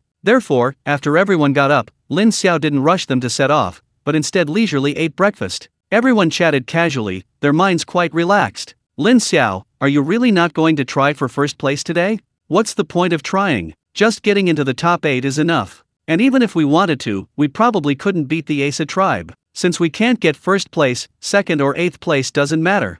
That's true. So what are the plans for today? I was thinking of taking a trip to the core area. If we can kill some spirit beasts and get more points, that would be good. If the spirit beasts are too strong, we can scavenge the core area to see if there are any treasures. Whatever you say. When do we leave? Lin Xiao was about to reply when Yuji frowned. Something's not right. I think I heard something incredible. The rooster, being a sound-based being, has much more sensitive hearing than the others, so she was the first to notice the anomaly. Lin Xiao was somewhat surprised. Previously, if anything happened, he was usually the first to notice. After all, his observation range was very wide. If something occurred, he was generally the first to spot it, followed by the rooster. This time, he hadn't noticed anything unusual, yet the rooster had heard the noise. It seemed this was quite a disturbance. Just as everyone was about to ask the rooster what it had heard, they all fell silent, because they too had heard a rumbling sound. The sound was like a flash flood, incredibly powerful. That wasn't all. As the sound drew closer, they felt the ground beneath their feet begin to tremble.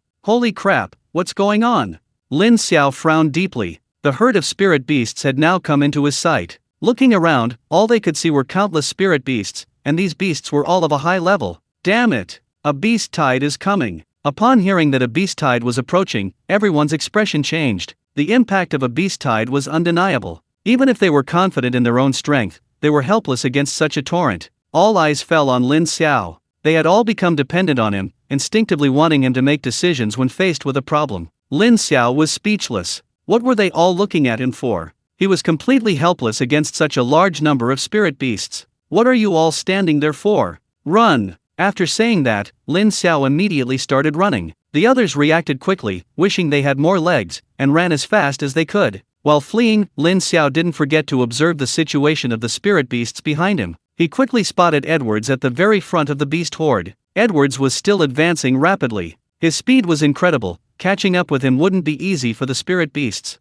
To prevent them from giving up, he would stop and harass them after creating some distance. Lin Xiao watched, speechless. He recognized the guy. Yesterday, he had flown past their camp without much thought, but he hadn't expected this guy to be so reckless. He was trying to eliminate all the teams entering the secret realm. Lin Xiao, what's going on? Why is there a beast tide here?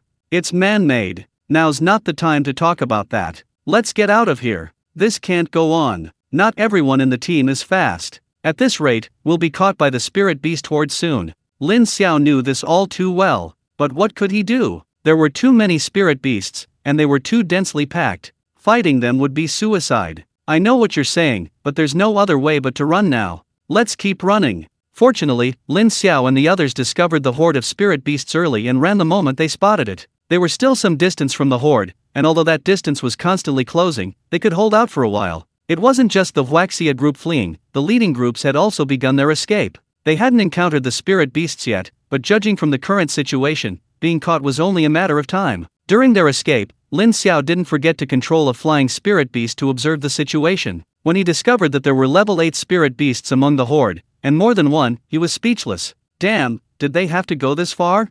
Luckily, he knew that Xu Wenchen and the others were secretly protecting them, otherwise he really thought they were going to die here. However, during the escape, Lin Xiao noticed something unusual. The number of beasts in the horde continued to increase. After all, besides the spirit beasts from the core area, those from the depths of the secret realm had also joined the horde. Even so, the distribution of the spirit beasts was much more dispersed than before. This was understandable. If the secret realm were a circle, the core area would be its center. Now that the spirit beasts from the core area had emerged, they were radiating outwards. With the area larger, the spirit beasts were bound to become more scattered. Having fled for some time, the spirit beasts were now less than 1,000 meters away. Continuing to flee would only result in one outcome, being caught. The spirit beasts at the forefront were generally quite fast, so dealing with them wouldn't be too difficult. The key was that as long as they were held back by these spirit beasts, the number of those behind would only increase. Lin Xiao then had a bold idea. Continuing to flee wasn't the solution. What if he did the opposite?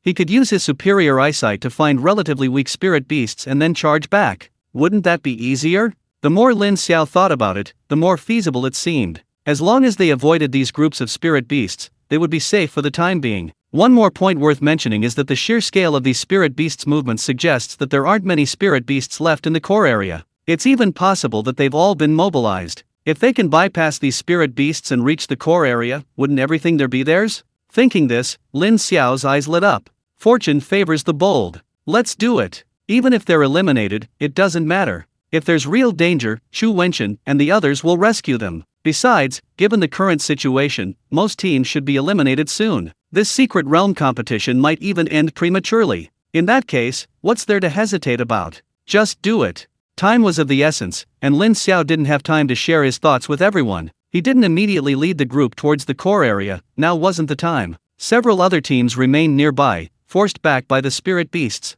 These teams were closer to the beast tide, and at its speed, the tide would catch up quickly. Lin Xiao was waiting for this opportunity. When those teams were overtaken, it would attract the attention of a large portion of the spirit beasts, and that would be his chance to strike. Everyone, pay attention. Stay close to me. Everyone nodded. That was all they could do now. Just as Lin Xiao had anticipated, the beast tide quickly caught up with those teams. A battle immediately erupted between the two sides. These were all top-ranked teams, who had come here for the final sprint, only to encounter a beast tide so early in the competition. They all knew they were no match for the beast tide, but knowing they were protected by level 9 experts, none of them worried about their lives. Since elimination was inevitable, they figured they might as well fight the spirit beasts head-on. Even if they would die and be eliminated, they wanted to gain as many points as possible before being eliminated. This was the thought on everyone's mind, and for a moment, these teams unleashed extremely powerful combat strength. The spirit beasts at the forefront weren't the strongest. Under the full force of the team's attacks, many spirit beasts were instantly killed. Of course, these teams didn't come without a price. Releasing spirit techniques and generating fluctuations of spiritual energy attracted the attention of many spirit beasts, causing many to rush towards the team's positions. Lin Xiao prayed for these teams. Barring any unforeseen circumstances, they would soon be eliminated. However, he was grateful to these teams for buying him time and diverting the spirit beast's attention. Stay close to me. Everyone had been waiting for Lin Xiao's command. They thought he was trying to create more distance from the spirit beasts while the other group stalled for time, but Lin Xiao unexpectedly charged directly towards the beast tide. Although the others were puzzled, they couldn't just watch Lin Xiao go to his death, so they gritted their teeth and followed. Lin Xiao had been paying close attention to the surroundings. There were quite a few spirit beasts in the direction he was heading, but they were all relatively low level. Kill them. Everyone trusted Lin Xiao implicitly. Although they didn't understand, they all did as he said. The group of spirit beasts was instantly wiped out, but the fluctuations in spiritual energy attracted other spirit beasts in the surrounding area. Even though they were about to be surrounded, Lin Xiao showed no panic. This was part of his plan. He already had a solution, but unfortunately, it might reveal some of his trump cards again. Tuanzi, teleport us to that open space 100 meters ahead. Tuanzi, who had been held by Lin Xiao, immediately teleported everyone away upon hearing his words. The spirit beasts, who had been preparing to tear Lin Xiao and the others to shreds, were surprised to find their target had suddenly vanished. Without giving it much thought, they continued charging forward. Stopping now would only allow the spirit beasts behind to catch up, easily causing a trampling incident. Chu Wenchen and the others had been secretly protecting Lin Xiao and his group. Seeing that they were about to be surrounded, they were prepared to rescue them. They hadn't expected Lin Xiao to have this trick up his sleeve. It seems Lin Xiao wasn't just trying to gain more points before elimination, he had his own plans. The viewers in the live stream were also closely watching the situation. Am I seeing things? How did our team suddenly appear 100 meters away out of thin air? A spatial element? If I remember correctly, there doesn't seem to be a spatial element in the team. Could there be another genius in the team with innate dual elements? Impossible. How can there be so many innate dual elements? Then explain it to me?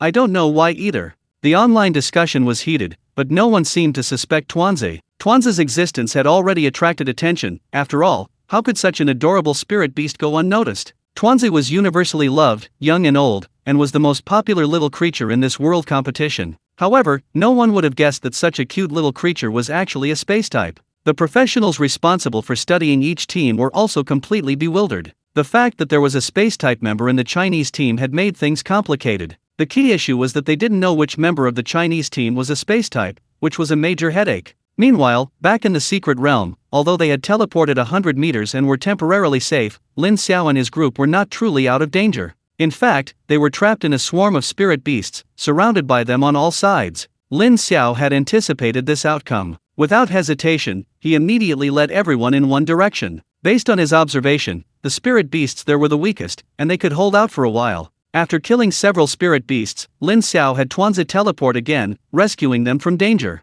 This was repeated more than 10 times, and the beast horde gradually dispersed. Now that there were hardly any spirit beasts around, Lin Xiao finally breathed a sigh of relief. He was right, sometimes the most dangerous place is the safest. Once no spirit beasts could be found around, Lin Xiao and the others finally stopped. Everyone felt like they had escaped a disaster. They never expected Lin Xiao to have used such a method to avoid the beast horde's attack. Of course, only Lin Xiao could do something like this. No one else had Lin Xiao's eyesight, nor Tuanzi's spatial abilities. Charging into the beast horde would be tantamount to suicide. Everyone gave Lin Xiao a thumbs up. I'm completely impressed. Only you could come up with such a method. Now the beast horde is behind us. What do we do next? Lin Xiao's smile was harder to suppress than an AK. What are we doing? All the spirit beasts have gone out. Do you think there aren't any spirit beasts left in the core area? If we go there now, maybe we can find some treasures? Everyone's eyes lit up. This was absolutely right. Going to the core area now was indeed a great idea.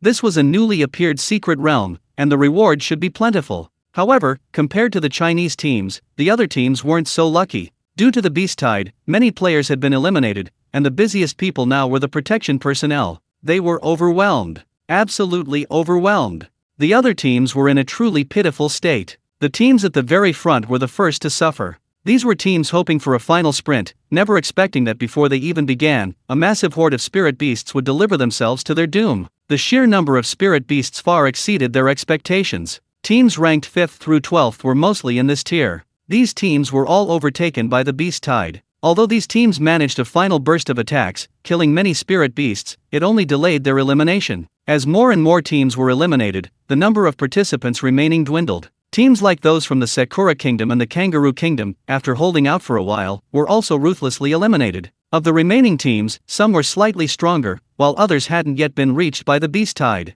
Even the top-ranked Asa tribe, faced with such a massive beast tide, had no choice but to turn tail and run. Fortunately, their team also had spirit beasts, which were better than relying on their own 2 legs for transportation. Unfortunately, the distance between them was slowly closing. The young chieftain of the Asa tribe knew that this couldn't continue indefinitely and needed to find a way to break the deadlock. Finally, she came up with a half-baked solution. She had her controlled spirit beasts take turns slowing down the beast tide. Meanwhile, she continuously tamed new spirit beasts. This not only temporarily resolved their crisis but also earned them a considerable number of points. Until the commotion attracted the attention of level 8 spirit beasts. The terrifying power of level 8 spirit beasts was undeniable, especially with several level 7 spirit beasts following behind them. The young chieftain knew there was no escape this time, and she immediately announced her forfeit. It wasn't that she didn't want to continue gaining points, but she was worried about what might happen to the 2 level 7 spirit beasts she had painstakingly tamed. They would still need their help in the quarterfinals. Anyway, she already had a lot of points. Whether she could win first place was up to fate.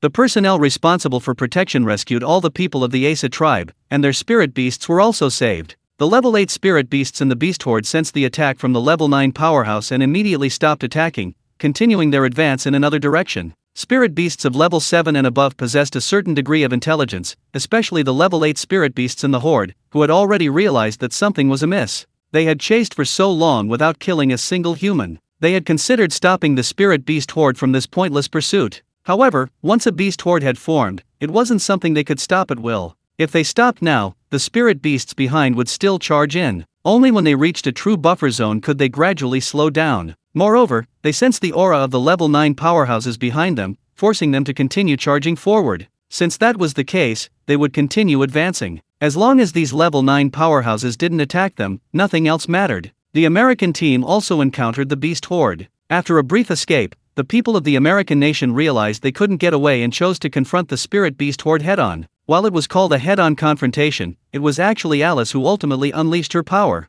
Alice's ultimate fire once again demonstrated its terrifying power, slaying countless spirit beasts under her outburst. The beautiful country's points also surged. Unfortunately, Alice's spiritual power was ultimately finite. After exhausting it, she forfeited. From beginning to end, Alice was the only one exerting force for the beautiful country. The others merely watched, only throwing out insignificant spiritual techniques. All of this seemed very unusual. Even at this point, the beautiful country was still concealing their strength. The great Russian country team was fortunate, as their primary target was another team, thus their location was far from the core area. Around them were some weaker teams, who were still unaware of the beast tide and continuing to fight against equally unsuspecting spirit beasts. Judging from the current situation, being overwhelmed by the beast tide was only a matter of time. And indeed, the beast tide didn't stop. Even though Edwards, the instigator of it all, had long been eliminated, these spirit beasts continued their aimless rampage. The number of beasts in the tide didn't decrease, in fact, it increased. Spirit beasts deep within the secret realm were also forced into the beast tide. Several hours later, the beast tide continued its advance and finally encountered the Great Mao Kingdom's team. Seeing such a large number of beasts, the Great Mao Kingdom's team showed no panic. They roared and charged towards the beast tide with their weapons. Not a single person chose to surrender, it was a fight to the death. Finally, those responsible for protecting them couldn't bear to watch any longer and rescued them all. If the Great Mao Kingdom's team was like this, imagine what happened to the lower-ranked teams. These teams were quickly eliminated. By then, except for the Chinese team, all the other teams were eliminated. If all teams were eliminated, the scores could be tallied now, and the competition in the secret realm could be declared over. However, because the Chinese team is still alive, the outcome is uncertain, so the live stream continues.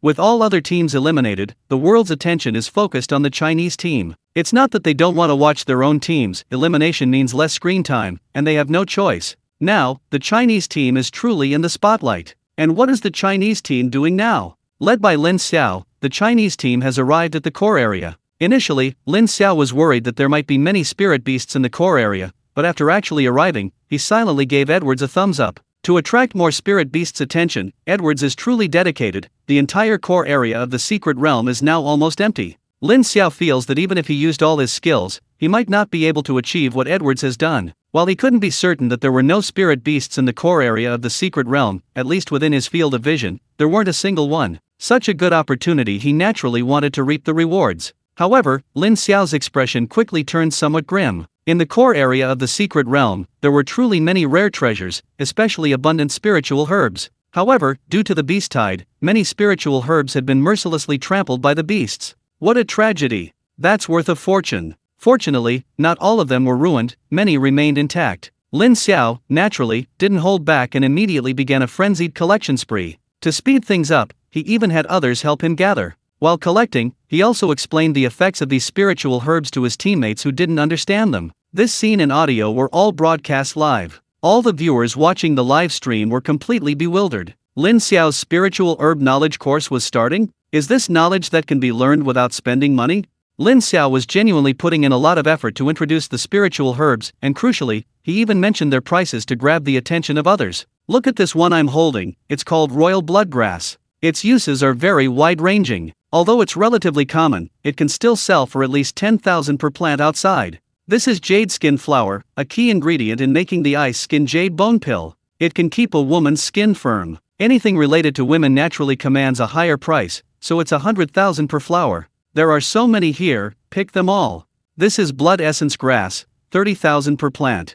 This is water cloud fruit, 50,000 each. Spiritual herbs of this quality are plentiful in the core area. After all, this is a newly discovered secret realm, previously undeveloped. Lin Xiao is now pioneering its development. As Lin Xiao continued his introductions, the viewers watching the live stream were becoming increasingly excited. I'm so envious, guys. This isn't a competition, it's like picking up money. Every single herb is worth 5 figures, equivalent to 3 months' salary for me. I suddenly want to take a trip to the secret realm. Level 2, F-rank fire type, looking for a team. Is the person upstairs planning to go to the secret realm to feed the spirit beasts? Fortune favors the bold. I feel like I should take a gamble. Maybe I can turn a bicycle into a motorcycle. Come on, this is a level 7 secret realm, and a newly appeared one at that. Most of the treasures in secret realms have already been harvested. You can only get this much when you're exploring new areas. It's something to be envious of. I have to save this video. I used to go to secret realms for spirit beasts. I never imagined these spirit herbs were so valuable.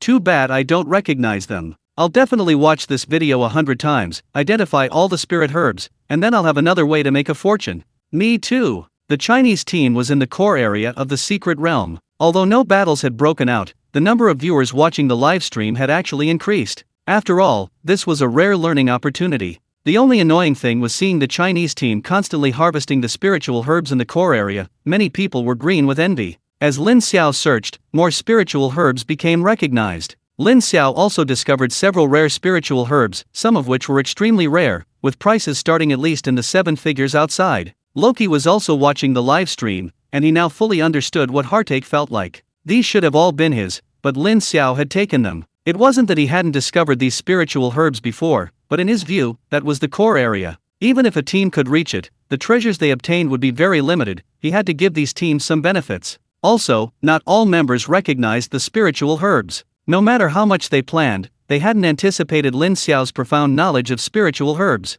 The key issue was that given their brother-in-law's ruthless nature, almost everything they left behind was just ordinary weeds. What a mess! The crucial point was that they couldn't say anything, since it had been stated when the competition rules were announced that all spoils from the secret realm belonged to the contestants themselves. Wasn't this like shooting yourself in the foot? Luckily, this person was his brother-in-law. Even if Loki was unwilling, he could only endure it. But it still hurt. Lin Xiao didn't care whether Loki agreed or not, he was extremely happy right now. The resources in this core area were truly abundant. Lin Xiao wasn't blinded by what he saw. The treasures in the secret realm weren't just spirit herbs. Although the most precious things might have already been taken, because the discovery time was relatively short, no one could be sure if any had slipped through the net. What if something even more precious had been forgotten? Therefore, Lin Xiao immediately activated his X-ray vision, not even letting the underground go unchecked. Perhaps there was a mineral vein? It would be even better if he could discover a spirit stone vein as well. And sure enough, Lin Xiao's luck was really good. Not long after, he discovered a mineral vein, a cold iron mine. Cold iron ore is an excellent material for crafting defensive artifacts, and crucially, this particular ore deposit is exceptionally abundant, enough to equip over 100 people. Lin Xiao, naturally, wouldn't stand on ceremony and collected all the cold iron ore. Loki's heart was bleeding. When Lin Xiao discovered the cold iron ore, his eyes were bloodshot with jealousy. At first, he tried to comfort himself, thinking Lin Xiao was helping him. He believed Lin Xiao had only discovered the ore, taking it all was impossible, given the limited storage space of their spatial rings. Once their spatial rings were full, he would be the one who benefited in the end. But when he saw Lin Xiao calmly collect all the ore, he was speechless. He really wasn't leaving him anything. Afterwards, Lin Xiao discovered 2 more types of spirit stone ore and countless spirit herbs. Each time, Loki comforted himself, thinking Lin Xiao's spatial ring definitely wouldn't be full. But in the end, he was destined to be disappointed. Lin Xiao's spatial ring was indeed full, but he still had Tuanzi. Tuanzi's storage space was much larger than Lin Xiao's spatial ring, and there was still a large open space. Lin Xiao and his group swarmed like locusts, collecting anything of value wherever they went. If he could, Lin Xiao truly wished this could continue forever.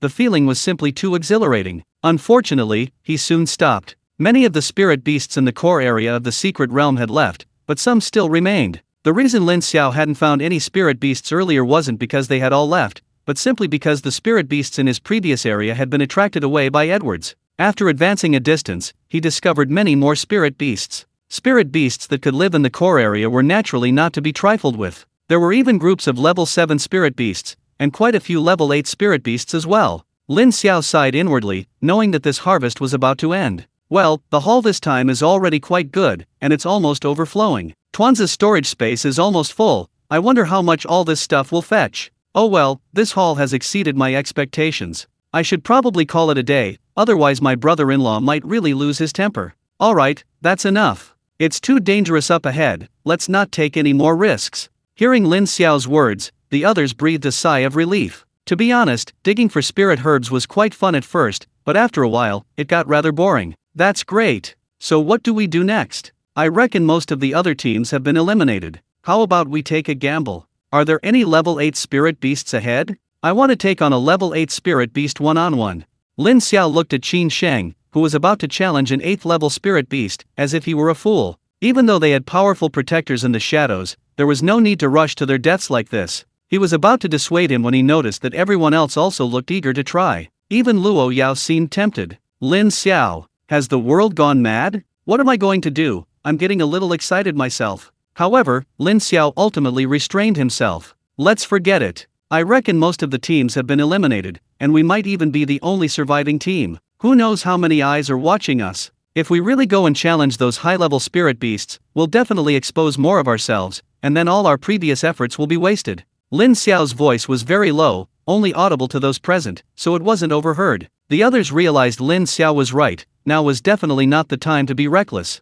It was just a pity they missed the chance to solo an 8th level spirit beast without taking damage. That makes sense. So what do we do next? Should we keep hunting spirit beasts to farm points? If the other teams are eliminated, we might still be able to compete for first place if we keep trying. Lin Xiao's eyes lit up. There was still time. If they put in the effort, it might actually be possible. But then he thought it was unnecessary. The other teams were resting. Why should they continue hunting spirit beasts here? They were already fine before entering the game, so why compete for first place? But giving up so easily seemed unfair. What could they possibly gain from this? Lin Xiao quickly figured out what he should do. First place is out of the question. It's a thankless task. Just follow me. I think I know what we need to do next. The others looked at Lin Xiao with curiosity, wondering what new idea he had. Stop beating around the bush, just tell us what to do next. We're going to find the spirit pearls, of course. Find the spirit pearls? Where do we get spirit pearls? Are we going to kill spirit beasts? Are you stupid? The previous beast tide was powerful, but those teams killed quite a few spirit beasts when it erupted. In that situation, the corpses of the slain spirit beasts are definitely still there. We're going to collect the corpses. Everyone was stunned. It seemed that was indeed the case. We'll do as you say, we'll go collect the corpses. Knowing what to do next made things simpler, and the group quickly began to retrace their steps. Not long after, they found the place where the teams had fought the spirit beasts. Just as Lin Xiao had said, the corpses of the spirit beasts were still there. According to the competition rules, those responsible for protecting the secret realm were not allowed to interfere with it in any way before the competition ended. This was why the corpses were still there. These corpses were somewhat gruesome, trampled over by countless spirit beasts. Fortunately, the spirit orbs weren't so fragile and weren't crushed directly. The scene was somewhat cruel. After thinking for a moment, Lin Xiao decided to let the men collect the spirit orbs, while the women could rest on the sidelines. This point was agreed upon by all the girls. Actually, they could go, but if they could avoid it, they would try to stay away. Lin Xiao stopped pretending. Having already revealed many of his trump cards, he directly used his spiritual skills to search for spirit orbs, saving a significant amount of time. After all, he didn't want to stay there indefinitely. The harvest was enormous. In a short time, he had collected nearly 50 spirit orbs. And this was just the beginning. There were still spirit beast corpses elsewhere. The viewers watching the live stream were once again stunned. Although China wasn't currently ranked highest on the leaderboard, why did it feel like China was the ultimate winner? It seemed like the other teams were just paving the way for China. But it was something they couldn't envy. Led by Lin Xiao, they searched for several hours, finally collecting almost all the spirit beast corpses. They collected over 200 spirit orbs, all of which were of a decent level, making it a considerable haul. Lin Xiao and his group finally found the beast tide they had encountered earlier. The spirit beasts had calmed down, and many were returning. Occasionally, some spirit beasts would engage in combat. Lin Xiao didn't choose to fight these spirit beasts and, after thinking for a moment, simply announced his forfeit. Today's gains were enough. He didn't want to continue working hard. After Lin Xiao and his group announced their forfeit, Chu Wenchen and his group appeared before them immediately. "You brat, you've really impressed me. This time, you've had a very fruitful harvest." So. This harvest is nothing. The key is that we've still preserved our trump cards very well. Let's not talk about that anymore. We'll take you out. We've been waiting for you. Now, the final scores are set. Lin Xiao didn't know Huaxia's exact ranking yet, but he believed it was definitely in the top 4, he just didn't know the specific number. There was a signal within the secret realm, so it wasn't difficult for Chu Wenchen and his group to find out the current rankings. "Brother, stop beating around the bush and tell us the final rankings." "Let me see. The top 8 were only truly determined the moment you announced your withdrawal. First place, Asa Tribe, 113,235 points. Second place, America, 105,674 points. Third place, Russia, 99,876 points. Fourth place, us, 97,864 points. Fifth place, Japan, 54,652 points. Sixth place, Britain, 53,642 points. Seventh place, Germany, 53,542 points. Eighth place, Australia, 52,654 points. That's the final ranking. Everyone fell silent upon hearing the final rankings. Lin Xiao hadn't expected them to finish fourth, he had thought it would be third. But now, fourth place undoubtedly satisfied them more. Nothing more. In the upcoming quarterfinals, the first team will face the 8th, the second the 7th, the third the 6th, and the fourth the 5th. Their opponents are already decided, the teams from Japan. Nothing could be more exhilarating. It's important to know that the top 3 teams would most likely be eliminated if they encountered a team from Japan. That would prevent them from ever facing Japan again. Now they're in 5th place, and they've just run into a team from China. Perhaps this is fate. Lin Xiao could already feel his teammates getting fired up. You know, Chinese teams always seem to have a built-in buff when they face teams from Japan. Lin Xiao was somewhat relieved that he hadn't continued hunting spirit beasts. he'd almost made it into the top 3. He was looking forward to the next round of the competition starting soon. The moment the scores were finalized was destined to be extraordinary. Actually, the quarterfinals were largely predictable. The skill gap between the teams below the top 4 was significant. The most anticipated match was undoubtedly between China and Japan. The Chinese audience went into a frenzy. Nice! We didn't expect to run into such a weak team. This is a perfect draw. Give them a good beating. I was furious before, wondering why they didn't rack up more points. The gap wasn't that big, getting first place was possible. Now I apologize. Turns out, it was all to teach Japan a lesson. I wholeheartedly agree. Our team can't be too careless either. I have a feeling Japan is still holding back. So what? Our team is in the same boat. I don't need a spectacular battle, just a 14-0 victory will be enough. I believe our team can definitely crush them. I can't wait to see tomorrow's match. Meanwhile, the audience in Japan was also relieved to have drawn China. Although China's score was much higher than theirs in the Secret Realm competition, they still preferred to face China compared to the other 3 teams. In their view, China's high score wasn't due to strength, but mainly to good tactical planning and good luck. They didn't seem to encounter any particularly strong spirit beasts from start to finish. If it really came down to a fight, their strength might not be inferior to China's. Yoshi, China is unlucky to have met us. We're definitely going to win this time. That's right, the Chinese team isn't actually that strong. Their high score this time is entirely due to luck. They didn't encounter any powerful spirit beasts. I really want to see us defeat the Chinese team. I can't wait to celebrate our victory. Who do you think you are? China will win. A sudden shout of "China will win" disrupted the formation of the Japanese chat. Baka! Who is this guy, daring to yell here? Everyone, give him a piece of your mind. This is Japanese territory, and immediately a group of Japanese people launched a personal attack on the Chinese person who spoke.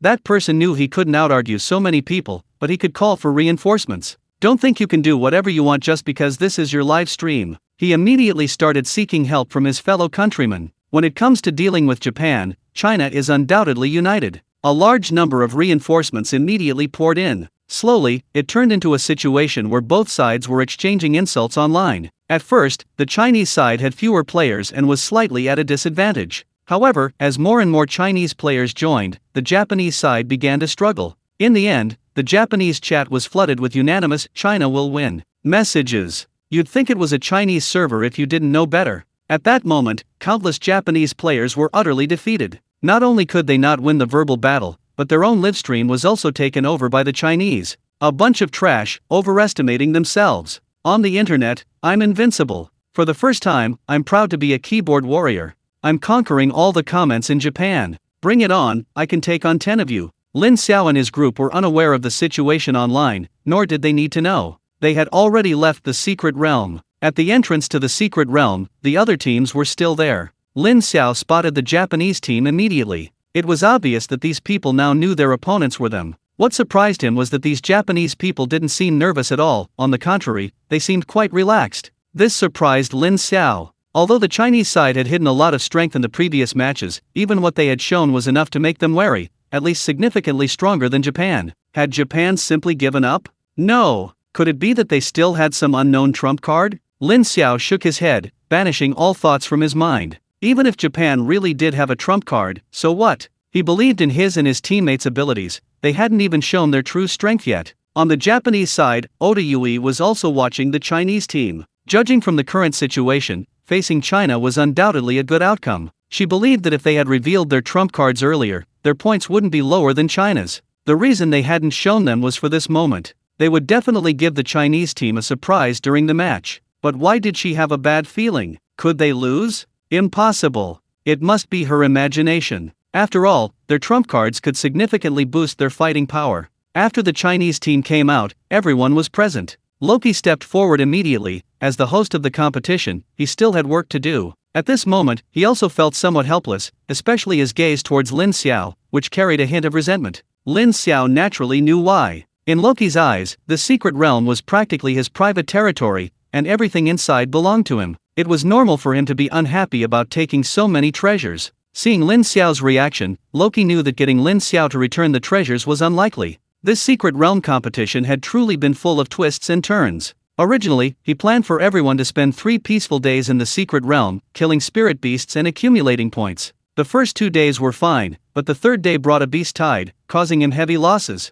Even with his wealth, losing so much at once was quite painful. Fortunately, his brother-in-law was the ultimate beneficiary. If it had been someone else, Loki wasn't sure if he would have simply robbed them. The final scores are in, and the top 8 have been confirmed. I believe everyone knows who their opponents are. Now you can all go back and rest. Tomorrow, the quarterfinals will be held, 2 matches in the morning and 2 in the afternoon. I hope everyone will be there on time. That concludes today's matches. Thank you for watching. With Rocky's voice, the live stream was cut off. Lin Xiao didn't wait for Rocky to come closer before making his escape. He knew Rocky would definitely come looking for him. He wouldn't let him get back what he'd already taken. The other teams also left one after another. Their performance couldn't be observed from within the secret realm. They definitely need to review the recordings back home. Rocky watched Lin Xiao's departing figure, feeling helpless, especially since Lin Xiao had left with Luo Yao in tow. He was too embarrassed to say anything. Oh well, what could he do? He was a doting brother. After emerging from the secret realm, the 8 advancing teams left immediately. The organizers didn't give them any rest time. The quarterfinals were tomorrow. Having spent so much time in the secret realm, they definitely needed a good rest today to better prepare for tomorrow's matches. Of course, before that, they needed to watch their opponents' videos. The Chinese team was no exception. Back at the hotel, Chu Wenchen gathered everyone together. Although Chu Wenchen had also been in the secret realm these past few days, intelligence gathering was handled by professionals. The information and videos of the Japanese team members had already been sent over. After the videos finished playing, Chu Wenchen immediately began to speak. Everyone's seen the video. This is how the Sakura Kingdom performed in the secret realm. What do you all think? Team leader, don't worry. Little Sakura Kingdom, we'll take them down. I'm full of energy right now. As long as you let me go, team leader, I guarantee I'll take them down. I'm not bragging, but judging from the video, the Sakura Kingdom people don't seem to have anything to worry about. They're no match for us.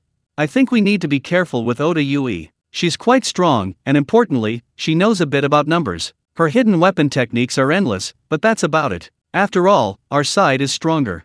Chu Wenchen was very satisfied with everyone's performance. Although everyone seemed a bit too confident, it depends on which team they were facing. This is how it should be against a weaker team. However, he felt it was still necessary to give them a warning. Is everyone thinking the same thing? Luo Yao, who hadn't spoken until now, finally expressed her opinion. I feel it's best to be cautious. I have a feeling the Sakura team is hiding something. They might not be as simple as they seem. Lin Xiao shared this feeling. I feel the same way. From the recordings, Sakura didn't seem like a threat, but after leaving the secret realm, I noticed something unusual about their team. They were all too calm, as if they had everything under control.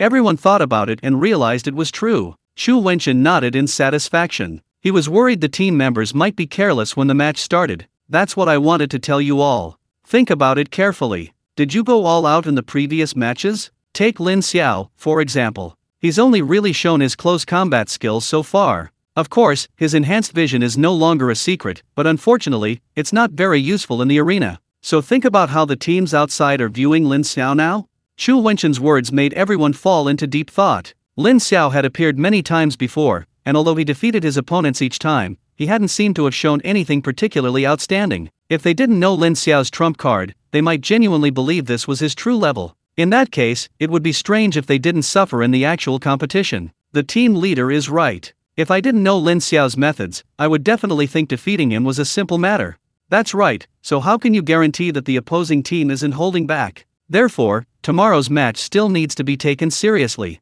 Team leader, we understand. We will definitely go all out tomorrow. Good that you understand. One last thing, starting tomorrow, there's no need to hold back anymore. Team leader, is that really okay?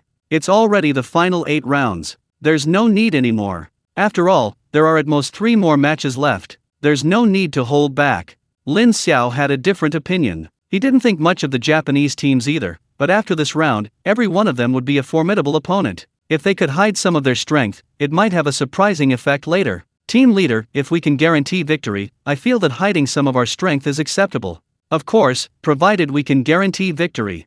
Everyone understood what Chu Wenchen meant. Alright, that's enough for today. I'm sure everyone's tired. Go back and rest. We must win tomorrow's match. Everyone was indeed exhausted. They hadn't had a proper rest these past few days in the secret realm. They definitely needed to recharge tonight, as everyone was taking tomorrow's match very seriously. Today was the quarterfinals, the World Championship was nearing its end. The closer it got to the end, the more enthusiastic the audience became. Tickets for the World Championship were expensive, but no one who came to Xiaoao Island to watch wasn't short of money. Now, tickets for the World Championship had been resold at exorbitant prices, and the key was that even if you wanted to buy one, no one was willing to sell it. The stadium was already packed, waiting for the match to begin. The 8 teams had already arrived at the rest area, quietly waiting for the match to start. The match between China and Japan was the last one of the afternoon, so it was relatively relaxed. The teams from the Asa tribe and Japan were already poised to go. Rocky continued to host, subtly promoting Xiaoao Island as always.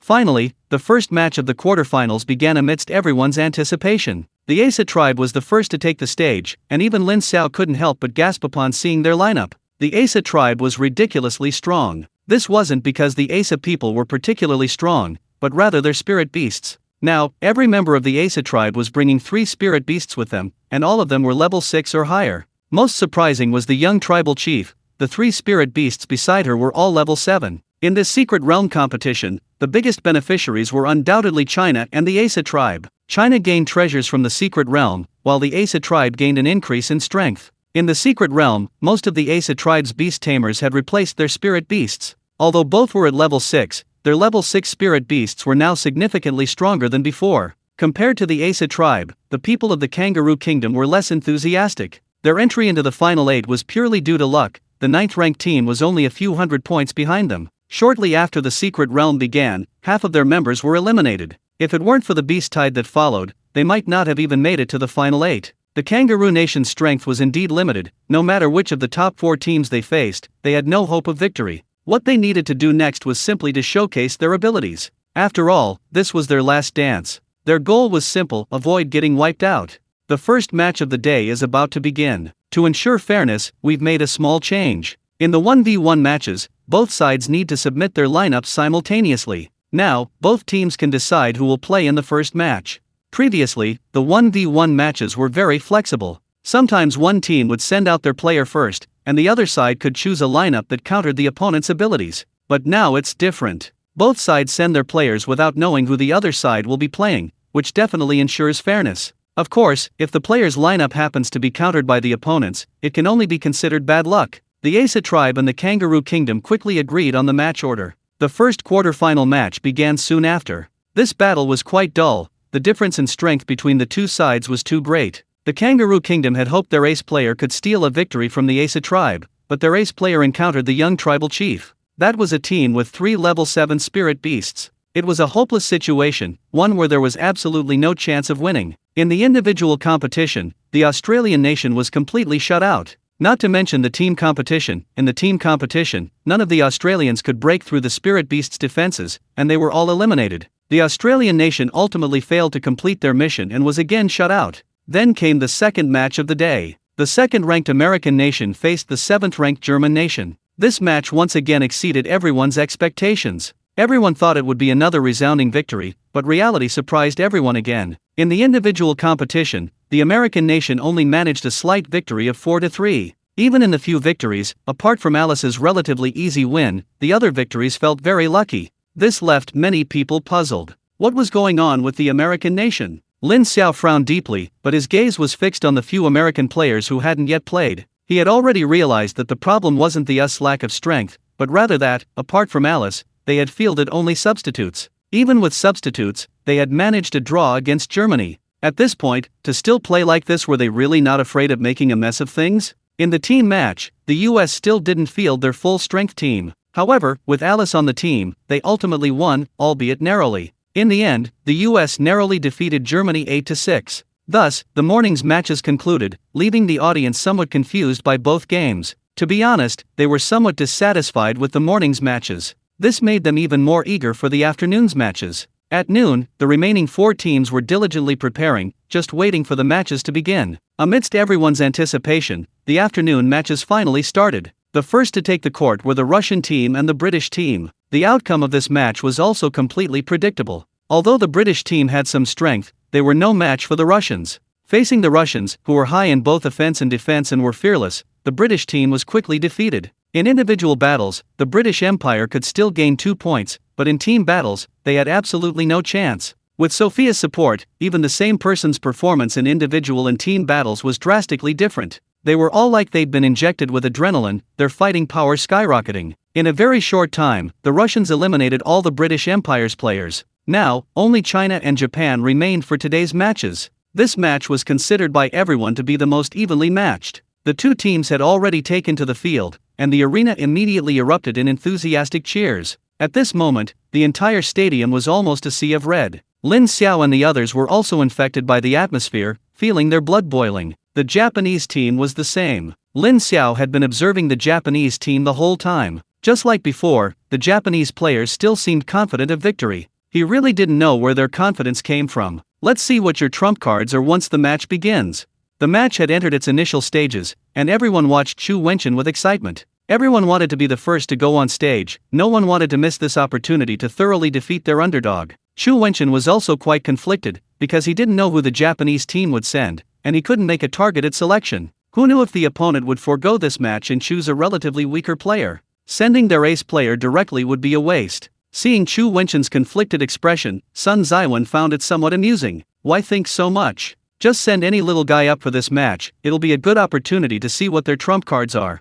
Chu Wenchen also felt he was overthinking things. He should have confidence in these youngsters. And he quickly made a decision. Su Wei, Chen Long, you're going for the first match. Chen Long really hadn't expected Chu Wenchen to send him up first. In the Chinese team, if there were a ranking of strength, Chen Long's individual combat power would be around the middle. He had even prepared not to participate in the entire match. Unexpectedly, he was called up first. I guarantee I'll complete the mission. Alright, relax a bit. You've seen the recordings. In my opinion, as long as you don't encounter that Oda Yui, there shouldn't be any problems. Just relax and fight. Losing doesn't matter, after all, this isn't a decisive match.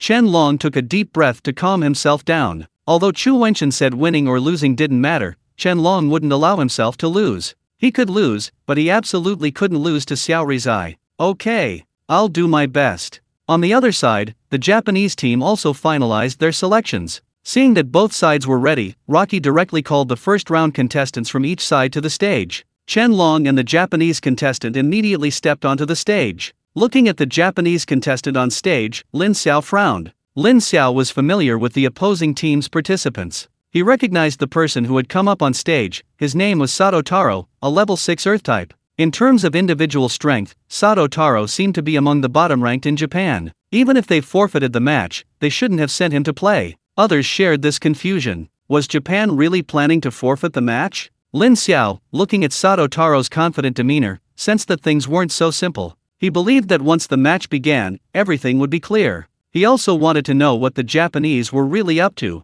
Seeing that both fighters were ready, the referee announced the start of the match. Chen Long was a lightning-type fighter, while Sato Taro was an earth-type fighter. One favored offense, the other defense. This battle was destined to be a fierce contest of attack and defense. Everyone favored Chen Long. Given the terrifying power of lightning attacks, Sato Taro was unlikely to last long. After the match began, Chen Long launched the first attack, sending several bolts of lightning, as thick as an arm, directly towards Sato Taro. Sato Taro, naturally, wouldn't stand idly by. Several earthen walls appeared in front of him. The power of lightning was undeniable. The lightning shattered the earthen walls. Fortunately, Sato Taro was well prepared and escaped the attack unscathed. Although Sato Taro blocked the attack, it was clear to everyone that he was at a disadvantage. It was simply a matter of how long Sato Taro could hold out. Chen Long thought the same, and launched another attack. Lightning bolts rained down, bombarding Sato Taro relentlessly. Sato Taro activated his defenses to the maximum, and simultaneously began his counterattack.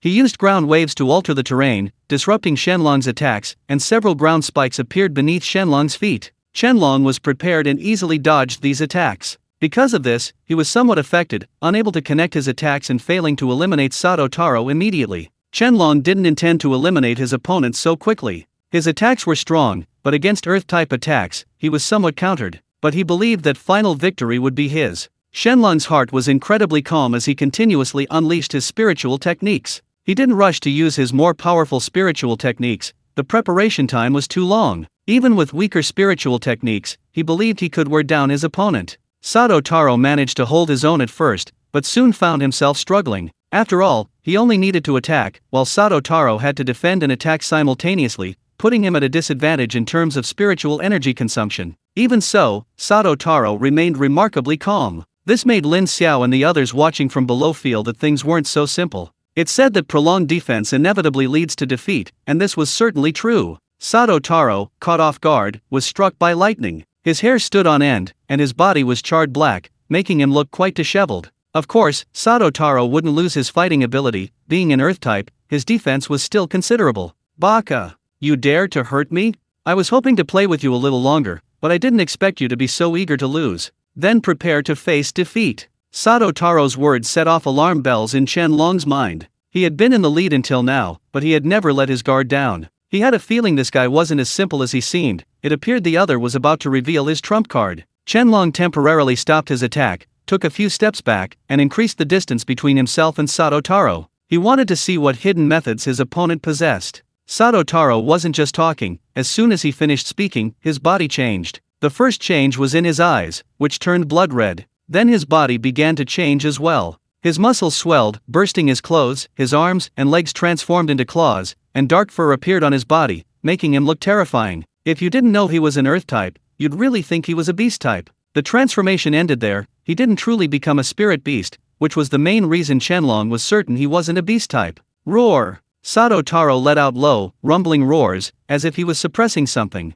His transformation caused a huge uproar both at the scene and online. What's going on? Is this a mutation? Could he also be a dual type? Beast type plus earth type? Impossible, I'm a beast type. I'm certain this isn't beast transformation. Su Wei is strong, but he's a ranged attacker. If he gets close, it could be dangerous. Lin Xiao and the others hadn't expected this turn of events. What happened? How did he suddenly turn into a monster?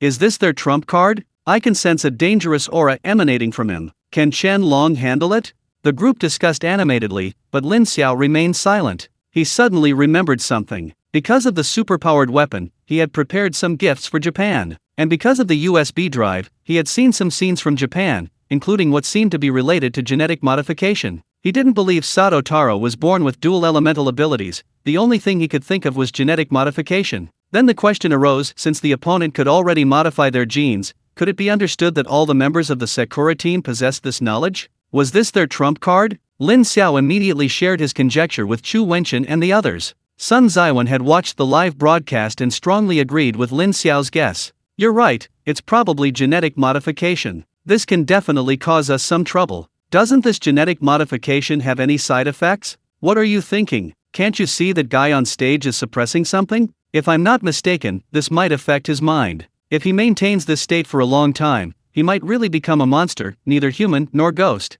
Is Qianlong in danger in this match? It's hard to say, but if he gets close, the outcome is really uncertain. After that, everyone fell silent, watching the stage with tense expressions. After his body underwent changes, Sato Taro immediately attacked Qianlong. Because of the modifications, his speed was now incredible. It was impossible for Qianlong to create distance. He could only watch helplessly as Sato Taro closed in. Qianlong's close combat skills were decent, but they were still ranged attacks, no match for melee-based superpowers. Seeing Sato Taro close in, he knew things were going badly. He was unwilling to admit defeat so easily. Losing to someone like him was worse than death. He decided to fight. Taking advantage of the fact that Sato Taro couldn't get close enough, Qianlong launched several more attacks. These attacks all landed on Sato Taro, but unfortunately, they didn't cause him much damage. It seems that his defense has increased significantly after the body mutation. Sato Taro finally closed in on Qianlong, his claws lashing out directly at him. Qianlong had no choice but to fight back, and soon his body was covered in wounds. He realized that after his opponent's body mutated, his strength and speed were superior to his own. His chances of winning in close combat were virtually zero. Should he just admit defeat like this? He was unwilling. How could Qianlong accept such a defeat? He was a soldier. Although he didn't place as much importance on winning or losing, it still depended on the opponent. In his view, Chu Wenchen's decision to send him first was a sign of trust, and he couldn't betray that trust. Therefore, he absolutely couldn't lose this match. But now that things had come to this, where was his hope of victory? From the moment Sato Taro's physical condition mutated to Qianlong falling into a disadvantageous position, a very short period of time had passed. Many people hadn't even reacted yet. This could be considered a reversal. Previously, everyone thought Qianlong's victory was only a matter of time. Now it seemed they had been one-sided. Judging from the current situation, Qianlong's defeat was only a matter of time. Would there still be a reversal? Qianlong was thinking about how to turn the tide of the battle, while Sato Taro was also intensifying his attacks. He was genetically modified. He understood the advantages and disadvantages of genetic modification. The advantage is that the transformation greatly enhances his combat power, but the disadvantage is also obvious: his emotions become violent. He can suppress it for a short time, but if it continues for too long, he might truly transform into something like a spirit beast, and it's irreversible. He feels his emotions growing increasingly volatile, and he fears he won't be able to hold out much longer. Thinking this, Sato Taro's attacks intensified, and Qianlong struggled to defend himself. Qianlong's wounds multiplied, none fatal, but they looked horribly mangled. Qianlong was also enraged. Damn it! Did they really think he was an easy target? At this moment, Qianlong thought of a desperate measure. He absolutely couldn't lose this match. Even a draw would be acceptable. With this in mind, Qianlong began to abandon some defense, focusing entirely on preparing his spiritual technique. His current priority was to ensure his spiritual technique wasn't interrupted. Sato Taro noticed this as well, and naturally, he wouldn't let Qianlong have his way. He increased his attack speed again, and this time Qianlong didn't dodge, sustaining even more wounds. But he endured the pain, preventing his spiritual technique from being interrupted. Finally, Qianlong's spiritual technique was complete. Crack! A massive bolt of lightning appeared above them. Being struck by it would certainly be painful. Sato Taro looked at the lightning with some apprehension. If he were struck, he certainly wouldn't fare well. He wanted to dodge, but how could Qianlong let him escape? He had waited for this opportunity for a long time. If he failed again, he would truly have no chance left. After all, his current body couldn't hold out much longer. Qianlong hugged Sato Taro tightly, then calmly awaited the arrival of the lightning from above. Sato Taro hadn't expected Qianlong to be so resolute, actually dragging him along to withstand the lightning. He desperately pounded on Qianlong, but Qianlong showed no sign of letting go. The lightning finally struck, hitting both of them. The referee on the field had actually been tempted to intervene, but considering the outcome was still undecided and feeling the lightning wouldn't kill them, he ultimately refrained from doing so. Sato Taro lost consciousness the instant he was struck. His abnormalities rapidly disappeared, and he returned to normal. Qianlong, however, remained standing on the arena. Being a lightning type, his resistance to lightning was higher than Sato Taro's.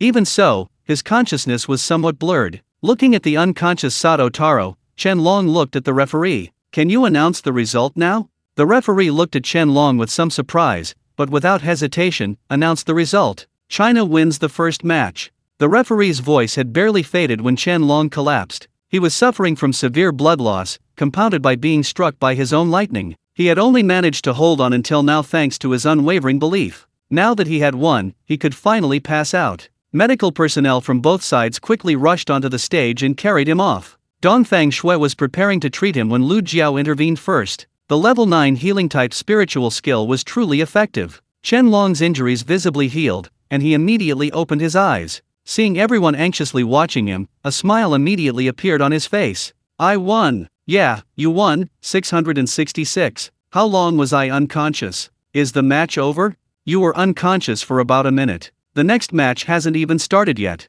Qianlong saw Lu Jiao beside him and immediately understood the key point. He dared to do this because he knew of Lu Jiao's existence, otherwise, his injuries wouldn't have healed so quickly even with Dongfang Shui's treatment. "Thank you very much, senior."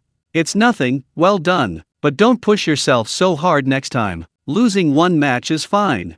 Next time, for sure." With Qianlong all right, everyone was relieved. They simply left Qianlong aside and went to discuss who should play in the next match. Sato Taro has such methods, barring any unforeseen circumstances, others will likely follow suit. Therefore, the upcoming matches must be approached with even greater caution. "Heiran, you're up for the second match." "Okay, leave it to me. I guarantee I'll complete the mission." Li Heiran was already impatient. Aside from the secret realm competition, he hadn't yet had a chance to compete. Now it was finally his turn to shine. Genetic modification? So what? He'd crush all that fancy stuff. On the other side, the leader of the Sakura country team, Tanaka Yuichi, looked rather grim. After seeing the opponent send out Qianlong, he was still congratulating himself on choosing Sato Taro. He thought this match was a sure win, but unexpectedly, they still lost under these circumstances. Isn't this ridiculous? Who could have imagined that guy would use such a reckless fighting style? Tanaka Yuichi tried to calm himself down and quickly selected the next competitor. That last match was just an accident. This round's victory is definitely theirs. Tanaka Yuichi was quite confident about this. Their genetic modification direction was clear. If it was ranged combat, they would modify melee genes. If it was melee combat, they would modify ranged genes. While China wasn't weak, they could only suffer defeat against a team capable of both ranged and melee combat. Now that their genetic modification was exposed, there was no need to hide it anymore. Their Japan is just beginning to show its strength. Shota, you're up next. Show these Chinese people what we're made of. Don't worry, team leader, I'll definitely bring victory back. Both teams were ready, and the second match was about to begin. The intensity of the first match exceeded everyone's expectations. All the spectators were satisfied. This was exactly the kind of match they had been waiting for. They knew this match would be exciting. Lee Haerin and Shota had already arrived on the field. Seeing Lee Haerin enter, Shota's lips curled into a mocking smile. A psychic type, huh? If he remembered correctly, this guy hadn't played before. He must be China's ace, right? If he could defeat such an ace, he'd definitely become famous. He'd just be a stepping stone on his road to fame. I didn't expect my opponent to be you. Sorry, I accept this victory.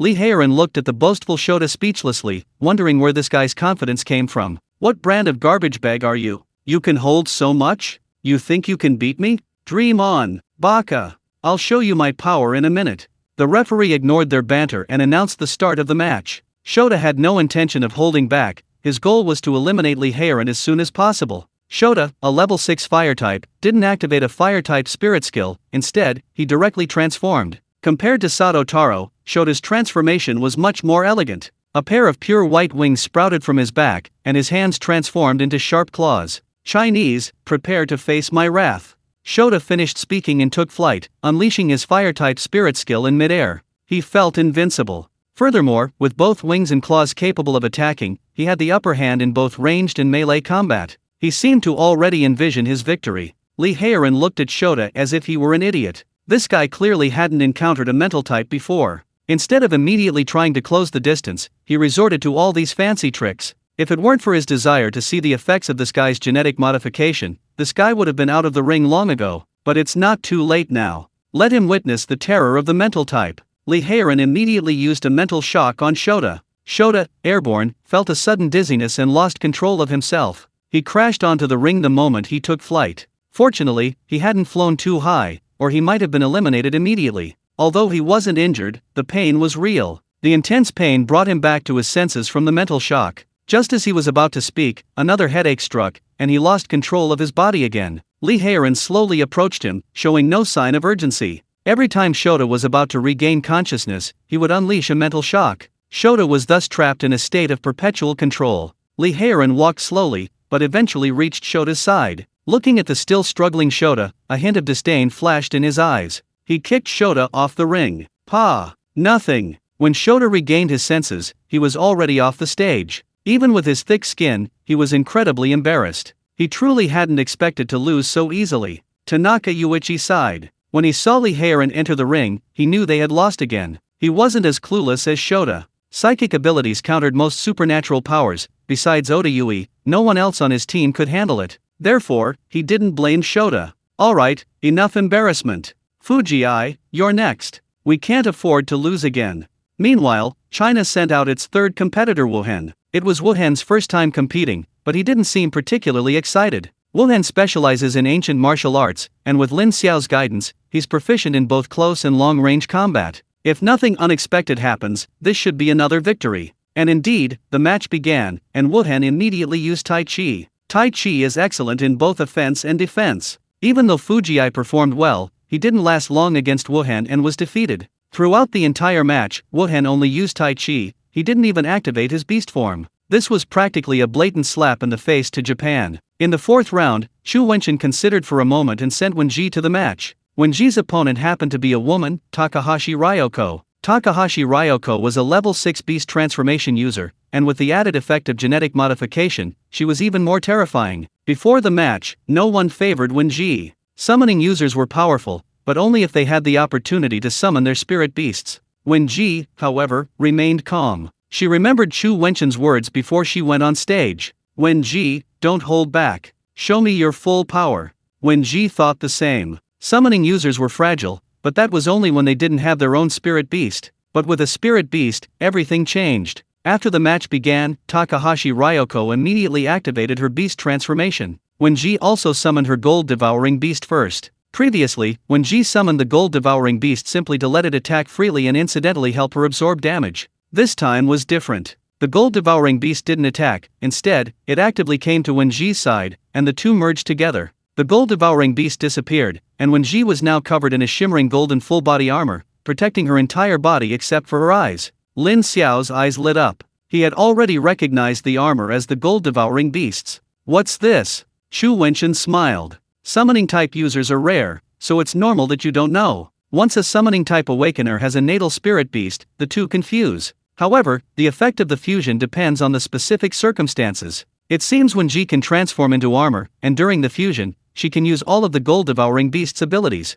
We should win this round again. Lin Xiao understood. So that's how it is. Looking at the little dumpling in his arms, he sighed. It's a pity he's not a summoning-type user, otherwise, fused with the dumpling, wouldn't he be invincible? He was certain of winning this match. Ryoko Takahashi's attacks were decent, but he had even more faith in the gold-devouring beast's defense. The match unfolded as he predicted. Ryoko Takahashi launched her attack immediately after the battle began. In her mind, once she got close to Wen Ji, the outcome was already decided. But when her attack landed on Wen Ji, she realized how foolish her thinking had been. Her attack struck the armor, causing no damage whatsoever. Wen Ji, naturally, wouldn't take the beating indefinitely. Instead of summoning a spirit beast, she chose to fight Takahashi Ryoko head-on with her fists. Wen Ji wasn't skilled in close combat, but with her full armor, she could attack without restraint. Takahashi Ryoko's attacks were ineffective, and she was forced to retreat steadily. Finally, realizing the fight was hopeless, she had no choice but to concede. After all, Wen Ji hadn't summoned a spirit beast, and continuing would only lead to her defeat. Wen Ji was overjoyed after her victory. It's so satisfying to punch someone, she thought. The individual competition had now concluded with 4 matches, and China led 4-0. With Japan revealing its trump cards, the Lion of China was beginning to bare its fangs. Tanaka Yuichi's face was extremely grim. Although the final outcome wasn't yet decided, the situation had completely spiraled out of his control. In his view, after Japan revealed its trump cards, even if they couldn't achieve a clean sweep against China, defeating them would be a certainty. But what was the situation now? They were down 0-4, they couldn't continue like this. He glanced at Oda Yui behind him, a near-fawning smile on his face. Ms. Oda, please play in the next match, otherwise our morale will plummet. Oda Yui gave a faint She knew it was time to win a point and salvage some face. Meanwhile, Shu Wenchen had also decided who to send out. He decided to send Luo Yao to play this match. The opponent had lost 4 games in a row and was definitely looking to regain face. Although one win or loss didn't mean anything, and even losing one game wouldn't matter, their opponent was Japan. Now was the perfect time to strike while the enemy was down, otherwise, he'd be doing himself a disservice. He knew Luo Yao's strength, sending her to secure the victory shouldn't be too difficult. As for why he didn't send Lin Xiao, it was because he felt it was best to keep Lin Xiao's abilities hidden if possible. After this victory, they would face the biggest dark horse of this year's spirit martial arts tournament, the Asa tribe. Concealing their strength was always a good idea. Both sides submitted their rosters. Oda Yui was the first to step onto the stage. Oda Yui was a rare beauty, and the live stream chat was flooded with comments after she stepped onto the stage. To be honest, although I don't like Japan, I do like their beautiful women. Me too, but they're a bit too much for kids. I suspect you guys are being suggestive, and I have evidence. This Oda Yui is really beautiful, prettier than anyone else on my hard drive. You bunch of bastards, is that all you care about now? Her performance was quite good, it wouldn't be an exaggeration to say she's the strongest in Japan. I'm a little worried about our team. Let's see who's going up next. Hopefully, this one will be stronger. Just then, Luo Yao also stepped onto the stage. The scene erupted in cheers. The clash between these two beauties was sure to be a huge hit. Wow, my wife's here. She's definitely the prettiest. No comparison, no harm. I thought Oda Yui was pretty before, but now that Luo Yao's here, the difference is obvious. Oda Yui is nothing compared to Yao Yao. For some reason, Yao Yao seems prettier now. Love it. Luo Yao's here. Is this a sure win? Of course I hope Luo Yao wins, but honestly, it's not guaranteed. Oda Yui was already strong, if she had the ability to transform, she'd be even stronger.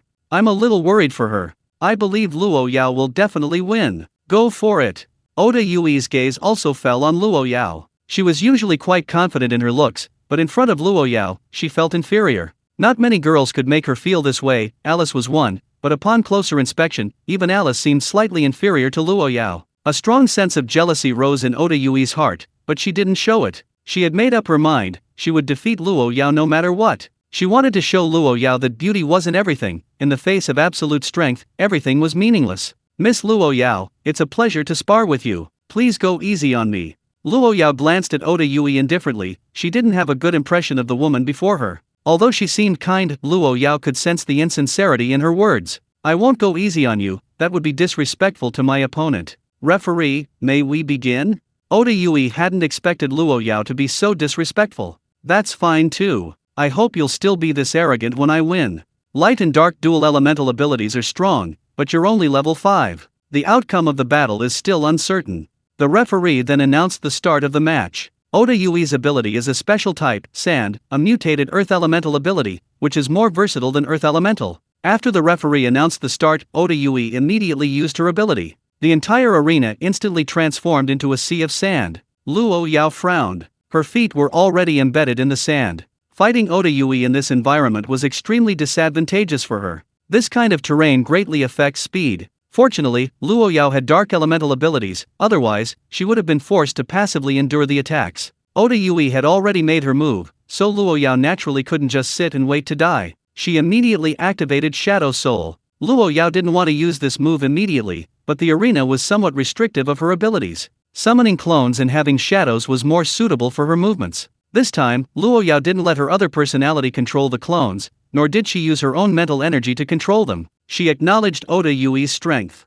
Even if she was confident in her own abilities, she knew that defeating her opponent quickly would be extremely difficult. Therefore, she needed to conserve her spiritual energy. Once the clones were in place, Luo Yao's main body directly used Shadow Hand on Oda Yui. The arena had transformed into sand, which had no effect on Oda Yui. On the sand, she seemed completely at ease. Upon closer inspection, it appeared that the sand beneath her feet seemed to move, dragging Oda Yui along. Oda Yui seemed to anticipate Luo Yao's attack. Her body moved in advance the moment Luo Yao's spiritual technique was unleashed. Shadow Hand missed completely. Taking advantage of the opportunity, Oda Yui waved her hand. The sand on the ground instantly transformed into a sandstorm, hurtling towards Luo Yao. At the same time, Oda Yui herself wasn't idle either, unleashing a barrage of shuriken and boomerangs at Luo Yao and her clone. Luo Yao smiled slightly. Oda Yui's attacks looked deceptive, but they couldn't harm her at all. The shadows cast by the numerous hidden weapons were enough for her to dodge. She diverted a tiny bit of her mental energy, controlling all the wind sounds, and vanished into the shadows. After dodging the attacks, Luo Yao reappeared. However, to her surprise, the sandstorm was still raging, and its attack was aimed directly at her current location. Luo Yao frowned. It seemed like Oda Yui could see her location. This was a bit troublesome. Luo Yao sensed that Oda Yui possessed a special sensitivity to dark magic, otherwise, how could she have so quickly located her? Most importantly, she found the location of Oda Yui's true form. Faced with the approaching sandstorm, Luo Yao dared not confront it head-on and used Shadow Escape again. This time, she decided to sacrifice one of her clones. The sandstorm continued its attack on Luo Yao's main body, but because she was hidden in the shadows, she remained unharmed. However, her clone was not so lucky. Under the sandstorm's attack, it instantly disintegrated into countless bubbles. Fortunately, the clone's sacrifice was not in vain, as the sandstorm slowly dissipated. Luo Yao reappeared, her gaze towards Oda Yui now somewhat serious. She's got some skills. Luo Yao wasn't one to just take hits. She immediately launched an attack on Oda Yui. There's definitely a reason why Luo Yao is called a magical artillery turret. A barrage of spiritual techniques attacked Oda Yui. This time, Luo Yao wasn't just using dark-type spiritual techniques, many light-type techniques were also included. Oda Yui didn't dare to be careless. The sand surrounding her quickly converged, forming a sand armor. The armor's defense was astonishing, blocking most of Luo Yao's attacks. This time, Luo Yao felt it even more acutely. It seemed her dark-type spiritual techniques could truly be predicted by her opponent, while light-type techniques were what made Oda Yui very wary. Having discovered this, Luo Yao naturally knew how to counter. She stopped using dark-type spiritual techniques and switched all her attacks to light-type. This put Oda Yui somewhat overwhelmed. She had to concentrate on dealing with every attack from Luo Yao. Fortunately, her defense was decent, she could hold out for a while without any problems. In the gaps between her defenses, Oda Yui also attempted to attack. A sandstorm struck Luo Yao again, while she simultaneously launched a barrage of hidden weapons at her. This time, Luo Yao didn't use Shadow Cloak, instead, a long spear appeared in her hand.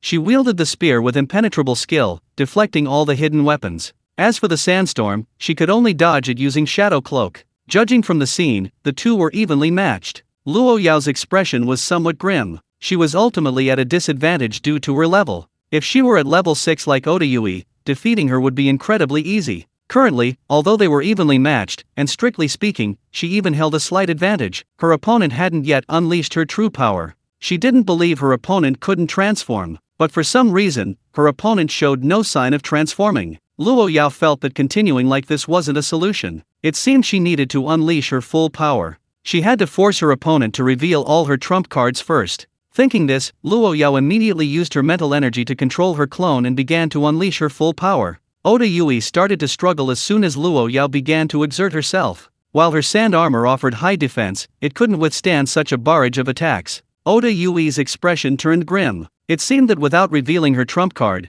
defeating Luo Yao was out of the question. I originally intended to let you lose gracefully, but you forced me. Since that's the case, then I'll show you my true power. Oda Yui finished speaking and let out a sharp screech. 6 enormous spider spears sprouted from her body, and her legs began to mutate, transforming her into 8 spider legs. That wasn't all, Oda Yui's face also began to change. Although it didn't turn into a spider head, it still underwent some alterations. She looked incredibly terrifying, no longer the seemingly harmless little beauty she once was. What girl doesn't love beauty? If it weren't absolutely necessary, Oda Yui really wouldn't want to show this side of herself, but she had no choice. She was determined to win this match no matter what. Luo Yao, watching Oda Yui's transformation, was also somewhat astonished. Looking at those 8 pitch-black spider legs, she now understood why her dark elemental spiritual techniques hadn't been very effective against Oda Yui before. If she wasn't mistaken, these were the legs of the Shadow Spider Queen. In other words, Oda Yui has fused with the genes of the Shadow Spider King. No wonder she's so sensitive to dark-type spiritual techniques. Now I understand.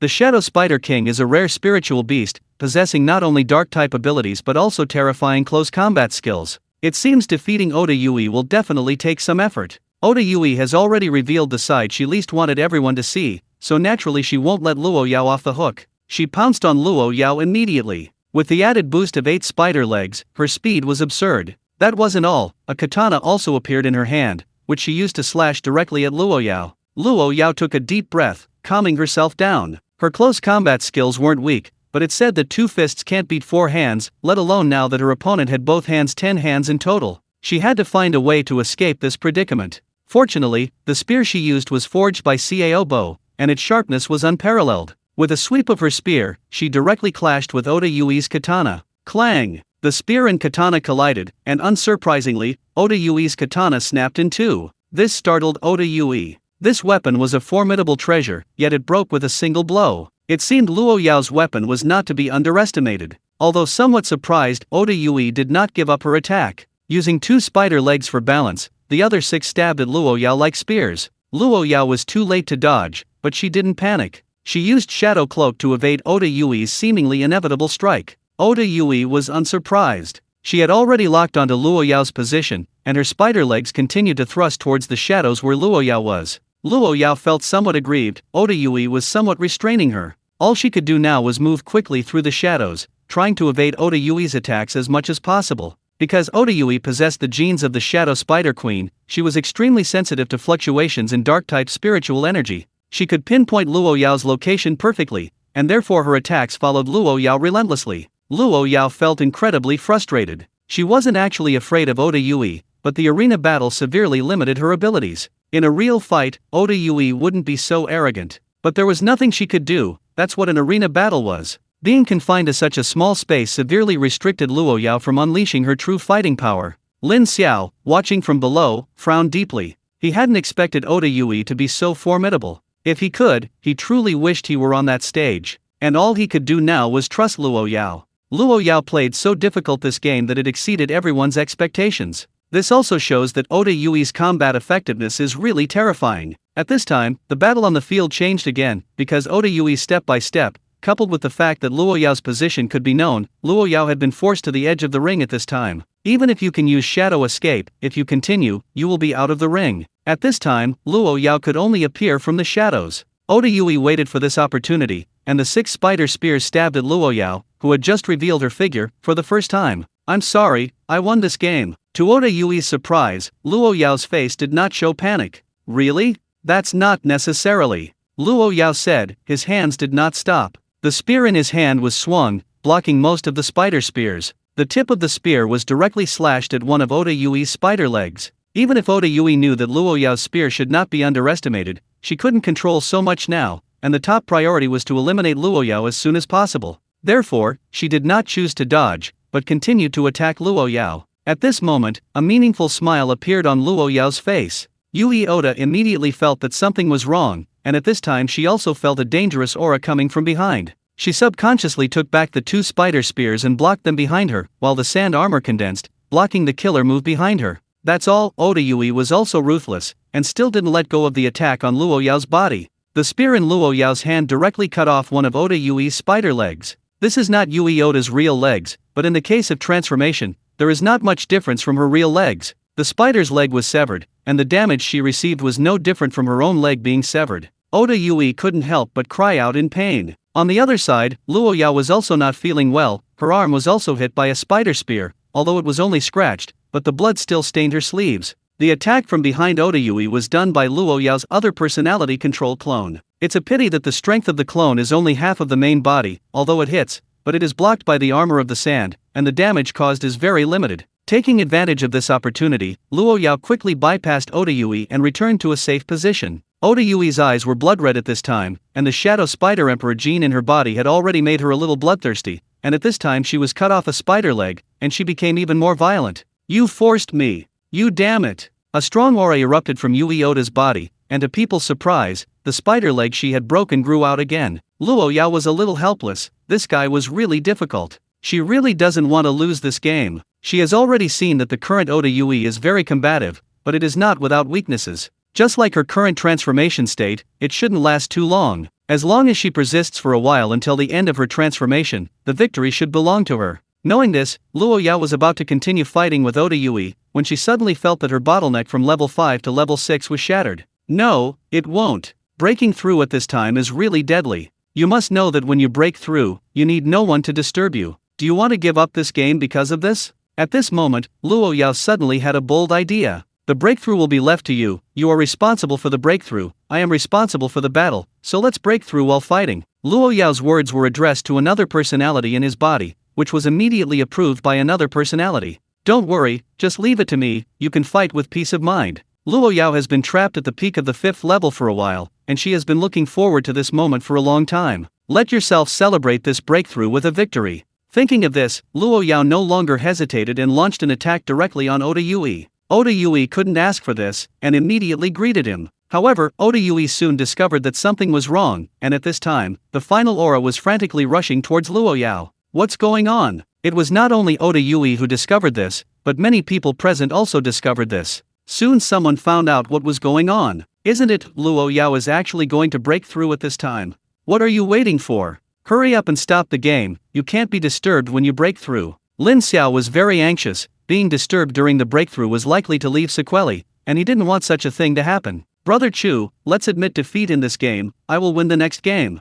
Chu Wenchen looked at Lin Xiao with a smile. Brother, you really care about it, haven't you seen the situation that appeared? The younger siblings are fine. If it were someone else, I would definitely stop the game now. Have you forgotten that the younger siblings are dual personalities? She should now be a person who is concentrating on breaking through and fighting. If she stops the game at this time, it will easily distract her, and continuing is the best result, and there are so many level 9 powerhouses on the sidelines, she will not let her brothers and sisters have an accident. Lin Xiao also reacted at this time. He was concerned about it. He didn't say much either, but put his attention back on the court. It took a lot of spiritual energy to break through to level 6, and at this time, the surrounding spiritual power rushed frantically towards Luo Yao's body. When fighting before, Luo Yao's consumption was not small. The only drawback of the magic turret is that the spiritual power is consumed too quickly. However, because of the breakthrough, her spiritual power has now been full, and not only that, but the spiritual energy is constantly being absorbed by the body. Luo Yao's two personalities would not let go of this opportunity. One absorbed spiritual energy to stabilize his cultivation to seek a real breakthrough,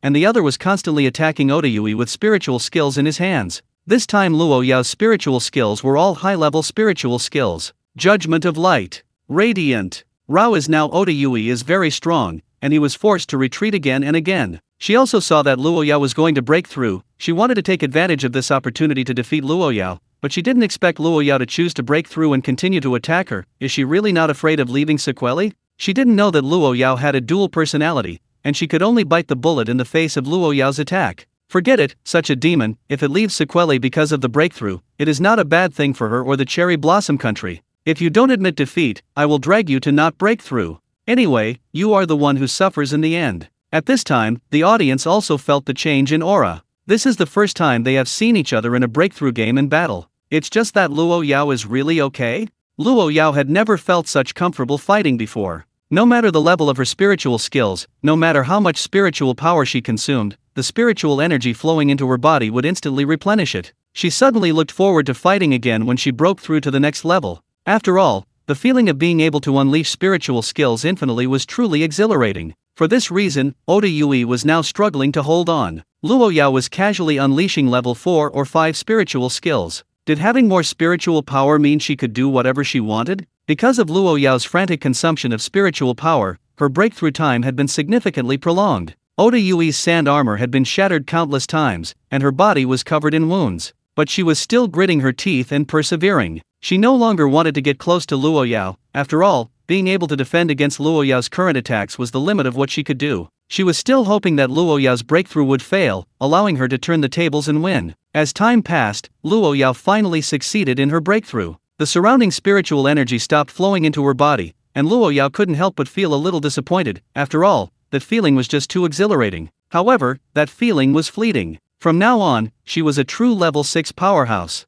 She had gained 2 new spiritual skills. Dealing with Oda Yui was no longer a problem. Luo Yao didn't choose to unleash her newly acquired spiritual skills. Against the current Oda Yui, it wasn't worth revealing her new trump card. She used Shadow Soul again. Because of her breakthrough, she had one more clone than before. These clones each possessed half her strength, yet they were completely different from before. Now that Luo Yao was level 6, even her clones were roughly as powerful as before her breakthrough. That was enough to eliminate Oda Yui. Oda Yui stared at Luo Yao, her face filled with disbelief. How is this possible? How could you possibly have broken through? Luo Yao was too lazy to explain. She immediately commanded her clone and main body to launch an attack together. The same spiritual techniques, but their power was incomparable to before. Faced with so many spiritual techniques, even if Oda Yui wanted to struggle, she was powerless. She could only watch helplessly as the spiritual techniques rained down on her, and Oda Yui was eliminated just like that. Luo Yao clenched her fists.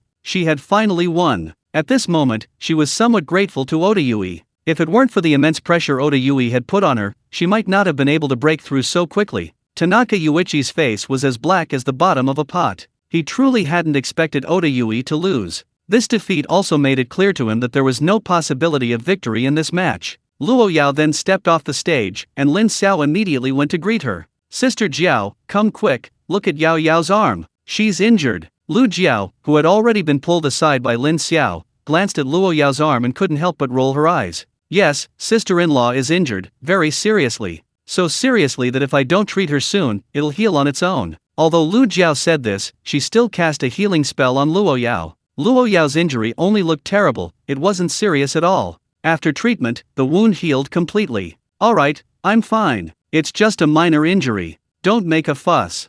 "How can it be a minor injury? Your pain is my pain. What if it leaves a scar if you don't treat it properly? And congratulations on finally breaking through." Lin Xiao finished speaking and gave Luo Yao a big hug. "Alright, so many people are watching. Aren't you ashamed? Why should I be ashamed? Is it wrong for me to worry about my wife?" Everyone around looked utterly hopeless. Was this kind of public displays of affection really okay? The match had to continue. After Luo Yao's victory, there was no longer any suspense in the game. Now, the Japanese team only had one goal left, to avoid being shut out. And the Chinese team also had only one goal, to shut out their opponent as much as possible. In the 6th match, China sent out Zhuge Liulai. Zhuge Liulai's beast form is the 7-colored butterfly. After the match began, a pair of 7-colored wings sprouted from her back. With the flapping of her wings, a considerable amount of 7-colored powder appeared on the arena. This was Zhuge Liulai's control skill, 7-colored hallucinogenic powder. Although the person from the Japanese nation immediately activated their transformation upon entering the arena, they were still completely defenseless against the 7-colored hallucinogenic powder. Then, Zhuge Liulai's attack sent her opponent off the stage. This was understandable. In truth, the Japanese nation actually had a chance to win this match. Zhuge Liulai's combat strength was considerable, but she needed time to prepare. If she were caught in close combat, Zhuge Liulai would essentially lose. The key was that her opponent was too cautious. By the time he was ready, Zhuge Liuli's attack had already landed, making the outcome a foregone conclusion. Thus, China won all 6 matches. With only the 7th individual match remaining, Xu Wenchen considered it and decided to send Lin Xiao to fight. Lin Xiao thought for a moment and handed Tuanzi to Luo Yao. Tuanzi could also fight, but it was better to skip this one. They were already leading by a large margin, there was no need to expose Tuanzi. Besides, he was absolutely confident of winning this match, it just depended on how many of his trump cards his opponent could force out. Lin Xiao was the first to step onto the stage. When he saw that China had sent Lin Xiao, Tanaka Yuichi was almost moved to tears. Was China going to throw the match? He admitted that Lin Xiao was not weak, a level 4 fighter could defeat a level 6 expert. But his own team had undergone genetic modification, defeating Lin Xiao shouldn't be a problem, right? Thanks to the Chinese team leader, he didn't have to worry about being shut out. The match started quickly. Lin Xiao wasn't going to be foolish enough to go up and fight head-on, he started with an illusionary eye. His opponent was trapped in the illusion before he could even react. Lin Xiao simply swaggered over to his opponent and kicked him off the stage. Apart from the Chinese team, everyone else was completely bewildered. Tanaka Yuichi looked utterly incredulous. Could someone tell him what had happened? How did they lose? Wasn't their opponent supposed to be stronger in close combat? Could someone explain this to him? And why did this scene seem so familiar? If I remember correctly, Li Heiren won like this before, right? Is this guy also a psycho type? Are you kidding me? They got completely swept in the individual competition like this, don't they have any pride? Lin Xiao turned and went back after the referee announced the victory. Thus, the individual competition between China and Japan ended. China won all 7 matches, leading 7-0. The team competition is still left, and theoretically there's still a chance to turn things around,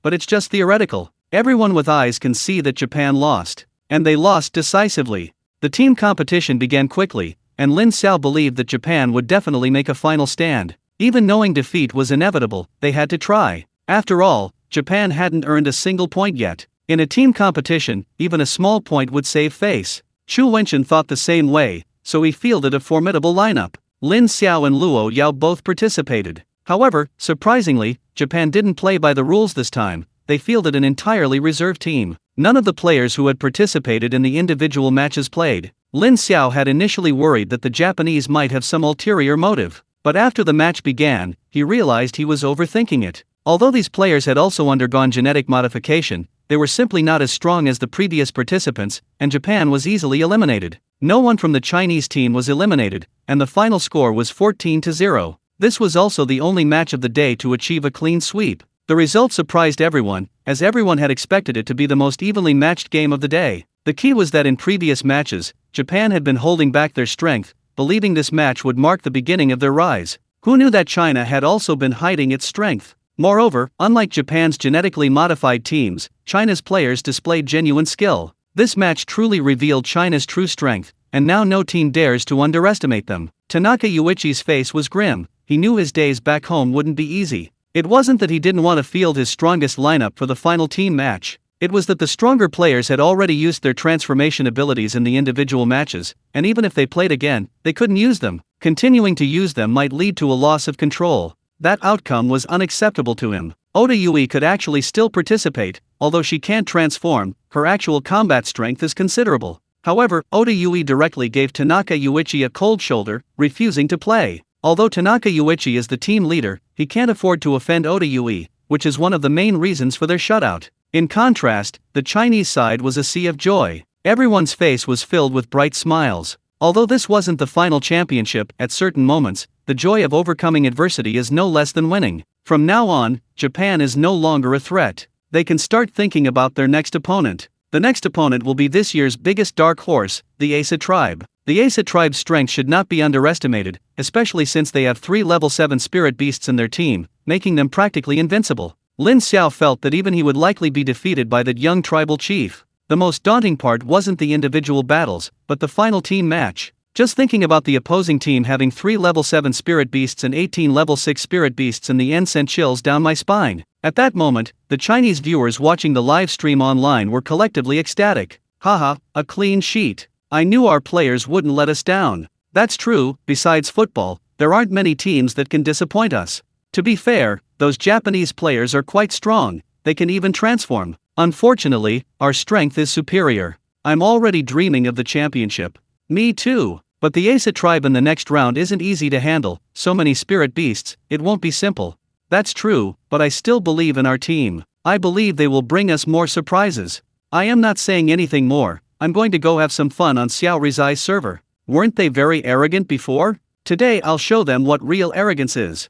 Count me in. Send me the link. The number of viewers in the Chinese live stream room decreased rapidly, while the popularity of Xiao Rizai's live stream room continued to soar. The screen was filled with mocking comments about Xiao Rizai. The crucial point was that the Japanese players couldn't utter a word in rebuttal. After all, they were the only ones to be shut out in today's match. This was a humiliating disgrace in itself, and now, faced with the Chinese mockery, they were completely speechless. Even if a few occasionally dared to speak up, they were quickly drowned out by the overwhelming barrage of taunts. This day was a celebration for the Chinese, and a nightmare for the Japanese. None of this mattered much anymore. With the match against Japan over, today's competition was over. Everyone was preparing to return to their hotel for a proper celebration. Even if there was another match tomorrow, defeating Xiao Rizai was still something to celebrate. Lin Xiao and his group chatted as they left the stadium. At the entrance, they were surprised to find the Asa tribe waiting for them. This puzzled everyone. None of them were familiar with the Asa tribe and wondered why they were waiting for them. After all, they were their opponents in the next round, and it was unclear why they were coming to see them at this time. Although she couldn't figure it out, Chu Wenchen still went to greet them. The other party didn't show any hostility, and it wouldn't be polite for them to be too arrogant. The young chieftain of the Asa tribe stepped forward. "Hello, I am Mary, the chieftain of the Asa tribe. It's a great honor to be your opponent in the next round. I've come to say hello and hope everyone performs well in tomorrow's match." Chu Wenchen was speechless. She knew the other party had come to express goodwill, but what was with that name? It was bad enough that her name was long, but it even had some kind of trilder in it. She really couldn't pronounce it. "Ahem, we appreciate your friendliness. From now on, we'll call you Chieftain Mary. We hope we can give everyone a wonderful match tomorrow." Lin Xiao couldn't help but give Chu Wenchen a thumbs up. His memory was amazing. He could remember Mary's name, but there were many pronunciations in it that he really didn't know how to pronounce. He initially felt this was none of his business, but to his surprise, he noticed Mary's gaze frequently falling on him. What's going on? They seemed to have no connection whatsoever, right? Why was she looking at him like that, with a strange, inexplicable affection in her eyes? Could Mary have taken a liking to him? Has his charm spread internationally? As the saying goes, what you fear most is what happens. After a brief exchange of pleasantries with Chu Wenchen, Mary's gaze became completely fixed on Lin Xiao. She even extended her hand to Lin Xiao. Lin Xiao glanced at Luo Yao somewhat guiltily. Although Mary was black, her features were truly exquisite. In terms of looks, Mary was even more beautiful than Oda Yui. Luo Yao was speechless. This guy seemed to have a lot of unwanted suitors. Out of politeness, Lin Xiao shook Mary's hand, but only lightly. Just kidding, Luo Yao was watching. He didn't dare to show too much. Besides, he genuinely had no interest in Mary. "Hello Lin Xiao, I'm Mary, it's nice to meet you." Lin Xiao, oh. No need to reintroduce your name at this point. "Miss Mary, it's a pleasure to meet you too." As he spoke, Lin Xiao looked pleadingly at the crowd. He felt he really had nothing to talk about with Mary. Unfortunately, everyone wore expressions of detached amusement. Even Luo Yao simply shrugged, indicating she couldn't help. Lin Xiao had no choice but to bite the bullet and see what Mary wanted to see him about. "Lin Xiao, I am the chieftain of the Asa tribe. I'm of marriageable age now. Besides aiming for a higher ranking, I've come to participate in the World Championships to find a partner. After observing you for several days, I think you're quite suitable. I wonder if you'd be interested in joining our Asa tribe. If you agree to be with me, I'd even make you the chieftain." Lin Xiao, Sigma, degree. He knew foreigners were enthusiastic, but wasn't this a bit too much? "Chief Mary, isn't this a bit too hasty? We don't know each other well, and besides, I have a girlfriend," Lin Xiao said, putting his arm around Luo Yao's shoulder. Luo Yao stiffened. Although she and Lin Xiao had officially become boyfriend and girlfriend, they rarely had physical contact. Even holding hands was rare. Lin Xiao putting his arm around her shoulder made her feel a little uncomfortable. However, at this moment, she naturally cooperated with Lin Xiao. She also wanted to assert her ownership and not let too many people covet Lin Xiao. She was satisfied with Lin Xiao's behavior so far, so she reluctantly cooperated. Mary saw everything, but her face remained expressionless. Perhaps it was because of her skin color, but even with Lin Xiao's keen eyesight, he couldn't discern her emotions. He figured this would make her back down. "It's all right. Our tribe is very free. There's no strict rule about monogamy. As long as you're strong enough, you can have multiple wives. I don't mind sharing you with others."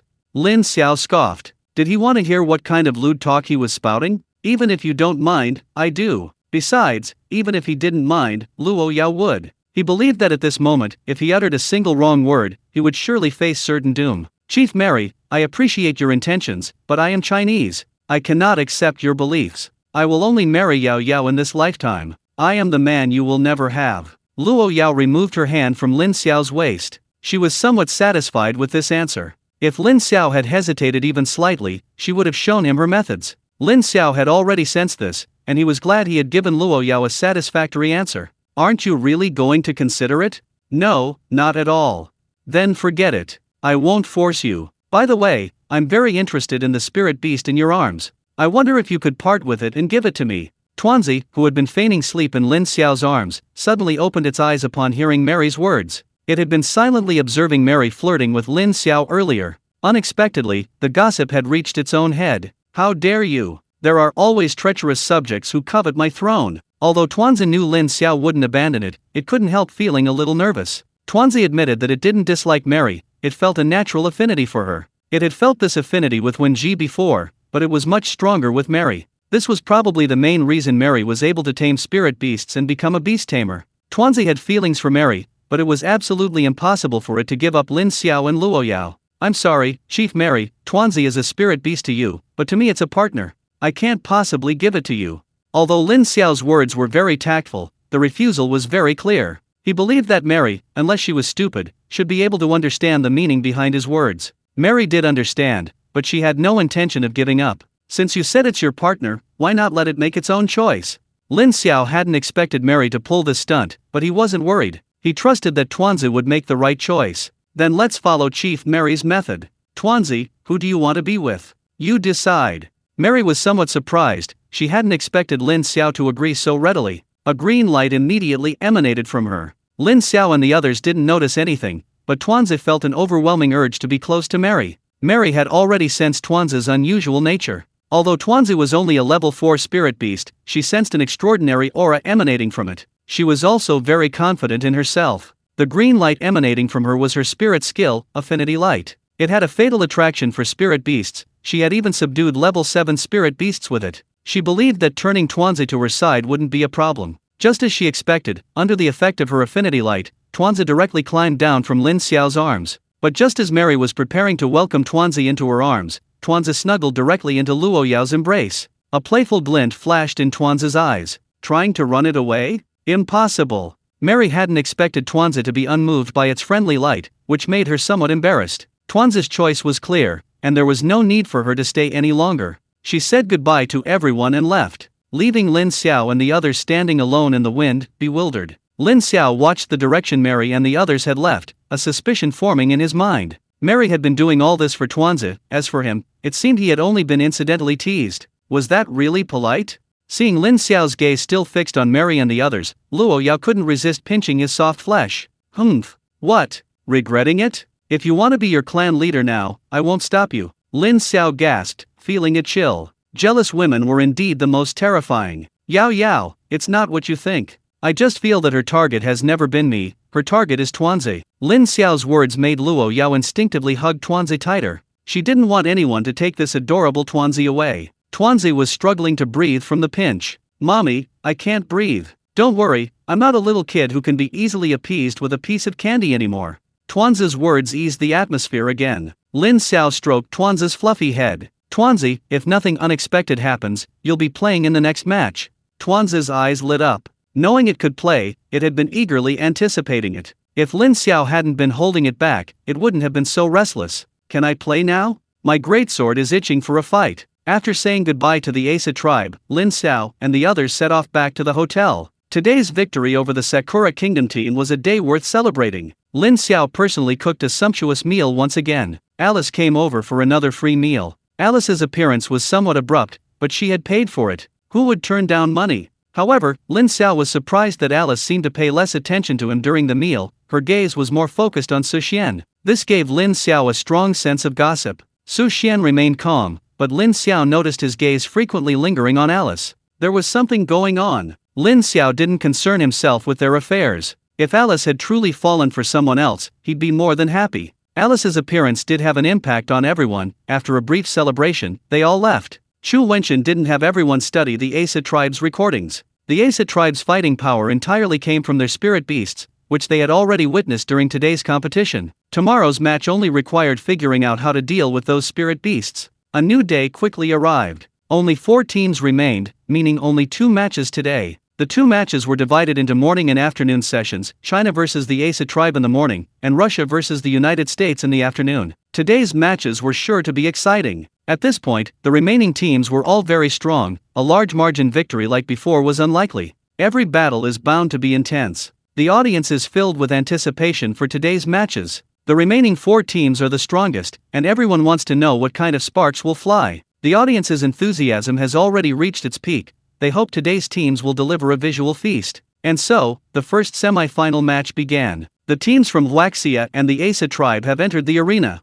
Everyone is quite familiar with the competition, and the match begins immediately. In the first match of the individual competition, both sides send out their respective competitors. Huaxia sends out Zishu, Rat. Zishu's wind-type ability is quite agile, and it should be able to withstand the attacks of 3 level 6 spirit beasts for a while. If Zishu defeats the opposing team's competitor before the spirit beasts eliminated, Zishu will win. The Asa tribe sends out a man. Lin Xiao can't remember the guy's name, so he'll just call him Ada. Upon seeing the spirit beasts the opposing man brings, Lin Xiao has a bad feeling. Of the opponent's 3 level 6 spirit beasts, 2 are more defensive. With these 2 spirit beasts protecting Ada, it won't be so easy for Zishu to defeat them. Sure enough, after the battle begins, Zishu uses its speed to attack Ada. Ada commanded 2 level 6 spirit beasts to protect him, preventing Zishu's attacks from landing. The other spirit beast, also skilled in speed, launched a direct attack on Zishu. Zishu was somewhat helpless. He felt he was likely to lose this round, but he still wanted to try.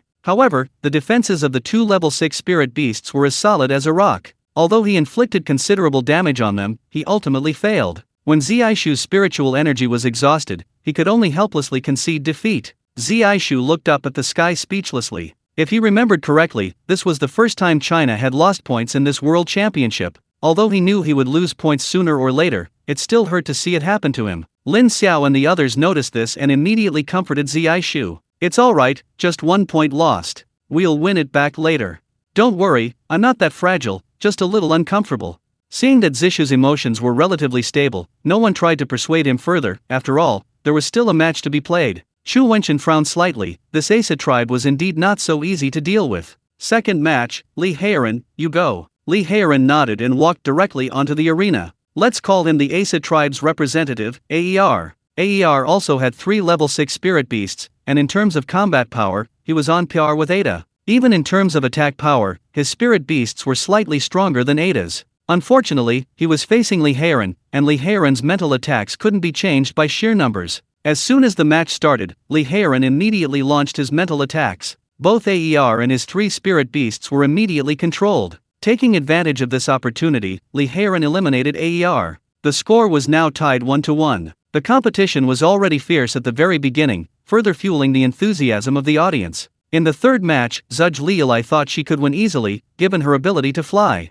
However, her opponent sent Asan, a 3-headed spirit beast, 2 of which were flying. Zhuge Liulai tried her best, but after close combat, she had no choice but to concede defeat. In the fourth match, Wuhan faced 3 spirit beasts and remained remarkably calm. He displayed his Tai Chi skills to the fullest, holding his own against the 3 spirit beasts. Finally, taking advantage of Asi's momentary lapse in attention, he delivered a close-range Tai Chi push, sending out Si off the stage. In the fifth match, Wen Ji merged with the gold-devouring beast upon entering the arena. With the gold-devouring beast's defense, she couldn't withstand the initial waves of attacks and summoned 3 level 6 spirit beasts in return. The outcome was now decided. As long as the beast tamer survived the first few rounds, the summoner would ultimately prevail. Wen Ji had truly proven the summoner's worth. After 5 matches, China led 3-2. The match continued. Chu Wenchen glanced at the players who hadn't yet entered the game, then finally fixed his gaze on Lin Xiao. "Lin Xiao, you go this round. Let's try to get as many points as possible in the individual battles."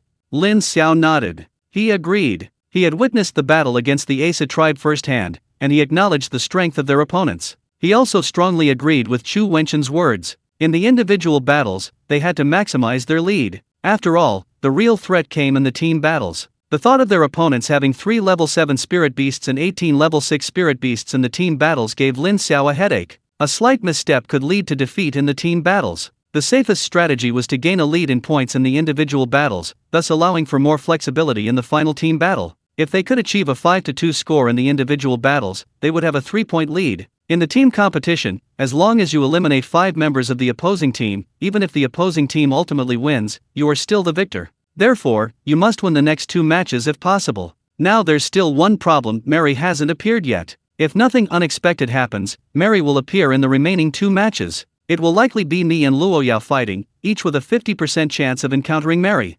Undoubtedly, whoever faces Mary will face a tough battle. Got it, but I wonder who we'll face this time. Lin Xiao stepped onto the stage first, holding Tuanzi in his arms. He had considered whether Tuanzi should fight with him or with Luo Yao, but ultimately decided to bring him himself. Luo Yao possesses dark elemental abilities, giving her superior mobility. Tuanzi's role with Luo Yao would be less significant than his, so he decided to have Tuanzi with him. Tuanzi's 2 big eyes were shining brightly, filled with hopeful light. Its World Championship debut had finally arrived. The Asa tribe's contestant also appeared, and to Lin Xiao's disappointment, his opponent wasn't Mary. This meant the final match would be Luo Yao versus Mary. That was going to be another tough battle. It seemed Luo Yao's luck wasn't great. Last match she faced Oda, and this one was Mary. She'd run into 2 of her strongest opponents. All he could do was cheer her on. The match started quickly, and Lin Xiao, too lazy to waste words, teleported to Liu's side before the match even began. Liu's eyes widened in disbelief. He never expected Lin Xiao to appear before him like that. He then remembered the recording he'd watched yesterday. In the secret realm, the Chinese team seemed to have developed spatial abilities, but he hadn't expected Lin Xiao to possess them. Lu tried to control his spirit beast to protect himself, but it was too late. His actual combat strength was also very limited. He could only watch helplessly as Lin Xiao's giant foot drew closer and closer, until Lin Xiao kicked him off the stage. Match 6, Huaxia wins, leading 4-2 in the overall score. Both the United States and Russia were watching the competition closely, as their winner would face the winner between China and the Asa tribe, while the loser would compete against the loser of either of those 2 for 3rd place. Upon seeing Lin Xiao display his spatial abilities, a heated discussion immediately ensued. So he's one of the space-type users. I didn't expect China to actually have 2 people born with dual space-type abilities. I don't think so. Didn't you guys notice? Lin Xiao wasn't fighting alone this time, was he? He brought that adorable spirit beast. I feel like the space-type ability user isn't Lin Xiao, but that spirit beast. That's what I was thinking. I was wondering why Lin Xiao would bring such a spirit beast with him. If I remember correctly, that spirit beast is called Tuanzi, right? It's so cute. I want one. A space-type spirit pet. What luck. I want one. Sigh, just thinking about having a space-type user on the other side gives me a headache. What's there to be afraid of? There's only one person on the other side, no big deal. No big deal? In team matches, they can all teleport. The audience fell silent. Just as that person said, the Chinese team with a space-type user was undoubtedly a formidable opponent. The match continued, and as Lin Xiao had predicted, Mary was the last to fight for the Asa tribe. Mary was the strongest fighter in the Asa tribe, given that all 3 of her spirit beasts were level 7. Lin Xiao looked at Luo Yao with some concern. He acknowledged Luo Yao's fighting strength, especially since she had just broken through yesterday. Fighting a level 7 spirit beast one-on-one wouldn't be a problem for her. The key was that her opponent had 3 level 7 spirit beasts. Yao, how about we concede this match and settle it in the team competition? Luo Yao knew Lin Xiao was worried about her, but she couldn't bring herself to concede without even trying. I want to try, and you have to believe in me, I'm very strong. With Luo Yao saying this, Lin Xiao knew that anything he said would be useless. Be careful. Don't worry, I'll let you in on a secret. Last night, I absorbed 2 level 6 spirit orbs, and my combat power increased significantly. Lin Xiao was stunned. He knew that when Luo Yao learned she could absorb spirit orbs beyond her level, she had said she wanted to try it too. He hadn't expected that she would absorb 2 level 6 spirit orbs right after breaking through to level 6. In other words, Luo Yao had given up her hope of absorbing spirit orbs beyond her level at level 6. Yao, relax, I know what you're thinking. The spirit techniques contained in these 2 spirit orbs greatly improved me, no less than higher level spirit orbs. This is a decision I made after careful consideration. I can't talk to you anymore, I have to go on stage. After saying that, Luo Yao walked directly onto the arena. Lin Xiao watched Luo Yao's back, but ultimately said nothing. Although Luo Yao spoke casually, she must have made sacrifices to win this competition. But it was Luo Yao's choice, and he chose to respect it. Hopefully, Luo Yao's efforts in this match weren't in vain. Meanwhile, Mary also entered the arena, accompanied by 3 level 7 spirit beasts. The 3 level 7 spirit beasts were the amethyst tortoise, the radiant flame tiger, and the earth bear. With ranged attacks, melee combat, and defense, this was destined to be a difficult battle. Facing 3 level 7 spirit beasts, Luo Yao remained remarkably calm. She acknowledged her opponent's strength, but she was no weakling herself. With everyone going all out, the outcome was still uncertain. Any match featuring Luo Yao naturally garnered significant attention, especially one like this, a clash of titans. And as the referee announced the start of the match, the day's main event was finally about to begin. The match had begun, but neither side made a move immediately. Mary looked at Luo Yao's relaxed expression with some surprise. She had watched Luo Yao's previous match and admitted that Luo Yao was strong, but she herself was no slouch. With the help of 3 level 7 spirit beasts, she was confident that victory would be hers. Miss Luo, I didn't expect to meet you so soon. I've wanted to spar with you for a long time, but before that, I wonder what you've thought about what I said last time. I really like Lin Xiao. Luo Yao's fist hardened. Although she knew Mary was probably trying to provoke her, she was genuinely provoked. However, Luo Yao quickly calmed down. I'm sorry, Chief Mary, you shouldn't ask me this. You should ask Lin Xiao. If he really likes you, I'd give him to you directly. Mary was also somewhat surprised that Luo Yao wasn't falling for her provocation. As expected, a girl valued by Lin Xiao was no pushover. I'll keep working on that, but let's not talk about that. In this match, Miss Luo Yao, you should just admit defeat. You're no match for me. Whether someone is a match or not, we'll only know after we fight. I admit you're strong. Isn't your proudest ability your dual light and dark elemental power? Sorry, among my 3 spirit beasts, there's a light elemental radiant tiger, which perfectly counters you. Add to that my other 2 level 7 spirit beasts, and you have absolutely no chance. Let's see who's stronger. We didn't come here to argue. Mary sighed. She had originally wanted to give Luo Yao a chance, but Luo Yao was so ungrateful. Well, let her see what true strength is. Since that's the case, then don't blame me for being impolite. Mary's ability is an SSS level natural affinity, which allows spirit beasts to feel a special affinity towards her. This is the main reason she can subdue spirit beasts. However, even Mary can only subdue 3 level 7 spirit beasts. From this perspective, this SSS level ability seems somewhat undeserved. After all, even when Ji, a summoner, could summon several level 9 spirit beasts at level 9. So, even at a higher level, Mary's combat power wasn't as strong as when Ji's. So, what exactly is the reason this nature affinity user was rated SSS level? This brings us to another ability of the nature affinity user. She can grant others the profession of beast tamer. The people of the Asa tribe weren't born beast tamers, they became beast tamers entirely because Mary granted them this profession. Otherwise, how could a tribe with a population of only tens of thousands have so many beast tamers? This is precisely why the Asa tribe achieved such results in this world championship. Most terrifyingly, Mary can grant anyone the profession of beast tamer if she wants. Of course, there are limitations. All spirit beasts must be tamed by Mary first. Even so, if Mary's true abilities were revealed, she would be sought after by countless people. Mary was naturally aware of this, and therefore, she didn't reveal herself to anyone except those she absolutely trusted within the tribe. Knowing that Luo Yao was determined to fight her, she would show her the vast difference in their abilities. Mary wasn't in a hurry. Instead, she directly ordered the earth bear to attack Luo Yao. The earth bear was typically high in attack and defense. If the earth bear got close, Luo Yao would be no match. Luo Yao naturally knew this as well, and she had no intention of engaging the earth bear in close combat. She immediately began summoning clones to hinder the earth bear. These clones might not be a match for a level 7 earth bear, but they were perfectly adequate for buying time. Luo Yao's main body, however, disappeared into the shadows, preparing to attack Mary at the opportune moment. Mary seemed to have anticipated this. She immediately ordered the Radiant Tiger to attack. The Radiant Tiger didn't attack Luo Yao directly, but instead used a light-based spiritual skill. This skill had no offensive effect, only providing illumination. However, it was precisely this spiritual skill that forced Luo Yao out of the shadows. Luo Yao was somewhat helpless. Light-based attacks were indeed more effective against dark-based attacks. Without the shadows, her strength was significantly limited.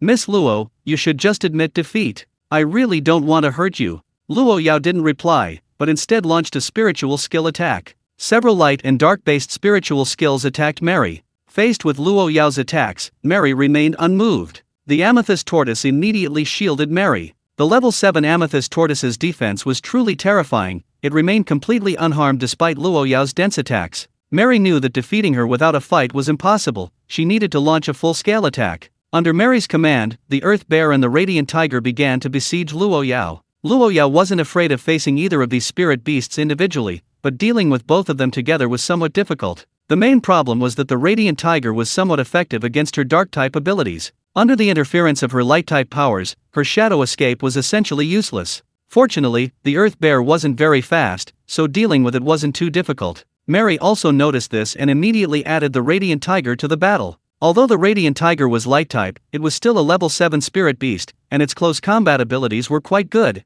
The Radiant Tiger was also much faster than the Earth Bear, which put Luo Yao in a difficult position. Even so, Luo Yao showed no panic. After all, she had only used her previous abilities so far, she hadn't used any of the 4 abilities she gained at level 6. Judging from the current situation, it was time to unleash her true power. She was very confident in her level 6 spirit skills. What were 3 level 7 spirit beasts? Shadow Realm. As Luo Yao's cold voice fell, the entire arena area was plunged into darkness. It was absolute darkness. Despite the numerous cameras present, none could see what was happening within the Shadow Realm. Lin Xiao immediately used his night vision ability, but to his surprise, even then, he couldn't see what was happening on the arena. What kind of spiritual skill is this? Even night vision can't see what's going on inside. Fortunately, the infrared sensing function attached to the night vision was still working, so he could still see the location of Luo Yao and the others. Mary and the 3-headed spirit beast were like headless flies, completely out of sight. The Radiant Tiger immediately used its light-based ability,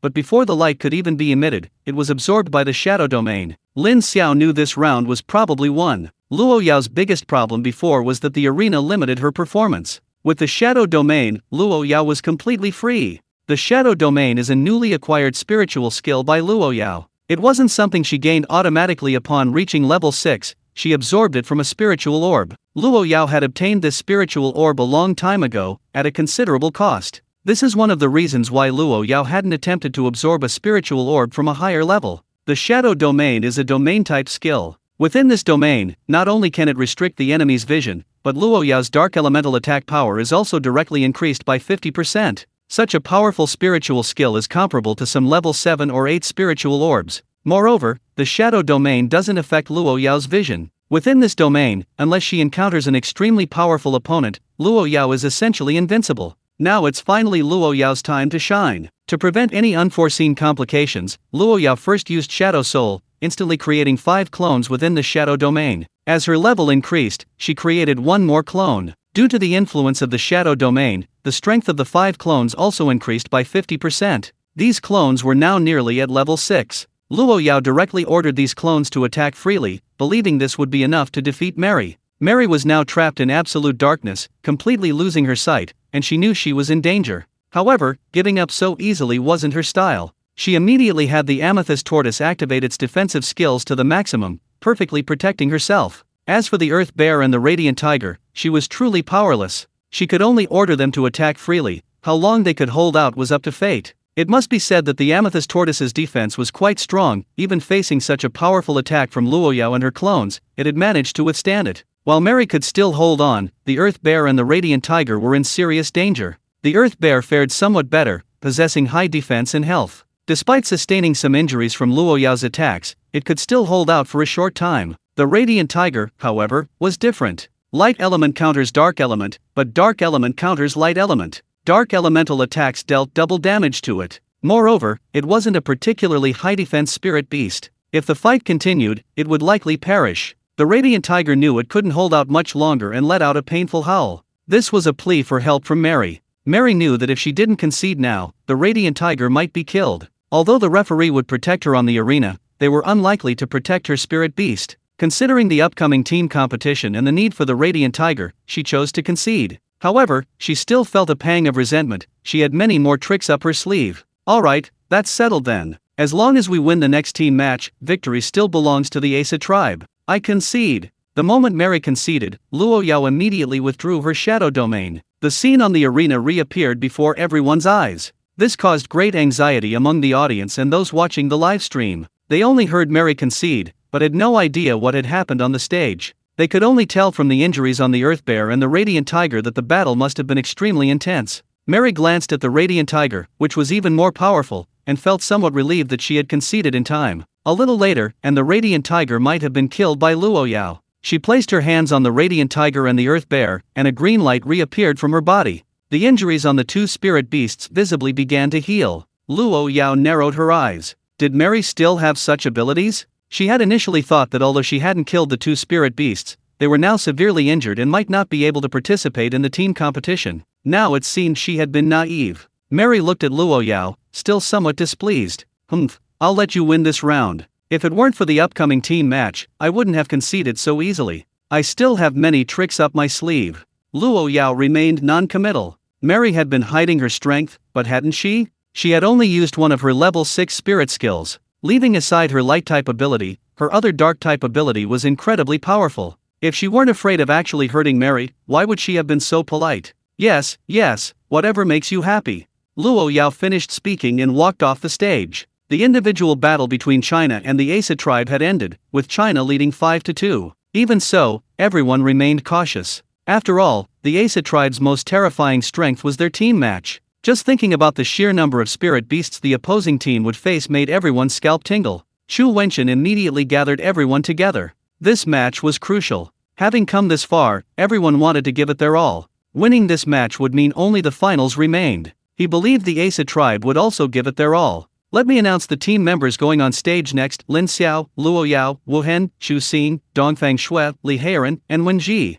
All 7 of you are going on stage. Does anyone have any objections? Everyone shook their heads. This time, Chu Wenchen had essentially abandoned ranged attacks. This was understandable. While ranged attacks might eliminate some of the opponent's spirit beasts at the beginning, they would inevitably be eliminated later. Sending more melee fighters might allow them to hold out longer, and if they could get close, they could eliminate a few opponents. They had a 3-point lead, so even if they lost this match, it wouldn't matter, as long as they eliminated as many opponents as possible. Of course, this was the worst-case scenario. China wasn't without hope of victory. And that hope lay with Lin Xiao and Luo Yao. Especially Luo Yao's performance just now, which made Chu Wenchen feel that their chances of winning were even greater. I won't say much more. At this point, there's no need to hide our strength. Everyone, give it your all, especially Lin Xiao and Luo Yao. Use whatever tricks you have up your sleeve. Once the competition starts, eliminate as many of the opponent's players as possible, prioritizing securing our lead in total points. As long as we can achieve that, even if we lose, it doesn't matter. Brother Chu, don't worry, we won't lose. Victory will definitely be ours. Compared to the others, Lin Xiao wasn't so nervous. The opponent just has more spirit beasts, right? He has Tuanzi too. With Tuanzi's spatial ability, at least he could guarantee not to lose. As long as he teleported in front of the opponent, eliminating a few would be easy. Plus Luo Yao's shadow domain, he didn't know how they could possibly lose. He was already looking forward to the upcoming finals. After a short break, the team match between Huaxia and the Asa tribe finally began. The players from both sides finally took to the field. In team matches, Lin Xiao is always the commander whenever he's on the field, and this time was no exception. Lin Xiao already had his tactics in mind. His plan was that as soon as the battle started, Luo Yao would activate the shadow domain, thus blinding everyone except him and Luo Yao, giving him an opportunity to strike. He and Luo Yao could use this opportunity to eliminate as many Asa tribe members as possible, which would essentially secure their victory. Even if the opponent still had the strength to fight, the outcome would be decided, and there would be no need to continue fighting. Furthermore, with the shadow domain interfering with vision, he could use many of his methods with confidence, without worrying about being discovered. He could remain hidden during the upcoming finals, which was undoubtedly excellent news for him. Lin Xiao's plan was excellent, but when the Asa tribe members entered the field, his expression became somewhat strange. The Asa tribe's force was undeniably massive, given that their opponents had nearly 30 people and spirit beasts on the field. Mary seemed to have anticipated Lin Xiao's thoughts. Although the match hadn't started yet, the spirit beasts were already in formation. The 7 members of the Asa tribe were all gathered together, surrounded by 10 spirit beasts. These were all defensive spirit beasts. If they couldn't defeat these first, eliminating the Asa tribe would be virtually impossible. Even if Tuanzi teleported Lin Xiao and the others there, facing so many defensive spirit beasts, they probably wouldn't be able to break through in a short time. Besides these, the other spirit beasts were also divided into ranged and melee types, each eyeing the Chinese side menacingly. Lin Xiao frowned. This was somewhat different from what he had expected.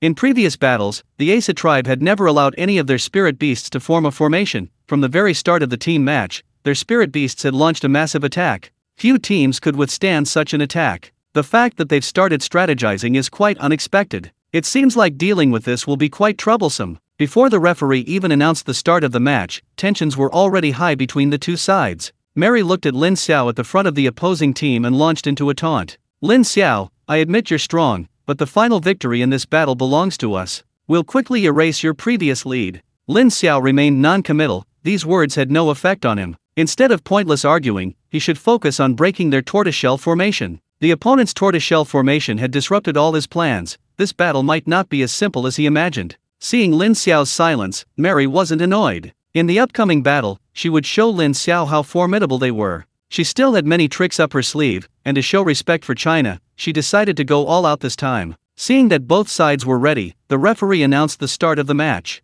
The instant the match began, a green halo appeared around Mary. The halo perfectly enveloped all the spirit beasts. Under the halo's effect, all the spirit beasts appeared larger than before, and their auras were significantly stronger. This was Mary's spirit skill, Natural Halo. Its effect was simple: all spirit beasts within the halo's range received a 20% increase in overall strength. Mary had never used this skill before, not because she didn't want to, but because no opponent was worth using it on. A 20% increase in the strength of all spirit beasts was a terrifying effect. The spirit beasts sensed their increased power, and they roared incessantly. The scene was filled with suppressed roars from the spirit beasts. The Huaxia side immediately felt the pressure. They had faced many groups of spirit beasts, but this was the first time they had felt such oppression. Lin Xiao also noticed that these spirit beasts were different from before. Although he didn't know the specific effects of the halo, he could roughly guess from the changes in the spirit beasts that it was a spirit skill that amplified their power. Dealing with so many spirit beasts was already difficult enough, but now, with this amplification skill added, it would be even harder.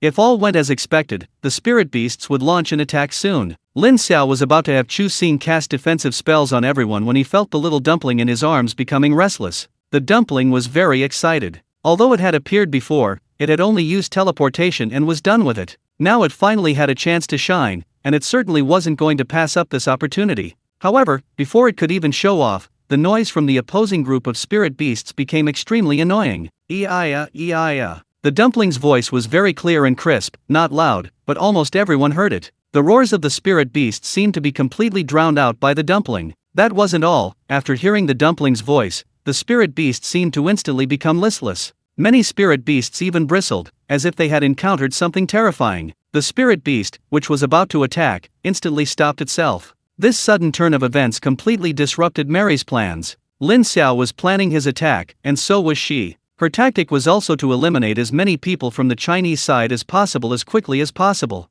Under the influence of her aura, she believed she could catch the enemy off guard. However, before she could even launch her attack, her plan was stillborn. And the culprit behind all this was the seemingly harmless little dumpling in Lin Xiao's arms. Mary had long noticed the dumpling's unusual nature. Although she didn't know what kind of spirit beast it was, she sensed its unusualness at first glance. This was the main reason she went to ask for the dumpling. However, the dumpling's terror far exceeded her expectations. Just 2 soft moans were enough to negate her amplification, and she could also sense the fear within her spirit beast. This is a suppression stemming from bloodline. Mary could clearly see that Tuanzi was level 4. For a level 4 Tuanzi to subtly suppress so many spirit beasts, including 3 level 7 ones, spoke volumes. Tuanzi was undoubtedly a high-level spirit beast, and things were getting complicated. A green light emanated from her body again. Her immediate priority was to calm down the spirit beasts on her side. Otherwise, they would be in real danger in this battle. Lin Xiao looked at Tuanzi with some surprise. He hadn't expected Tuanzi to be able to suppress the enemy's spirit beast horde. Tuanzi, I didn't know you had such abilities. Tuanzi gave Lin Xiao a smug look. It didn't speak, but everyone could see the desire for praise in its eyes. Tuanzi didn't speak in front of the camera. This was Lin Xiao's specific instruction. If Tuanzi's ability to speak were revealed, it might cause unnecessary trouble. Lin Xiao didn't want others to covet Tuanzi because of it, and Tuanzi clearly knew this, hence its obedience. However, praise was still due. Well done. Keep it up. Keep suppressing them. Ee-iya, ee-iya. Encouraged by the praise, Tuanzi became even more motivated. This time, it didn't continue to suppress them with its voice. Instead, it exuded a unique aura. The spirit beasts, who had just been calmed down by Mary, were once again gripped by panic. Lin Xiao had already missed an opportunity to attack due to Tuanzi's sudden suppression, and he naturally wouldn't waste it again this time. Yao Yao, go to the shadow domain. Everyone else, remember the opponent's current location. I'll have Tuanzi lead everyone there, attack freely from there. As soon as Lin Xiao finished speaking, Luo Yao's shadow domain activated, shrouding the entire arena in darkness once more. Tuanzi also teleported there with everyone immediately. Mary didn't have time to calm her spirit beasts. The moment she was plunged into darkness, she knew an attack was coming. She immediately ordered the defensive spirit beasts around her to strengthen their defenses. Her command had barely been given when she discovered they were under attack. Spatial types are indeed troublesome, they bypassed the spirit beasts in front of them so quickly to attack. Mary was now in a difficult situation. Both her people and spirit beasts had lost sight of her. Even if she wanted the other spirit beasts to come to her aid, it was impossible. After all, those spirit beasts were now out of sight. Even if they returned, it would be useless. Fortunately, she had made prior arrangements, and her defenses were already in place. Breaking through them in a short time wouldn't be easy for the enemy. Now, their only hope was that Luo Yao's spiritual power would give out, then they would still have a chance of victory. But would Lin Xiao give him that opportunity? Li Heiran launched the first attack, unleashing a mental shot before being teleported. His target was the group of defensive spirit beasts. If he could control these beasts, preventing them from constructing defenses and shattering their existing defenses, victory would be within reach. Li Heiran's attack was very effective. He directly controlled 5 defensive spirit beasts. Xu Wenchen's arrangements were also showing results. This time, he had deployed all melee-type characters all for this very moment. Although everyone had lost their sight, thanks to Lin Xiao's reminder, they remembered the positions of those people. Now, they only needed to attack. Whether they attacked the defenses or the spirit beasts was irrelevant. The sounds of barriers shattering rang out continuously, the defensive spirit techniques of the defensive spirit beasts. With each sound of a defensive barrier shattering, Mary's heart sank a little further. All she could do was have the spirit beasts rebuild their defenses as much as possible. Lin Xiao naturally wouldn't give Mary that chance. Most people had lost their sight, but 2 others hadn't. Luo Yao was the caster of the shadow domain. She could see everything inside. Although Lin Xiao's vision was limited, thermal imaging allowed him to clearly see the distribution of people and spirit beasts on the scene. By size, she immediately locked onto Mary. In the gap where the barrier broke, he directly used illusionary eyes. Mary's ability to control so many spirit beasts meant her mental strength was definitely not low. Lin Xiao's illusionary eyes hadn't been able to pull her into the illusion, but Mary was still interfered with and unable to communicate with the spirit beasts. Because of this, the previously perfect defense had a flaw. Luo Yao, who had been observing the area, finally made her move. Shadow strangulation. Under Mary and her people's feet, the shadows seemed to come alive, attacking them directly. Mary and the others were caught completely off guard, each feeling a sharp pain in their necks, but without sustaining any serious injury. After the successful attack, Luo Yao immediately dispelled the shadow domain. Everyone regained their vision, and Mary didn't order her spirit beasts to continue attacking. She knew the Asa tribe had lost. Because everyone, including herself, had a faint red mark on their necks. This was the result of Luo Yao holding back. If she hadn't, they might all be corpses by now. Since the opponent had shown mercy, continuing would be impolite. We lost. With the Asa tribe's surrender, China officially became the first team to advance to the finals. Lin Xiao also breathed a sigh of relief. Although the battle ended quickly, there were too many uncertainties. If it weren't for Tuanz's sudden outburst, coupled with Luo Yao's abnormally powerful dark abilities, defeating the Asa tribe might have taken much longer. Regardless, a win is a win. They finally made it to the finals, albeit with some close calls. The audience at the venue and watching the live stream were completely bewildered. Judging from the scene, the 2 sides had clearly engaged in a fight. The crucial problem was that they had no idea what had happened. This was utterly lacking in entertainment value. We paid to come here, and this is what we get? Refunds. Exactly. No matter how exciting your fight is, what's the point if we can't see it? I demand a refund too. Refunds. Refunds. Loki wiped the cold sweat from his brow. Although his sister had become very strong, these techniques were really unsuitable for use in the ring. It had absolutely no entertainment value. But so what? The money had already been collected, refunds were absolutely out of the question. Please calm down, everyone. This time, due to the suddenness of the situation, we weren't prepared. Next time, we'll use thermal imaging. Even if this happens again, we can still broadcast live. There's another exciting match this afternoon, and if you get a refund, you won't be able to watch it. Also, congratulations to the Chinese team for being the first to advance to the finals.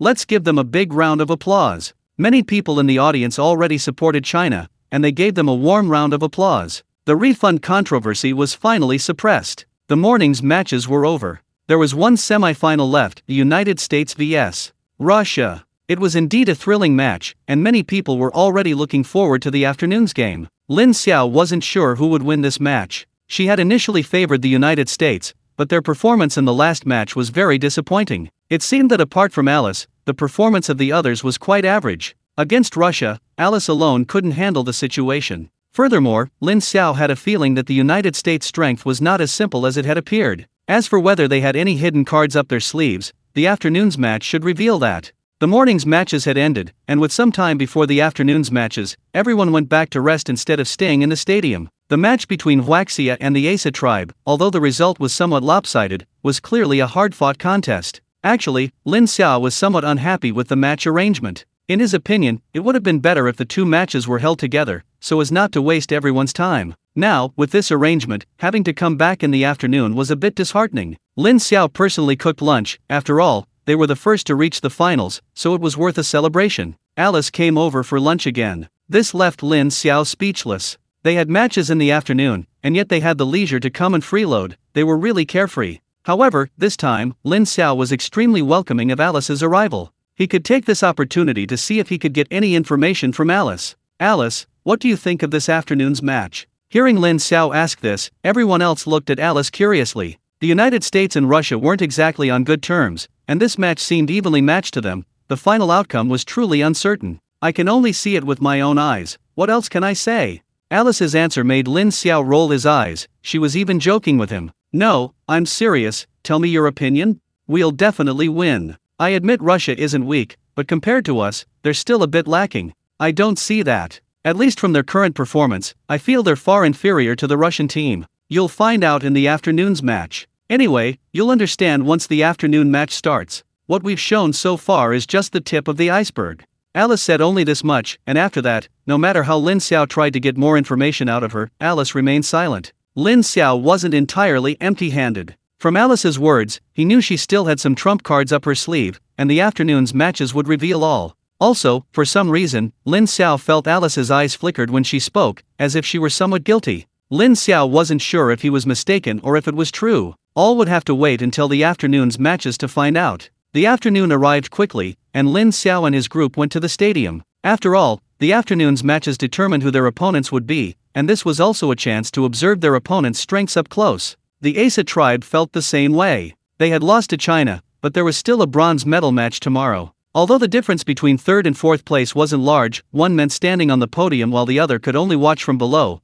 the Asa tribe would definitely strive for it. The representatives from the United States and Russia also took to the field. Both sides looked determined to win, and quickly sent out their first-round players. The person representing the United States is a man named James. Lin Xiao frowned. What was going on with the US? This guy named James had been in the match before. Although he was a level 6 melee fighter, his combat strength was quite average. Lin Xiao felt that on the Chinese side, apart from Dongfang Shui, a healer, any other fighter could easily defeat him. Was the US sending him out to forfeit the match? Not only Lin Xiao, but everyone else was baffled by the US move. The Russians had also sent out a melee fighter, who had also been in the match before, and whose combat strength shouldn't be underestimated. At least in Lin Xiao's opinion, the Russians had a higher chance of winning this match. The battle started quickly, and the situation on the field was beyond everyone's expectations. James seemed to be on fire, dominating the Russians' fighter throughout the entire match. In the end, he directly won the match. Lin Xiao frowned.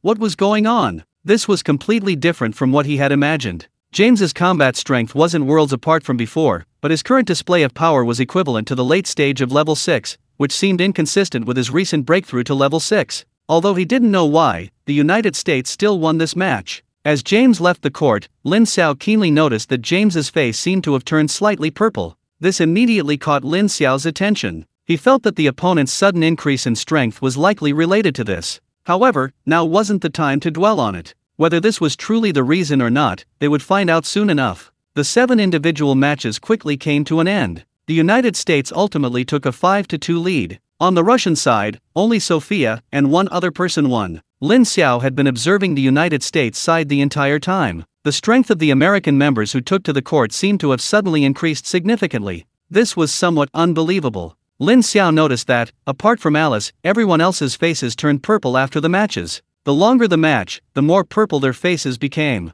Lin Xiao absolutely refused to believe there wasn't something fishy going on. The audience at the venue and those watching the live stream weren't fools either, and soon some people noticed this. Am I the only one who noticed this? After each match, the American people's faces turned somewhat purple? So I'm not the only one who noticed this. I feel like the American people must have taken banned substances, otherwise how can this be explained? Support a thorough investigation. We can't let the competition lose its fairness. A thorough investigation is necessary, but I feel like things aren't that simple. It might not be easy to find out. The comments online naturally caught their attention. As the host, Rocky would definitely investigate whether there was any foul play involved, but even if he did, he would have to wait until the match was over. Brooke, the leader of the American team, remained remarkably calm. They had used certain methods to enhance their strength, and the reason they dared to use them was because they were confident they wouldn't be discovered. This was a newly developed drug from the United States, undetectable even by their most advanced equipment. That's why they dared to use it so recklessly.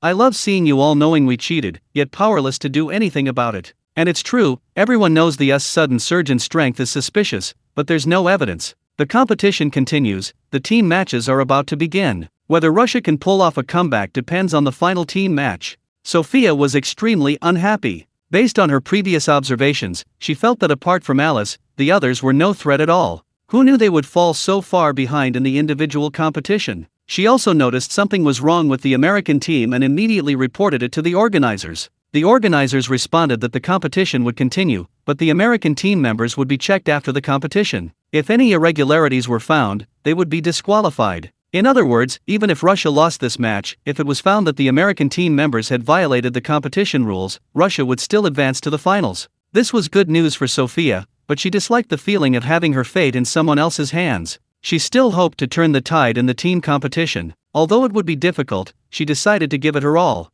The team competition began amidst the murmurs of the audience. Lin Xiao noticed something unusual again. On the American side, all 6 members except Alice have been replaced. This is quite strange, and Lin Xiao immediately made a guess. If nothing unexpected happens, the American team members must have taken some kind of unknown drug. The effects of the drug may have a time limit, which is the main reason why the opposing team is making replacements. Lin Xiao is unsure about the outcome of this match, it's likely a 50-50th chance. Although the American team's strength has been enhanced by the drug, the strength of the Russian team should not be underestimated. Sophia's individual combat strength is quite good, but her greatest strength lies in her team support ability. With Sophia's support, the outcome of the team battle is still uncertain. The match started quickly, and just as Lin Xiao expected, Sophia immediately began frantically buffing her teammates. The Russian team members' attack and defense were significantly enhanced. The members of the Great Russian Kingdom, already fueled by pent-up anger from their individual battles, now felt their power surge and charged directly at the American team. The American team, not to be outdone, retaliated. Although their strength had been greatly enhanced by the drugs, they were still no match for the equally drastically increased power of the Great Russian team. As a result, members of the American team were eliminated one after another in a short period.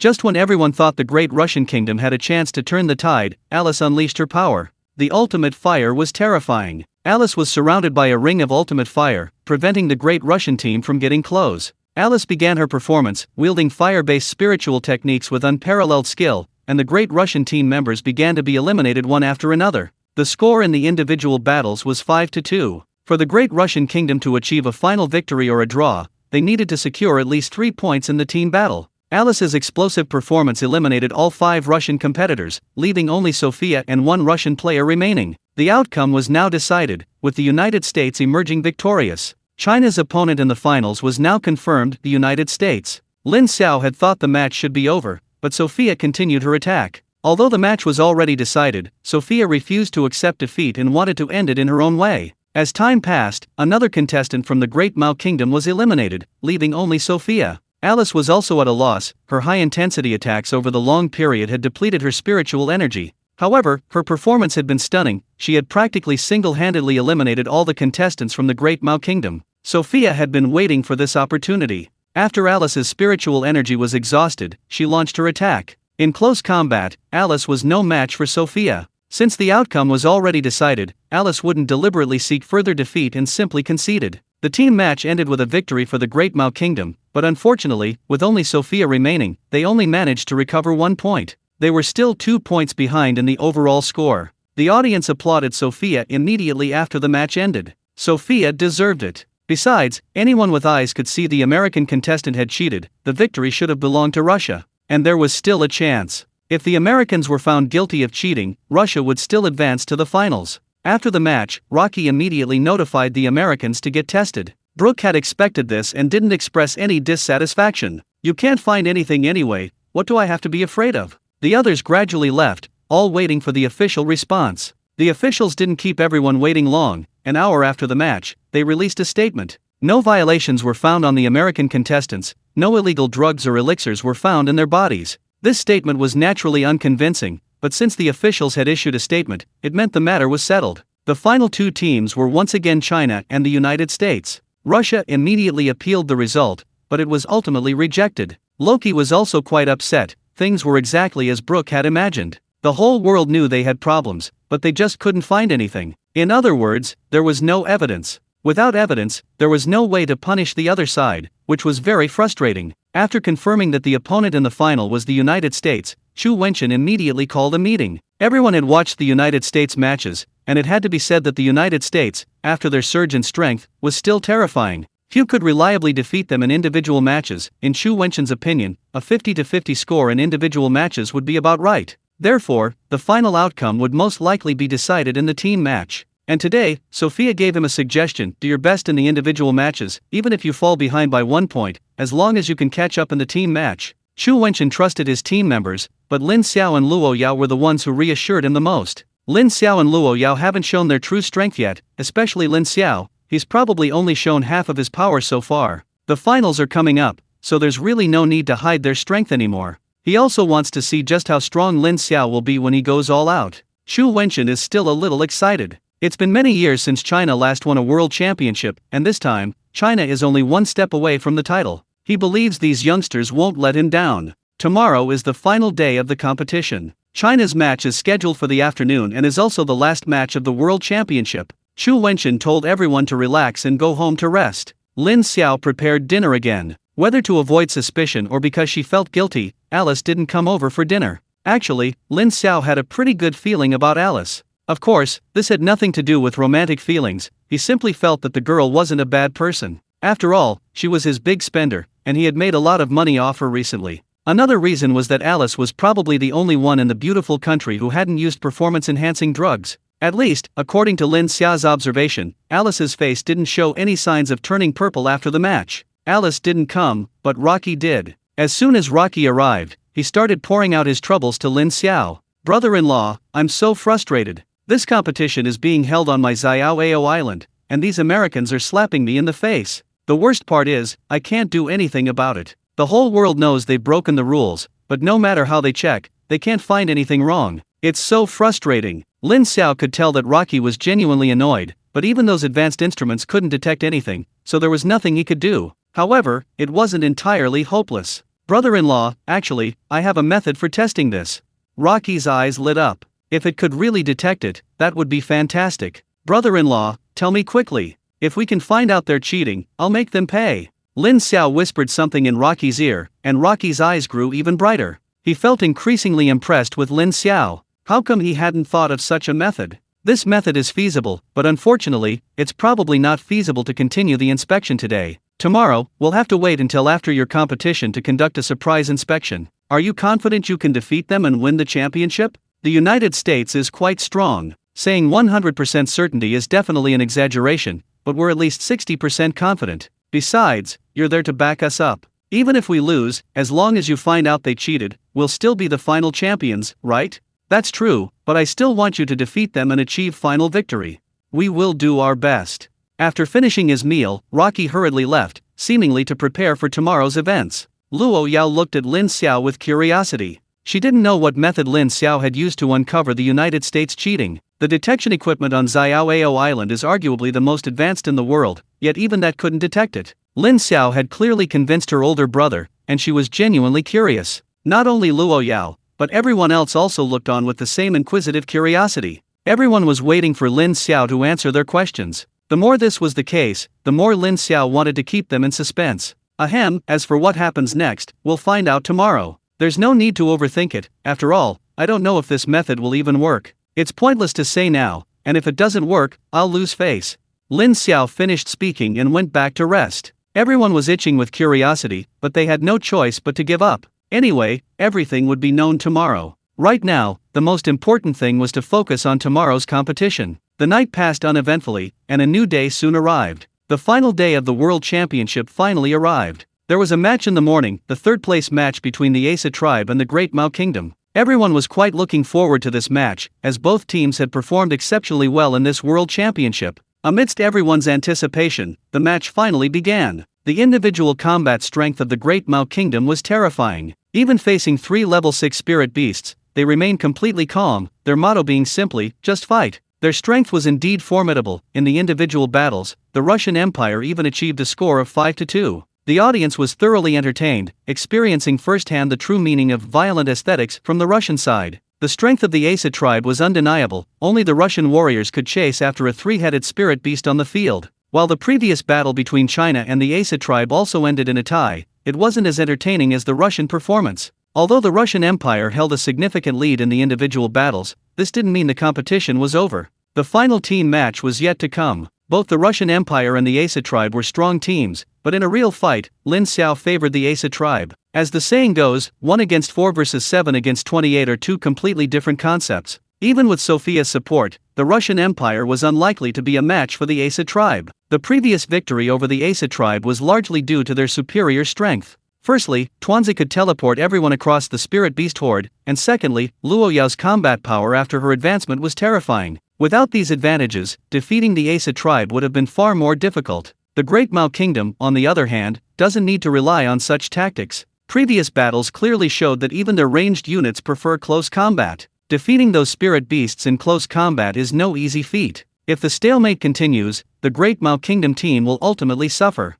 The Great Mao Kingdom's only chance of winning is to eliminate as many members as possible to gain a lead in points. As Lin Xiao had predicted, the Great Mao team initially displayed great enthusiasm under Sophia's buff. They fought the spirit beasts to a relatively even pace. It's important to note that these spirit beasts are now also empowered by Mary. As time went on, the numerical advantage of the spirit beasts gradually became apparent, and the people of the Great Mao Kingdom began to be at a disadvantage. The crucial point is that even with all this, they simply couldn't break through the spirit beast's defenses and failed to eliminate a single member of the Asa tribe. At this point, the outcome of the match was no longer in doubt. All members of the Russian team were eliminated, and the Asa tribe staged a remarkable comeback to win the battle. The Russian team members were somewhat dejected. They accepted their defeat to the Asa tribe. They were simply outmatched. What they resented was their match against the American team, who had clearly cheated. If they hadn't cheated, they would be facing the final match now. The Russian team leader, known for his fiery temper, grew increasingly angry and immediately filed another appeal after the match. Even if he failed, he wanted to at least give those Americans a piece of his mind. The bronze medal match of the World Championship has concluded, and only the final battle remains. Both China and the United States are watching this match. While watching the game, Lin Xiao is also observing the situation in the United States. The Americans don't seem to be acting strangely, but Alice keeps avoiding Lin Xiao's gaze. That's clearly a sign of guilt. This makes Lin Xiao even more certain that the United States has rigged the match, and Alice is feeling uneasy. After thinking for a moment, Lin Xiao decides to talk to Alice. He doesn't go to Alice himself, but instead sends Luo Yao. This way, Luo Yao won't overthink things, and he can try to extract more information from Alice. Luo Yao's intervention is immediately effective. Although Alice is reluctant, she's still summoned by Luo Yao. Seeing Lin Xiao waiting for her, Alice knows she can't escape. Alice, I think you can probably guess why I called you, right? I know you weren't involved, but is this really a good idea?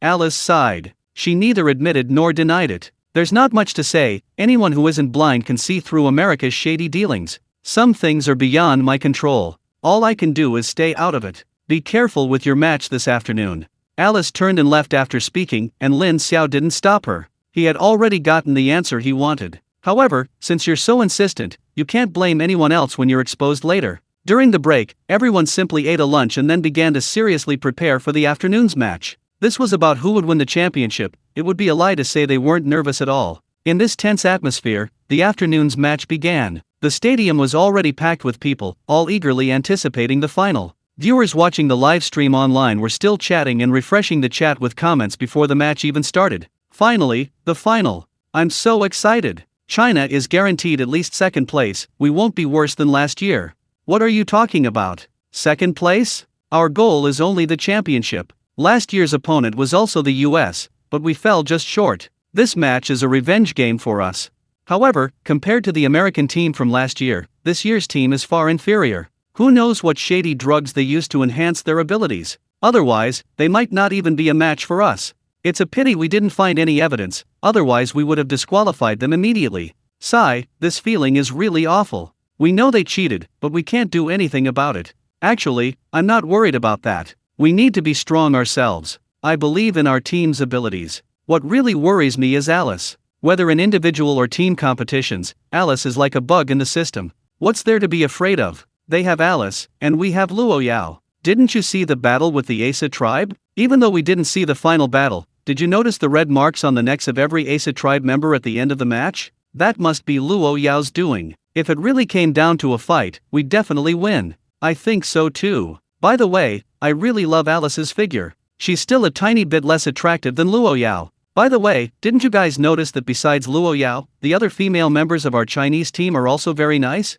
Of course we're not blind, but standing next to Luo Yao makes them look a bit less impressive. Meanwhile, Rocky had already taken the stage. The World Grand Tournament finals definitely have the highest viewership, so how could Rocky possibly pass up this opportunity to promote himself? Once on stage, regardless of the occasion, he launched into a mindless eulogy for Xiaoao Island. As he introduced the island, tourist attractions on the big screen were continuously displayed. The audience at the venue and those watching the live stream online were itching to boo Rocky off the stage. However, Rocky was thick-skinned enough that even amidst the boos, he calmly continued his advertisements. After a full 10 minutes of commercials, Rocky finally got to the point. Sorry to keep you all waiting. Next up is the final match of this World Championship, China versus the United States. First, please welcome the Chinese team. As Rocky's voice faded, the members of the Chinese team, led by Chu Wenchen, were the first to enter the arena. The arena immediately erupted in enthusiastic cheers. Almost everyone was cheering for them. This surprised Lin Xiao and the others.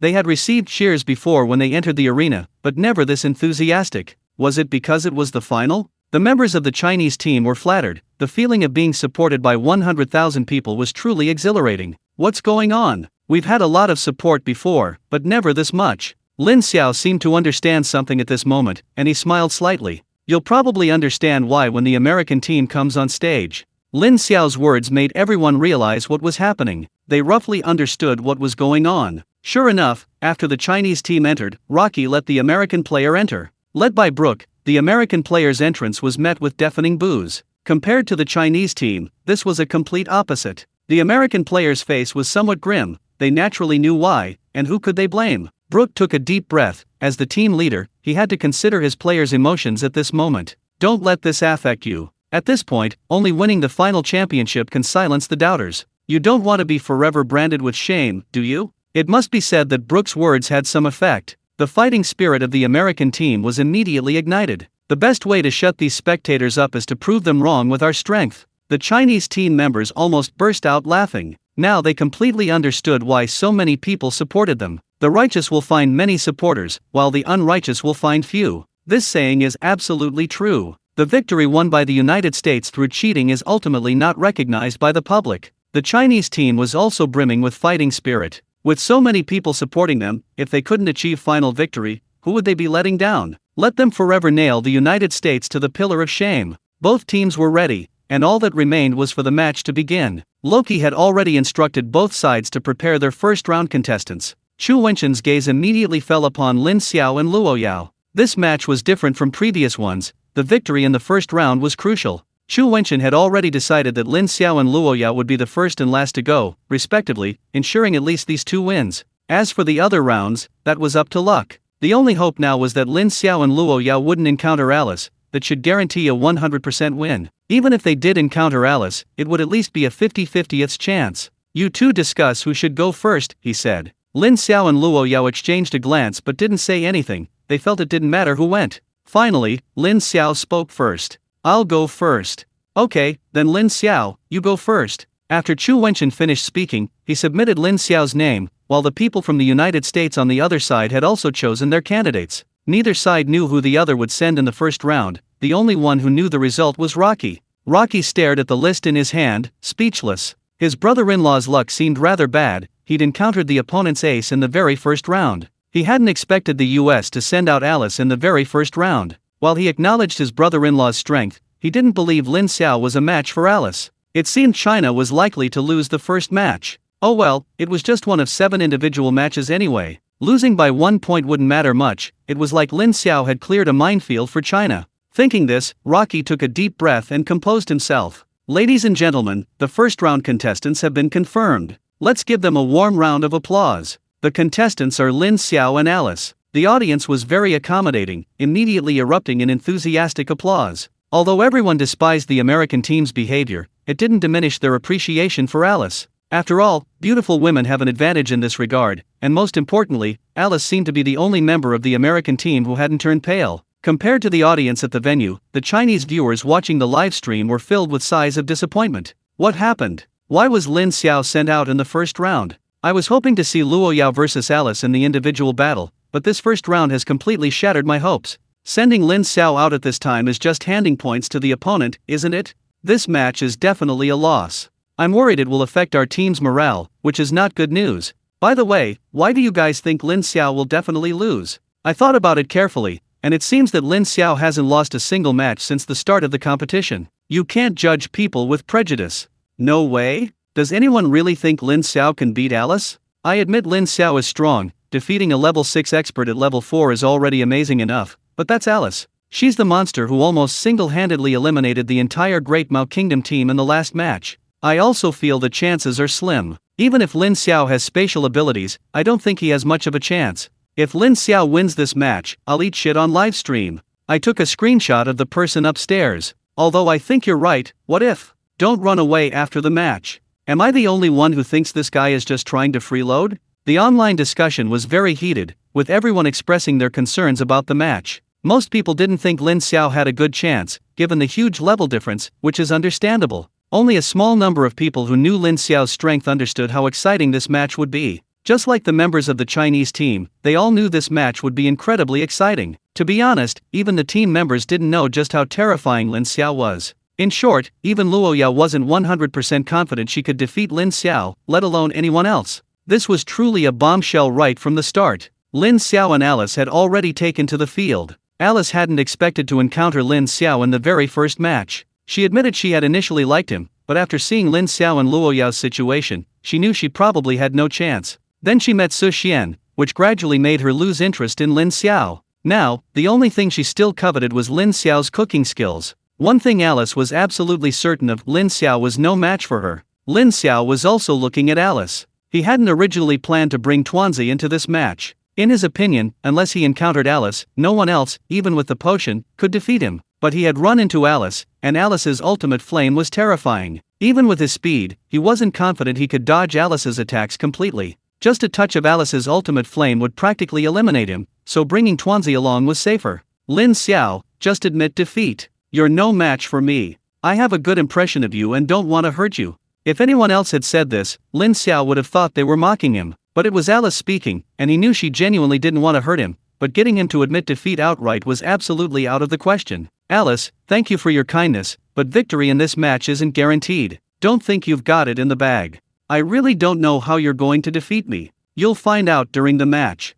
In that case, I hope you won't disappoint me. Referee, may we begin the match? Seeing that both sides were ready, the referee immediately announced the start of the match. Alice knew that Lin Xiao and Tuanzi were going to fight together, so they must have spatial abilities. Her only weakness was close combat, and she wouldn't give Lin Xiao a chance to engage in close combat. Therefore, at the very beginning of the match, she didn't launch an attack but instead released her defensive spiritual skill. A ring of extreme fire appeared around her. Protected by this ring, Lin Xiao's attempt to engage her in close combat would be tantamount to suicide. Lin Xiao did indeed intend to finish Alice off at close range, but before he could act, Alice saw through his plan. Lin Xiao wasn't discouraged. After all, his abilities extended far beyond close combat. Let's have a proper fight today. It's time to unleash my full power. Even with Tuanzi's help, Lin Xiao dared not approach Alice now. The ring of fire surrounding her was genuine, extreme fire. Even the slightest contact would mean certain elimination without the resolve of a warrior cutting off his own arm. He wasn't without other methods. It was best not to take the risk. Lin Xiao's first thought was Illusion Eye and Control Eye. If he could control Alice, victory might not be as difficult as he imagined.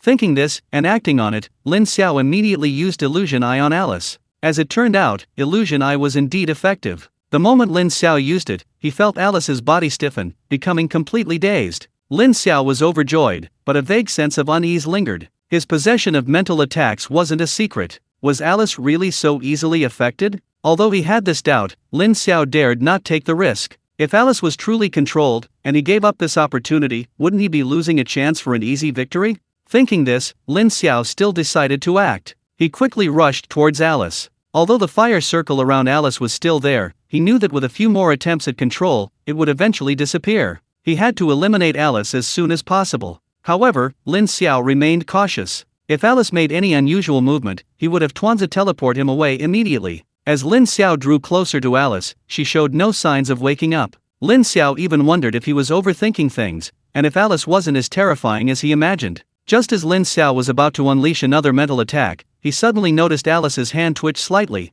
This movement was extremely subtle. If Lin Xiao's eyesight hadn't been far superior to the average person's, he probably wouldn't have noticed this anomaly at all. Through the gaps between Alice's fingers, Lin Xiao noticed a flame burning in her palm. Lin Xiao immediately realized he'd been tricked. Without thinking, he had Tuanzi teleport him away. Tuanzi was already prepared. The moment Lin Xiao spoke, Tuanzi teleported away with him. The instant Lin Xiao and Tuanzi disappeared, a ball of flame suddenly appeared out of thin air where Lin Xiao had just been. Had Lin Xiao not noticed in time, he might have been engulfed by the flames. Alice finally opened her eyes. She had been feigning being controlled. After so many rounds of the competition, she had a pretty good grasp of Lin Xiao's methods. How could she not know that Lin Xiao also possessed mental attacks? Now that she knew, how could she not take any precautions? Mental attacks are powerful, but they are not without weaknesses. When subjected to a mental attack, if disturbed by external forces, one can awaken from the mental attack. Therefore, Alice concealed a wisp of extreme fire in her hand at the start of the match. This extreme fire wouldn't harm her, but it would continuously provide her with external stimulation. Although Lin Xiao's illusionary eye did control her for a moment when it hit her, she quickly regained her senses under the interference of the extreme flame. She pretended to be controlled to trick Lin Xiao. She was confident she could capture him as soon as he got close. Lin Xiao did fall for it, but she hadn't expected him to be so vigilant. He sensed danger just before her spiritual technique was fully formed and instantly teleported away. This rendered all her efforts futile. I didn't expect you to be fooled even by this. I underestimated you. Lin Xiao looked at the spot where he had just been standing. The extreme flame was still burning. Keep in mind that there were no flammable materials on the arena, yet the extreme flame showed no sign of extinguishing. This showed just how terrifying the extreme flame was. If he had been hit by the extreme flame, he would probably be eliminated. I underestimated you. I knew you couldn't have been completely unprepared. I didn't expect you to try a sneak attack. This is a competition. I don't care what methods I use, as long as I win in the end.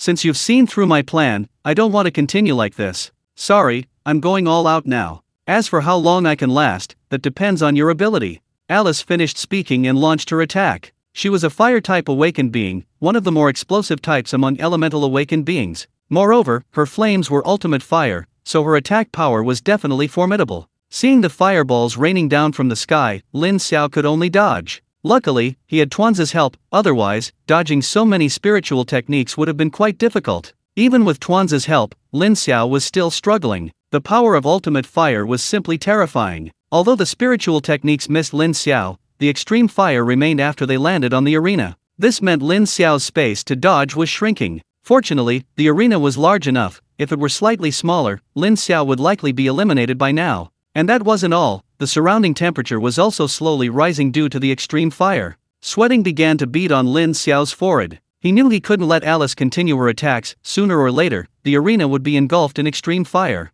At that point, even if he didn't want to concede, he wouldn't be able to. He had to eliminate Alice before the entire arena was engulfed. Lin Xiao also tried interrupting Luo Yao's attacks, constantly using mental attacks to interrupt Alice's spiritual techniques. This was quite effective. Because of this, Alice hadn't unleashed any high-level spiritual techniques, not because she didn't want to, but because Lin Xiao was constantly interrupting her. Because of this, she's currently only using low-level spiritual techniques that can be cast instantly. Even so, the area on the arena where Lin Xiao can move around is dwindling. Alice seems to already see victory beckoning to her. She admits that Lin Xiao is a bit more troublesome than she imagined, but that's all. As long as the arena is covered by her ultimate fire, victory will be hers sooner or later. Lin Xiao realized this as well. He couldn't afford to drag this out any longer. It was time to reveal his trump card. He hadn't used the petrifying eye yet. He'd make Alice the first victim. The petrifying eye had a 100% success rate in petrifying Alice. Lin Xiao didn't believe that this wouldn't be enough to deal with her. Lin Xiao didn't hesitate any longer and directly used petrifying eyes on Alice. Alice was preparing to slowly suffocate Lin Xiao using her extreme fire when she suddenly felt her body stiffen. Looking down, she discovered that her body was slowly petrifying. The petrification started from her legs and slowly spread towards her upper body. At the current rate, it wouldn't be long before her body was completely petrified. Alice hadn't expected Lin Xiao to have such a method. This was definitely something he hadn't shown before. And that was bad enough. Lin Xiao was only level 4, yet his methods left her completely helpless. This was outrageous. It's important to know that control-type spirit techniques aren't 100% successful. The greater the level difference, the lower the chance of being controlled. Could it be that Lady Luck was on Lin Xiao's side today? With a 2-level advantage, how could she still be controlled by Lin Xiao? Alice had no idea that Lin Xiao's petrifying eyes were absorbed from a level 7 spirit orb. If she had known, she wouldn't have been so surprised. Although surprised, Alice was helpless and could only watch her body slowly turn to petrification. Fortunately, the fire circle still protected her. At this point, eliminating her wouldn't be easy for Lin Xiao. He just needed to break free of the petrification before the fire circle disappeared. Lin Xiao naturally knew this as well. Seeing Alice being controlled, he immediately went to her side. However, because of the fire circle, he couldn't approach Alice immediately. This made Lin Xiao feel very uncomfortable, but it didn't mean he was without offensive means. Lin Xiao took a deep breath and immediately began practicing Tai Chi. A ball of spiritual energy appeared in front of him. Because he lacked ranged attacks and couldn't get close, the only offensive method he could think of was the spiritual energy ball from Tai Chi. To hit Alice, the energy ball naturally had to pass through the ring of fire. To Lin Xiao's surprise, his energy ball was burned away by the extreme fire as it passed through the ring. This left Lin Xiao speechless. The defense was practically invincible. Fortunately, his attack wasn't entirely ineffective. Although the energy ball disappeared, the light from the ring of fire seemed to have dimmed slightly. Seeing that his attack was effective, Lin Xiao naturally wouldn't give up. New energy balls kept appearing in front of him, all attacking Alice. These energy balls were all blocked by the ring of fire, and thanks to Lin Xiao's persistent attacks, the ring of fire finally disappeared. A smile appeared on Lin Xiao's face. He had won the match. Lin Xiao didn't release any more energy balls. After all, the ring of fire was gone, and he only needed to get close to eliminate Alice. The final victory belonged to him. Lin Xiao charged directly at Alice, who had turned into a statue, intending to eliminate her. However, he suddenly sensed danger again. Without hesitation, Lin Xiao had the little ball of fluff teleport away with him once more. As soon as Lin Xiao disappeared, intense flames erupted from Alice's center, filling a 5-meter radius with extreme heat. Lin Xiao, who had narrowly escaped death, glanced back with lingering fear. He had almost fallen for the trap. He knew Alice had already broken free of her petrification. This puzzled him greatly. He had tested the power of his petrifying eye. A level 6 awakened shouldn't have broken free so quickly. What had gone wrong? Just then, a crimson flame rose from Alice's body, instantly dispelling the petrification wherever it touched.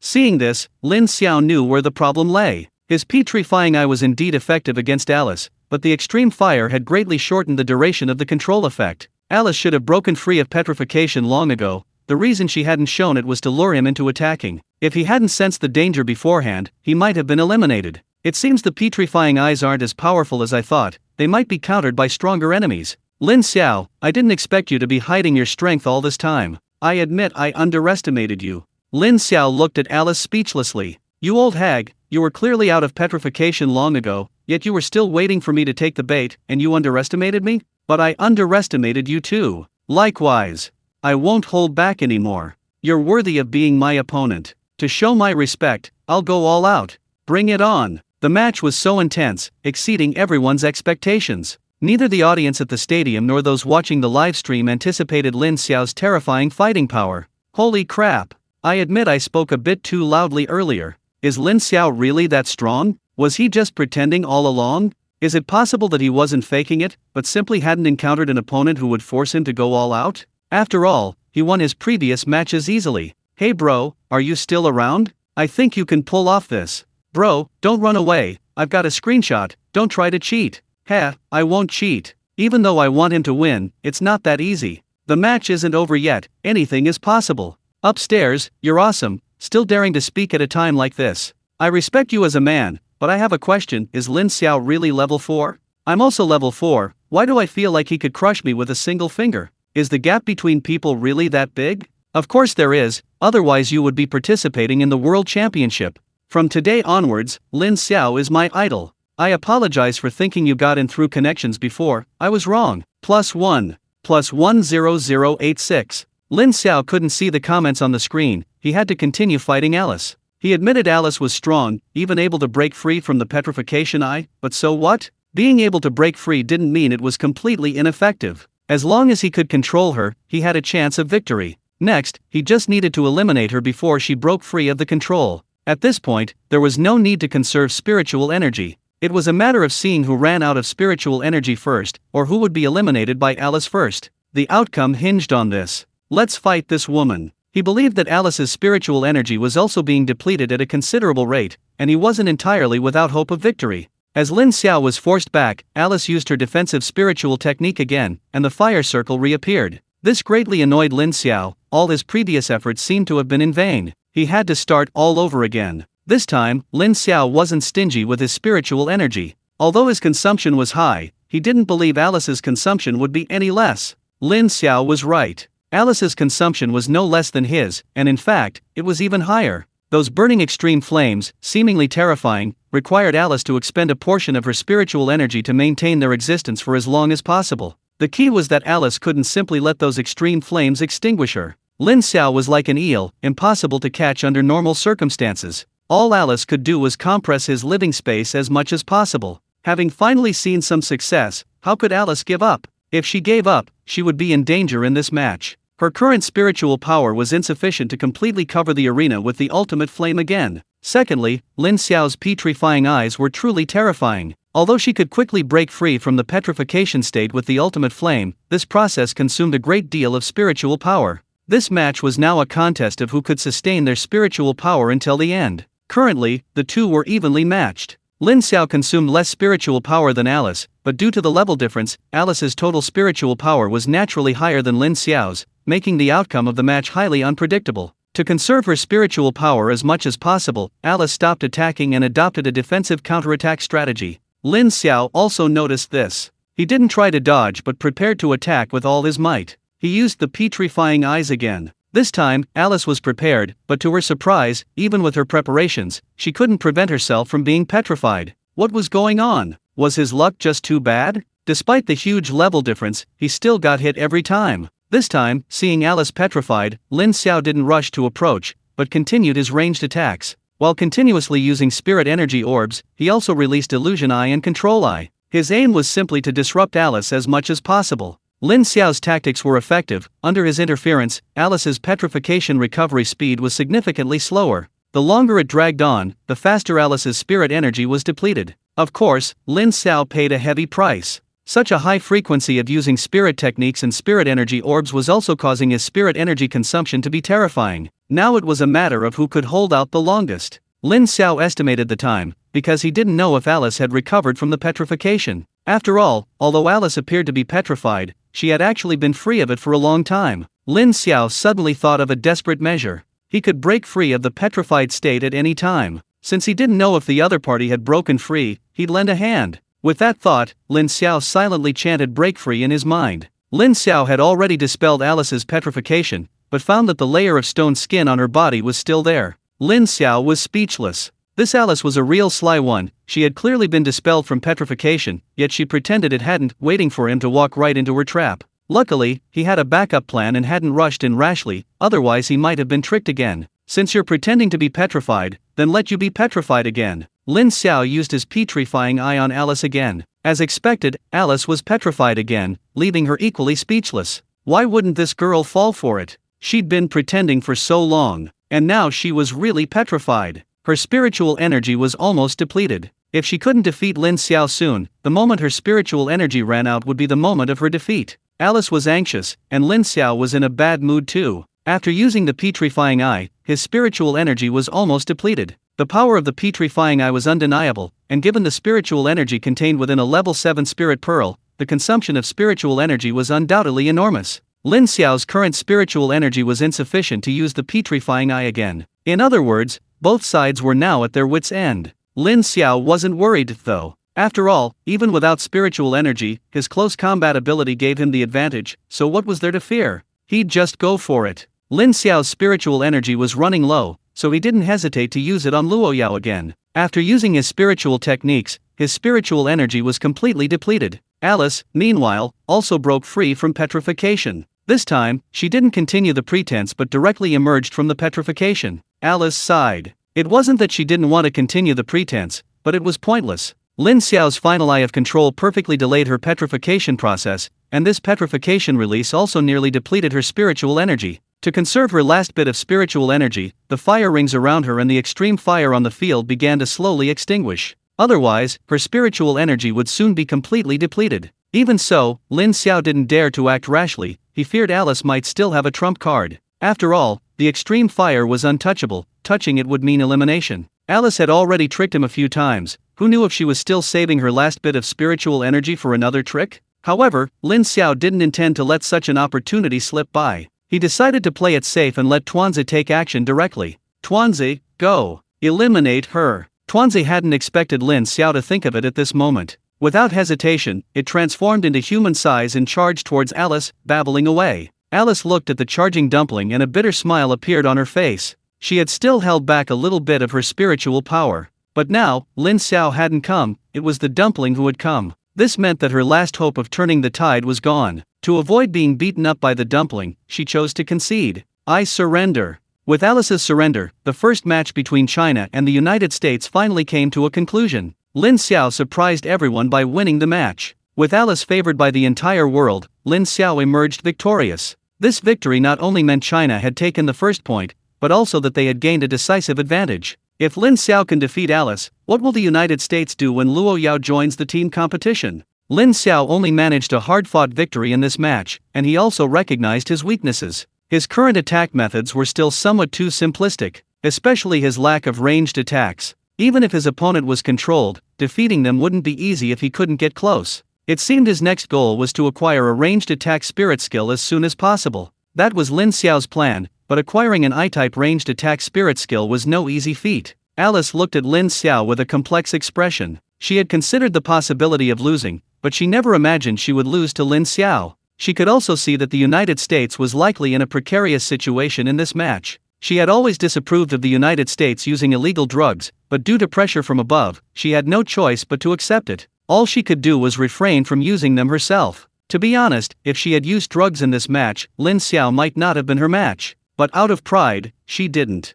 She felt a sense of relief after losing the match. Perhaps this was karma, and they deserved it. Congratulations. I didn't expect you to have been hiding your strength all this time. I was so narrow-minded.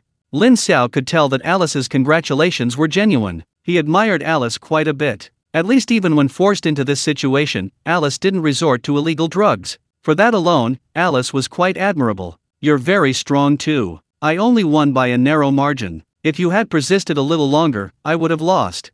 Alice smiled bitterly. Did she not want to persist a little longer? It was her strength that wouldn't allow it. Besides, do you even want to listen to what you're saying? You're only level 4. How could you be so twisted? Why talk nonsense? The result is already set in stone. Actually, I'm not sad at all about losing to you. I even feel a sense of relief. That's enough. The competition continues. Lin Xiao agreed with this. The stage wasn't really the place for them to chat. After all, there were still matches to be played. After Lin Xiao stepped down from the stage, the others immediately rushed forward, as if welcoming a triumphant hero. Luo Yao walked at the very front of the group. Well done. It was all right. If you had been on the field, I believe you would have won even faster. Luo Yao didn't deny it. Lin Xiao was right, Alice's fire element was terrifying, but she wasn't afraid at all. Her light and dark elemental abilities could effectively counter Alice. If she had been on the field, the battle might have ended much earlier. A large part of the reason Lin Xiao took so long was because he was somewhat countered by Alice. To win despite being countered was enough to demonstrate Lin Xiao's excellence. The audience in the arena didn't hold back their applause. This was the kind of exciting match they wanted to see. Winning or losing didn't matter, as long as both sides performed well enough, they deserved their applause. The live stream chat was flooded with comments. Everyone was tagging the guy who was going to live stream himself eating shit, but after Lin Xiao won, that guy had already logged off. Just kidding, that stuff is seriously not allowed to be eaten. The competition continued, and the contestants for the second round were quickly determined. Wuhan from China was chosen, while James from the United States was selected. Unlike Alice, James was met with boos from the entire audience upon his entrance. Why? Because he was a member of the purple-faced clan. The battle began quickly. Wuhan's forte was close combat, as was James's, and the two soon clashed. After the battle began, Wuhan realized just how terrifying the potion was. James was subtly superior in both strength and speed, and Wuhan was feeling very suppressed. If it weren't for the principle of using Tai Chi to deflect force, Wuhan might have already lost. It was impossible for Wuhan to simply admit defeat, he had his own trump card. With a crane's cry, Wuhan used his special ability for the first time on the field. Wuhan's ability was Beast Transformation. After using it, Wuhan transformed into a crane. Even as a crane, it didn't affect his ability to use Tai Chi. To Lin Xiao's surprise, Wuhan, in his crane form, wielded Tai Chi with significantly greater power than in his human form. This completely changed the course of the battle. After a prolonged struggle with James, Wuhan finally capitalized on a mistake by James, sending him off the stage. The third match featured Li Heiran. Lin Xiao initially thought victory was assured, but he miscalculated. While mental abilities do counter most superpowers, there's a crucial condition: the opponent must be unprepared. Li Heiran's opponent was prepared. The moment Li Heiran's mental attack landed, the opponent used pain to awaken himself incredibly quickly. Then, he immediately closed in on Li Heiran. Although Li Heiran possessed some close combat skills, he was no match for a close combat awakened user, ultimately suffering defeat. The fourth match featured Wen Ji, who immediately activated her gold-devouring beast form. She intended to rely on her defense to hold out for a while, but she underestimated her opponent's offensive power. It wasn't that her opponent could break through Wen Ji's defenses and inflict damage. The key issue was that the opponent's attack power could force Wen Ji back. The arena was only so big. Where could Wen Ji escape to? She wasn't good at close combat to begin with, so she was quickly blasted off the stage. Wen Ji's defeat was incredibly frustrating. She almost summoned her spirit beast. If she had, the match wouldn't have been so difficult. In the fifth match, Zhuge Liulai fought. Although her opponent had the boost from potions, they were helpless against Zhuge Liulai's ability to fly. In the end, they had no choice but to concede defeat. In the sixth match, Chen Long fought. Chen Long's lightning-type attacks were very powerful, but facing an American opponent with potion boosts, he was still outmatched and ultimately lost. With these 6 matches concluded, the score was tied 3-3. Only one match remained in the individual competition, and China sent out Luo Yao. The victory in this match was a foregone conclusion. No matter who the remaining American players sent out, they were destined to lose. And indeed, that was the case. Luo Yao won with ease. The opponent didn't even flinch before losing. All 7 individual matches have now concluded. Although China has only gained a slight lead in points, everyone knows that the outcome of this match is largely decided. Even with the use of illegal drugs, with Lin Xiao and Luo Yao on the team, Alice alone is powerless to turn the tide. Everyone is eagerly anticipating the team competition, which is about to begin. Only one match remains until the final champion is crowned.